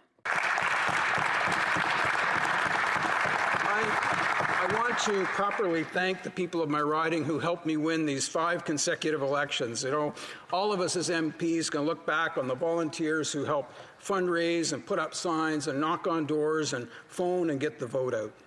I salute the hundreds of them who helped me win, and I want to give special mention to several who led those efforts with extraordinary commitment. Wayne Edgett, Rod Williams, Phil DeBrune, Steve McFadden, Claire and Dave Dusome, Charlene Anderson, Avery Bassett, Diane Bell, Kirk Farquhar, Allison Stoneman, Frank Takas, and Jim Hutchison. And after serving these many years, there's inevitably going to be some of those exceptional volunteer leaders in my campaigns who are no longer with us. And I think in particular of George German, Edna Parker, Scott McPherson, Andy Durnford, and my eminent advisor and counsel, Dave Anderson. You know, there's a quote attributed to Abraham Lincoln that goes, "I'm a success today because I had a friend who believed in me and I didn't have the heart to let him down." And as I reflect on these amazing women and men who gave their valuable time and energy to my success in politics, I'm moved beyond words for their unfailing support. When it came to the essential work of being a member of Parliament, I don't have to look any farther than the talented people in my riding and my parliamentary offices. For my constituents, these were the first people that they would see, the first smiling faces, the first voices that would greet them, and the first impression they would take from that, the courtesy and services of our office. They earned the praise, the kind notes, the small gifts of chocolate and candies that constituents would leave for them, whether after solving a tough case or even for their simple courtesies. They're the best, and I'm going to miss working with them. I have to name some of them. Here in Ottawa right now, Connie Kennedy Pearsall, and prior to Connie, Ashley Perrard and Sarah Pendlebury and Linda Rudd. All of them helped me here on the Hill immensely. And in the riding, Curtis Schluter and Christine Elsden, Judy Folsom, Kelly Banks, David Dalrymple, and Diane Bell have been doing yeoman's work in the riding these past years and building upon the outstanding work of other former staff members, James Nicol, Judy Forma, Brooke Leishman, and the volunteers and interns that helped along the way. Now, Mr. Speaker, you'll realize that working as a presiding officer in this chamber teams you up with an impeccable group of professionals. They all of us on the administrative aspects of the House. I thank you, Mr. Speaker, and our fellow chair occupants, the Honourable Member Phil Algoma, Manitoulin Kapuskasing, and Brossard Saint-Lambert, for your advice and friendship. What a pleasure it has been to work with you all. And since 2011, we've had the honor to work with these remarkable clerks and table officers of the House. Their learned counsel, their deference to parliamentary traditions and practices, their untiring devotion to their work provides a constant source of confidence and integrity to the operations of the House. It is unbelievable each and every day what they do. To the pages and page supervisors, you are an irreplaceable support to the work of presiding officers. I want to thank you for your kind and capable service, not just to us, but to all members of the House.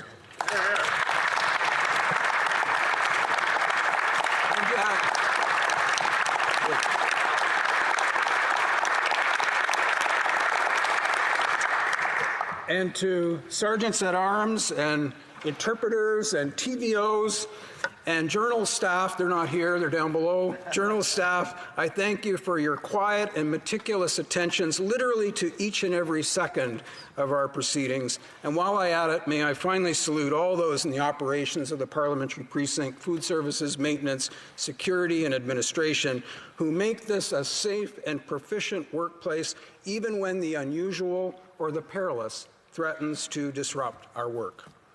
You know, I couldn't have done this without the support of family, especially my wife and best friend in the world, Heather. Oh, God.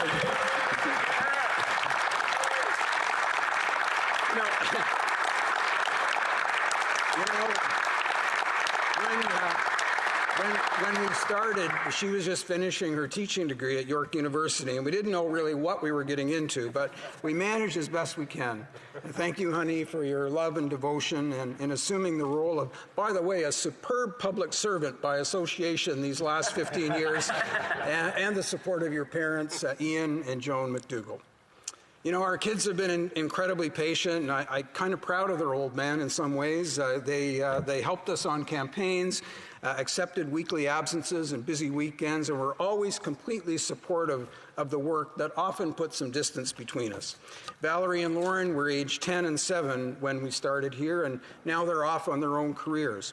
Our older children, Stephanie and husband John, Jason and wife Amanda, have families of their own, and we can hardly wait to spend a bit more time with them.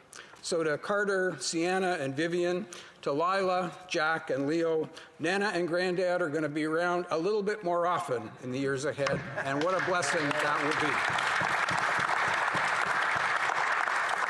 Now, my brother Doug and sisters Sandra and Diane may be watching this, and I want them to know how much I have appreciated their constant encouragement. They will know that our dad, Ron, was the inspiration for my entry into politics. Well, Dad passed away in 2014, and I know he was immensely proud of my work and my service. They know that his legacy lives on in us. And Mom, you've continued that interest and affection for public service that he taught us so well. So now, as the late Jim Flaherty would say, I've probably gone on about as long as it seems. So let me finish by simply saying what an incredible privilege it's been to serve here since 2006, to work alongside and learn from the energy and dedication of members of Parliament from across the country. to be in the caucus, our parliamentary caucus with Prime Minister Harper and party leaders since, Rona Ambrose, the honourable member for Regina Capel and from Durham, and my fellow members of caucus who leave no task wanting when it comes to keeping our rather intricate Conservative coalition united and ready to serve as Canadians call upon us to do. I'll be taking my leave when the next election comes, whenever that may be, but I will always remember the friends that we've made along the way and the special honor it has been to be a humble servant of this House and the member for Simcoe North.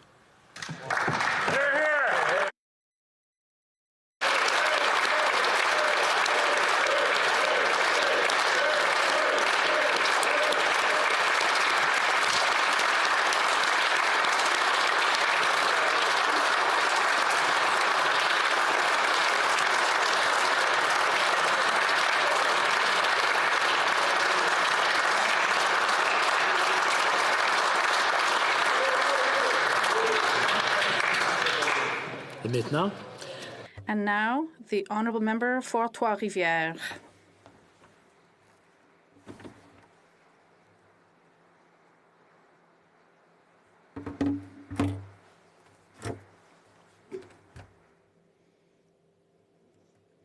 Mr. Speaker,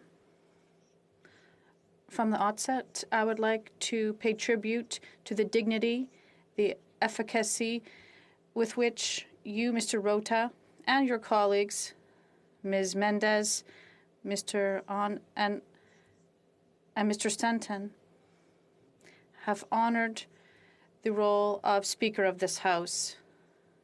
Thanks to your vigilance, your impartiality, you have allowed me, a beginner of 70 years of age, to express myself here in this chamber on behalf of the citizens of Trois-Rivières and thus defend their interests. Thank you very much.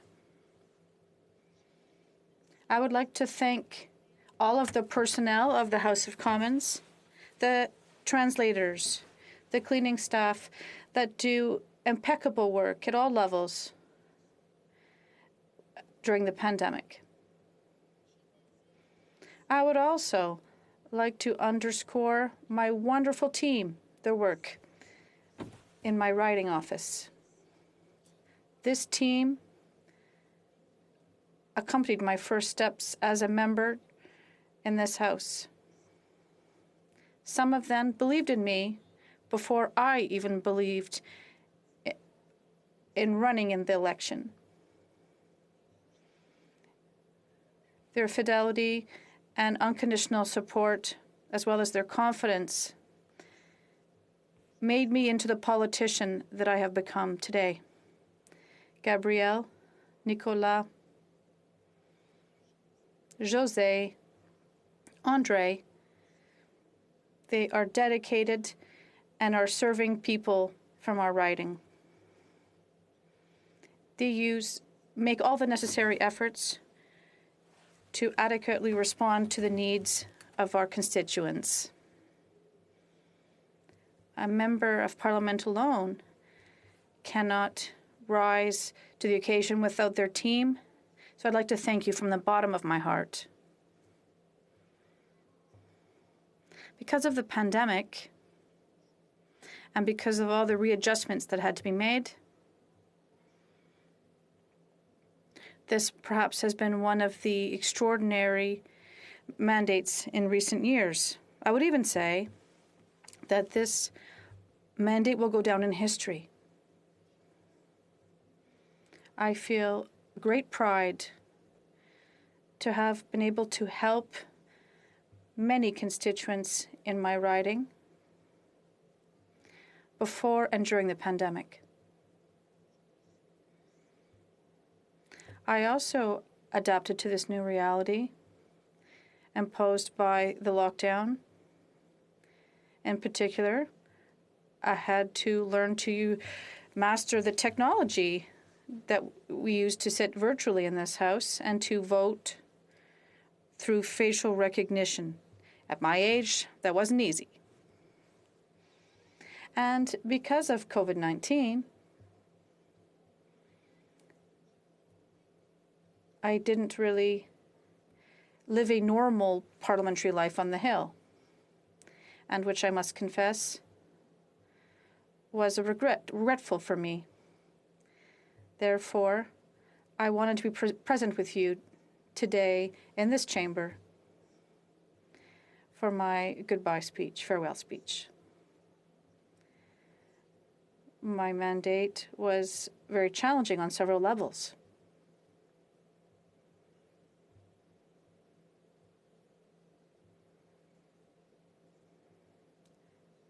This year,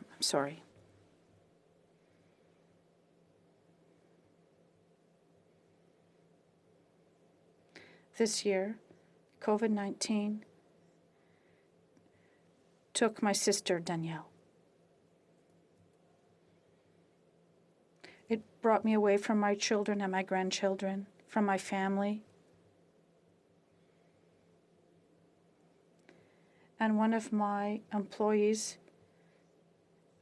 after 50 weeks, is still feeling the effects of 2 bouts of cancer.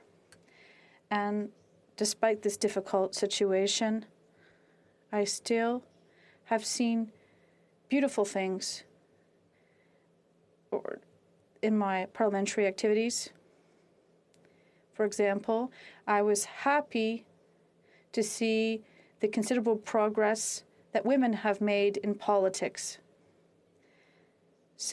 for several years now, but also how much work there is still yet to do. I remain convinced that we can do politics otherwise. This feminist and open politics is the way of the future. Long live new generations, and may they take this path. Also, in terms of parliamentary work, there were periods of lockdown, and during which I learned to trust in something. I still have many dreams left to realize. Being a member was one of my biggest dreams. And with this in mind, in spite of everything, I feel that life has spoiled me. I still have excessive energy that I will use in other areas of my life. And therefore, I am looking forward to live the rest of my life, and this has led me to not run again for a second term. However, be certain of one thing: my passion for politics remains intact. Therefore, I plan to continue my work as a member of Parliament with the same fervor, so that the citizens of Trois-Rivières are called to vote until my successor is in place. Obviously, I'm thinking about the men and women by participating in the electoral process, decided to put their trust in me and offered me the honor to represent them here at the House of Commons. To the people of Trois-Rivières, I would like to thank you. On a more personal note now, I would like to warmly thank my spouse through his unconditional support, and despite the crazy rhythm of politics, was there to support me throughout my political career. As a promoter and a campaign director, and as a candidate and member of the Bloc Québécois from Trois-Rivières. Thank you very much, Michel. To the members of my family, to my friends, to the supporters of Trois-Rivières, to Nicole Philippe, and to the executive of the Bloc Québécois who supported me in this crazy political adventure, I thank you. Finally, I would like to pay tribute to my colleagues from the Bloc Québécois, with whom I had the honor and the privilege to serve the citizens of my riding. I would also pay tribute to my mentor, the Francophone Dean of the House of Commons, Mr. Louis Plamondon. His advice and example were very useful in my work, which I baptized the Plamondism, and it allowed me to keep in contact with my constituents in spite of the imposed lockdown during the pandemic. And this closeness and contact with my constituents really missed me throughout that pandemic. I would also like to express my full admiration for my colleagues. You surprised me on so many occasions by your deep understanding of files and your deep commitment, your sincerity, and your will to defend your respective files in order to make a real difference in the lives of Quebecers. I will always remember each of you. Finally, I would like to pay a special note to my leader, Yves-François Branchette, who has impressed me every day as a talented speaker, analyst, and he's impressed me through his leadership as well. On many occasions, before and during the pandemic, he has shown that he is a real leader, state leader, and history will not forget you. Thank you for everything. In conclusion, Mr. Speaker, I am extremely proud of the progress that has been made. I evolved, I grew up since I was elected in 2019, and since I was sworn in as a member of the Bloc Québécois from Trois-Rivières. I am very proud of the woman and the politician I've become. I'm looking forward to taking this last step with enthusiasm and optimism. Like one of my friends often says, make yourself a beautiful life. So that is what I have the intention to do. Thank you very much, Mr. Speaker.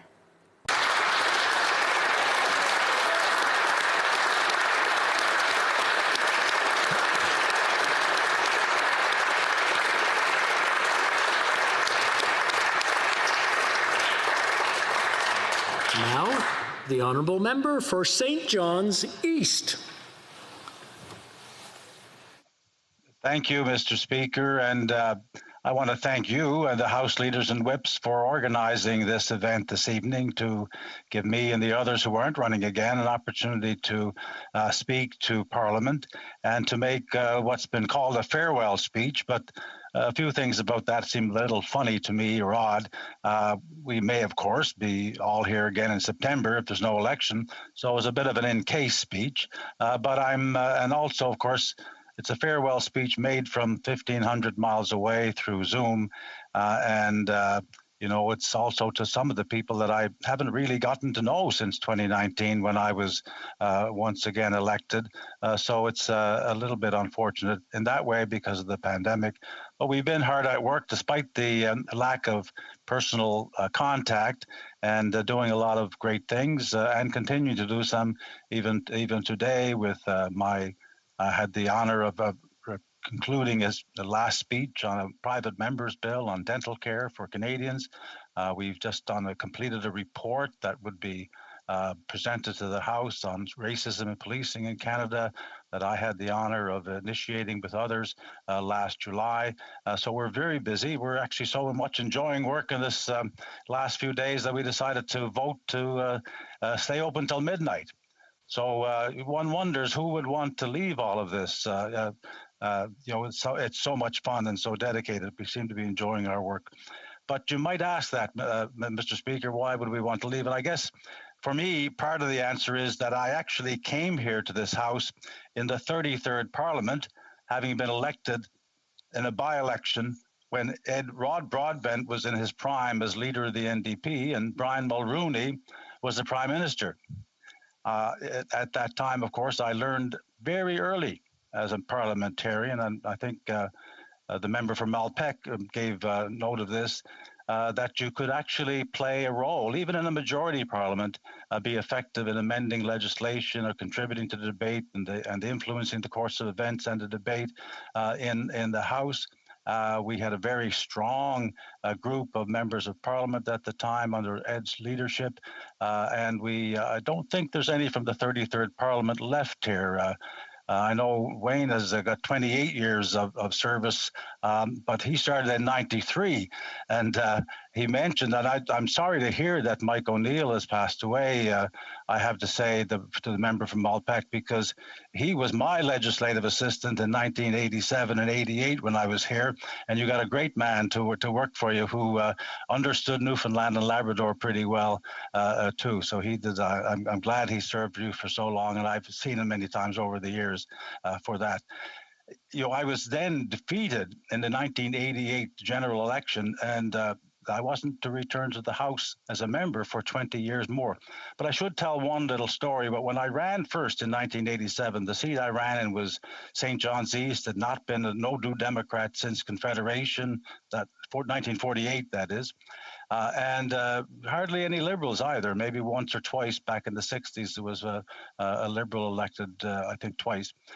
So I was running for office. I'd offered myself for the nomination. I was practicing law at the time. I went to see a judge to sign some papers. And this was a judge who had served provincially. And he said to me, "Well, Mr. Harris, I hear you're going into politics." If it could be said that running for the NDP was going into politics. And I sort of was supposed to laugh because it was supposed to be a joke. But then he spent the next 45 minutes telling me what a great honor it was to be a politician, a noble calling, he called it, to be able to play a role in making the laws that govern your people. And he talked about his experiences with Joey Smallwood, et cetera, et cetera. And I never forgot that phrase because I believe that the following, he wasn't right about the question of whether I was going into politics, although I never believed that I would have the kind of career that I did with 10 years in the federal parliament and 16 years provincially. But I never forgot that phrase, that this was a noble calling, that you're here to serve your people, that you have a role to play, and that it's an important one, and that it's a big honor to do that. When I was defeated in '88, of course, I didn't really take a pause in the parliamentary sense. I took what I learned in the Parliament, and I took it to the House of Assembly of Newfoundland and Labrador in 1990 and was elected 5 times, serving for nearly 16 years, most of which as leader of the New Democratic Party in the province of Newfoundland and Labrador. And I came back in 2008 at the behest of Jack Layton and was here until 2015, serving mostly as defense critic with a stint as public safety critic and as justice critic. We really enjoyed, and I really enjoyed, the inspired leadership of Jack Layton, who brought us to official opposition status, and then very sadly and tragically died and was replaced by Thomas Mulcair, who, as we know, is considered one of the most effective opposition leaders in modern times. I was unfortunately defeated again in 2015 and had a 4-year hiatus as a former member of Parliament. But I did enjoy some time with the Association of Former Parliamentarians, and I'd highly recommend that to anyone who is leaving the House, because they're a great group of people. It's a good way to keep in touch with your former colleagues and some people who you didn't serve with but got to know. And whether you leave voluntarily or otherwise after the next election, it's a good idea of being able to keep in touch with those you've served with. Of course, I came back in 2019, which is why I'm here today. And I didn't really want to belabor all this story, except to provide some background to my unique parliamentary experience of bookends on either end that are span, I think, the total of 34 years. Now, the member from Malpeque served 28, but they were consecutive. He didn't have the variety that I had, and but I wanted to just let you know that he's a seasoned member of Parliament, having served all his time here. I had so he had much more experience, significant experience to draw on in this House. But I've enjoyed all my years as a member of Parliament. It's been a great experience, and as everybody else who will speak, I'm sure, will say, it's an honourable profession. It's also a big honour and privilege to serve your constituents in the House of Commons.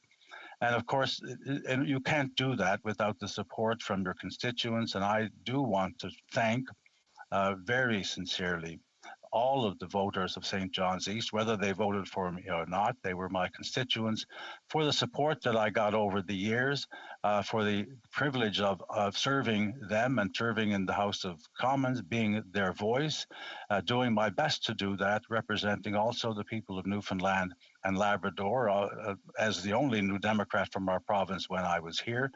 And right now, the only opposition member from the province of Newfoundland and Labrador. So the voters and your constituents are the heartbeat of politics, communicating with them, working with them, helping them when you can. The people part of politics was always something that I loved and enjoyed very, very much.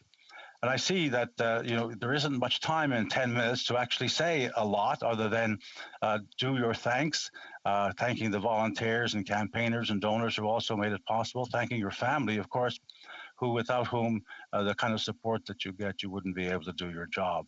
My wife, Anne, and our 3 children, Amelia, Sarah, and John, have been great support for me and encouraged me and enjoyed my work. The staff that you have, of course, help you to do the job. You couldn't do it without them. The constituency staff and Ottawa staff who help your constituents as best they can and we can. And it's amazing what you can actually do for constituents in the system that we have. We also, of course, have great staff on the Hill. The Library of Parliament as a resource has been fabulous for me and helps with our committees, of course, we all know that. And I do want to say and sort of reiterate what the member from Malpeque said about our Parliament. It's not perfect. It's not perfect. There's a lot of work that needs to be done to make our world perfect and our Parliament perfect. But it's a great system for the voices of the people to be heard, to work together with other parliamentarians to try to make things better. And it's, as I said, a noble calling. And I want to encourage any young people out there who are thinking about a career in politics, take the torch, carry the torch, and do the job. It is a noble calling. It's worth doing, and it's a worthy way to work to make our country better and to try to make the world better and safer. There are plenty of things to do and not enough people to do them, so please take up the cause. Thank you very much, Madam Speaker.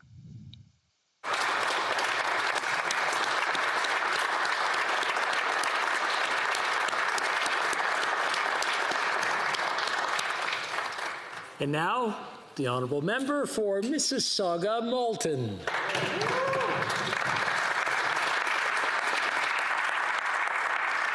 Thank you very much, Mr. Speaker.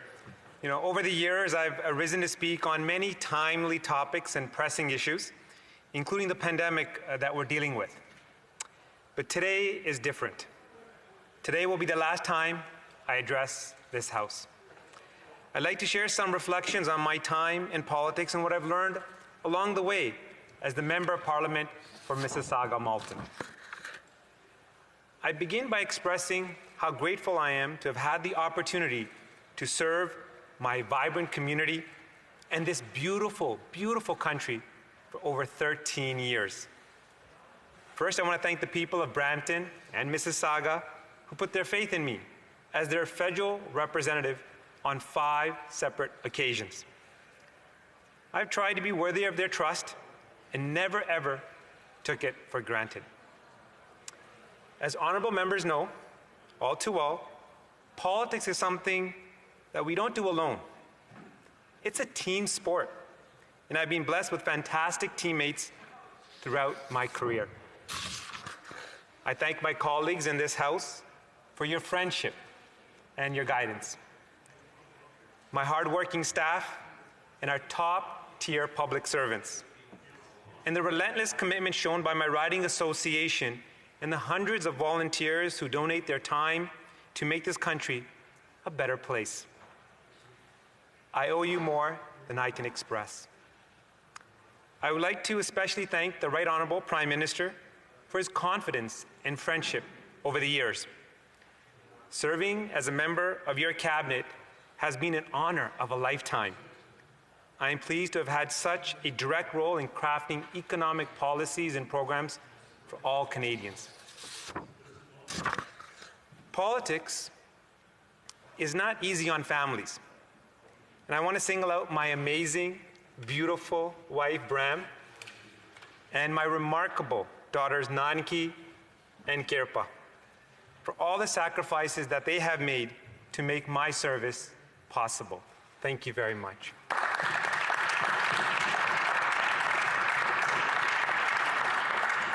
Your love and support has meant the world to me, and any possible reservations I have about leaving this place disappear when I think about spending more time with them together. You know, when my parents immigrated to Canada in the 1970s, they could never imagine in their wildest dreams that their son would end up here.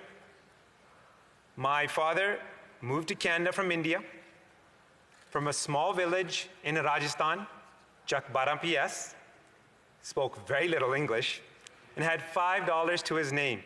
But he came here for better economic opportunities. In a few years, my father learned carpentry from an Italian-Canadian cabinet maker who called him Vincenzo, which he thought sounded better than Balvinder, and my father wore that handle as a badge of honor. My mother worked the night shift at a cookie factory so that she could be home each morning to help make breakfast for my brother Harjot and I, and help us tie our patkas, which is a head covering for young, sick kids. And she knew how important it was for me to play sports, and I love sports. And to do so confidently, I needed my patkas tied well. So she worked all night, but always made it at home, in time so that I could go to school feeling sure and confident about myself. They both worked hard, did well, and my father eventually bought a cabinet company of his own and moved the family from Jane and Finch to Brampton. Even with that success, I don't think he ever expected our family to go from cabinet makers to sitting at the cabinet table, only in Canada.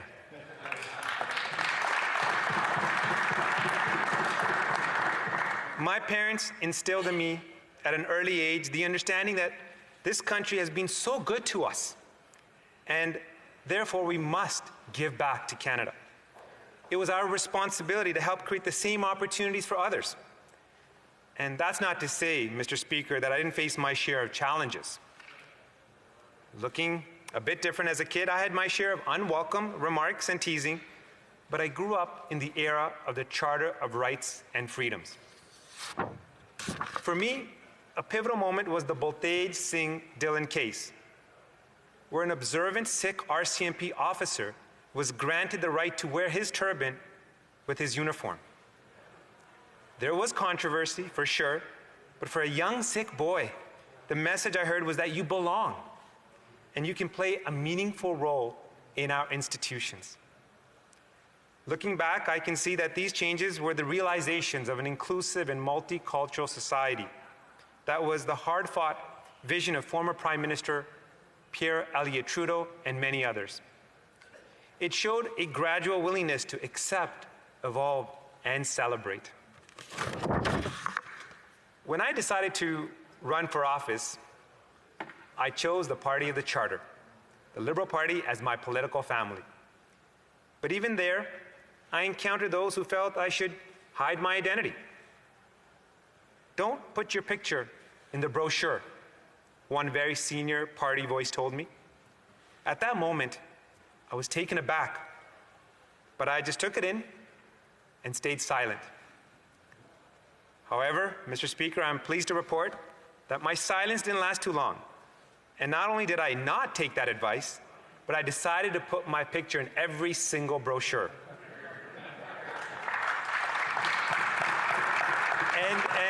And my view was that if I was going to be on the ballot, I wanted people to know the person they were putting their faith into. I wasn't going to hide my identity or conceal who I was. And by the way, in case you were wondering, I won the first election with 57% of the vote, the widest margin in the region of Peel. And it wasn't the first time I'd stand up for equality, and it wouldn't be the last. Soon after my first election, the same-sex marriage debate tested my commitment to stand up. There were many of my constituents who didn't agree with same-sex marriage. But to me, the choice was clear. You love who you love, and you can't decide what rights go to which people. End of story. I took a lot of flack for that position, but I'm proud that I made it. For someone who's always looked different, I knew there was no other option. That's also how I defended it to those who would complain about their own discrimination in one breath while advocating discrimination against others in the next. When I was appointed the Minister of Industry, I was acutely aware that I was the first person of color to hold that role, and I was determined, absolutely determined, to leave the door open wider for others. While there were many initiatives we took to create jobs and accelerate science and innovation, I am most proud of speaking up for equality and equity amongst decision makers. I was proud to introduce the 50-30 Challenge. And this initiative asked that organizations in the private and public sector aspire to two goals: gender parity on Canadian boards and among senior management, and significant representation, at least 30%, amongst those same leaders representing underrepresented groups, such as Black Canadians, persons living with disabilities, LGBTQ2S, and our First Nations, Inuit, and Métis people. To date, more than 1,000 Canadian organizations have taken up the challenge to move the underrepresented into positions of economic influence and leadership. While things are objectively better in this country for those marked as different, we still have a long journey ahead of us. I, like many Canadians, was heartbroken when I heard of the tragic news about the 215 children found at a former residential school in Kamloops. It should remind all of us that there are still those on the outside looking in, and that Canada is very much a work in progress, and we have much to do on reconciliation. As we're dealing with this historic tragedy, we were horrified to see in London, Ontario, that hate is alive and well. Hate is poisonous, and it's a thing that lashes out at those whose only crime is being different. I also wear my faith for the world to see, and that could have been my family. While I know there's not a person in this House who wouldn't condemn these crimes, we must remember that every time we stoke division, the seeds of hate are planted and watered.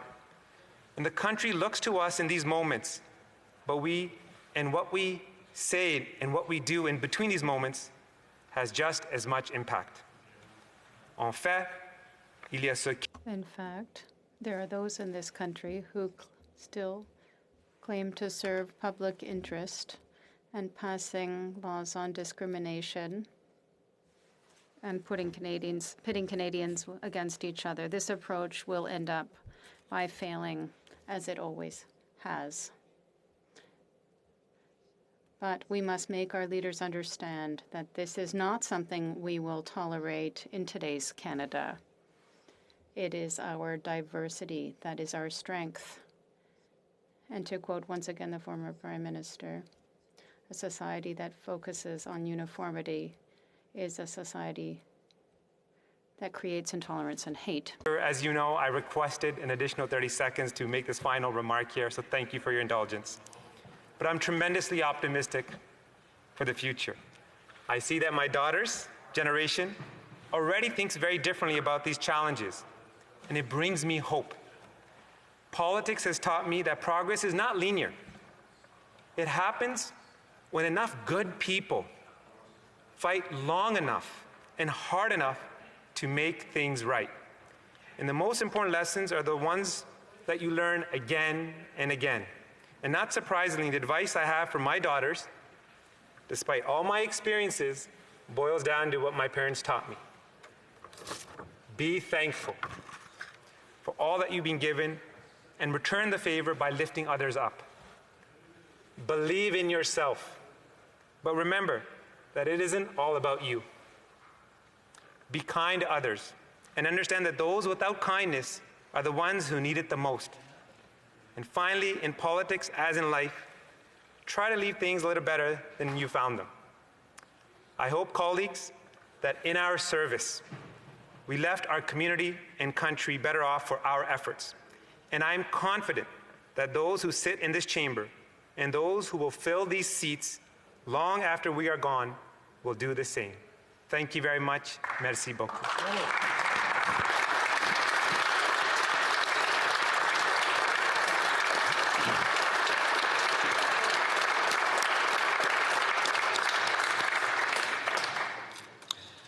Next, we have the honourable member for Flamborough-Glanbrook.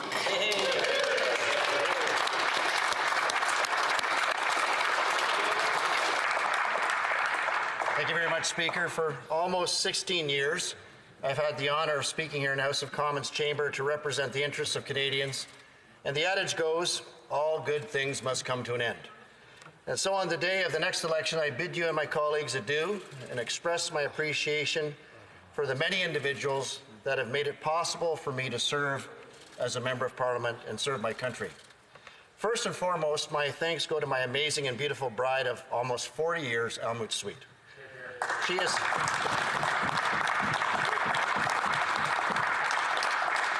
had to tolerate too many absences, interruptions, and stress that unfortunately our partners must endure for us to be present in Ottawa. In Almut's case, she also endured 2 cancer surgeries and the tragic loss of our daughter, Lara. Sweetheart, you not only have my undying love, but also gratitude and deep respect for your willingness to sacrifice for my service and for your country.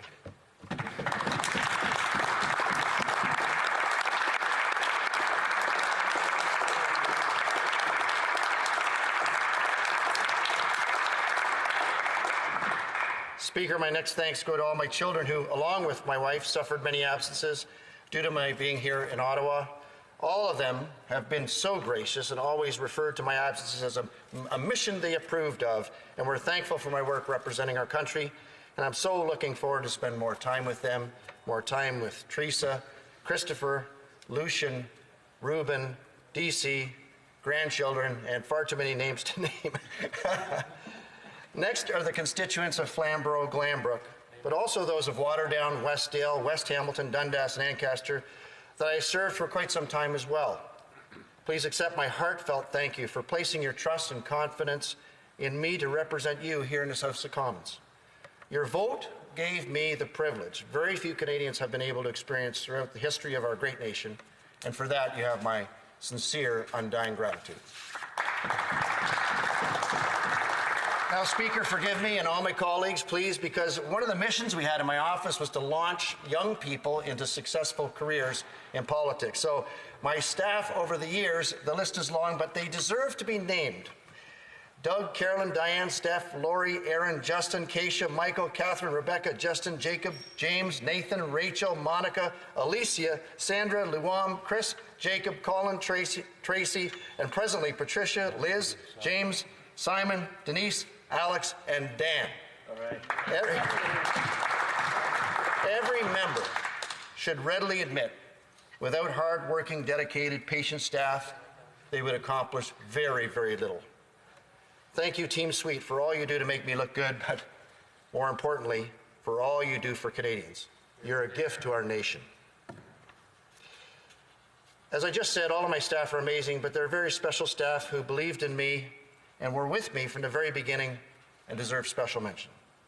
Doug and Carolyn Brown took on the task of shepherding me through the process of establishing a constituency office, and by so doing, they set the standard remarkably high for all future staff. Their professional, mature approach to constituent service meant that we had a stellar reputation throughout the entire greater city of Hamilton, and consequently, were able to successfully sort out problems of thousands of people, everywhere from rescuing Canadians from desperate dictatorships around the world to those dreaded CRA files. Doug and Carolyn, I'm in your debt for the rest of my days for your service and friendship. Canada's a better nation for you. Steph Rose was my first legislative assistant who had such a drive to excel that he interviewed many senior staff on the Hill to make sure he was able to serve in his capacity with excellence, and he sure did. Steph 3 times rewrote legislation for me that became one of the few private members' bills to pass with all party support, the Fairness for Victims of Violent Offenders Act. He managed committee work and so much more, but ultimately always stood out because he was ready to go the extra mile. Steph, I'm so happy that you're where you always wanted to be, and Canada is a better and safer place due to your efforts, my friend.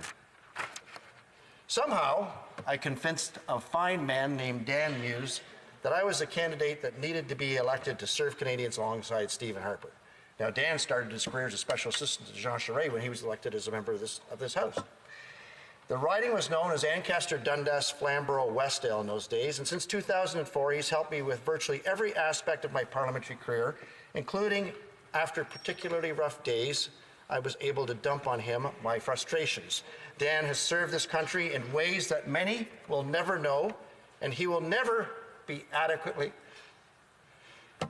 rewarded for it. Yet, Dan is not the kind of person who does what they do for a reward. His dedication to Canada is his love for the same. Thank you, Dan, for your service, hard work, and dedication, and our deep friendship. Then there are your best friends that help you keep your feet on the ground and bring you a better perspective to life than what you get within this thing we call the Ottawa bubble. They are the ones that help shape you early in life into who you are and who you're becoming. Bob Baxter and Reed Myers have both departed this world for eternity, but mentored a young man who had a fleet of tow trucks back in 1982 and encouraged him to grow in character, intellect, and spiritually. My best friends, Larry and Leslie Brune, I apologize, colleagues, have assisted myself and my family in every imaginable way. Their generosity, hospitality, dedication, and kindness have, in no small way, been one of those substantial reasons I'm here today. These 2 individuals I speak of have quietly helped hundreds of people and have done it so humbly and quietly that few know the amazing impact that they've had on large groups of Americans and Canadians. Their selfless efforts to serve others is so great, the human language falters at trying to explain their love for others, Speaker. A special thanks to my friend Frank, a reserve officer in the Israeli Defense Force who always welcomed me to Israel. Such a good friend and brother, and who I get to see so seldom. Frank, peace and protection to you and your family. Thanks go to so many supporters and donors who gave of their time, their talents, money to make sure that I could continue to wage successful campaigns. Your assistance is so important in our democracy, and you're often going unnoticed, but you're really the engine in the background of every candidate, and you determine their ultimate success. Thank you. Speaker, all of us in this chamber, and now I'd like to give a message to my colleagues. All of us in this chamber should reflect often on the magnitude of responsibility we have and the fact that we live in a nation that still, for the most part, elects individuals on their merit and not on their social status or by their wealth, as we see in some other nations. We are blessed to live in a country where voters determine the outcome of an election and not individual political parties who have the right to establish lists for voters or a regime of evil elites who tell voters how they should vote. This is a rich gift that's been carefully protected by past generations and has been fought for with Canadian blood in past conflicts. No matter what party you are from in this chamber, your individual responsibility as a member is to guard this cherished institution. That is exactly why we are obliged to swear an oath to Her Majesty, the Queen of Canada. We don't protect this institution because we're privileged. No, we guard and protect this institution because this chamber is where critical issues that concern individual Canadians are debated and resolved. Speaker, I thought I had a good handle on what I just said until the evening we were to vote on whether we would sustain our troops in Afghanistan. I knew the issues. I knew the good work our troops had accomplished. I knew about the young girls and women who had never experienced freedom until our troops arrived. But when the bells began to ring, the weight of what we were about to vote on reached a much higher level of severity than it had in my entire life. I realized that my vote would not only allow a continued effort by our troops to accomplish their good work, but it also meant that our young men and women were going to continue to be placed in harm's way, and it meant Canadians would die. There were many poignant times in my career that were transformative and giving me a deeper clarity regarding the magnitude of our responsibilities. But sustaining our troops in one of the most dangerous areas of Afghanistan, areas where other countries abandoned, was the most sobering. Speaker, I encourage all my colleagues to think for themselves and bear in mind the oath we have taken and the concerns for our constituents and all Canadians. I think political parties are great institutions and in and of themselves, and I'm very grateful for my party, the Conservative Party of Canada, and my band of brothers and sisters, my colleagues. Consequently, I want to encourage all members from all parties to, yes, be a team player, but also be ready to think through all issues and steward your own integrity. You want that confidence when you look in the mirror every day that you are your own person. Let me turn to thanks now, Speaker, and I'll wrap up. Some of my colleagues have become good friends, and I'll keep them long past politics. The member for Niagara West,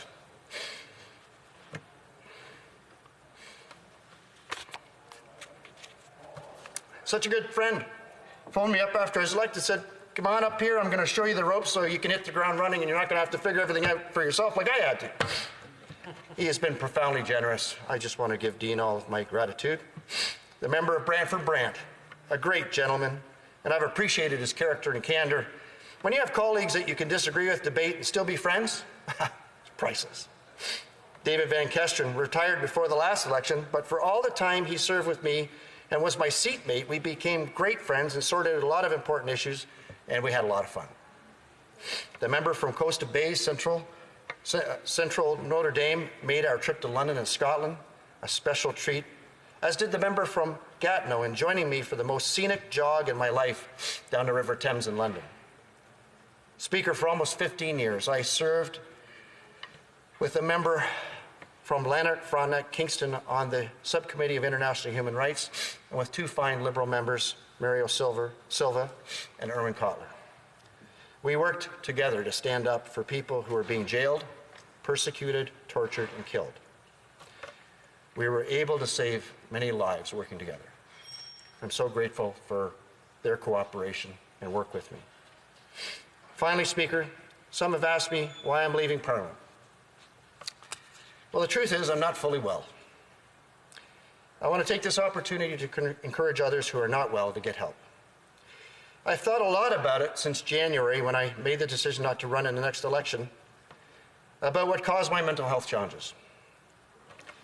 I don't know if it was the 4 years of incarceration in a juvenile institution when I was 12. It may have been when I was attacked by a knife-wielding assailant in Lockport, New York, or the betrayal of business partners when I was a young businessman, or losing two children, one who died in my hands while I was trying to deliver her, and another one who took her own life. Maybe the terrorist attack here on Parliament Hill played a role, and the too many funerals I planned because I was always looked to as the guy who could handle it. The 15 years of hearing the worst stories of human suffering in the Human Rights Committee, I know, played a role. Likely, the entire lot played a role, as did the current draconian lockdowns. Speaker, we should all respect that everyone has a limit, and it's different for everyone. Thankfully, Speaker, there are many who have greater limits than us, like many who are in the Canadian Forces, and for those individuals, we are so grateful. All of us need to be conscious of what our limit is and assure we get relief and help when needed well before it becomes crippling. This is what I'm doing, and I encourage all those who can hear my voice and need help to seek it and be relentless to get what you need. You need not feel any shame. We all need help sometime. I also plead with those who don't currently need help to be patient and help others. Just this past weekend, my friend Nicholas Lowers, a psychotherapist himself, was there for me and helped me to get back on track just by being willing to listen. Thanks, Nick. My final but most important thanks goes to the Lord Jesus Christ. The reconstruction of my life that happened after I made a commitment to Christ is what animates every aspect of my life. Of all I'm grateful for, my gratitude to God is far beyond all the other thanksgivings I can give. Speaker, on the center block arches are 3 scriptures.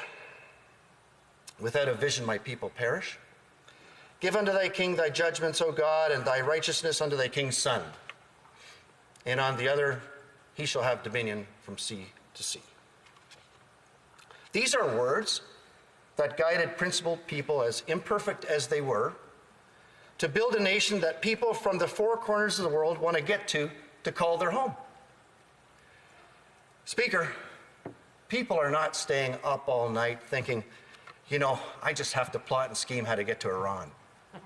They're not saying, if I could just get to Russia, everything would be okay. But I'll tell you what, Speaker, all around the world, people are plotting and scheming, thinking, if I could just get to Canada. May God continue to bless Canada and make it glorious and free.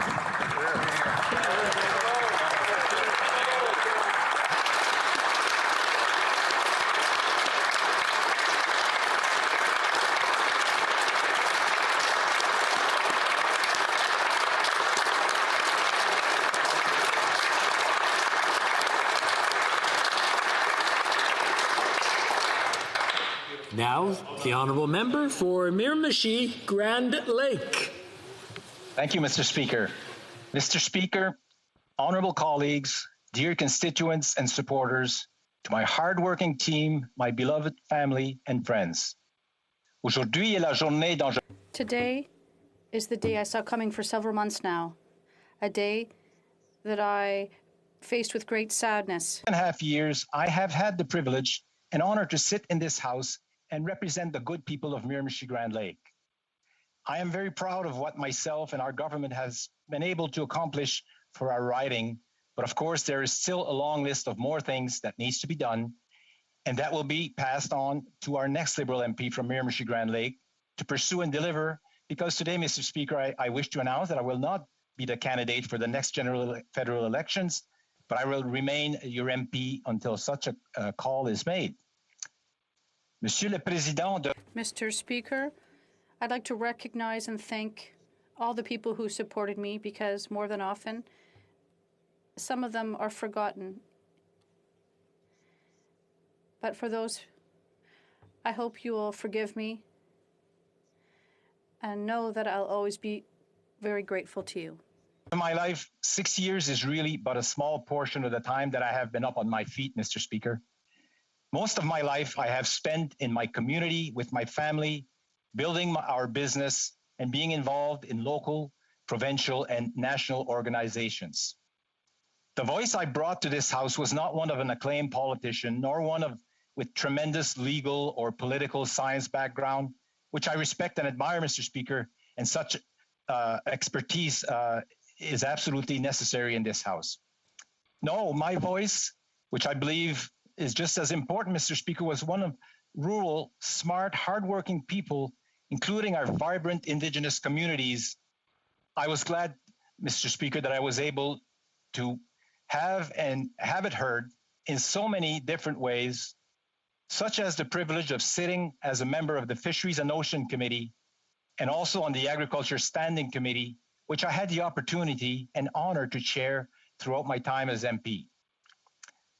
I was also able to have my voice heard, Mr. Speaker, in the many conversations and meetings with our cabinet ministers, my caucus colleagues, and as chair of the New Brunswick caucus with my provincial colleagues. Finally, Mr. Speaker, I had a great privilege to have my voice heard by our Right Honourable Prime Minister, who I want to thank personally for putting his trust in me and for his strong support and confidence during my time as Member of Parliament for Miramichi-Grand Lake. His many visits to my riding in time of crisis, such as the 2017 ice storm, and commitment and support during the dark days of the payroll center in my riding. But also many times he dropped in just to meet and have conversation with people of Miramichi-Grand Lake. Thank you so much, Prime Minister. Thank you for your guidance and carrying us through this awful pandemic. I must also say and recognize that I have learned and benefited so much from the many conversations and debates from all members of this House, whose friendship I will cherish always. Comme gouvernement, nous avons réussi. As a government, we managed to accomplish great things. Our country, and in my riding of Miramichi-Grand Lake in particular, even though we still have much left to do, during my term, our region has known wonderful economic and social growth. For those many accomplishments that we've been able to achieve in my riding. Of course, again, the payroll center, which had just been opened by the previous government in my riding, and everyone will agree was totally dysfunctional. We were able to secure and stabilize it with an additional 400 local federal jobs in my riding and proper investment to fix it and make it work.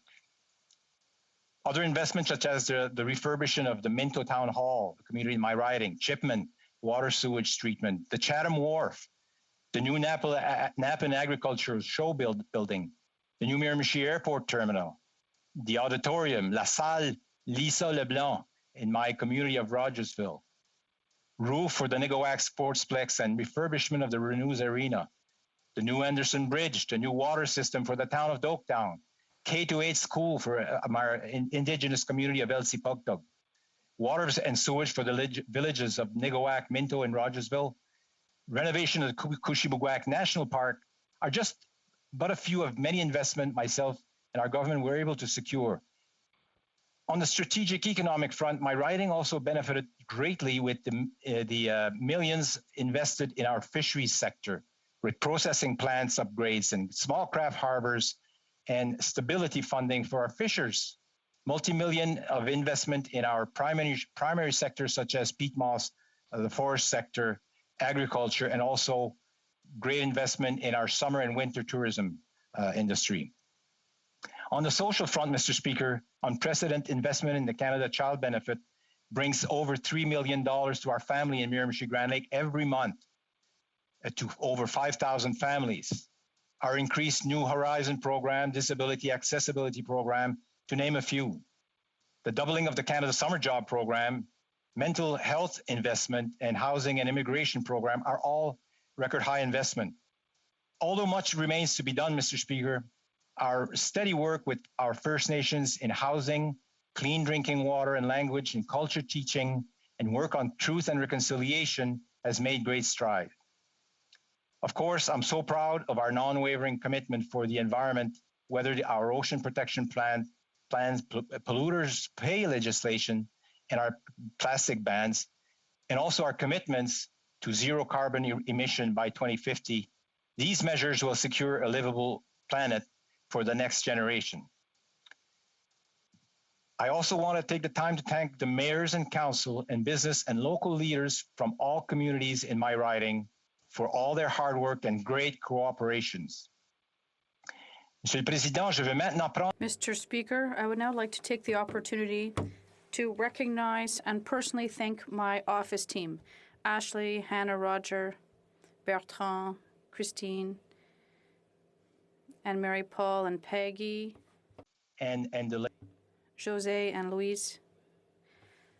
On behalf of all the people of Grand Lake and myself, I would like to thank you.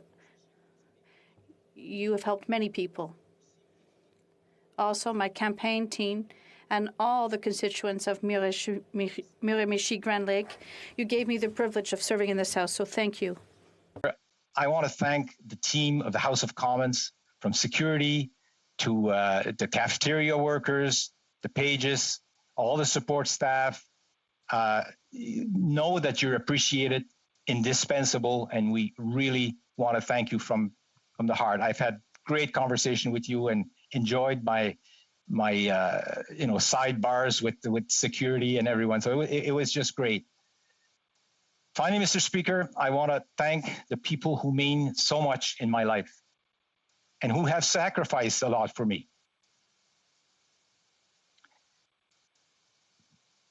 To my daughter, Vicky, her husband, Gerard, my son, Derek, and Sarah. My grandchildren, Tristan, James, Joel, thank you. Pepe is back. My mom, my 8 brothers and sisters and their extended family, thank you for your support. Also, Mr. Speaker, I want to inform this House that I was not the only one serving the good people of Miramichi Grand Lake.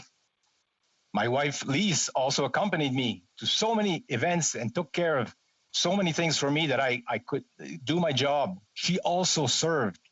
Just a note to the Ethics Commissioner, she was not on the payroll, so that's fine. Her relentless work in keeping our family and business together is simply amazing. And I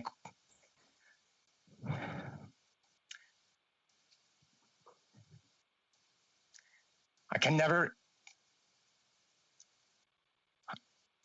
never thank her enough. You have been my rock, my safe harbor, and my eternal love. To say, and I hope she's okay with it, I'm back. Thank you, Mr. Speaker, and good night.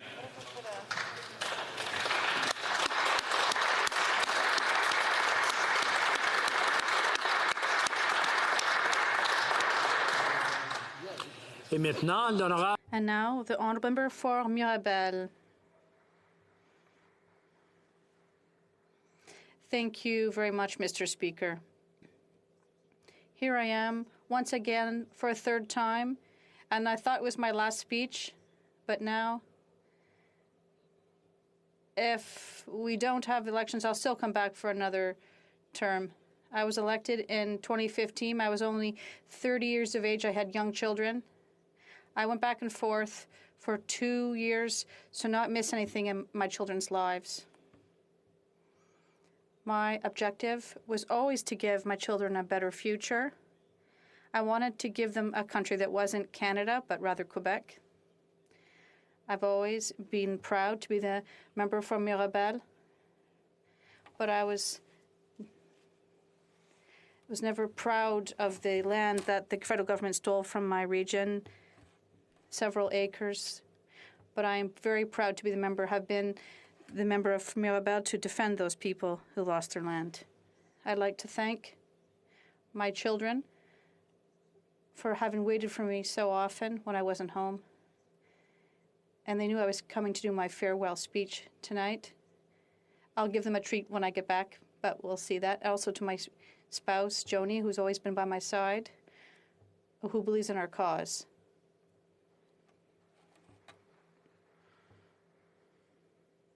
Mr. Speaker, I'm not the Prime Minister, so I won't start crying, but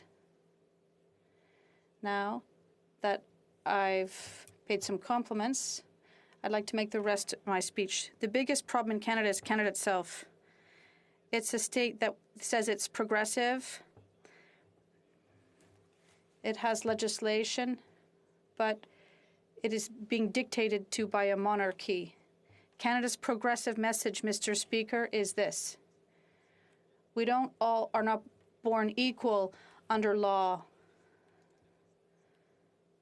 Some people inherit their power through their birth, and that is the very contrary to democracy. I understand tradition, but the weight of a mass like that could support a family for a year. Canada also says it's a big human rights defender. But internationally, it says it's going to save everyone, but it can't even provide drinking water to Indigenous communities here. And it's responsible for this on its own territory. It doesn't even see the end to this. Canada also created peacekeepers. They think they're peacekeepers worldwide, but at the same time, it seals peace deals with Middle Eastern countries to buy armored vehicles and helps to arm totalitarian regimes who crush their people. Canada also says it's egalitarian, but it adopted tax haven legislation so that a lot of taxes that could come to Canada are now transferred to other places. They could have spent it on health transfers, but it doesn't. That's the ethical issue. Also, Mr. Speaker, ethically, Canada is a tax haven for mining companies. The law doesn't apply to them. Canada thinks it's green. We're for the environment. We want everyone to be good. We're going to plant 2 billion trees. It's great. But on the other hand, it's a petrol state that finances oil companies with yesterday's energy by ignoring tomorrow's energy. We're paying for that with our taxes in Quebec. Canada says it's strong and united, that the idea of Canada is wonderful, but the Canadian identity, Mr. Speaker, is fragile. It is fragile. Albertans are more proud to be Albertan, and Quebecers are more proud to say they're Quebecers. We need new ideas. They had to topple monuments to see the rust beneath them. And that's the problem. Canada says it's a democratic country, but it stole the referendum in 1995 without talking about, not to mention the sponsorship scandal. They said they held a democratic election. Canada also says it's on the forefront of workers' rights, but they weren't even able to adopt legislation to respect the right to strike. And Canada's history has been based on the assimilation of First Peoples. John A. Macdonald, the founder of Canada, was a racist, even though people say he was a good guy. To construct identity, Canada stole from Quebec. The maple leaf, there's almost no maple leaves in your country. And the beaver, you have no beavers. Mr. Speaker, if west of the Ottawa River, you can't even eat a poutine that's edible. And the only cultural thing you have left is hockey, and they never even win in Toronto. Puis je vous le dis dans votre langue pour pousser comprendre. And I said that in English so you could understand, all of you. Mr. Speaker, I'm an independent bloc member, and I've been pro-separation my entire life. So long live Free Quebec.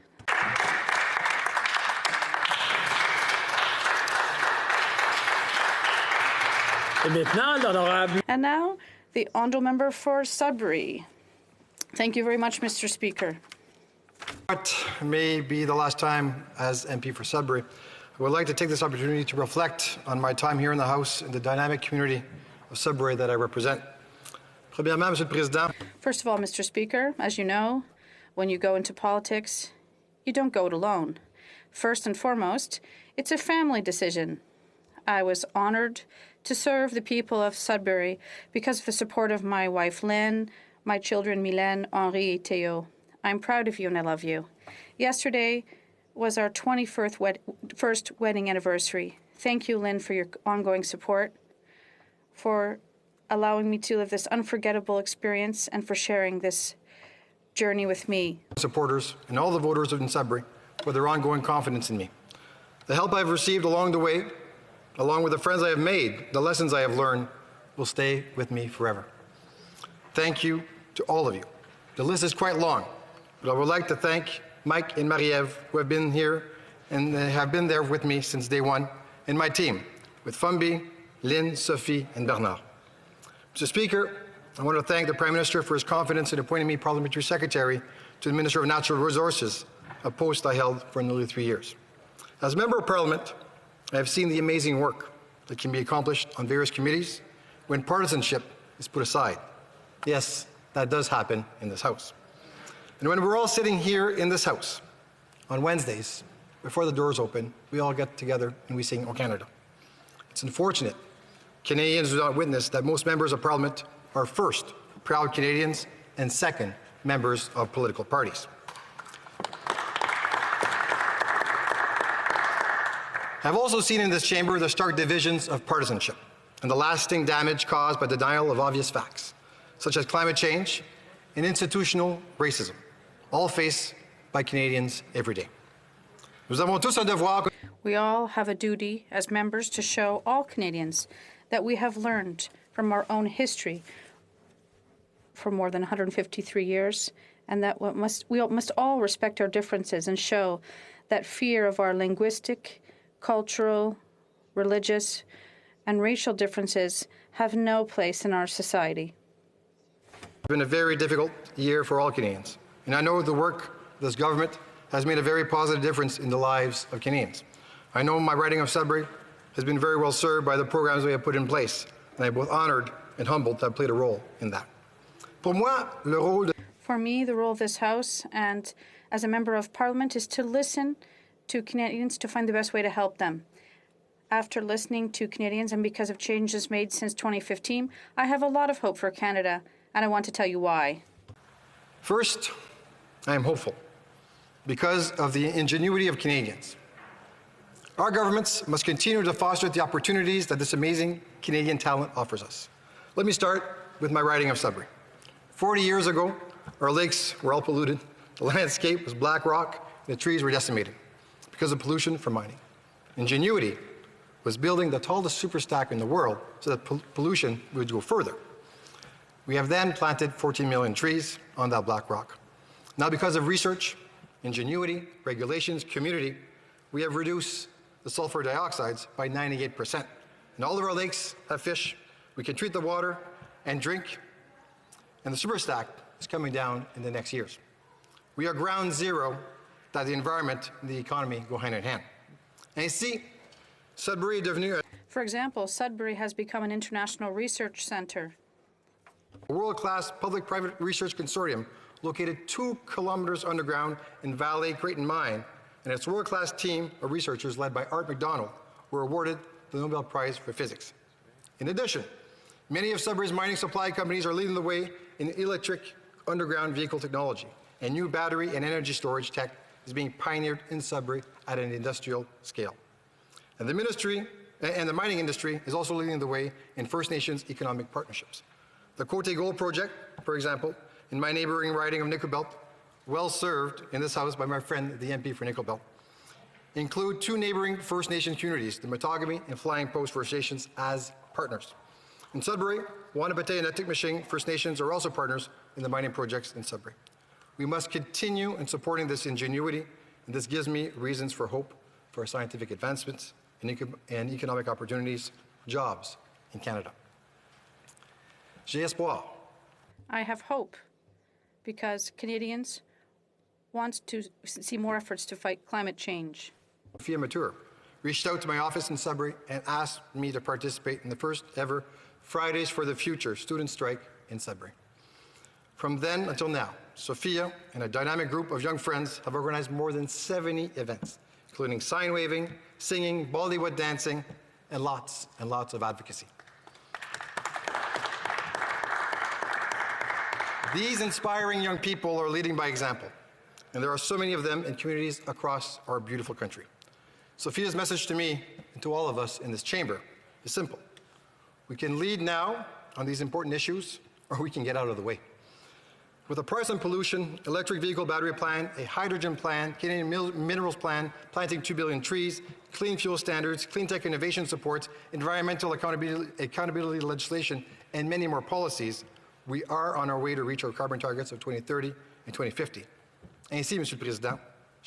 And therefore, Mr. Speaker, I have hope for our future because of Canadians like Sophia. I'm also hopeful because Canadians realize that now, more than ever, that learning the truth and reconciliating with our Indigenous nations is a priority. Another memory I have is in early 2016. I was invited to Whitefish River First Nation in Northern Ontario to visit with the children of that nation. There, I met Chief Shining Turtle, who filled me in on his nation's needs. He told me about his nation's water system in desperate need of an upgrade to meet growing demand. He told me about health care in his nation, the school in his nation, and how some families were being left behind. He told me his nations had waited years, sometimes decades, to have them addressed. Working together, over time, we tackle these issues. I returned to his nation in 2018 to announce an investment in the Wabatek Centre of Excellence for Indigenous Minerals Development, led by Don Madabi-Leach. So I took the opportunity to visit with the chief and see that improvements to the water system, which had been mired in red tape for years, how quickly they were made. And I saw firsthand how vital and effective Jordan's principles is to First Nations communities through the experience of children able to overcome health issues and attend school in Whitefish Lake First Nation for the first time. To you, I say Chimagwich. With over 100 boil waters advisories lifted, many nations recently connected to the grid, unprecedented training opportunities for First Nations, unprecedented partnerships in natural resource projects, we are on our way to learning the truth and have started the path towards reconciliation. I am hopeful that given the immensity of this path, this House, regardless of political stripe, will not waver and continue to follow the path along with Indigenous peoples. J'ai espoir.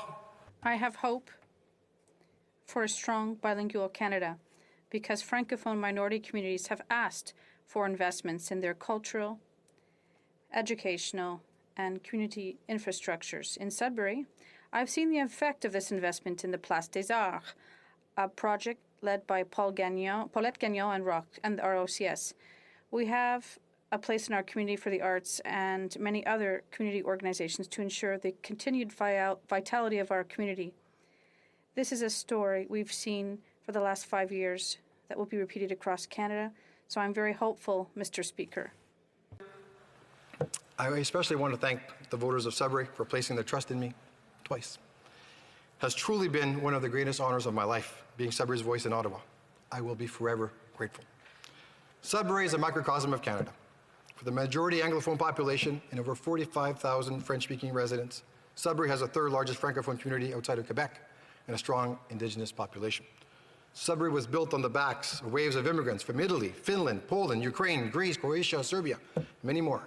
And more recently, a strong South Asian, Syrian, and African contingent. You can see that I'm proud to be a Sudburian.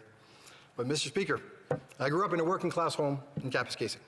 Mon père Jean a travaillé comme... My father, Jean, worked as a welder for Spruce Falls for 40 years. My mother, Paulette, after taking in 18 children over 5 years in our home as a foster parent, completed high school and got her bachelor's degree in social work whilst managing the house and me, my father, my sister Roxanne, and my brother Denis. Their values of loyalty and hard work will always be with me. I am proud to be your son. I will miss my amazing colleagues in this House. I really will. It has been an honor serving my constituents and Canadians with you. Monsieur le Président, en conclusion. Mr. Speaker, to conclude. Inspiration of Chief Shining Turtle, because of Sophia Mature, and the Fridays for the Future gang, Paulette Gagnon and Le Roc, because of the world-class people attracted to Sudbury and Canada by projects like Snow Lab and industrial battery technology, I am eternally optimistic about our future. Because of all of them, I left this chamber more hopeful than I entered it. Hopeful that Canada and Canadians will continue to meet the challenges of the future, and hopeful that this chamber and the wonderful Canadians who sit in it will continue to lead the way. Merci, Monsieur le Président. Thank you, Mr. Speaker.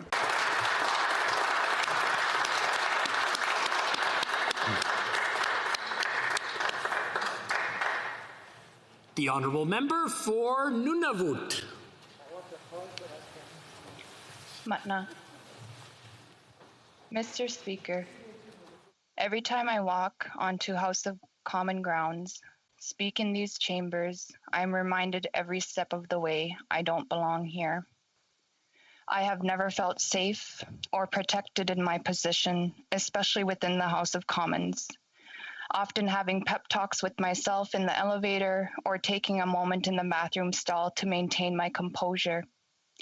When I walk through these doors, not only am I reminded of the clear colonial house on fire I am willingly walking into, I am already in survival mode.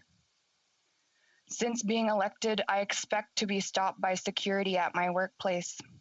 I've had security jog after me down hallways, nearly put their hands on me, and racial profile me as a member of parliament.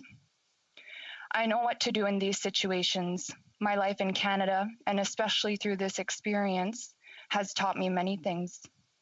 As a brown woman, do not move too quickly or suddenly. Do not raise your voice. Do not make a scene. Maintain eye contact. And don't hide your hands. Every Inuk has survival mode. We have to. No, not 2 generations ago, survival mode meant endurance of extreme temperatures and finding food throughout the winter. Now survival mode means being able to see that warmth in shelter and affordability in livelihood, but being denied it at the hands of the federal government. The federal institution needs to change its own policies and procedures to reflect reality instead of creating barriers for people like me. I shouldn't be afraid of going into work. No one should be afraid of going into work. It is possible to create change.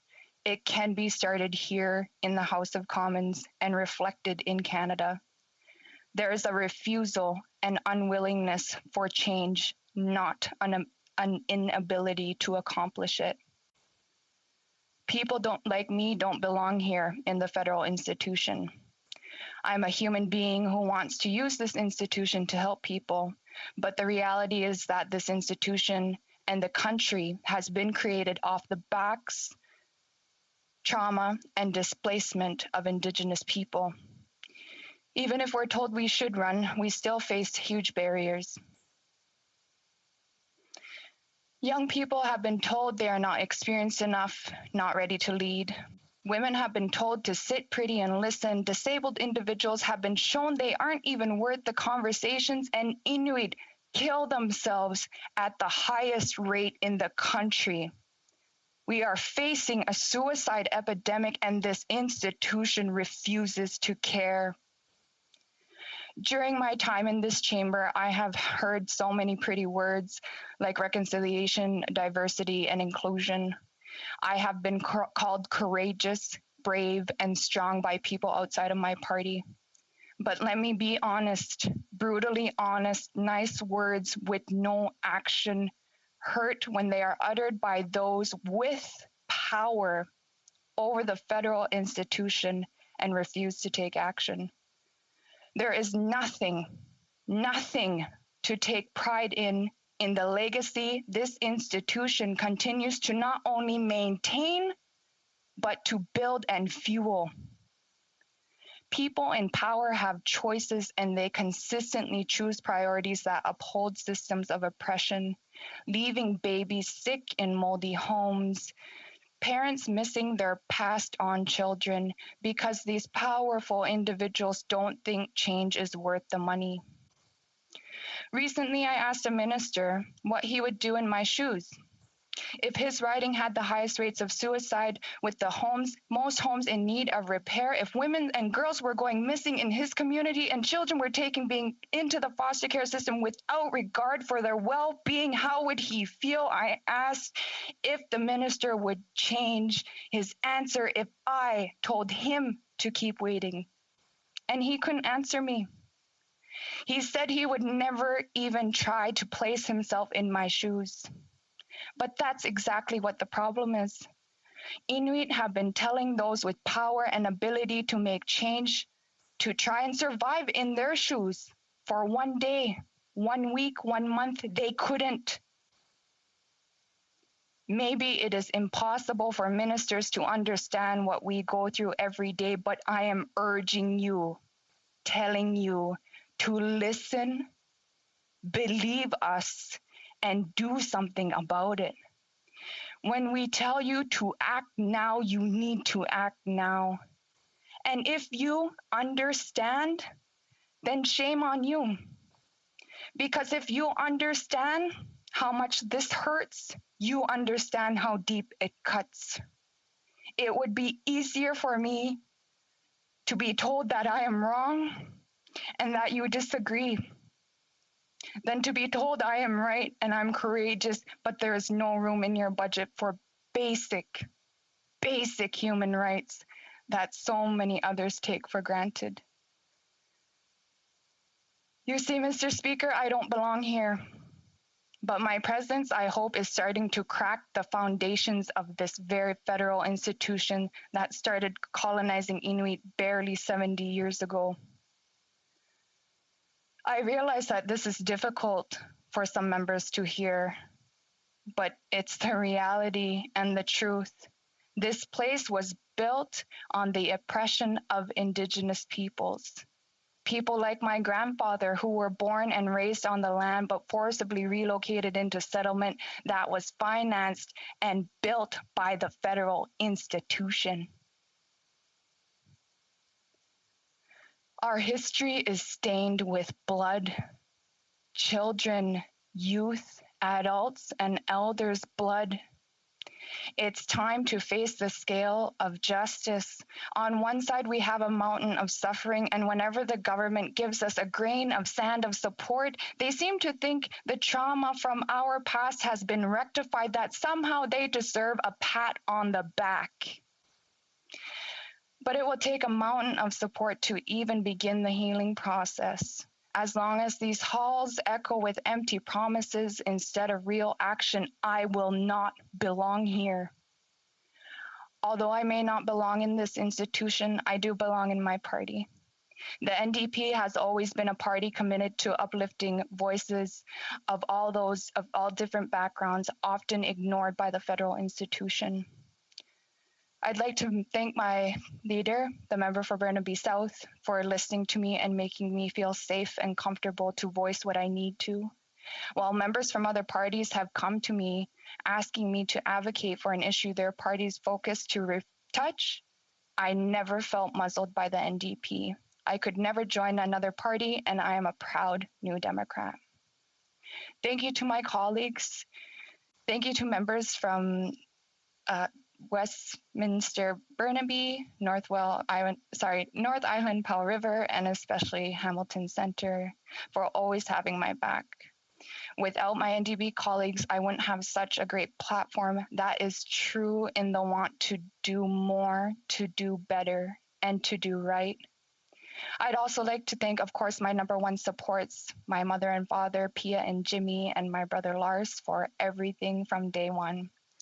A huge shout out to my staff. I could not have survived without you guys. All the things that come out of my office, everything I'm so proud of, I know I couldn't have done it with you. I'm so grateful for you. Of course, ultimately, thank you from the bottom of my heart to Inuit and Nunavummiut who believe in me and support me. The encouraging messages have meant more than people will ever know. I'd like to thank Bautatik for always standing up for Inuit women and girls like me and speaking truth to power even when it's inconvenient.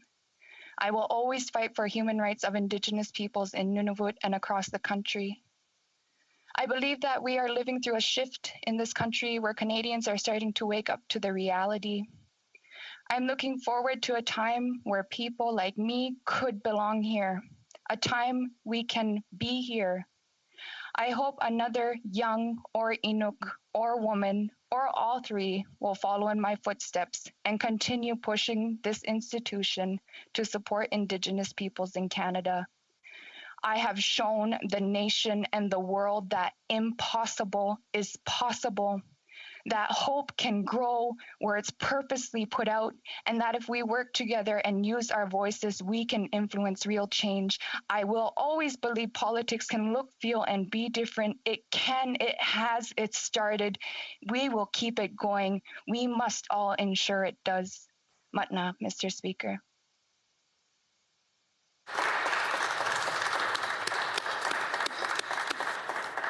The honourable member for London West.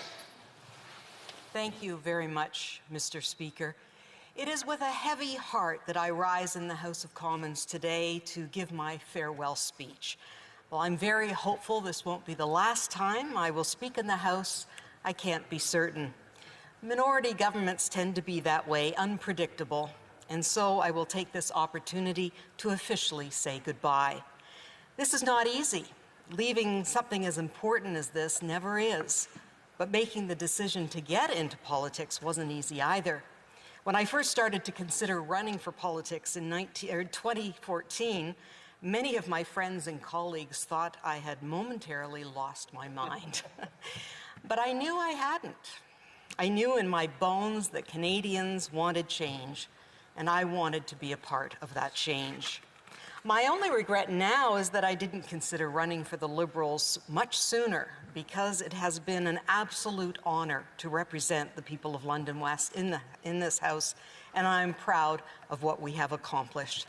When I was first elected in 2015, my twin grandsons, Harrison and Francis, were only 2 years old. Now they are 8 years old, and I've decided to write my farewell speech with them in mind, hoping that one day they will watch this speech and understand its full meaning. My memories of the past 6 years are a blur of highs and lows, of accomplishments that I'm very proud of, and bitter heartache, especially after the recent horrific murder of 4 of my constituents, the Afzaal family, who were killed while walking along a street in London West on a Sunday night, killed simply because they were Muslim. This terrorist attack served to remind our community that we are not immune to hate. This hate manifests in destroying a wonderful Muslim family and leaving their 9-year-old son, Fayaz, in hospital, wounded both physically and emotionally. His grandmother, Talat, mother, Madia, father, Salman, and his 15-year-old big sister, Yumna, were brutally taken from him. Such a loss, all because of hate. But Londoners quickly turned hate into love. Thousands of Londoners from every culture and faith filled the streets on Friday night to pay their respects to the Afzaal family, who are forever in our hearts. Many people outside of Canada expressed shock that something like this could happen here. We're supposed to be a country that welcomes diversity with open arms. Diversity is our strength. But heinous acts like this remind us how fragile that strength is. And many people in our community feel if it can happen in London, Ontario, it can happen anywhere. This has been an incredibly tough time for everyone in Canada. Just 2 weeks ago, we learned the details about the unmarked graves of 215 Indigenous children at a former Kamloops residential school. These children were taken from their families and never came home. Our hearts ache as we are reminded once again of our callous disregard for Indigenous people. So much grief to face, and it would be too easy to say, well, that happened years ago. That wouldn't happen today. But we would be fooling ourselves. We need to reconcile our pride in our country with what we have done. I want my grandsons to learn about Canada's true blemished history, because we must face the truth before we can understand what it means to be Canadian. I urge all Canadians to use this upcoming Canada Day as an opportunity to reflect on how Canada can be a more loving, more educated, and more accepting country. As a child growing up in the 1960s, I was so proud of Canada as we celebrated our 100th birthday. 1967, what a glorious year. My dad drove our family to Montreal for Expo 67. My father was a new Canadian citizen, and he was overflowing with love for his newfound home. What he didn't know and what we didn't know was the cost that Indigenous people paid so that we could be proud of our country. I can't sit in this House without feeling the weight of decisions made by members who sat here in the past, who somehow thought they were doing the right thing, taking children away from their families to force them to be assimilated to our way of thinking because they believed they were right, and they were so very wrong. What a shame, what a national shame, and I am so very sorry. Despite all of this sadness, Harrison and Francis, I am proud to be Canadian, and I am so proud to have had the honor to sit in this House with good people and pass good laws.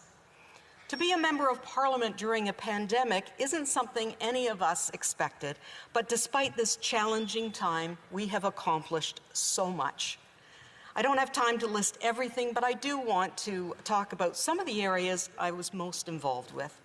I'm very proud to have pushed our government to earmark $30 million to support childhood cancer research. Too many children are dying from cancer, and we need to do more research to determine how to treat them so they can live long, healthy lives. Thank you.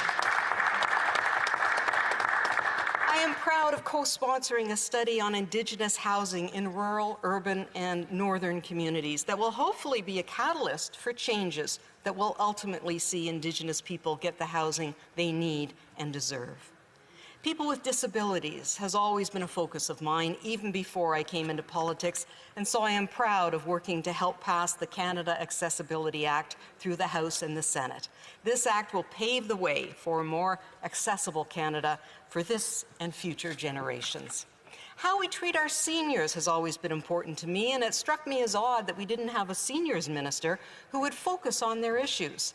As a member of the Seniors Caucus, we pushed to have the Prime Minister name a cabinet minister who would work solely on issues facing this group of Canadians. And on this World Elder Abuse Awareness Day, I am proud that we have launched consultations on this growing issue. We know how important nonprofits are to the fabric of our society, and I have been a strong advocate for our government to do more for groups that support thousands of Canadians across the country. COVID-19 shone the light on all the good work this sector has been doing throughout Canada, and we can't let them falter. And so I am proud of being a part of a working group of MPs who continues to push our government to strengthen our support for charities and nonprofits. Our latest budget proposes to spend $400 million to help charities and nonprofits adapt and modernize so they can better support the economic recovery in our communities. And I am humbled to have been in place serving as Parliamentary Secretary to Science when our government restored scientists to their rightful place in our decision-making. I want to thank, and I want to thank, and say her name, if you'll allow me, Honourable Speaker, I want to thank Science Minister Kirsty Duncan for always pushing to do what's right no matter the obstacles. Thank you to Carla Qualtrough, the Minister responsible for people with disabilities, for showing me never to underestimate human potential, and also Economic Development Minister Melanie Joly for teaching me that politics is filled with good people who want to do what's best for our country. I also want to thank Merci to Melanie for pushing me to learn French. While I wasn't as successful as I had hoped to be, I do have a newfound appreciation for the French language, and I encourage anyone interested in getting into politics to start learning French now. Of course, I want to thank my constituents of London West for putting their faith in me over the past 6 years. Going door to door, speaking to you about the things that really matter to you was a true joy, and I thank you for your support over the years.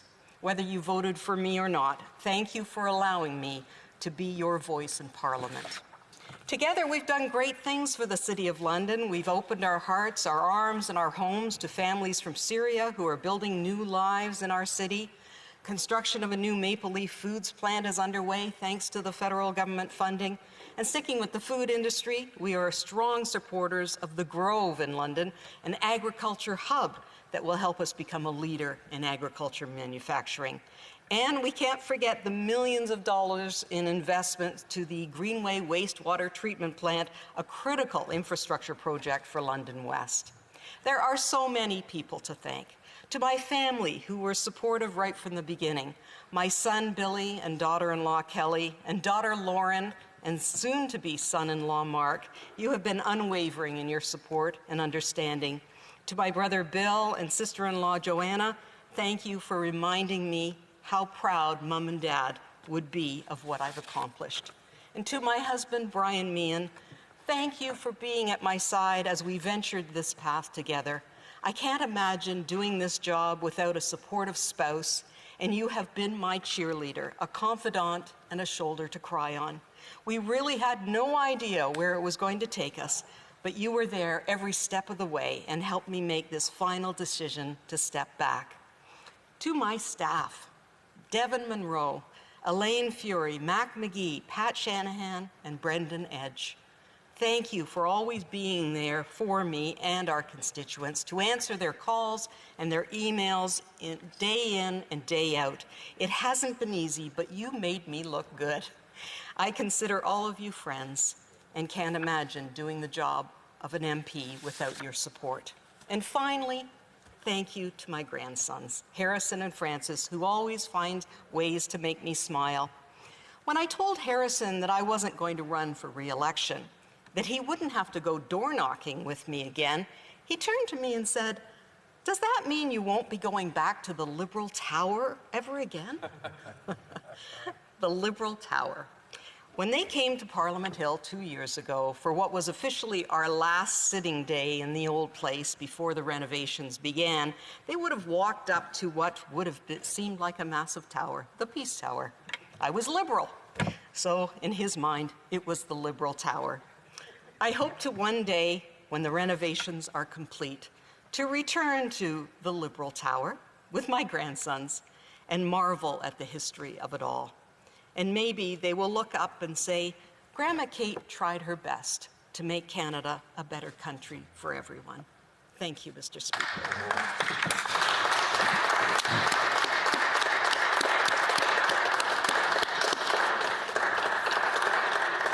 And now, the Honourable Member for Hamilton Mountain. Thank you, Mr. Speaker. And I'm rising today as the proud member of Parliament for my community of Hamilton Mountain.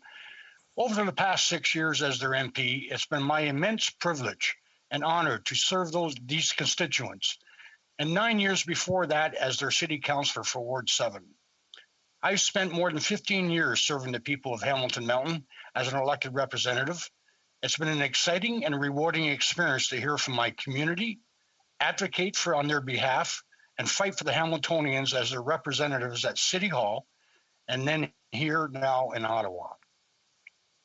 It's now time for me to leave room for others to continue this important and great work.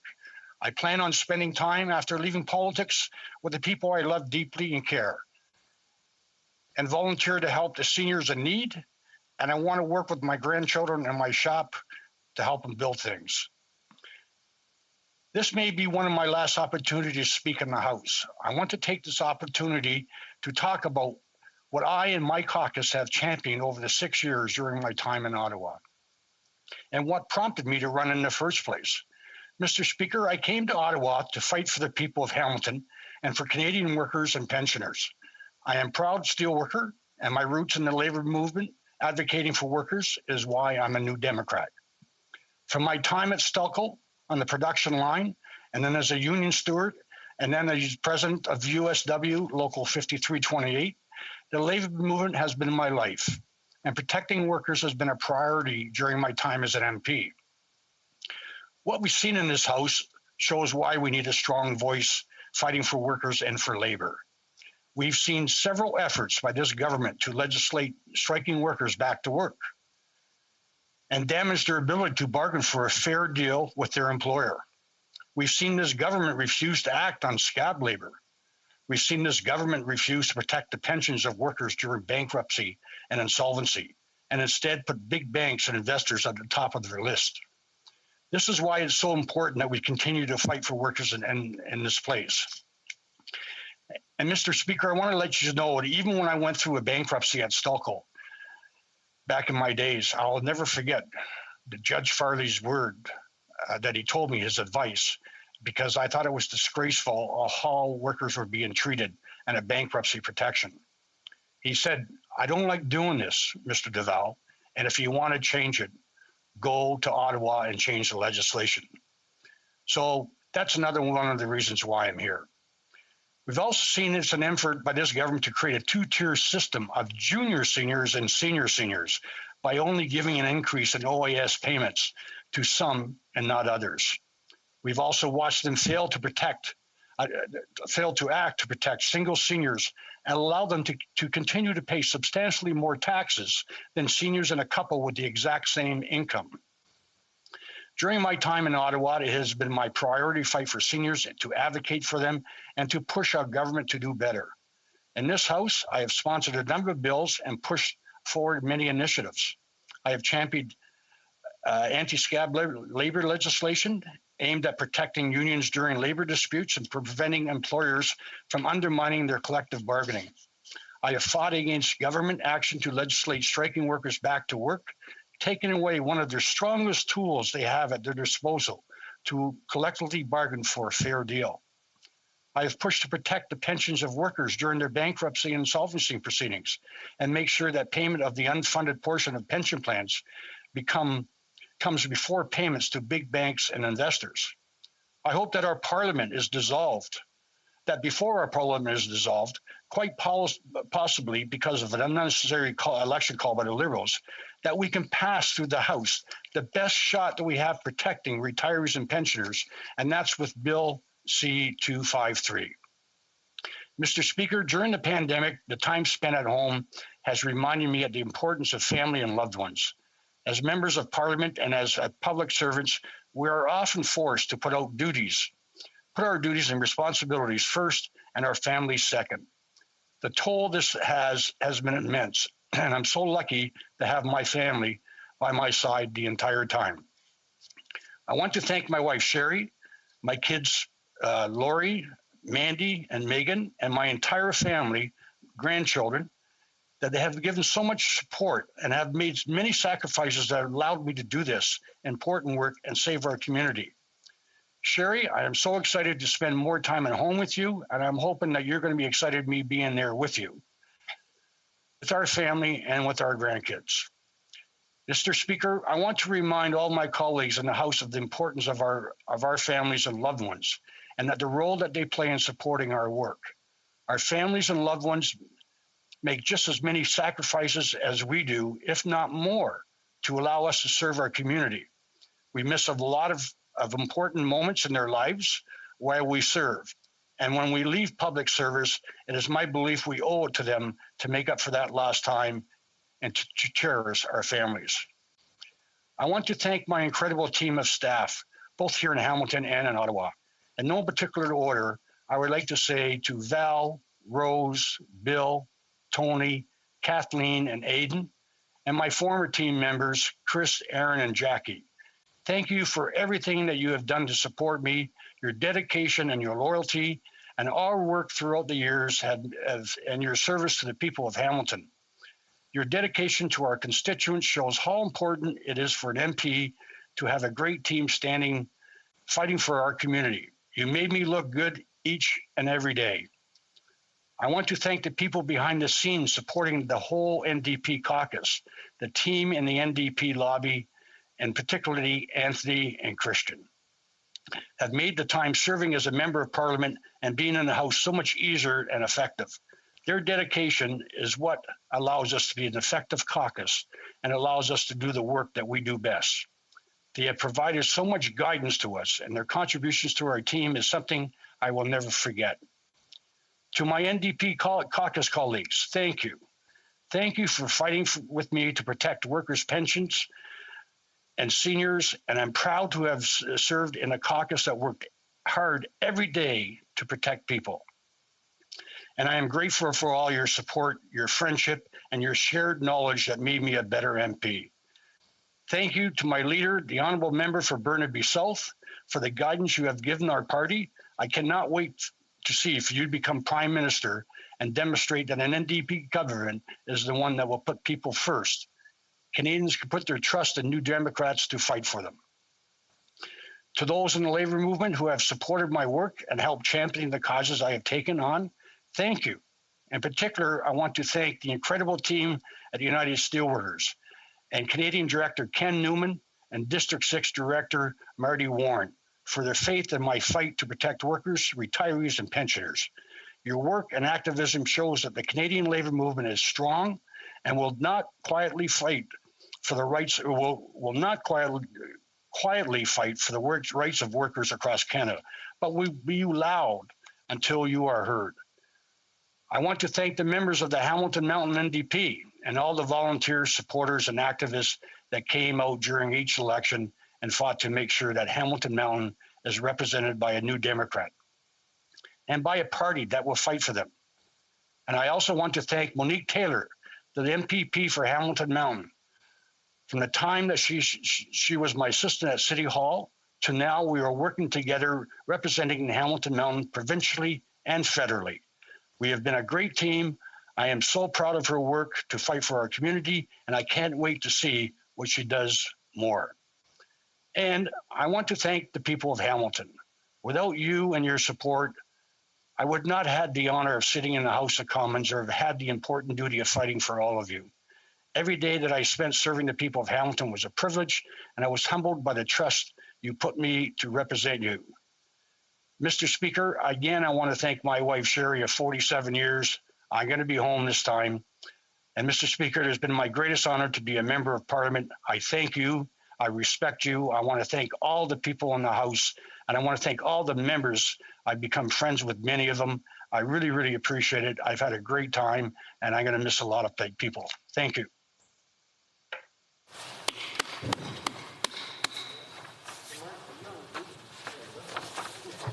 There being no further members rising, pursuant to Standing Order 53.1, the committee will rise.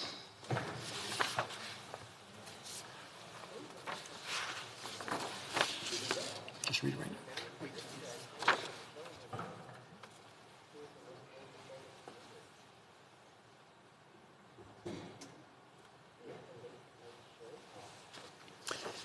It being 8:37 p.m., this House stands adjourned until tomorrow at 2 p.m. pursuant to Standing Order 24.1.